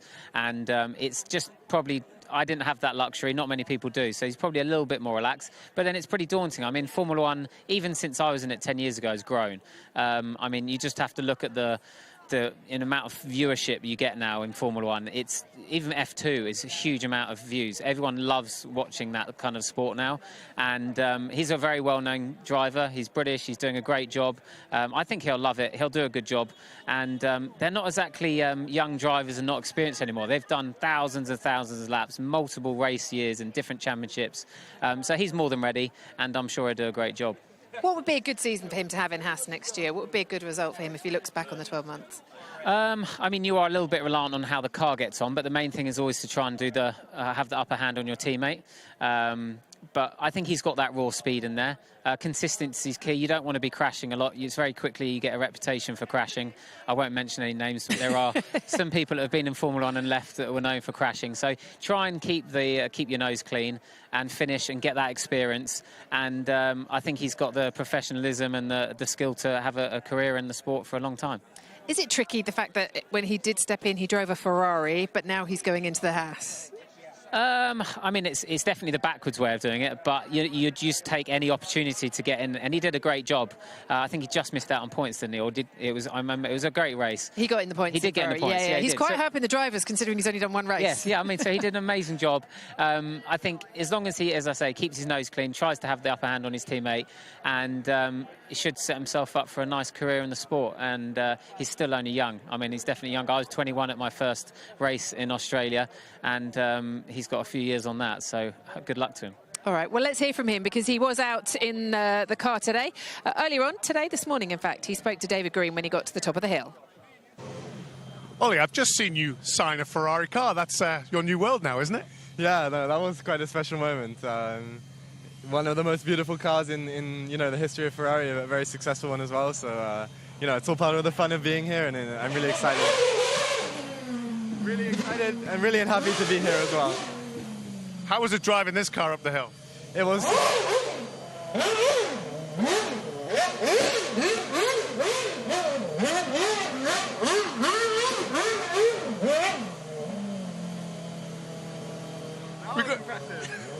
Will you do that next time up? Oh, I got some work to do. That takes a lot of confidence. Wow. That was quite a tight circle. Yeah. No, I was going to do some, but I missed it. I didn't know the track, and I completely missed the space to do donuts. Next time you'll see some donuts, but no, it's great to be here, and I'm really enjoying it. We were laughing that this might be your last time you can come to the Festival of Speed and walk around without being interrupted, but I think it's probably already too late. Yeah, although it's quite difficult already. I have to run and keep my head down, but no, it's great. I get to see a lot of people supporting me, and it's having announced my contract in Silverstone and coming here as a British driver, it's amazing to feel the support of the fans and the passion as well. It's been a whirlwind ride since the beginning of the year. I mean, tell us a little bit about what's been happening to you and what you're doing this weekend. Yeah, it's been a very busy year. Of course, there was a last-minute call to Ferrari in Jeddah, which transformed my year quite a lot. I've done a lot of free practices with Haas now, and now, of course, being here. So lots of laps in an F1 car. This is probably the most fun laps I've had. Lots of wheel spin and lots of tyre smoke, but no, I've been loving it, and it's been fantastic. Well, it's so great to see you here. It's so great to see you smiling, and I look forward to the donuts on your next run up. Yeah, well, I'll try and put on a good show for everyone. Thank you very much. Great to see Ollie here this weekend. Max, I just want to get a final word from you on Formula One right now. We had a Lewis win. We've had 5 different winners in the last 6 races, or whatever the statistic is. It's looking good right now, isn't it? It's competitive. It's absolutely, Formula One is always been great to watch, but some years gone by, it's very predictable. You'd know who to put your money on. Actually, the last few races, it's really been, especially this year, it's been more up in the air, and it's just great for the sport. It makes it less predictable, more exciting. I think the last race at Silverstone was absolutely mind-blowingly exciting, and what an amazing result for Lewis. 9 home victories, that's just an amazing thing. He was desperate to get that win for the last couple of years, so that was great. Wet race at Silverstone, that's become an iconic race. And then we've had other race winners this year as well, and I think it doesn't look like that's going to change. I think it's going to be up in the air for the next at least 5 or 6 races, which is great to see. Formula One, when we had the Schumacher and the Vettel years and the Hamilton years, sometimes becomes a bit predictable, but I don't think we're at that stage at all now. It's really switched quite rapidly recently, and I'm really enjoying it. British drivers going well. Ollie joining that grid as well for next season. Motorsport in this country is on a bit of a high right now. Yeah, we're very proud to be British, aren't we? We've got so many drivers. I think next year we've got 4 or 5 on the grid, which is or you can tell me, is it? Well, I was going to say, Alex Albon is a Brit-born tie, so if you can include Alex as well, yeah, we have Alex, Lewis, George, Lando, and Ollie. Right, so we're up to Have I forgotten anyone? No, I think you've done well there. But I think I was the last year in 2014 when there was 4 of us, me, Jensen, Lewis and Paul di Resta. So it is great. I mean, we are very lucky with Formula One that it has so much British heritage. So many of the teams are based here. We've now got more probably nationality drivers on the grid than anyone else, and it doesn't look like that's going to slow down. And obviously Ollie Bearman is linked with Ferrari. How cool is that? It's not just the British teams taking the British drivers. So I think we're in a great place. place, and let's hope it continues. Thanks for your company. No Really problem. good to chat to you today. The current record holder here, of course. Will that be broken? We're moments away from the time shootout. First, though, how do you master this hill? Karun can tell us more. The hill here at Goodwood is one of those iconic bits of motor racing these days. And here I am in the 1962 World Championship winning car. Off I go. Graham Hill won the 1962 World Championship in this wonderful BRM. Through the boulevard of trees, coming up to the first couple of right-handers now. It's a fantastic sight as you come through this bit of the track with the house on the left, this beautiful sculpture at the corner of your eye, but you're firmly focusing on the track, the lines of hay bales with the sea of people behind it. Up into Moulcombe, a tricky left-hander. And as you start to climb up, this amazing view of the Flint Wall looms ahead. Round the Flint Wall, give it a wide berth. Be nice and safe. This car comes from the Collier collection in America. It is exactly how Graham Hill drove it back in the 60s. To be honest, it's the first Formula One car driven with no seatbelts, which is quite extraordinary. I'm bracing myself up against the side of the car to come through the final corner and through the finish line. A fantastic bit of Formula One history to drive here at Goodwood up the hill and show you all of you at home a little bit of just what we see from the cockpit.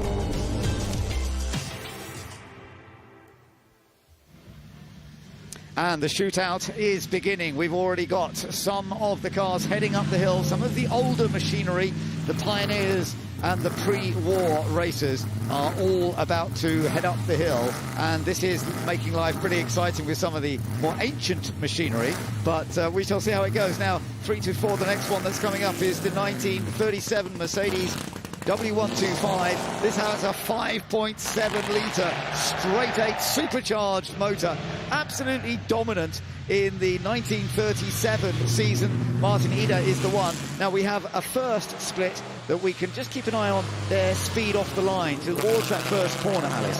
Yeah, so that's crucial. I mean, it's like any start really at the start of the race. You want to get that good launch off the line. So not only do they have to get that good launch off the line, they have to navigate their way. And we saw through Karun's video there that it's so narrow, especially going up through that Flint Wall. And we've seen already going through Moulcombe Corner now is the Mercedes. We've seen already today Moulcombe Corner catch a few drivers out, some few near misses of the hay bales there. So this, I would say, going up the Flint Wall, the start and Moulcombe Corner are the three tricky areas to this hill climb. I totally agree with you there. We're watching one of the classics and we've got these different classes, so it's about trying to win each of your classes up against your rivals in that class. Martin Eder not pushing so hard, and I'm not surprised, in a car that must be worth absolutely millions. This one with the Maserati Grand Prix in 1937.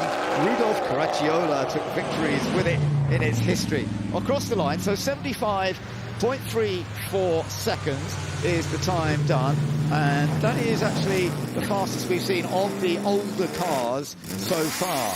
But as we go, we've got more action to come, and we've got, heading up the hill now, Vincent Kolb in the Ferrari 166 FL. So this was a machine that saw Juan Pablo Fangio win his Grand Prix, his first Grand Prix.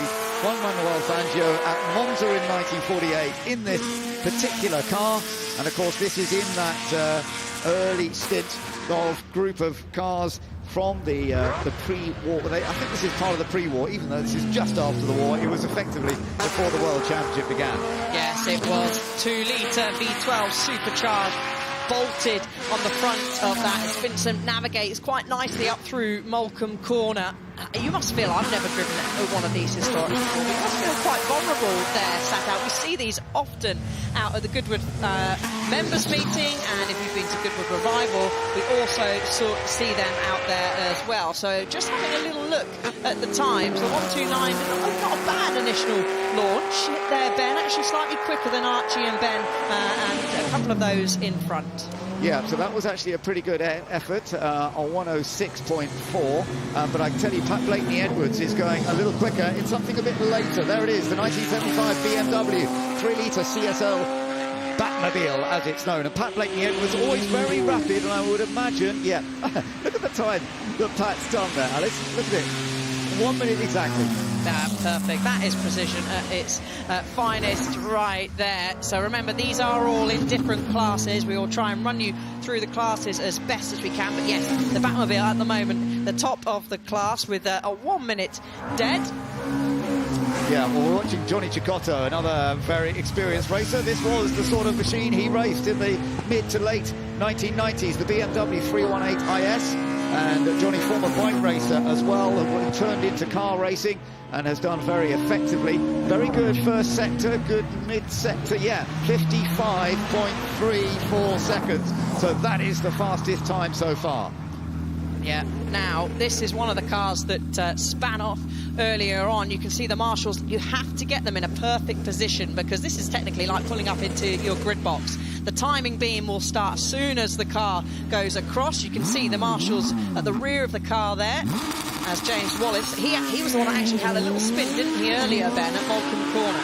But I think he is potentially one of the fastest here. So keep an eye on the Porsche, the 911 GT3 Cup car that is heading up the hill. James Wallace, Porsche Carrera Cup Junior driver, who's been right out to the grass there. But it was an excellent getaway. He's done that in 5 seconds flat, so that's the fastest sector we have seen so far off the line. Yeah, and you're right, he did have a spin up here. But he's kept it clean, hasn't he? He has. He used a lot less inside grass, not curb, inside grass there than he did earlier on. And do you see how close he got to the inside hay bales there? He brushes up. Did he? He has. He's knocked in the front right wing mirror there, Ben. So he must at some point, it was either the first brush of the hay bales or that second one that we just saw there. But straight to the top of the times, the 48.12 seconds. So great effort there from James. Yeah, really good. That is the fastest so far. Now we're looking at a very classic machine, the Sauber Mercedes C9, winning all but one race in 1989 in the World Sports Cars Championship. And Kenny Atchison is at the wheel, very experienced racer himself. Let's just see what the time is as it comes across the line. 51.91 seconds, and that one is in the sports category. That could well be one of the fastest in that particular sports racer category. We shall see how it goes. We've only got a couple in that category, actually. It does vary how many entries we have in each of the different categories. Now, Philip Eng, he is going to be another one to watch out for. The BMW M4 GT3 3-litre straight-six turbocharged 2022, and this car actually, the team won the Spa 24-hour with these drivers, with Philip Eng, Marco Whitman and Nick Yaloli. Nick is here. We've seen him out in the BMW Hypercar, but this is going to be a super fast time. It's going to be close between him and the Porsche. 51.24 seconds. The slots up into second place, just behind the James's Porsche.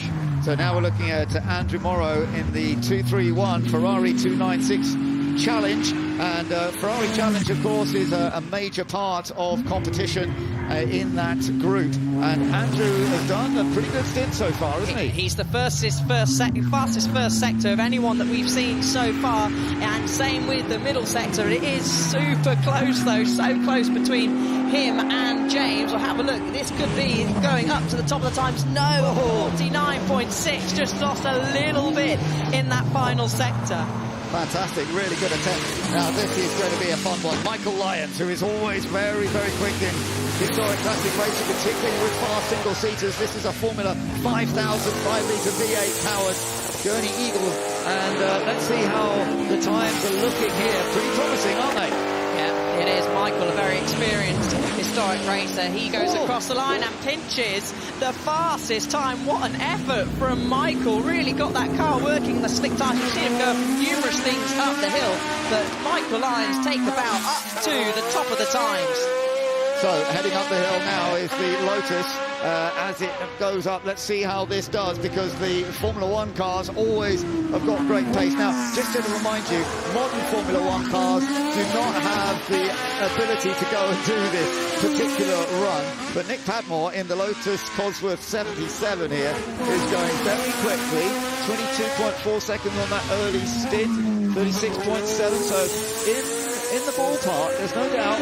We've got Michael Lyons in. I'm not sure it's going to be quite as quick as Michael. Really pushing hard, though. Across the line he goes. Nick Padmore, 49.8. So under 50 seconds, but not quite the fastest so far. And he'll slot into second in his class now, Ben. I think that this could be one of the contenders for fastest overall. This Supervan is incredibly fast, and actually we've been keeping a keen eye on the times of when they've been up already in demonstrations on the hill today, and I'm going to say that this has been the fastest time of the day so far. The Ford electric Supervan.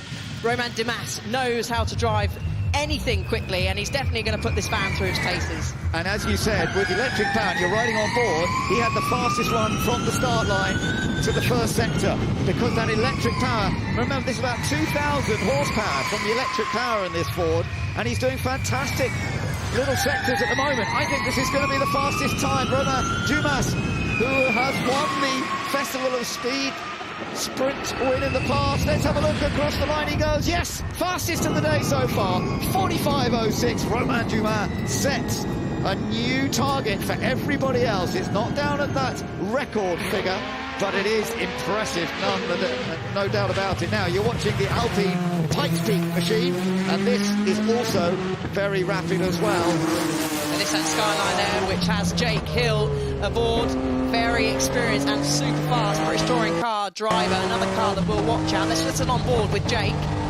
Yeah, lovely to be on board with him. Let's see what the time is. It's not quite going to be up there with the pace we've just seen from that Ford, but 50.47 is still extremely effective. Now, this is the car that we saw hopping across the grass, didn't we, yesterday out of the first corner, Ben, in the practice. So managed to keep it on track so far as the Alpine storms up to cross the line. This is going to be close, Ben. Rafael Estel, 48.19, so it's not quite, but under 50. Now, this is one to really keep an eye on. Scott Speed, who was telling us about this. This Subaru WRX Project Midnight has been created for this event. Let's see if it's working. Slightly down at the moment compared to Romain Dumas, but it's not by much. In the middle sector, he's a tenth of a second off, so this is going to be so close. It's got to be so precise. You can see jumps on the brakes at the final turn, nice and tight to the inside. Hay Bale there, heads up the hill using every width of the track possible. Comes across the line, Ben. Scott's been across the line, and he does 45.15. My goodness, he's missed out by just a tenth and a half from the fastest time we have seen so far, which is still held by Romain Dumas in the Ford Supervan 4.2. Now, next up to go up is the Subaru Huckster, Travis Pastrana, and you'll see the active aerodynamics when he slams onto the brake, when he does need to use the brake, that is. And there you go, a good example of the Subaru there, but this will be another one that's going to contest. Oh, he gets out of shape at turn one, Ben. Fantastic, just look at the angle he goes to. He really throws himself. He's been twice runner-up at the Festival of Speed in the Shootout, and he's really pushing on hard. But how are the sector times going? Well, he's certainly in the mix. That was a very good first sector time. He's in the mix, not quite as rapid on the second sector. Keep an eye on it. Let's see. Stay off that thin wall. He does so, but he is pushing hard, and let's just see how it goes right up to the top. Eases off just a touch. The flaps come up when he brakes. Doing a little bit more slowing. And into the final sector now. Across the line he comes. And Travis Pastrana, the time is 47.5. Yeah, so just missing out, slightly losing out there. We've now got, here are our road cars that are going out. This is the new Genesis, eating as much as you possibly can on the inside of the turn one there. We have, this is the new concept, Magma concept, that was launched earlier on this weekend. Jackie Hicks was at the wheel, went on Thursday, and in its own class, of course, but this is again what's so special about Goodwood Festival of Speed, as we get to see so many dynamic debuts, and this has been one of them this weekend. Absolutely, as you say, being launched for the first time here. It's got the high-performance dual electric motor, and we're getting some rain as well, so that's going to make it a bit difficult to set a fast time, isn't it?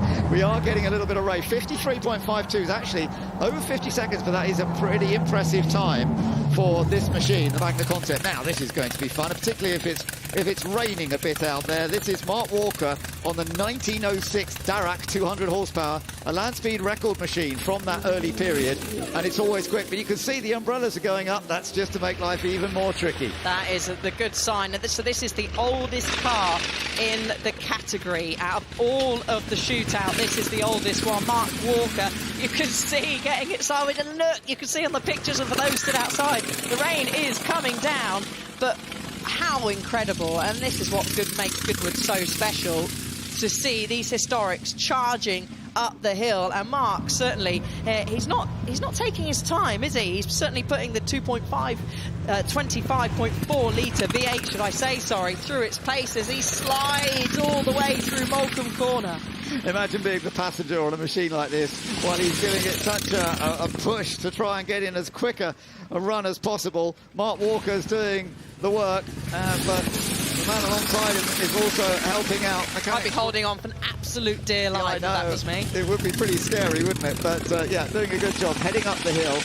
Julian Majoud in the Bugatti has already done a 61.8, and that is another of the early period cars, although it looks like we're separating a little bit the pioneers. This is considered as a pioneer because it's the very early stage. 74.97 seconds. That is pretty effective. It's up against cars like the Mercedes that was out earlier on, and so that's something that we will be keeping an eye on as we go through this.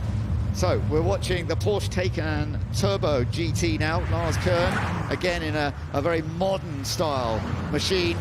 This is the most powerful production car that Porsche have created already. All electric, over 1,000 horsepower. So it might be quiet, but I tell you what, it's extremely rapid. Yeah, it's got some waft, and look at the rain at the top of the hill there, Ben. This car can go 0 to 62 miles an hour in just 2.3 seconds, and that is fast, especially if you're trying to navigate it through a tunnel of hay bales, and that's what I felt when I went up the hill. It's almost like you're going up through a hamster's tunnel. Yeah, 54.5 seconds there. Looks as though that is a pretty impressive performance. And we've got the Lotus Evija out on the track now as well. This is all electric as well, and let's see how this gets on, because this has massive power. They're producing around 2,000 horsepower. So that was Gavin Kershaw, and he did a 51.6. So it didn't have quite the outright pace that we've seen from some of the others. But we are seeing a mixture of machinery. Rolls-Royce heading up, the Rolls-Royce Spectre, another dual electric. So Rolls-Royce getting into the all-electric angle now and squealing the tyres. All-wheel drive, so all four wheels working hard as they try and generate as fast a run as possible up the hill. Yeah, and the factory is just down the road here from Goodwood. This is a short journey, has this Spectre, and it hasn't had to travel far to get to Goodwood here. The rain is increasing outside of our window. The Spectre is the first all-electric Rolls-Royce, and doesn't it just look so slick heading up the hill, Ben? It really does, yeah, and you get that silence from the electric power, but you get the squeal from the tyres, you get the rain falling, as you mentioned. Oh, a bit close to the bales there, but thankfully, and that is the damp area now, so I think that's getting a little more tricky there, isn't it? Yeah, it is. It's going to cross the line now. Where does it? We'll have a little look where it will slot into its 21st position. It was not going to compete with the race cars, unfortunately. And there's no doubt that for those that oh my goodness, you can see the slide there. This is the Ginga that was very rapid yesterday, but I don't think it's going to have quite the same chance. Yeah, they're going to be kicking themselves that they weren't able to get or luck in to get further up the order. So this is the 21C in the rattlesnake green exposed carbon fibre, built in California, and it's an American hypercar, 1,350 horsepower strong hybrid, and as poor Chris gets to the top of the hill, that rain absolutely increases, but he's certainly put in a very good effort.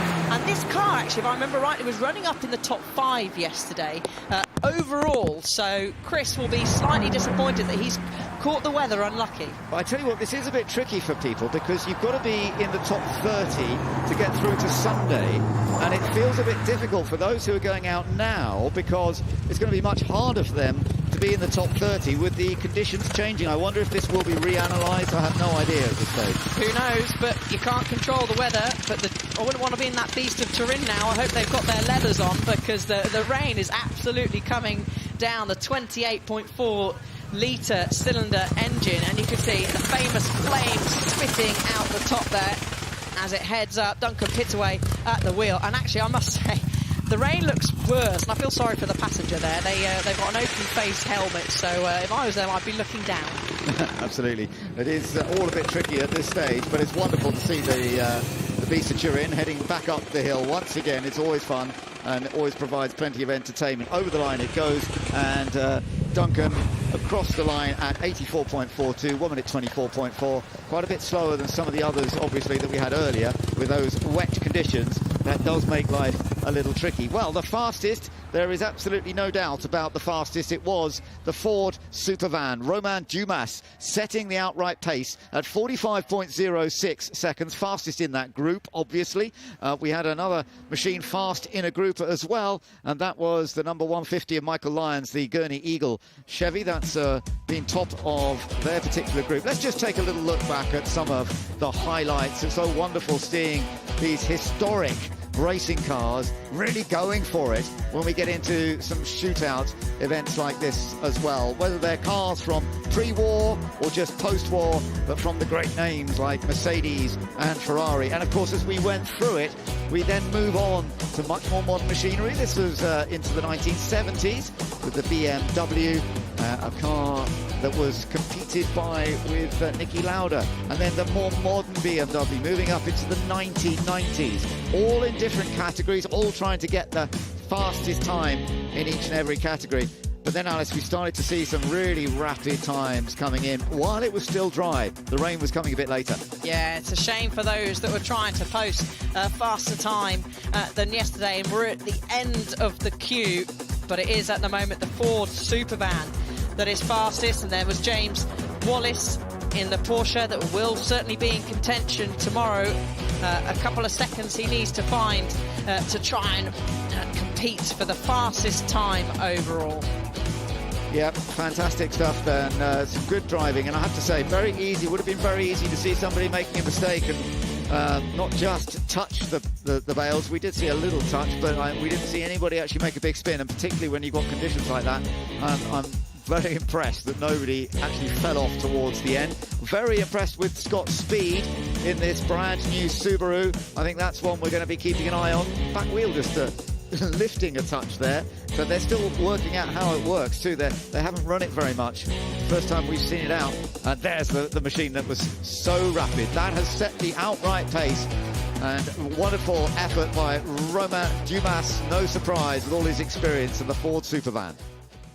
So let's take a look at those times then. As I mentioned, the Ford Supervan setting the pace, 45.061, but it was very close with Scott Speed in that new Subaru, right behind, just a tenth of a second slower. Michael Lyons in the lovely single-seater Formula 5000 Gurney Eagle Chevrolet, he was third. Travis Pastrana, always a great one to watch in the Subaru Huckster. James Wallace in the Porsche 911, he was pushing hard in fifth place. Rafael Astia in the Alpine, then Andrew Morrow, Gregoire Munster, Nicholas Padmore was very quick in the ex-F1 Lotus Cosworth, and Jake Hill taking the top 10 spot in his beautiful Nissan Skyline. So that was all good fun, and the fastest pace set by Romain Dumas. Let's hear from him. Roman, that looked either fun or terrifying. Well, I don't know exactly. Yeah, it was not easy.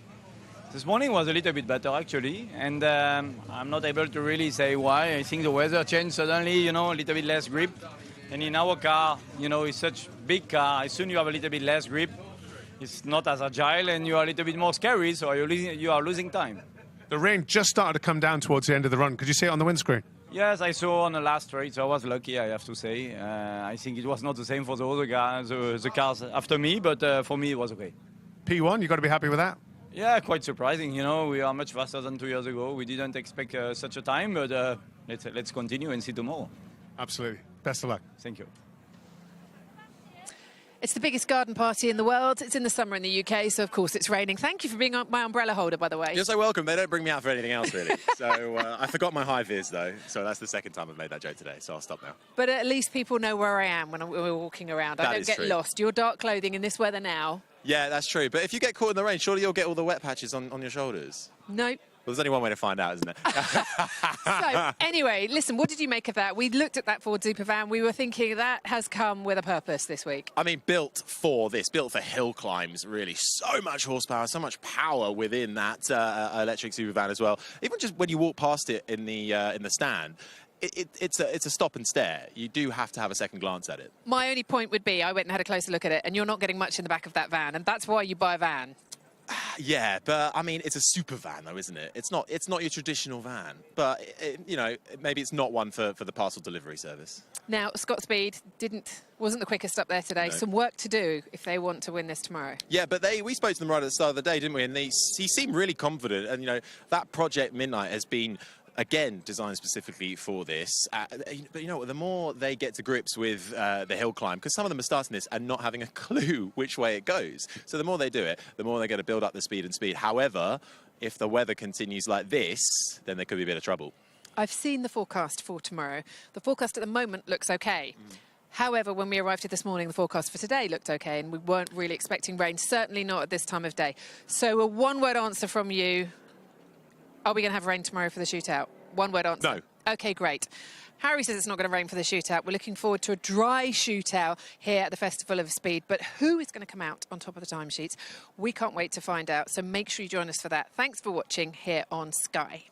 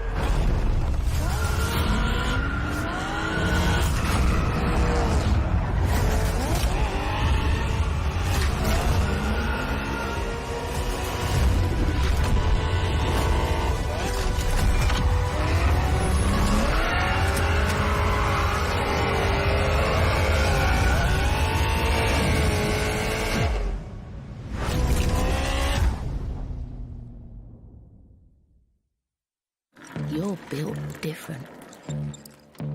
Breathing new life into broken. Taking matters into your own hands. Assembling big dreams from the small things. Never stopping until you find the right part at the right price. That's the eBay way.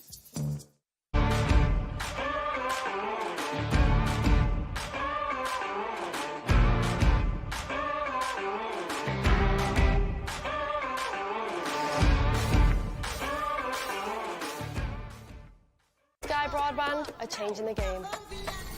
We live in a society where 47% of UK gamers are women.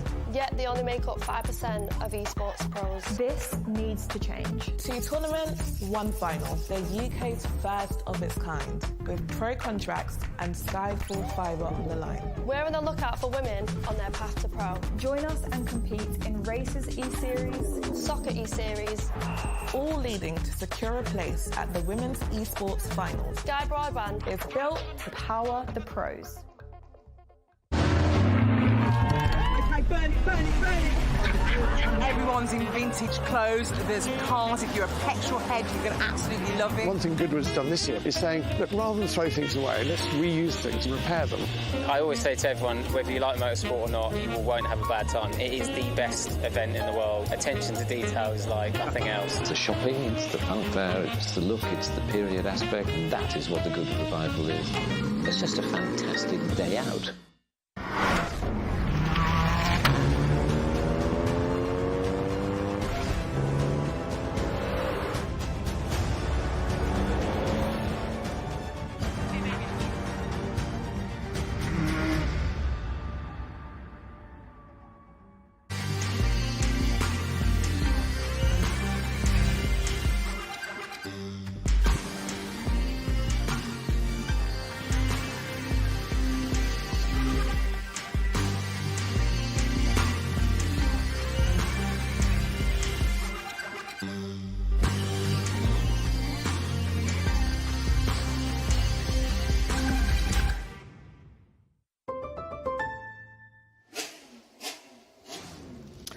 Well, the rain is definitely falling here at Goodwood in this latter part of the day, but we've still got more action to come, and we will be looking at more vehicles heading up the hill. We've just had the shootout run, and those cars are now heading back downhill, and the fans still enjoying themselves, even if there is a little bit of rain around, and hopefully that will pass on fairly quickly. In the meantime, let's look back to yesterday when the sky was nice and clear and the red arrows were on display.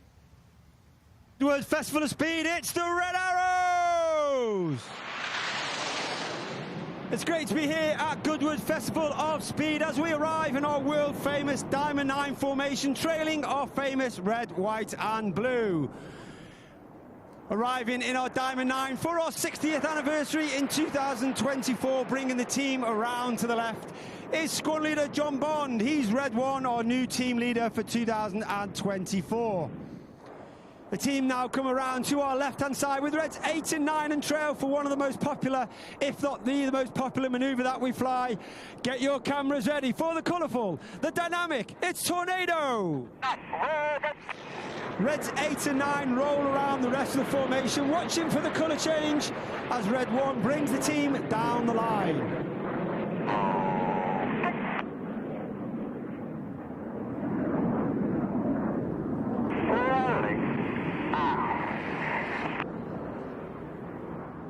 The Red Arrows were formed in 1964 and our first display was in 1965.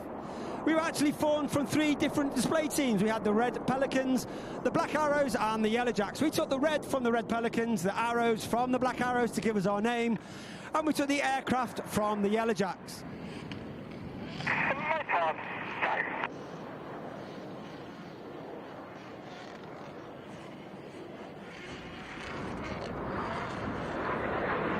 The team flew the night right the way up until 1980 when we took control of the Hawk T-Mark 1. That's the aircraft that we still fly today. The Hawk itself is actually 50 years old this year. And a lot of the pilots that have flown it in the past over those 50 years attribute to her to a very small, agile sports car, an extremely fun aircraft to fly and perfect for the job of the Red Arrows. Look directly to your front, over the bridges and over the trees. You've got Hannah running in, Reds 8 and 9 rolling red and blue for the Hannah break.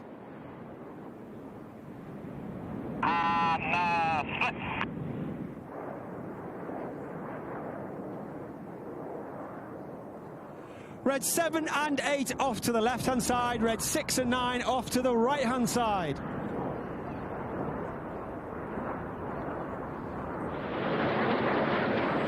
Coming in from the left-hand side at over 450 miles per hour is Red 9, Flight Lieutenant Patrick Kershaw, known as Paddy.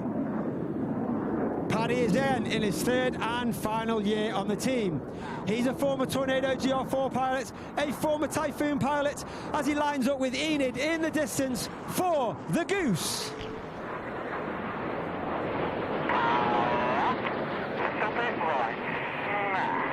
And you see Red 9 climbing up, streaming his red, white and blue, as Enid also stream our world famous red, white and blue off to our left-hand side. Once again, they'll dive down to only about 200, 300 feet. They'll be looking to pass each other in the middle at only 30 metres. That's 100 feet at a closing speed of over 800 miles per hour. They'll go unsighted at the very last minute in a manoeuvre called the opposition barrel rolls.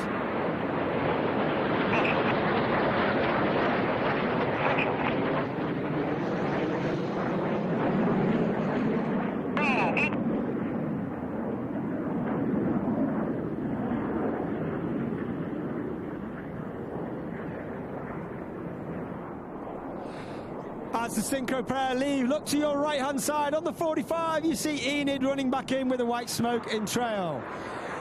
The colour comes on. 4 and 5 perform a roll back to create the hood of the Cobra in a manoeuvre we like to call the Serpent.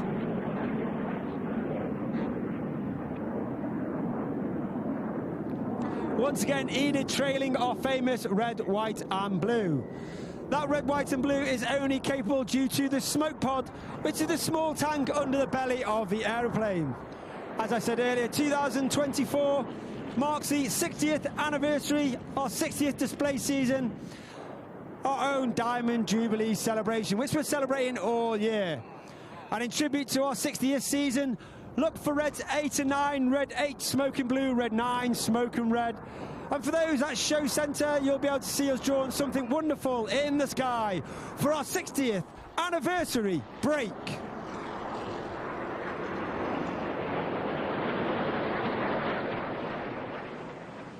So that was some of the fun of yesterday with the red arrows on display. We've got a bit of rain here at the moment, but there we are still going to be seeing some great action coming up the hill pretty soon. No doubt about it. We've got a couple more matches to come up the hill. And we're just seeing some heading back down, having done that last run. Meanwhile, of course, the rally stage here at Goodwood is an important part of it. And we want to look back at some of the action on the rally stage that has been taking place today.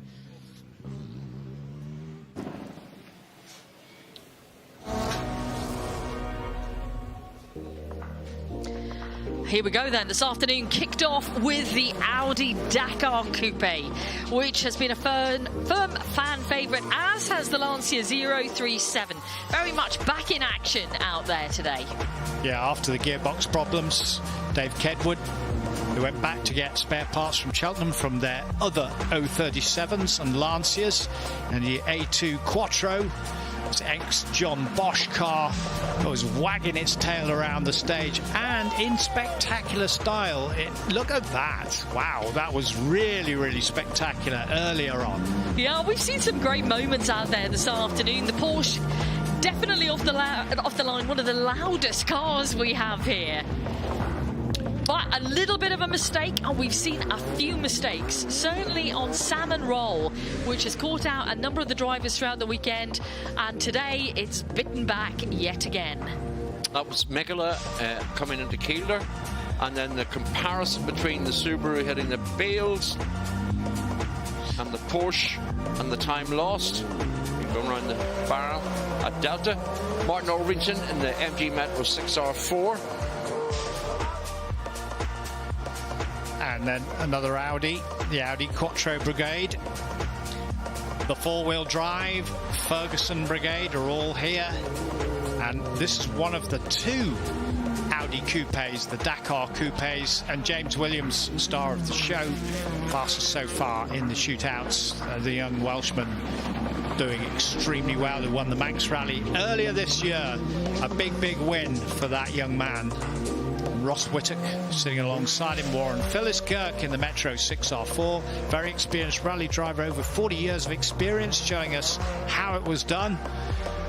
Over the flying fin, that rear wing above the Metro 6R4 as the Hyundai makes its way to the top end of the special stage, across that beam to set its time. And we've been regally and royally entertained by spins. Yeah, Marcel Ludwig there was, he's really on it this afternoon, almost taking out the mini cam on the jump. It's the same tactic on every jump from Ludwig, a little bit off to the left-hand side. And Ollie Mellors, who was second in the shootout, And you can see how he bashed that right rear quarter of his car. He did that on the first run. That's all taped up. And even the Subarus wanting a little bit of a taste of the bank. And George Lepley in the Evo 6 sparking away under the left-hand front where the skid plates are. It can be rough in parts on this special stage, but there we go. That's that fantastic leap. Anu Mikkola designed this stage 2004, 2005 when it was first used. What a special stage. We've had some great action out there this afternoon. More to follow.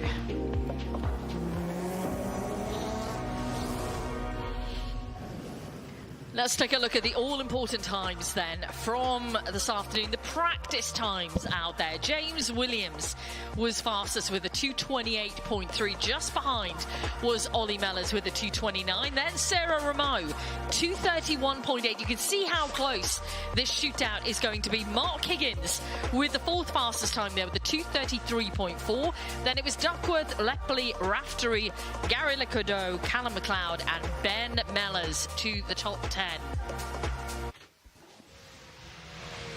Well, we might have some rain out there at the moment, but I'm glad to say that we've actually got some cars heading up the hill. Bruce Jones is with me right now, and Bruce, it's a bit more challenging for the drivers. And you can see straight away, terribly easy to end up on the grass when you've got a wet surface like this. Yeah, well, we're looking at a Jaguar XJR 12. 12 is the key in that one. It's a V12, 7 litres, and maybe there's an embarrassment of power in these slightly slippery conditions, but as long as nobody has told the drivers, Ben, all will be fine. No one needs to tell Karun.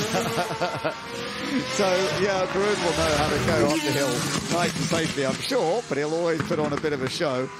So it's fun to see him heading up the hill in this very, very beautiful Jaguar. And, of course, Jaguar at this time in the early 90s were the dominant force, weren't they? Yeah, it really was a purple patch, mainly because of the livery, but actually because of the success. And this car took victory at the more in 1990. Martin Brundle, John Nielsen and Price Cobb. But, oh, my gosh, it's so much more slick, the track up at the top of the hill. In fact, Karun at this point will be going, I could handle it at the bottom part of the course, but here's the finish line. Thank you, cup of tea coming up.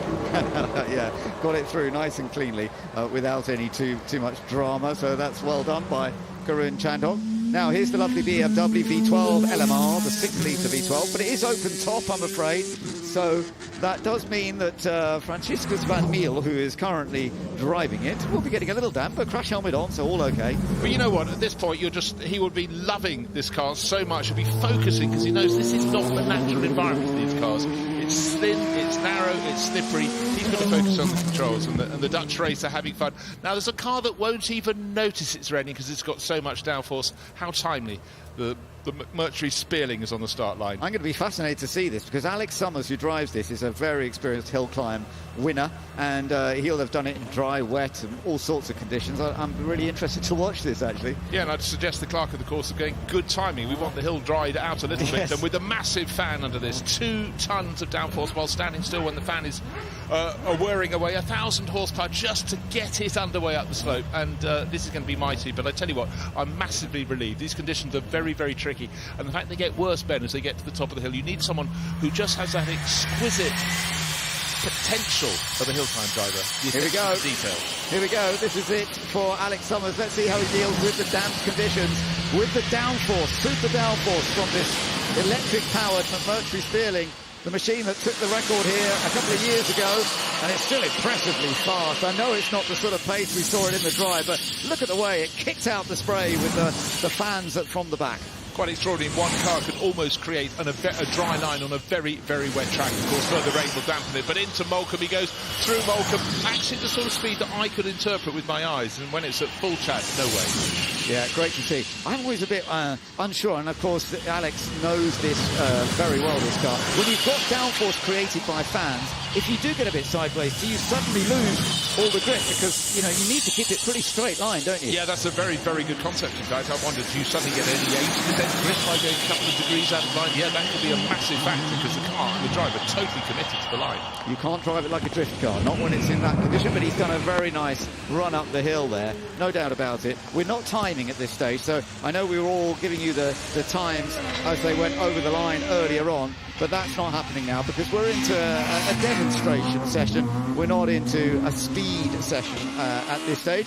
Gwyndaf Evans, it's lovely to see Gwyndaf Evans back out. He's in the Seat Ibiza kit car. The family with so much rallying history. Elvin Evans is also here this weekend. And this is a more basic kind of rally car, but in fact, in these conditions, it's probably perfect. No, I think so, because it's always reckoned that if you had a very wet race in Formula 1 when some cars were turbocharged and some were without, they had less power than normally aspirated cars, and that was their only chance to keep up. But for a car that has so much downforce in its own right, but also the nimble performance, the i20 Coupe, the World Rally Championship, Hyundai, and Danny Sauder, I forgot to mention the driver as well, because clearly that's a massive factor. Yeah, Danny is an extremely rapid rally driver, and actually competing on a wet surface like this for Danny Sauder in the Hyundai. This is probably the best vehicle and one of the best drivers for this display right now, because rain, no, I don't care, I've got all the grip and I can sort it out. But it is actually properly wet down here. At first it was wet at the top of the hill and just a little bit damp down here. Oh, little 2 stabs at Moulcom. Front grip, there. No, not quite there. Right, turn, adjust the steering, settles it down all over again. And here's another vehicle that's certainly used to going on to very more difficult surfaces. The Audi RSQ e-tron. Emil Bergqvist is driving it, all electric. You can hear that electric power, and still going to do a lovely little display. That was beautiful timing, actually. Got that absolutely perfect, because I noticed when we get drifters and others who come into that little circle to do the spin, you've got to get the timing absolutely right on the brakes. That was really impressive. It was. No one told them it was dry, it was wet. That's the answer. But with so much suspension movement, in fact, that probably softens the whole experience. But this is a car not made for driving on tarmac, not made for driving on anything that's smooth. It needs jumps. It's actually passing the bowler off-track, off-road arena, and that's probably the most suitable place for it to be going. Now, more modern technology is hydrogen power, and this is the Toyota Yaris with the hydrogen power, the HR, and it's lovely to see it here this weekend. It's using a traditional internal combustion engine, but it uses hydrogen as the fuel. I know there are different methods of using hydrogen in different systems. Sometimes it's combined with electricity, but in this it's an internal combustion engine.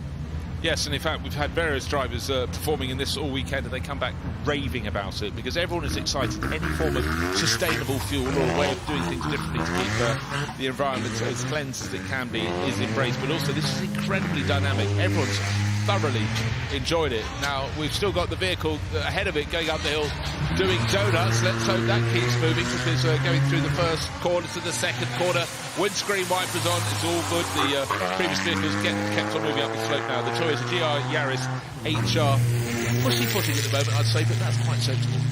It is, absolutely, but the Toyota GR Yaris, the hydrogen-powered version, with James Ogden driving it at the moment. That's taking a good run up the hill. Jari-Matti Latvala is coming up next as well, and that will no doubt be a pretty rapid run from him, the former very, very experienced and successful rally driver, but now very much an organiser, manager of the team. And Elfyn Evans is going to be coming up too. But the Toyota GR Yaris, this is so much of our horseless to hybrid style here at Goodwood this weekend, going from steam engines to now hydrogen engines and more in the future. Just as a thought, I wonder if the steam car going up the top of the hill in this sort of rain, and the rain at the top is very, very serious now, how much of the performance, as the temperature drops on that steam engine and the Salvus and wagonette, how much of your performance you lose? Yeah, I wonder too. But yeah, lovely to see the Toyota Yaris here at Goodwood this weekend, and we're just waiting to see a few more. Now this is a fun one to see, a touring car version about to head up the hill, and this is Rob Huff's car, but I don't think Rob's in it today. No, it's teammate Josh Cook. It's Josh Cook, who also competes in British touring cars and is also extremely effective. Used to some wet rain at some times, so I'm sure he'll have a nice little play. But remember, this is not a rally car, it's not four-wheel drive, and therefore it will not have quite the same capabilities. No, but it must be said that Josh Cook can throw caution to the wind. As you pointed out, it's not his car, it's Huffy's. So there you go. But Josh was interviewed earlier, thoroughly enjoying his time here. But any time you get all the BTCC races together, they can't help but be competitive. But right now, the messages will have got down. It's damp at the bottom of the hill climb course, going through the first corner, right-hander followed by the second, and even there, in the last 5 minutes, it's gone from damp to properly wet. Look at the amount of spray coming out of the back of that.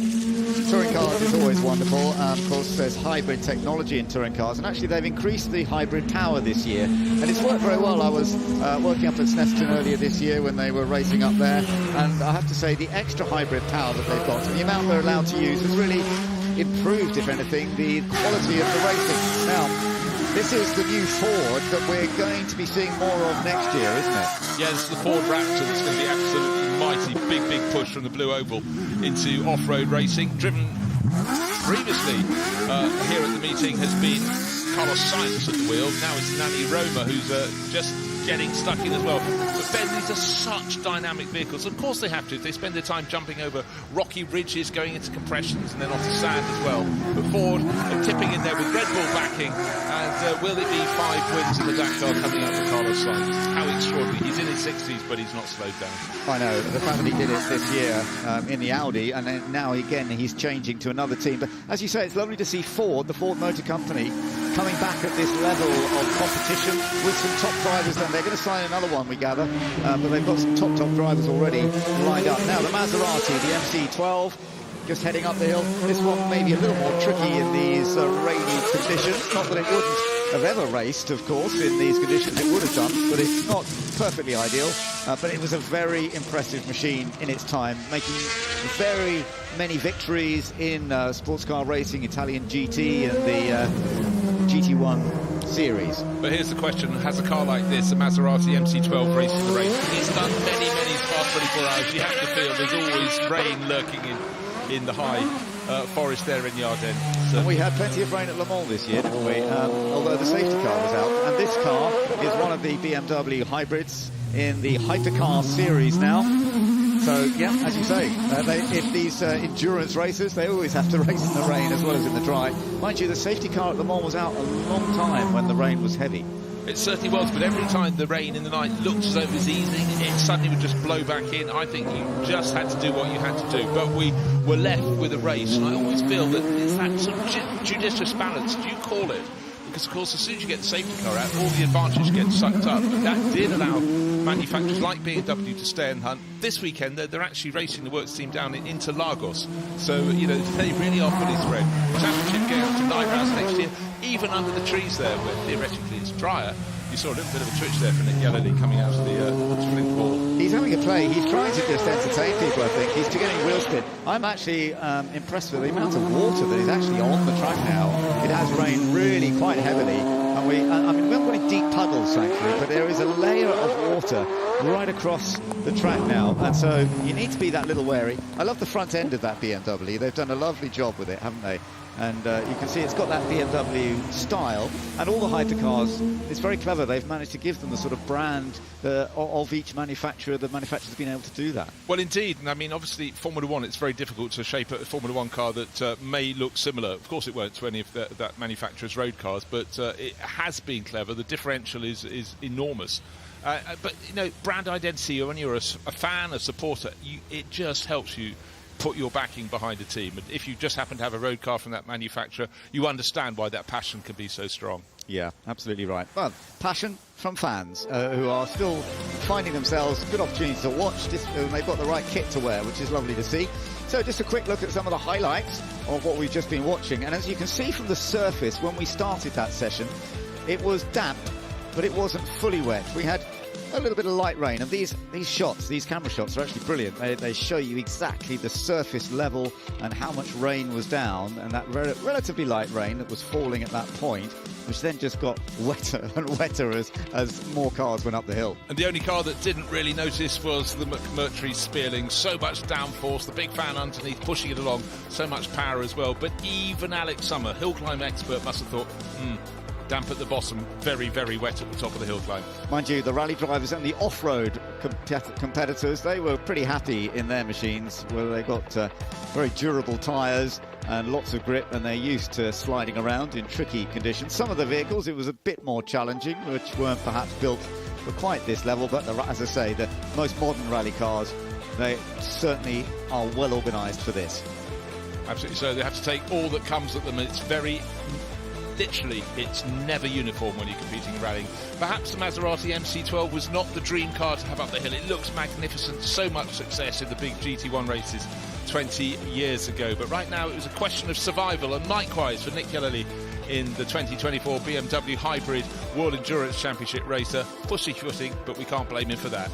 Got a feel for the teams and everybody who have their cars here on a wet day. There's a bit more polishing to do when the car's been up the hill in these conditions. They do get a bit covered in dirt, but there'll be plenty of people around very happy to polish them up, ready for everything that's going on either later today or going into the final day, Sunday, here at Goodwood. Lovely to see the BMW out on track, a machine that is a key part of hypercar in endurance racing these days. Serious face, Alex. That didn't look like fun. That was. Do I get my hug now? Can I have my hug after that? You smell great. Yeah, that's a real shame for the rain to come down. We were all caught down there on slicks. So yeah, just obviously it's a piece of history, that car. So I just sailed up very slowly, but. It still actually looked very quick to us up here, but we were wondering, how does the downforce work in the wet? Is it harder to deal with? No, it's wonderful. It's great. If you're on the right tyre, it's fine. Obviously, a slick can't displace the volume of water. So you on slicks? Yeah, we got caught short. I mean, my engineer, Jem, was absolutely right. He said, put wets on, but such is life, eh? But yeah, if you've got a cut tyre, it will displace the water. With a slick, you just can't take the risk. But that makes a lot more sense how you're on slicks as well. That must have been lively. Yeah, but in the wet normally with a proper tyre, it's great. It's fabulous, you know. You were creating almost a dry line behind you for the cars behind with that fan. It's the service we provide. What can I say? Yeah. It works the same. You know, it's very conventional. It's got filters and bypasses and so on, so it doesn't lose any downforce in the wet. Well, we enjoyed it. I know you would probably prefer a dry line, but, you know, we're just happy to see that car. And it still looks very quick, even with the spray behind it. Yeah, I'm very happy to be here, and I'm glad we got to the top, because, as I say, it's a bit of a Goodwood legend now, that car, and I'd hate to be the one to spin. So, like you say, even in 2 years, it's become, you know, part of the furniture here in a good way. It's wonderful. It's a great event. As I've always said, we're hugely privileged to have been invited, and thank you to the club, the marshals, for standing out in the rain, and everyone who's come to see us, and of course the Duke and GRRC. So yeah, we're hugely honoured as always, and we can't wait to come back next year if you'll have us. Well said, and we'll see you again tomorrow in the sunshine. Thank you very much. Cheers.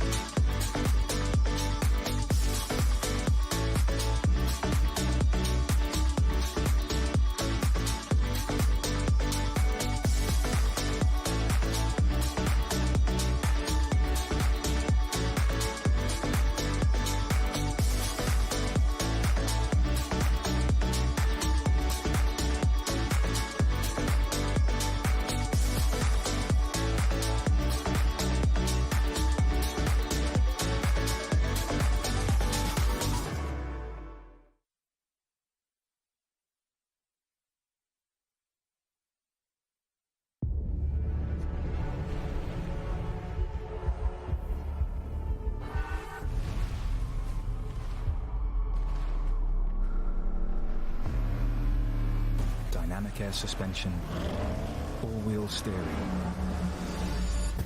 configurable terrain response, effortless in the extreme.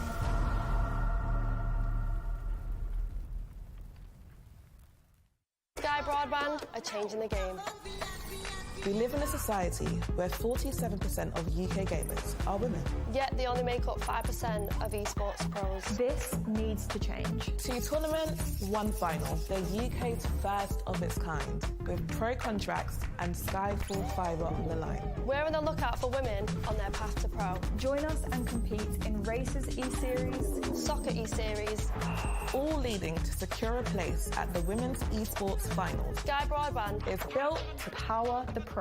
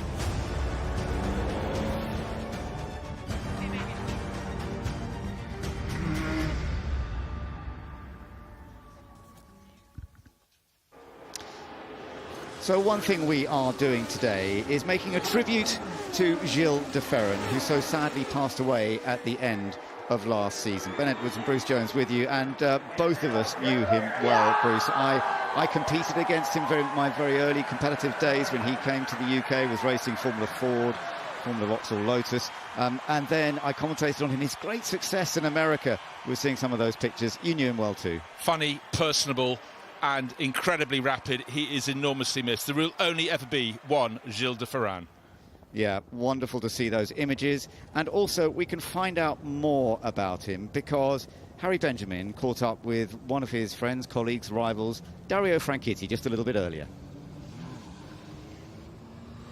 Well, I found a person who knows a thing or two about IndyCar and Indy 500. Dario Franchitti joining me in the assembly area. This, the Indy 500 winning car from 2003 that Gilles piloted to victory. You're about to go up in it as well. How special is that to honour Gilles?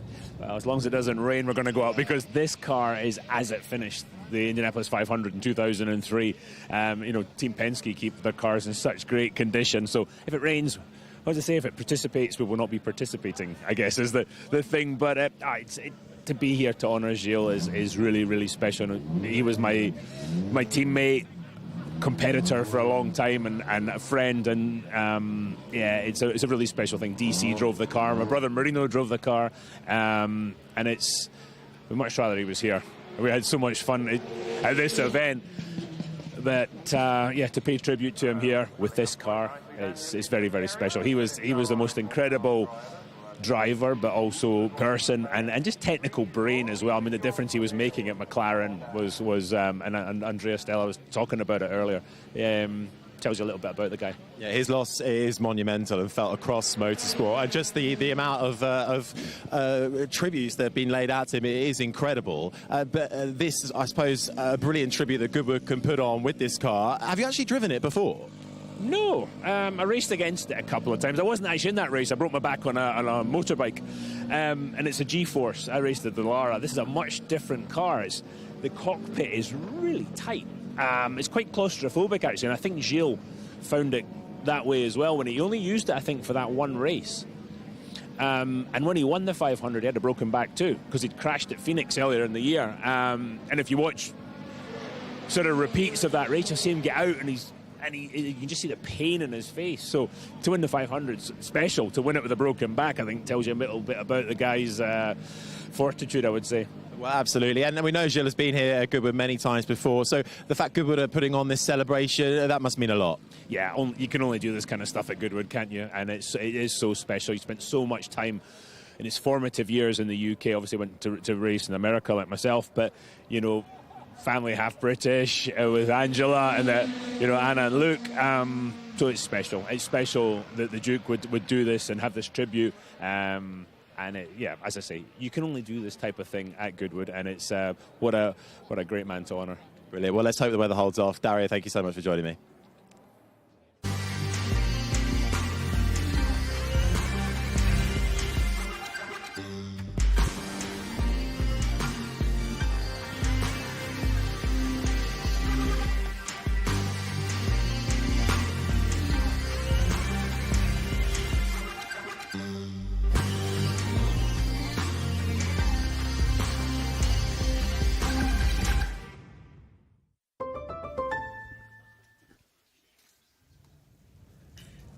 Well, the weather didn't quite hold off in the end because the rain has well and truly arrived to almost end the day here at the Goodwood Festival of Speed. And I hope you've been able to grab an umbrella, certainly grab a coat, a pack-a-mac, and find a bit of shelter. We are going to still be having a few more batches coming your way in a few short moments. First glance and road bikes. So debuts being held across this weekend, very much like the XM and the M5 from BMW being launched this weekend, getting their first glances here at the Goodwood Festival of Speed, and indeed the same for the monumental amount of road bikes that we have on offer.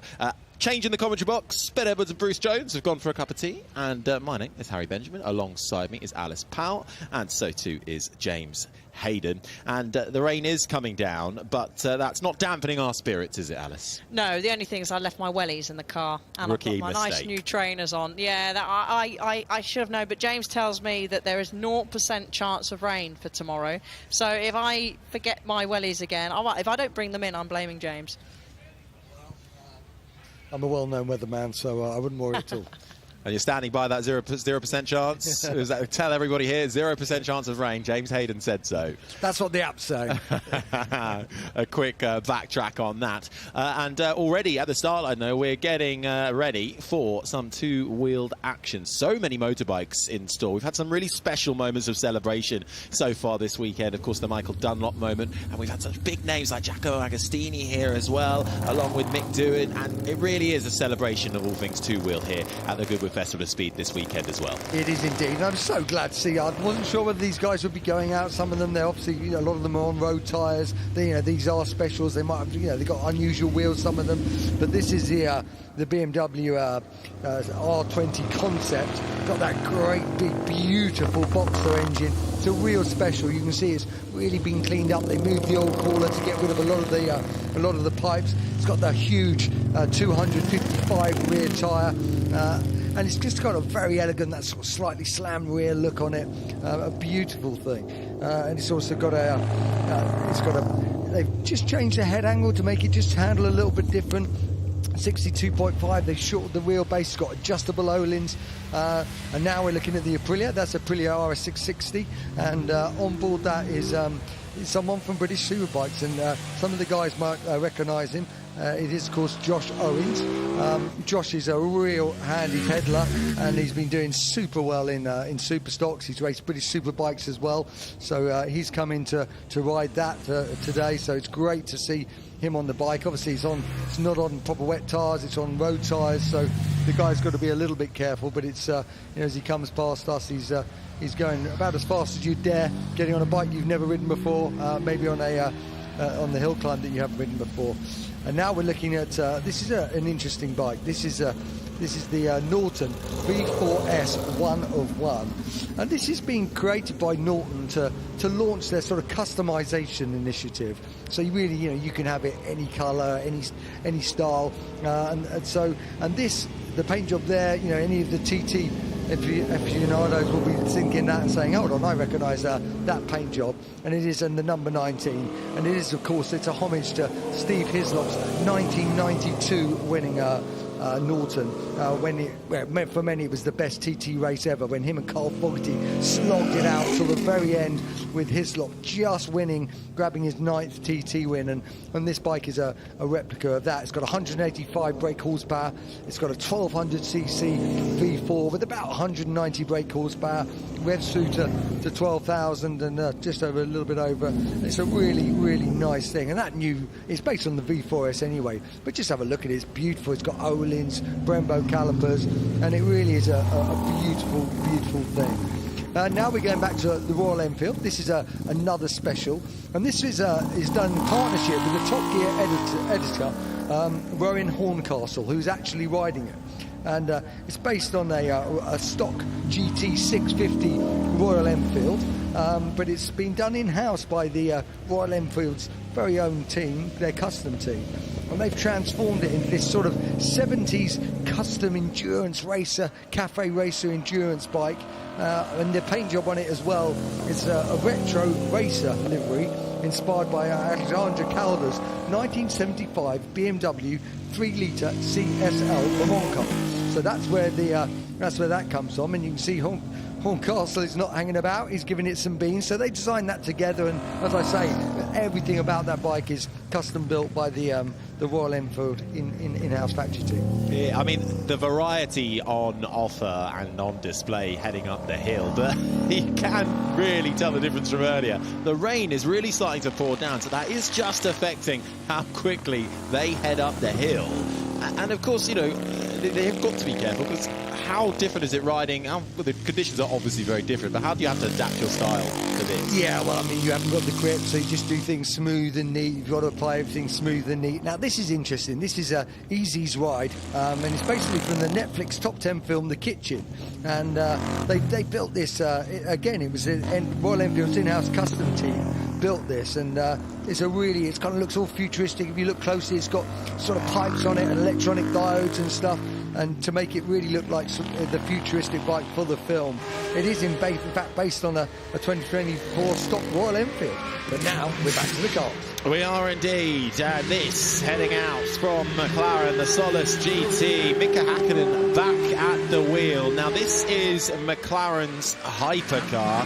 It is incredibly light as well, just less than around 1,000 kilograms for this McLaren Solas, marked out by the number 646 two-time champion Mika Häkkinen at the wheel, being involved in the development of this. And you can see Mika emblazoned on the headrest when he's not in it. And it's a really fascinating display as well, because it's almost like a full-on pod in the central seating position that lifts out and, like a spaceship, opens up to allow yourself to get in and out of the cockpit. It's a really fascinating car. Yeah, it is, and I just love the old, I'm going to call it the old-style McLaren livery. It takes me back a little bit to my childhood, that does, Harry, when Mika Häkkinen and David Coulthard were racing at the front in Formula One up against Michael Schumacher in the Ferrari. The Lamborghini Urus now setting off. This is the Urus SE, the first hybrid plug-in version of the Lamborghini Super SUV, launched in April at the Beijing Motor Show. So we're getting its first view in the UK publicly here at the hill climb for Goodwood this weekend. New design, optimized aerodynamics, unprecedented onboard technology in this Lamborghini as well. An 800 CV hybrid powertrain. The plug-in hybrid electric vehicle version moves on the Urus S in terms of comfort, performance, efficiency, and it really is another beautiful design from Lamborghini. So too, we are getting first glance at some of the most luxurious manufacturers and brands around the world, and this from Bentley. This is the Continental GTC Speed, Alice. Yeah, and they've done a good job there with keeping the temptation at bay and having the roof up during this rainy weather. As you said, the Continental GTC Speed 0 to 60 miles an hour in 3.2 seconds. We're loving it. And now, was that planned, or? Now, they're going to say that was on purpose. That's what I would say. That was phenomenal. Let's go with that was planned, because that was absolutely phenomenal from the Bentley Continental GTC. Now, you don't see many Bentleys doing that. I really hope that this Bentley is not going to do the same thing. Whatever, so sideways, actually, the previous Bentley through Malcolm Bend. So this is the Bentley Speed 6 that we can see on our screens now, and you can see it on the hill. 600 plus new components comprised the 6.5 litre 6-cylinder race spec engine, and these are one of two development cars for the Speed 6, and the 1930 24-hour Le Mans competitor, old number 3, sits proudly there on the Bentley. Yeah, the homage to that 24-hour Le Mans entry from 1930.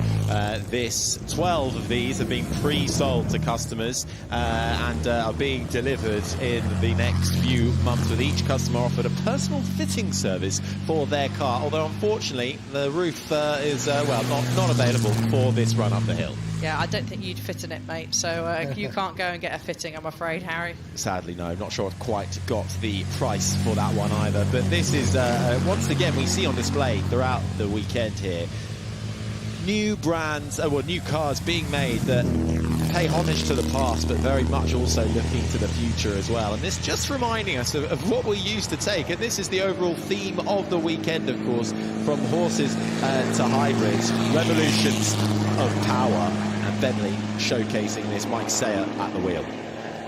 Yeah, brings it across to the finish line. I'm sure they'll be looking forward to getting under umbrella Brolly quite quickly. And does that look like the passenger's got an open face helmet there? Oh no. When you're driving with a visor open face helmet in the rain, it does feel like you're getting pebbles in the face. But we're on to now the BYD Yangwang U8. We are indeed. That is about to make its way up the hill. Sets off absolutely silently, all electric from Yangwang. This is the luxury division of BYD. And, well, you may recognise this. It very much has inspirations from the likes of the Mercedes G-Wagon, and you see that in the Ineos Grenadier. You also see the Land Rover Discoveries out there at the moment. But this is the prestige brand of their BYD. No plans to sell this in Europe yet. This does do a full 360-degree tank turn. That's because it's got electric motors on all 4 of the wheels that enable it to do that. This brand only launched a year ago in China, and it really is coming thick and fast. And if you can get an up-close look at this, it really is something to behold. It's not a full EV, but it does have a lot of hybrid technology in there. Now, this is a taxi that I would quite happily pop into any day of the week. This is the G70 Genesis Track Taxi Northslide Edition. This is actually being seen in the first time in action in the UK. So another debut here at the Goodwood Festival of Speed. Genesis are working with the Nürburgring to provide exciting passenger laps in the G70 to really get a good experience of the green hell. So I'm just going to go and pop my name on the waiting list. Yeah, Genesis, the luxury division of Hyundai.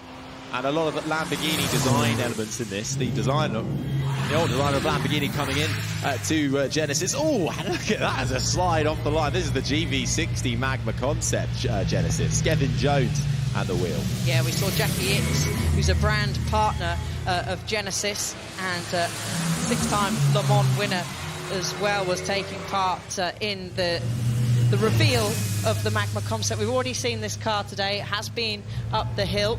And then we're going to move to slightly different type of car. We've got the Honda Civic Type R Hot Hatch of the year 2024. You know what? Everyone just loves a hot hatch these days, don't they? They are all the rage, and they are powerful things on the road, aren't they? This Honda Civic Type R is a 2-litre, 4-cylinder VTEC turbo engine, 0 to 60 in 5.5 seconds. And as a nifty thing to have on the road, that's pretty powerful. It's actually the fastest front-wheel drive car to have driven the legendary 5.8-kilometre Suzuka circuit. And what a circuit that is, and what a car to go around there. And now, and this is what I love about the first glance, is we just have such a wide range of road cars here, Harry, and so many global debuts, including here at Goodwood. We've got a new brand. Yes, we do. This is Hongqi, the EHS7. Now, this is a Chinese brand, and we really are seeing a huge influx of Chinese brands and manufacturers coming across into Europe and the UK with a huge fledgling range, particularly focusing around electric vehicles. Hongqi is actually one of the oldest Chinese passenger car brands, having been launched way back in 1958. It actually means red flag when you translate it. Originally, Hongqi models were only for high-ranking government officials, ceased production back in 1981, and have been revived in the mid-1990s and have a good offering on across this weekend. And from a Hongqi, we go to an Ineos, and setting off from the line, we have the Ineos Quartermaster. It is a popular car, a popular brand, and I just love how high, how raised it is to I'll probably be needing this to get out of the car park later on today, so I might pop down and just ask to borrow it. I promise I'll bring it back tomorrow, but you can actually have a go at driving one of these Ineoses, the 4x4 Ineos, in the private quarry of Goodwood, so make sure you check that out. Yeah, well, it has been developed to overcome the most extreme terrain, so it is going to get you out of the Goodwood car parks if you so wish it to. And the big thing about this, you mentioned how high up it is. The ground clearance is absolutely massive on this. It's been increased by 25 centimetres from the previous Grenadier. So that is the Ineos Quartermaster, which sets off towards the checkered flag. And just setting off from the start line is this prototype vehicle from the Land Rover Defender range. This is the Octa. I mean, this looks mean, it looks lean, and it's certainly one that I would get behind the wheel of. A 4.4 litre twin turbo V8 and 0 to 60 mile an hour, Harry and James, in 3.8 seconds. Not hanging about either, is he? He's driving it beautifully.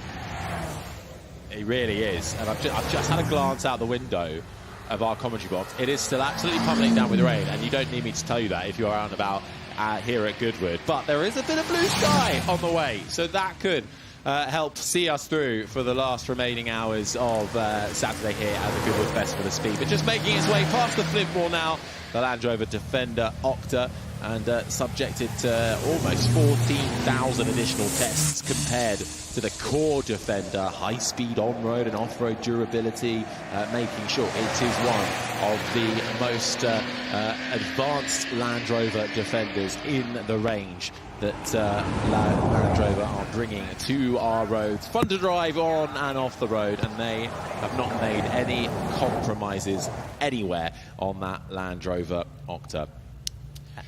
Heading to Mercedes now, the SL55 as it squirts off the line. Quite slippy there down at the start line from the rubber that's been laid down in the shootout. And of course, we've got all this rain. It's the SL63 hybrid. Elliot Cole at the wheel.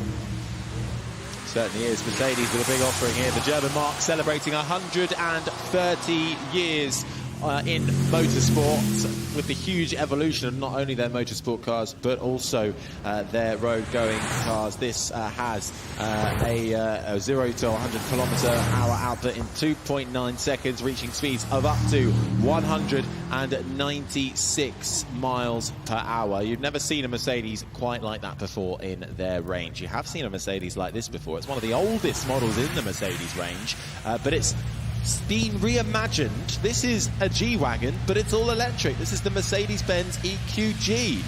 It can do a G-turn as well, so this car can also turn like a tank. 4 electric motors are fitted to this Mercedes-Benz EQG, 579 horsepower.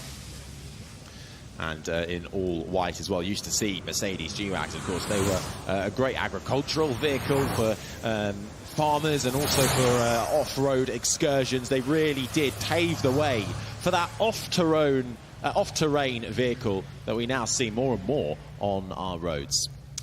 And another debut, the Cyberster Coupe, the MG, and we're obviously celebrating MG here this weekend. A global debut for this car, generates up to 375 kilowatts. Oh. And I said it's slippy down there. The MG Cyberster is giving us a perfect example of just that, but it can do 0 to 62 in 3.2 seconds. And with the kilowatts of power that I just mentioned there, that is about 496 horsepower. Yeah, I really like this Cyberstar though. It's got a really nice cohesion to its styling, hasn't it? I think MG have done a lovely job on this. Yeah, they really have, and we are celebrating MG here this weekend, and their new beginnings in the east from their origins in the west, of course, celebrating their centenary with a mix of classic and never-before-seen cars just like that, heading its way up the hill. Also here we've got that original 1920 C-Type MG, which actually kicked things off here at the Goodwood Festival of Speed on Thursday, over the race by Freddie March, and celebrating the Duke of Richmond's and the March Family Association with MG2. So the Mini John Cooper works. This is well, there's 2 versions. There's the all-electric version, and this is the the not all-electric version, making its way up the hill. And it's very difficult to actually tell the difference between the two on the outside, especially with their delivery and their running. But Mini running their iconic Cooper, just about navigating the rain through the slight left-hand kink, makes their way up towards and past our commentary box, but the rain really is coming down. Past our commentary box it goes, through Vulcan Corner.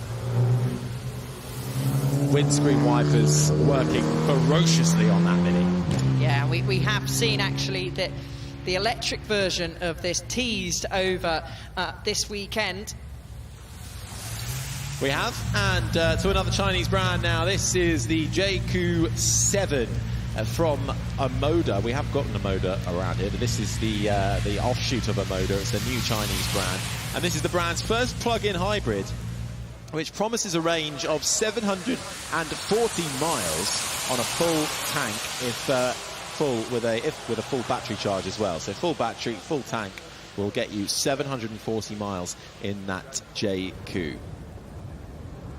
from Omoda, the JQ7. Richard Atwood at the wheel as well, a very well-known, prolific driver, as it whispers past our commentary box. And we really are seeing the rise of electric, but is that the future, and is that the way we're going? Well, Polestar very much believe it is, as the next car to set off from the line is the Polestar 4.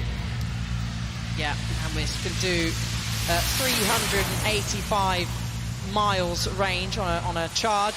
The electric SUV, 536 brake horsepower, running slightly wide there on the exit of turn 1. Yeah, you popped down to the Polestar stand yesterday, and was it, I believe, the Polestar 3, correct me if I'm wrong, that doesn't have a rear window? No, it's the 4. It's the 4 that we're watching now. It doesn't have the rear window, and you can see, if you catch a glimpse of the back, there is a little mount just at the top of the brake light, the top long brake light, and that's the camera, and that is how you look out the window. You don't need a window. Now more and more cameras are being fitted to cars. How much do you rely now on a window when you're actually reversing, when you have such brilliant 360-degree angles on a camera? Freeing up the window, or getting rid of it, has freed up so much more headroom in the rear seats of that car. And it just allows the Polestar 4 to give it that extra bit of luxury, that extra bit of comfort that it is trying to contribute to their brand. So Polestar, plenty going on with them, and having only had one car for so many years now, with a full fleet in their range. It's very exciting times for Polestar, very exciting times for Alpine. This is the Alpine A110R version. They're all pushing around that first corner. The Alpine getting a little bit out of shape here. 296 brake horsepower, 0 to 62 in 3.9 seconds. Newest, really, one of the newest of the Alpine range. Oh, it just gets, me and James are almost falling back in our seats at the Alpine going through Moulton Corner there, James. But I love the ethos of this, lightweight, fun sports car, really is a lovely, lovely thing. And, yeah, he's pushing on, he did get it quite sideways, but it's a lovely little jewel of a car. I think, there is a passenger in the car as well, so getting a full experience of the Goodwood hill climb. And signaling a slight departure for Alpine and their road-going vehicles, really going down that fun, lightweight sports car dynamic. Of course, Alpine, the high-performance, the sports car brand of Renault. A lot of carryover and technologies learned from the Formula One team, also now in the World Endurance Championship in the Hypercar category too. So it's a very exciting time for the French brand, and it has long been exciting, the GR Yaris, ever since it debuted onto our streets. It is, if not a hot hatch, the hottest of hatches, the ultimate hot hatch. This, the new GR Yaris, was available exclusively through a ballot. So if you weren't on it, I'm afraid you're going to be waiting a rather long time to get one of these.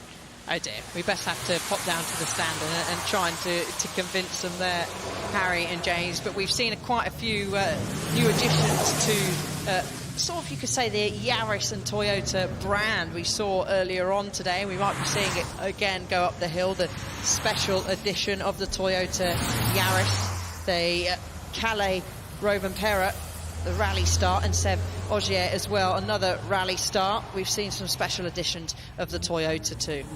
And GR, that Goodwood Racing, have done so much for Toyota, haven't they, in changing the way those cars work and just bringing them into a taller, more sporty area, like the M division of, for example, like the M division of BMW. It's changed the way we all perceive Toyotas now, I think, on the road, and really elevated them as a brand. I used to always remember there was a sticker on the back of every Toyota that would say the car in front is a Toyota, just so you would know. Now, you don't need that because you know when you've got a Toyota. This is another one from the GR race, the Toyota GR Supra. Now, this is a fun little thing to get going. 3-litre turbocharged 6-cylinder engine, and it looks good. The sleekness of the design, the way the headlights are integrated with the lines flowing through the bonnet. It's a very nice car. That 382 horsepower packed into that rear-wheel drive Toyota GR Supra. Now, another one from China. This is a brand that launched back in 2014. The Xpeng are here with their G6. This is the third completely new model to its European range. So they are trying to make their mark in Europe and having their first glance this weekend here at the Festival of Speed. Yeah, Gary Franks behind the wheel, driving range of around about 570 kilometres. I'm not quite good enough at maths to convert that into miles, so if anyone else alongside me does, then yeah, we'll go with that.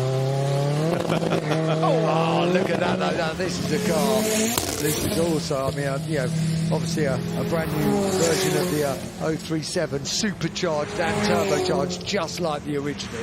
And some cars don't, you know, when you're, this Camaro, you know, you could have done a version, but it just looks so right, doesn't it? It sounds incredible, looks incredible, and wow, what a history this car's got as well, the original. And I just love seeing this version. And Luca giving it some absolute beans as well. A 2.1 litre four-cylinder engine, nearly 500 brake horsepower, and nearly 500 brake horsepower was getting out of shape there. But I'm sure Luca will say, "No, I've got it. I'm fully in control." The classic rally headlights, the iconic Martini livery, this from Chimera, the reimagined Lancia 037. There is also the Evo 038 based on that Evo 37, but that has an all-wheel drive and about 100 more horsepower if you wanted that. But this one, the Evo 37 heading up the hill. As we try and catch a breath from that one. You enjoy it? That got you excited, that one, didn't it, James? Yeah, well, I love it. It's even at that almost Group B, popping and banging. It just, you know, it's just such a lovely thing. And to see that reimagined in such a beautiful way. Yes, I'm a big fan of it. It's one of my favourite cars. Well, let's take a look back then at First Glance and Road Bikes debuting this weekend at the Goodwood Festival of Speed. And once again, we kick things off with two wheels. Yeah, this was Easy's ride at the Shotgun Royal Enfield. And then we went to the McLaren. McLaren Solas GT, the hypercar powered by Mika Häkkinen, the two-time Formula One world champion, loving that machine. And the Aston Martin DBX 707, the supercar of SUVs. And you might recognise that as the Aston Martin Formula One safety car as well. The Lamborghini Urus SE with plug-in hybrid technology helping power that up the hill. And we saw the new Continental GT and GTC, but the roof was up on that one. Yeah, good shout with that. That's the best decision.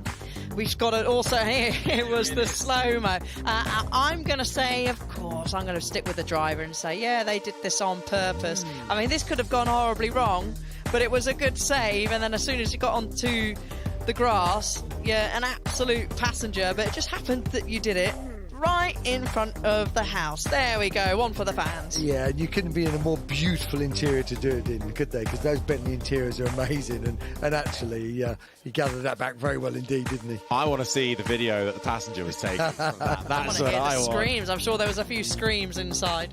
The BYD Seal, much more quiet on that one, making its way up the hill. BYD, another Chinese brand debuting, and this from Ford, back with the Capri, but a reimagined version heading its way up the hill. More Chinese brands on offer as well. The Hongqi EHS7, one of the oldest Chinese brands, getting a first glance here at the Goodwood Festival of Speed. And of course, the G-Wagon on course for a debut, the all-electric version. But let's head up the hill, shall we? Catch up with David Green, who's with Mika Häkkinen. Mika, slightly slower run up the hill this time. Well, yeah, I mean, it's, of course, it's, you can see it's pretty, earlier it was quite a heavy rain, so it's, when you do have roughly about 800 horsepower, and you have a car, but you don't have experience on wet conditions, you need that take in consideration. But of course, you have to try and put your foot down, and it's really stable. It's fantastic, the McLaren Solas. Good fun. Did you enjoy that one? Oh yeah, absolutely, absolutely. I mean, but you know what? I mean, again, I had to tell you it when it is wet condition and these kind of, again, driving middle of the forests, you know, these small roads, you have to pay attention. But it's good fun. I mean, it's great fun, and it's not a race. It's a show for the fans, and you know, in that rain, you know, all the fans over there, they need to have a good show. As you say, I mean, no one will know the difference if you're doing it 3 or 4 seconds quicker, and it's just nice to see that car out there and hear that car. Yeah, it sounds amazing. It's a V10 engine. When I was racing Formula One, we had a V10, and I think the best sounded engines in Formula One was, well, V12, V8, V10. And this one, yes, indeed, V10, and it has a good sound. So I was revving it all the time on the limit there to really go for it. So it was good fun. Windscreen wipers on, obviously. Yeah, I need to have it on. I was a bit worried if it's gonna stop. What have you been doing today? Did you catch anything catch your eye down at the bottom of the hill today? No, I mean just visiting and meeting old friends and just meeting fans, of course, and it's great to see some drivers from the past and the current drivers, and I think it's a this event has been over the years incredible success, and it's continuing to be success, and what I personally like is about it gives the opportunity fans to see these beautiful racing cars very close, and this event is really focused on little details, which makes a difference.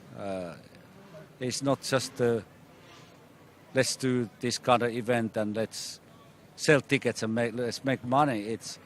It's about functioning and looking for all those little details for the entertainment for the fans, and I think that's brilliant. And of course, we who are driving these cars and the mechanics, again, they enjoy it. They're having a good time. Everyone's having fun, even when the rain's coming down, and it's great to have you here. Yeah, it's a little bit weather like in Finland. We like it. Good to see you. Thank you.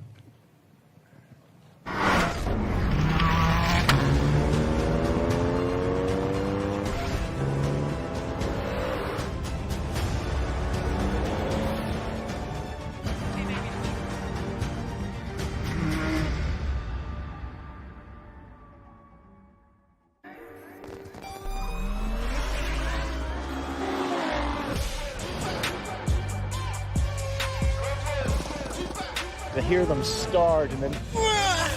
Every form of motorsport here, from classic side all the way through to the most modern cars. I see it Goodwood just increasing and getting better each year. Lots of ideas spreading around, a lot of familiar faces. It's a fun fair, but with cars.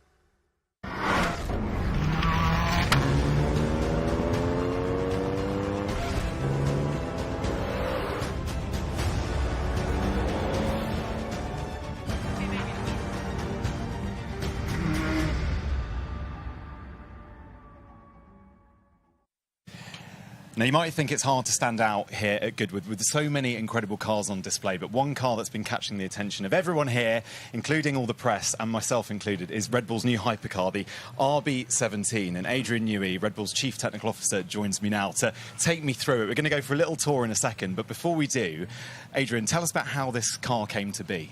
Well, it really started, been thinking about it for a while, and then over the Christmas period of 2020 into 21, then I did that drawing there, which was the first drawing of the car.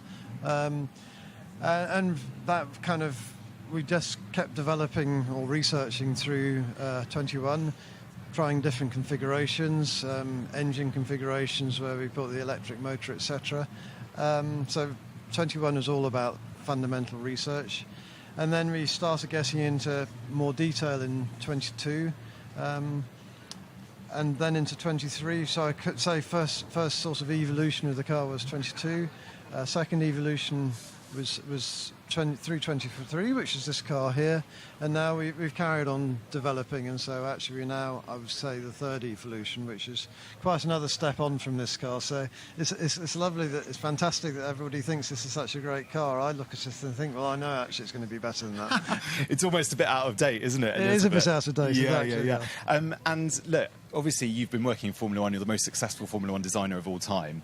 However, this is kind of, is it fair to say this is you unleashed? This is you without the restrictions, without the parameters that Formula One dictate, and this is just you going wild? Yes, it is. I mean, we of course put limitations on ourselves. Wanted it to be comfortable for two people, so that you could have your coach, if you want to coach, or your friend or your partner in the passenger seat. Wanted it to comply with all the safety regulations of LMH, which I think is absolutely vital, and then the rest of the packaging constraints. But after that, we've really had a free hand, and that's the shareholders from both Austria and Thailand have been fabulous in allowing us this 3 years of research to go into all this detail, so that then when we release, we know is that we've really gone into all the bits and pieces and considered everything, and hopefully that what you see here therefore is a very holistic product that does everything fits all our goals. It certainly looks the part. Right, go on. I have to get you to give me a tiny bit of a tour. Tell me, what are the parts of the car that you're most proud of, or that catch the eye?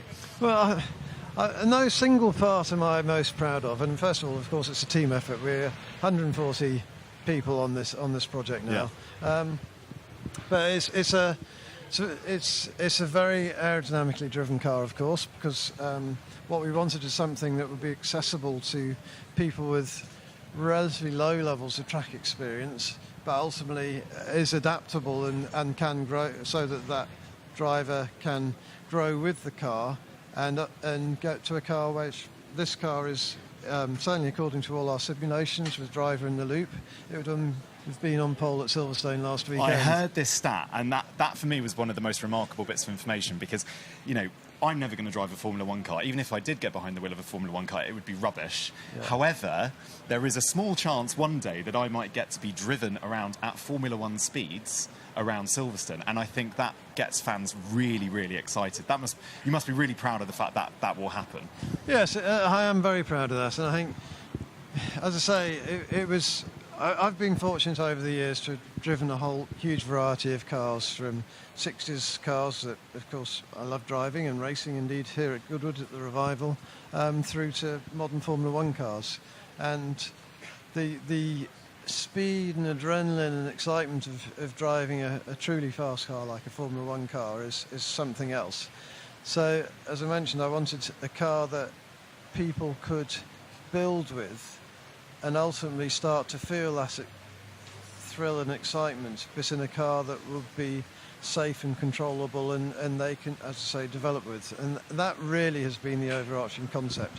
When you then get into the details, what does that mean? So it means you've got to package two people in reasonable comfort, a V10 engine for all the noise and emotion that we know of V10s, working with Michelin on the tyres to take the loads, and then it really becomes an aerodynamic packaging problem. And so you start to develop if you like, the sinuous shape around the mechanicals of what you need to accommodate. and then just keep developing. And obviously we wanted the car also to look stunning. I think you've done that. Hopefully. So it's obviously all subjective, but I do feel that cars at this level should also be pieces of art. They should be sculptures, and I do feel quite strongly that given enough time and spending enough time looking at it, then aerodynamics, concentrating on the aerodynamic form, will actually also give a beautiful product. And if you look at back in history at, say, Spitfire or the Bluebird land speed record car of the 60s or Concorde, all beautiful objects, but none of them designed for aesthetics. They're all designed for function, and this is really what this is. There's a connection between the two. Give us some stats on it. I want to know top speeds, I want to know horsepower, I want to know what's underneath the bonnet. Right, so I'm never very good at remembering this stuff, but what I can tell you is that the V10 is 1,000 horsepower. Then we have a 250 horsepower electric motor. It's the car weight is around 880 kilos. I think the G-force is somewhere around 5 on braking and cornering. Top speed is limited because of the tyres to, I can't remember, around 380, I think it is. That'll do. What else do you want to know? No, that's very, very impressive. Using your Formula One experience, how much of that has kind of fed into this design? How much? As I mentioned at the top, you're hugely successful in Formula One. So are there elements of this that you've kind of dripped in from that experience? Absolutely. I mean, without that Formula One experience, then we couldn't have designed this car. So it's the way we researched the car over that 3-year period. Then the detailed design of the car, the manufacture of the car, the assembly of the car, that's all Formula One techniques, which is one of the reasons for limiting it to 50 cars, that by limiting it to 50 cars we can manufacture the principal parts in-house, just as we do with Formula One, and those where we're not manufacturing it in-house, we'll use the same suppliers as we do in Formula One. And the assembly of the car at only 50 units can be the same as we do in Formula One. So it's very much a Formula One car in every sense, but applied very differently, obviously. Yeah. So look, 50 available. I imagine one is going to you. Indeed, yes. Yeah, very good. And what I mean, look, I'll level with you. Probably not going to be able to afford it. But what will they be retailing at? That's the embarrassing bit. I still feel embarrassed, but it's 5.75 million. Wow. But it's obviously very expensive. But to do it to the level we've done the car to, and to design it, research it, design it, manufacture it in this way, unfortunately that's what we've come to. That's the price of something as beautiful as this. Adrian, thank you so much for your time. Congratulations again. What an amazing car you and your team have produced. Thank you very much. Thank you.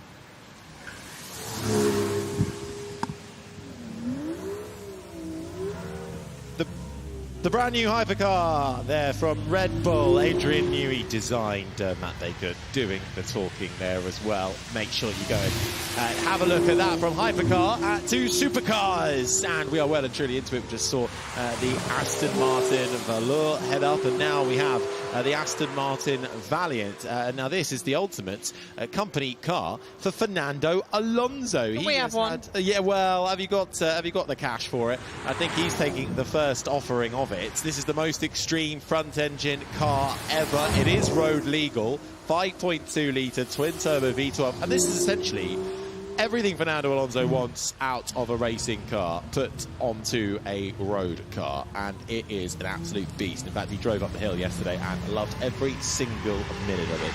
A huge offering, though, on offer for the next 20 or so minutes of this supercar running in the rain. I hope you're able to find an umbrella or a grandstand, or if you're at home watching this from around the world, you're very much welcome to witness all things supercars, and that is what is heading up the hill, the Ferrari Roma Spider. Ray Grimes at the wheel. Yeah, 0 to 62 miles an hour, 3.4 seconds, top speed of 199 miles an hour. Turbocharged 3.9 litre V8 engine, and this will set you back around about $247,000. So with the payroll that Harry's on, you can probably buy about 2. Yes. I wish. Ferrari are really showcasing a huge amount of offering here, and this is hugely special. Setting off from the start line now, the Ferrari Daytona SP3, Pat Blakely at the wheel. Now this is pure fun behind the wheel. This is paying homage to the 1967 Daytona 24-hour Ferrari, and it is an absolute spectacle to behold. The design is absolutely stunning on this Ferrari. It's just absolutely incredible. Look how slick it looks, how streamlined it looks, and underneath the bonnet it's got a 6.5 litre engine, V12, around 829 brake horsepower, 7-speed dual clutch, so you can certainly shift. Shift the water out of the way as well. Back to Aston Martin we go. Darren Turner at the wheel as this long-reigning Aston Martin works driver, and this is the Aston Martin Victor heading up the hill. And I always think this has a bit of a retro design to it, doesn't it? It does, front and rear, and Darren Turner looks like he's having a lot of fun. Experienced and very successful multiple Le Mans winner, does a lot of work with Aston Martin, so we'll probably know every single inch of this car. Let's have a look if he heads through Malcolm Bend. It gets a little bit twitchy on the exit, but all in control at the hands of Darren Turner. Indeed. Now, setting off from the start line, something very special. The Rolls-Royce Spectre. This is the world's first ultra-luxury electric super coupe. The electric range of it, 330 miles, 430 kilowatts from the battery. But it is heavy. It's nearly 3,000 kilos. But this just combines history and the old order that Rolls-Royce is associated with the brand and the company stepping in to the new era of modern design. You can make a fab Rolls-Royce without a V12 in the front of it, and that is demonstrated in the Rolls-Royce Spectre. Yeah, still a stunning piece of machinery, and we have the DB12 Aston Martin Volant, and getting sideways. It's slippy down there at the start line with all the rubber that's been laid down, but some nice car control. Unsure who is at the wheel of that. I think it's James Taylor who's at the wheel. So, James, good job there, keeping it in a straight line, just about. Yeah, this is the world's first Super Tourer. V8 in the back of that, K-fold roof, 202 mile per hour top speed, 0 to 62 in about 3.7 seconds, and rather sensibly with the roof up on the occasion. Yeah, I think that's a good idea. Having a look, quite a bit of mud down at Malcolm Bend at the moment, but the Aston Martin DB12 navigates it quite nicely, continues to make its way up the hill, past the flint wall there, as you look at it on the right-hand side, driver's left. Speeding into, I think there's a little bit of sunshine peeking out from behind the clouds, the blue sky being reflected in the rather fetching baby blue of that Aston Martin DB12 Volant, which is making its way up the Goodwood hill climb as we are in batch 6. So supercars everywhere you look, speeding across the finish line. Now, next up, all things Porsche are being celebrated this weekend, and here the Porsche 911 ST. I mean, this is absolutely incredible. What an iconic car, and you can still see how slippy it is. Porsche bringing a whole host of cars along this weekend, including the one that you can see on screen now, the Taycan as well, another 911, the Carrera GTS, which has been or will be driven at some point this weekend by Mark Webber. Actually, I think it might even be on track now, so keep your eyes peeled for that.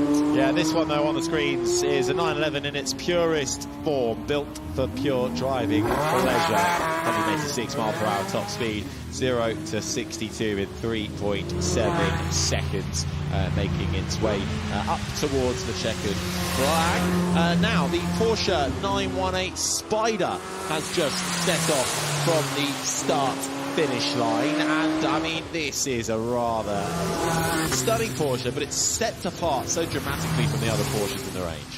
It does, but it's still got so many resemblance to a Porsche, especially the headlights, the streamline on the side. Oh no, I can see how it's getting dirty from the mud that's been kicked up on the track, and even the rear. But it is just such a beautiful looking car, and Porsche, they just, every time they release something new, you just go wow.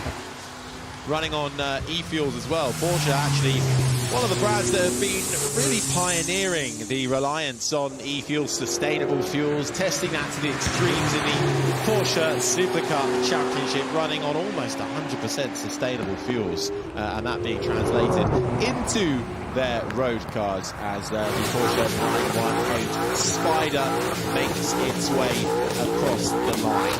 Now, the Ford Mustang is back, but slightly differentiated. This is the Ford Mustang GTD, road legal, track ready supercar. And this is the global dynamic debut here this weekend of the new Ford Mustang GTD, and you can see certainly likes to get out of shape, or at least Frederick does, behind the wheel of the Ford, taking his inspiration from the Mustang GT3 race car, but of course needs to follow none of the rules that GT3 is required to follow. So Ford's engineers were kind of given free realm to develop this car. Carbon fibre bodywork, semi-active suspension, DRS, the drag reduction system with the rear wing moving on the back of that Ford to give it, or to reduce the drag and increase the speed, just slowing down, as I think the range was just slightly intensifying there as the Ford GTD makes its way past the flip wall. But this is a supercharged 5.8 litre V8 engine, over 800 horsepower, powering Frederick in the Ford Mustang GTD all the way to the line. And this car is actually already in testing at the legendary Nürburgring, attempting to break the 7-minute barrier, which would put the GTD in a very special group of road cars to be able to break this famous time barrier. And certainly with 800 brake horsepower and the beauty that of the Ford, it's certainly on its way to doing that. The Lamborghini Huracan Stirato up next. This is the first of its kind in the Huracan range. It scores a new supercar way for Lamborghini. Jack Bartholomew at the wheel. It's got a 5.2 litre V10 engine with a max power of 610 CV and 500 Newton meters torque at 6,500 RPM, combined with a 7-speed dual clutch transmission and all-wheel drive. This is a car designed to offer optimum performance on unpaved and sandy surfaces, with an acceleration from 0 to 60 miles per hour in 3.4 seconds. I mean, you look at it and you think, no way can you take that on a sandy surface, but you can. You certainly can, and that is one of the benefits of the rally mode made for those low grip conditions. And I'm guessing that Jack may be in that mode now, but maybe not. We're not quite there at full rally stage. You can go and see the rally stage up the Forest Rally stage up the hill. Get the tractor up there to take a look, with Shootout currently happening across the weekend. I'm not sure we'll see the Lamborghini quite on the rally stage yet. Now the McLaren 750S, Freddie Hunt at the wheel of this, son of the legendary Formula 1 driver, Formula 1 champion James Hunt. Freddie Hunt can absolutely drive a thing or two, and he's managed to get his hands on this 750S. Oh, and he is lucky, very lucky. We'd all love to get our hands on one of these, a 740 brake horsepower twin turbo V8.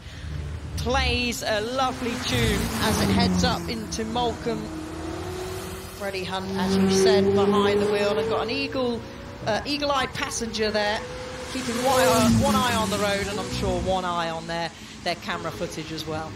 The lightest, most powerful McLaren ever, this. The McLaren 750S, 4-litre twin-turbo V8, 0 to 62 kilometres an hour in 2.8 seconds. Just teetering around the right-hander through the hay bales as it heads uphill. And then slide down on the brakes before it approaches the final checkered flag.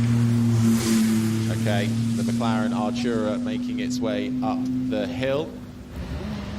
Now, this is an absolute piece of machinery, a piece of history in the modern day age. This is the Ferrari 499P Modificata, which is the de-restricted version of Ferrari's World Endurance Championship Hypercar. And this is one that customers are able to buy and run on a track. And it's faster, it's more powerful than the actual track car itself racing in the championship, because it doesn't have to conform to the World Endurance Championship rules and regulations. But this car, the DNA now ingrained in it as a two-time Le Mans winner. It's a very special machine for Ferrari, Alice. I mean, it's incredible. 5.2 million euros to purchase this car, and it certainly looks like it would be worth every single penny. It's just absolutely beautiful. Sebastian bringing it up to the top of the hill, but wow, hugely beautiful car. Just listening to the sound of that Ferrari 499B Modificata, and blink and you'll miss it. It's the McMurtry Spéirling Pure, Max Chilton at the wheel. Now this is the track-only evolution of the McMurtry that was here 2 years ago, and in the hands of Max Chilton, it's managed to take the new record up the hill climb. And this Spéirling Pure, we're not going for the record, but it is a huge piece of machinery, isn't it? Are you sure? The way he was going through Moulton, it looked like he could certainly break any record, and the pace that Max Chilton was flying through there, very impressive. This van can generate 2,000 kilos of downforce, which is absolutely astonishing. It certainly is, and that huge fan at the back making sure it can kick up that downforce as it makes its way to the checkered flag. And on the start line now, we have the latest offering from Lanzanti, powered by a Mazda engine, making its way up the hill, and just waiting to be set from the start line. Now this is an absolutely epic GT beast, really. And you can just see the outlets there from the engine. Mazda, who are powering this car, just waiting a little while for it to be headed off the checkered flag, the start-finish line, I should say. Well, you may have already seen this car today doing quite a few donuts in the drift section. So you would have been watching batch 3, you would have seen this car being drifting around by Mike Whittitt, and 100 days to build a partnership with MadLab and Lanzanti to create this beautiful livery on the side, and there we go. I will expect at some point that Mad Mike will stop outside the main house, so if you are down there, get your cameras ready, because he will probably continue to get sideways and maybe a little bit more. And they have a brilliant YouTube channel that you can check out as well if you want to learn a little bit more about this McLaren P1 GTR 650S GT3 Mad Mac. Mike Whittitt behind the wheel, and round he goes. Head to the Mad Mac YouTube channel to see all of its stunts in action outside the Goodwood house in the turning circle. And just listen to that, to the fire and the pops from the exhaust on the rear. The seating position just on the left-hand side. Quite a big cockpit for this McLaren P1, sliding and slipping its way through Moulton. And just see the brilliant views on board in the cockpit. Let's take a look at this a bit more. This is such a brilliant view of what the driver has on this. You can just see him changing up through the gears, trying to manage the rear end and find a bit of steer, and almost, that's brave, round the flint wall. You want to go straight through there. You don't want to be looking sideways around that bit at all. Fantastic from Mad Max, the McLaren. P1 there making its way up the hill. And that underneath the McLaren was a 2-litre triple rotor turbocharged engine. But onto something slightly different now, Harry. Yeah, this is the Zagato La Squadra AGTZ twin tail. Now, this is based on a couple of things, really, but it's based on an all-Alpine, based on an Alpine A110 and redesigned with the inspiration from the Alpine 1960s race cars, the A210 and the A220, which were built for Le Mans entry. Now, the good thing about this is all the rear end. It's got a removable long tail, so that bodywork can come off. So you can either have it as a short back or a long tail back. And it really is a beautiful design. It really paints Alpine in a brand new light, this. And it's something that is really turning a lot of heads so far this weekend. And it's fantastic to see it making its way up the hill. And so too is this. This is an absolutely epic beast. This is the Bugatti Bolide.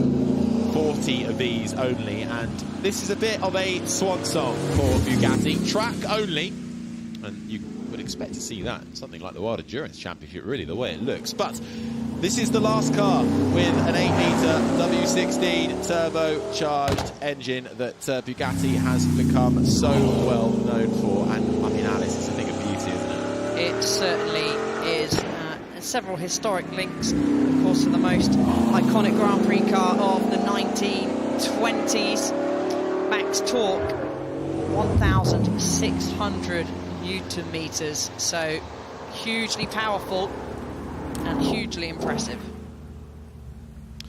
Now, the Hispano-Suiza, once a quite a prolific brand back in the very old days, now back and finding something that looks incredibly futuristic. This is the 633 numbered one, which means it's the Hispano-Suiza Carmen Sagrera, fully electric, and it's the rear. I mean, the front end looks like quite mean with that front grille, doesn't it? But it's the rear end that really looks almost Batmobile-esque, I would say. Luis Perez Sala at the wheel of this, the former Minardi Formula One driver, dipped to toe in Formula One management as well in the final season of what was the Hispania Racing team, which fielded Pedro de la Rosa and Narain Karthikeyan as their drivers. Luis Perez Sala, team principal for that team, but it was a rather rough year for them.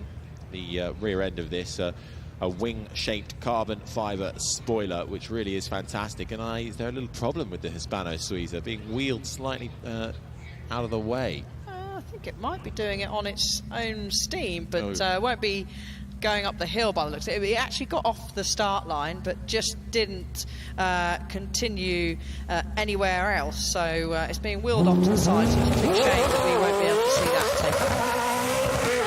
Certainly is. So no Hispano-Suiza making its way up the hill, but next up, you'll hear it before you see it. This from Koenigsegg. This is the Jesko Attack. Now, there are two Jeskos here. We've got the Absolute, but it's the Attack heading out first on to the hill. This is the high downforce default version with not just a large, but an absolutely gigantic rear wing carbon fibre splitter as well. And this is just another beautiful piece of technology, really, from Koenigsegg. Christian Koenigsegg, the founder of the brand. And you can tell, really, that it's been inspired by fighter jets. It's just the lines and the aerodynamics and the colour scheme as well, all falling into place for this. Yeah, it's got a stunning rear of the car there. You say about inspired by fighter jets. Certainly looks, when you look from the back, actually from 2023, this car, as it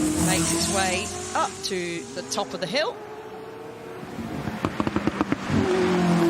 It certainly does. Now, it is still quite wet outside of the commentary box, and the car's doing their very best to deal with that damp weather. Now, this is Heading off the start line now, it's the Gordon Murray T33 Mule 3. Now this is based on Gordon Murray's super light chassis architecture, really, always trying to go lighter and lighter, engineered to be the world's most beautiful and most accomplished two-seater supercar. You could decide that for yourself, but it really does stay true to the principles of Gordon Murray. Lightweight, just over 1,000 kilos, powered by a redeveloped version of the Cosworth GMA V12.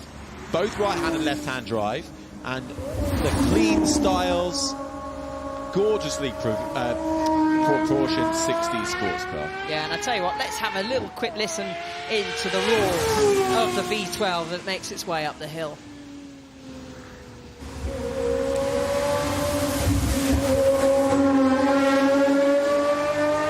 Doesn't it sound lovely? Taking a little bit easier there is Steve, and I don't blame him because it's still pretty sticky out there. But from one Gordon Murray automotive to another, and this is the Niki Lauda edition. Dario Franchitti is currently behind the wheel. Another V12 engine, Cosworth 3.9 litre, and it can produce up to 1,200 kilos of downforce at VMAX, so they put an optimum track performance, Harry.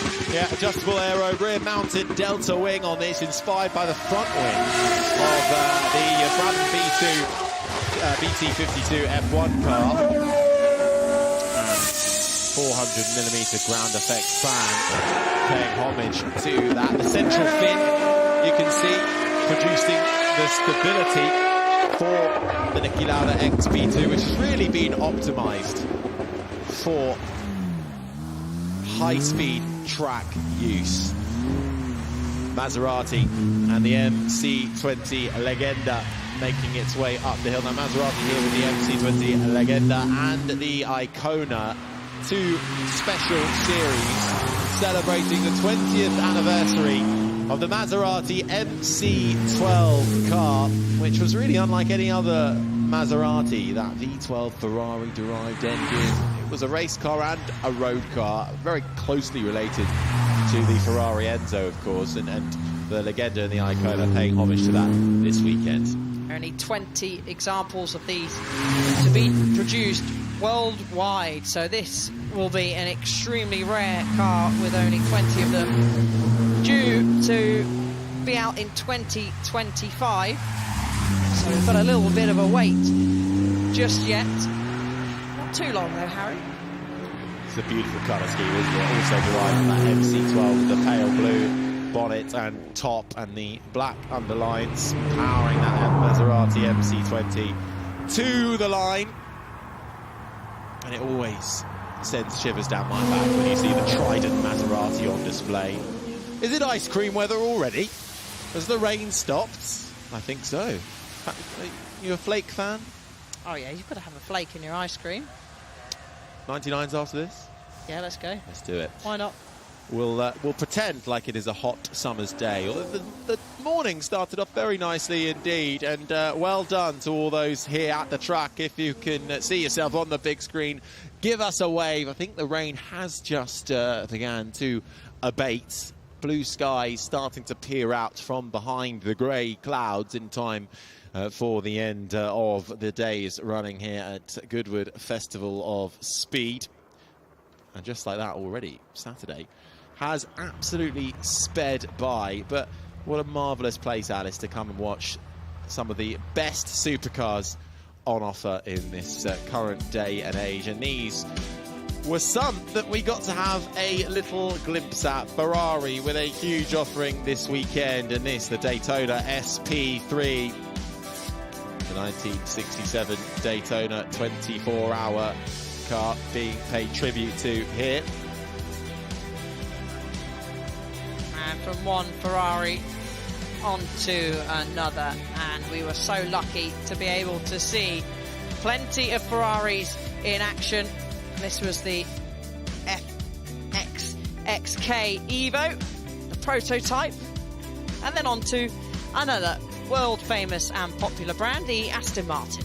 Yeah, Aston Martin with a huge offering here as well. Fernando Alonso here yesterday. Darren Turner driving this machine up the hill. Aston Martin throwing it back retro style with the aerodynamics on this, and then very much throwing it forward. We saw earlier from Adrian Newey talking about his new RB17 hypercar. He also designed this one, the Aston Martin Valkyrie.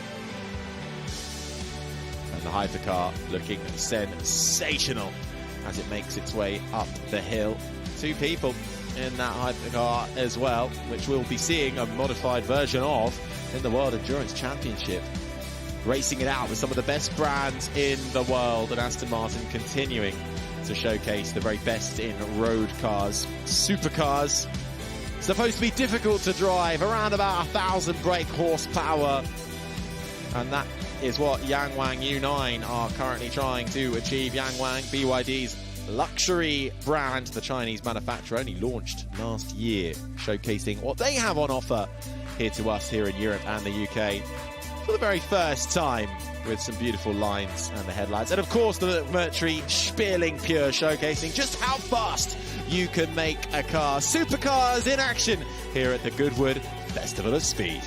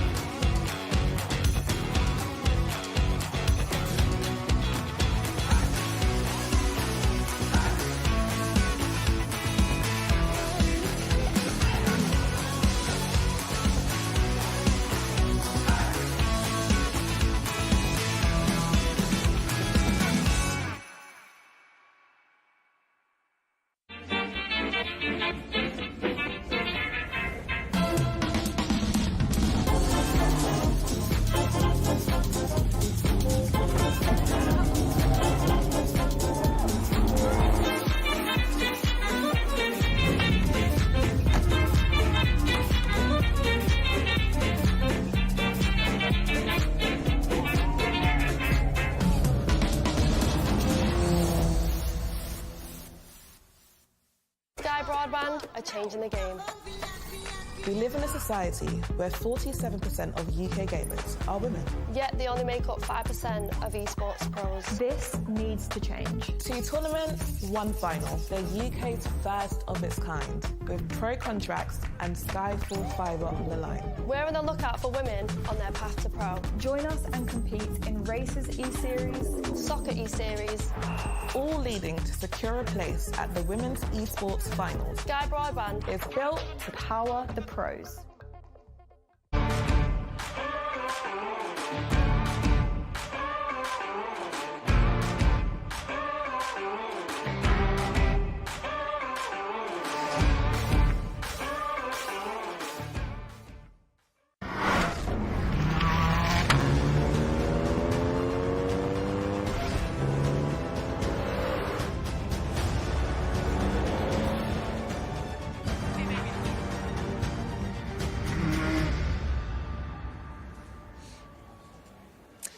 What a fantastic day of action we've seen here today at the Festival of Speed on the Hill. Grace has joined me now. Grace, what's been your highlight today? I think I can guess. Yeah, well, for me, it has to be the balcony moment today, celebrating Michael Dunlop becoming the most successful TT rider in history. So we've actually come to stand next to his bike here. This is the bike that he rode up the hill, and he pulled into next to the Goodwood house, and it was just incredible. He did a huge burnout before he pulled in. he was waving to the crowd, and the sea of people that joined for that moment was just incredible. I think even he said himself in the interview that he was almost surprised as to how many people were there. He was like, I don't know if people know who I am. And I think celebrating an achievement like his at the Isle of Man TT gives it the recognition it deserves, because he's worked hard for that title. I was really interested to hear him say that he thinks his record's going to be broken. He doesn't think that's going to stand. He broke the record. He thinks someone will break it from him. Yeah. He is so determined just to tick off race wins. And he was also saying as well to me earlier that it's important to him to keep that title within the Dunlop family. He has come from a long line of races. It's in his blood. You can tell just how much he loves road racing. And I think we're going to see more from him. And he's just going to keep racking up that tally so it stays within the Dunlop dynasty. Going to be difficult to beat, that's for sure. Well, David's been up at the top of the hill all day. And David, I wanted to ask you, actually, with the rain that fell towards the end of the day today, I imagine some of those drivers arrived with you with their eyes on stalks almost, because coming up this hill in the rain at pace, trying to get into that shootout final tomorrow, it's some mean feat.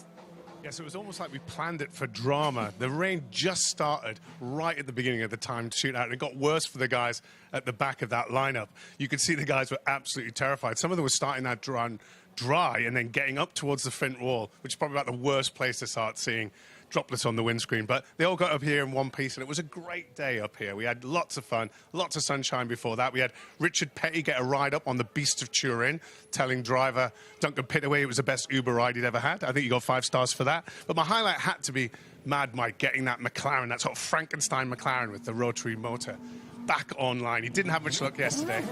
So he was getting out there. The car didn't run so well yesterday, but we saw it in full value today. And then a second time up in the wet, which was just absolutely fantastic seeing that car go. Really kept all the people up here who'd stayed through the rain that a really good time at the end there, even with the rain on their head. So good fun there. Mad Mike cheering up the crowd. So a great day. Sad to see. We're almost only one day left of the festival, Rachel, but at least good to see you've given that Marshal his jacket back. I'll get you back for that one, David. Don't you worry. Brilliant stuff. Thank you very much for staying up there for us all day in the dry and the warm with coffee and tea on tap. Right, this is what we've got to look forward to tomorrow. The main theme begins with at 8:30 tomorrow from 1970 to the present day. First glance at the road bikes are batch 5 at 9:15. The supercars will be heading up at 9:55. We'll have a warm-up show from the Goodwood Action and Sports Arena. If you haven't been over there yet, you must go over. 10:30 tomorrow, then batch 4 F1, Isle of Man TT and dirt bikes at 10 to 11. Now, Red Bull are having their balcony moment tomorrow. The F1 batch, 18 Red Bull cars from their 20 years in F1 at 11:40 tomorrow. They will have their balcony moment. We have the world champion, Max Verstappen, here tomorrow, as well as 5 other Red Bull drivers. 5 to 12. You need to be there for the balcony moment. It's going to be sensational. Got batch 1 main theme, 1890 to 1960. That is at midday tomorrow. It follows the balcony moment. Then we have another show at the Action Sports Arena at 12:30. Drift, Joest, Niki Lauda tribute, and Mercedes-Benz celebrating 130 years in motorsport.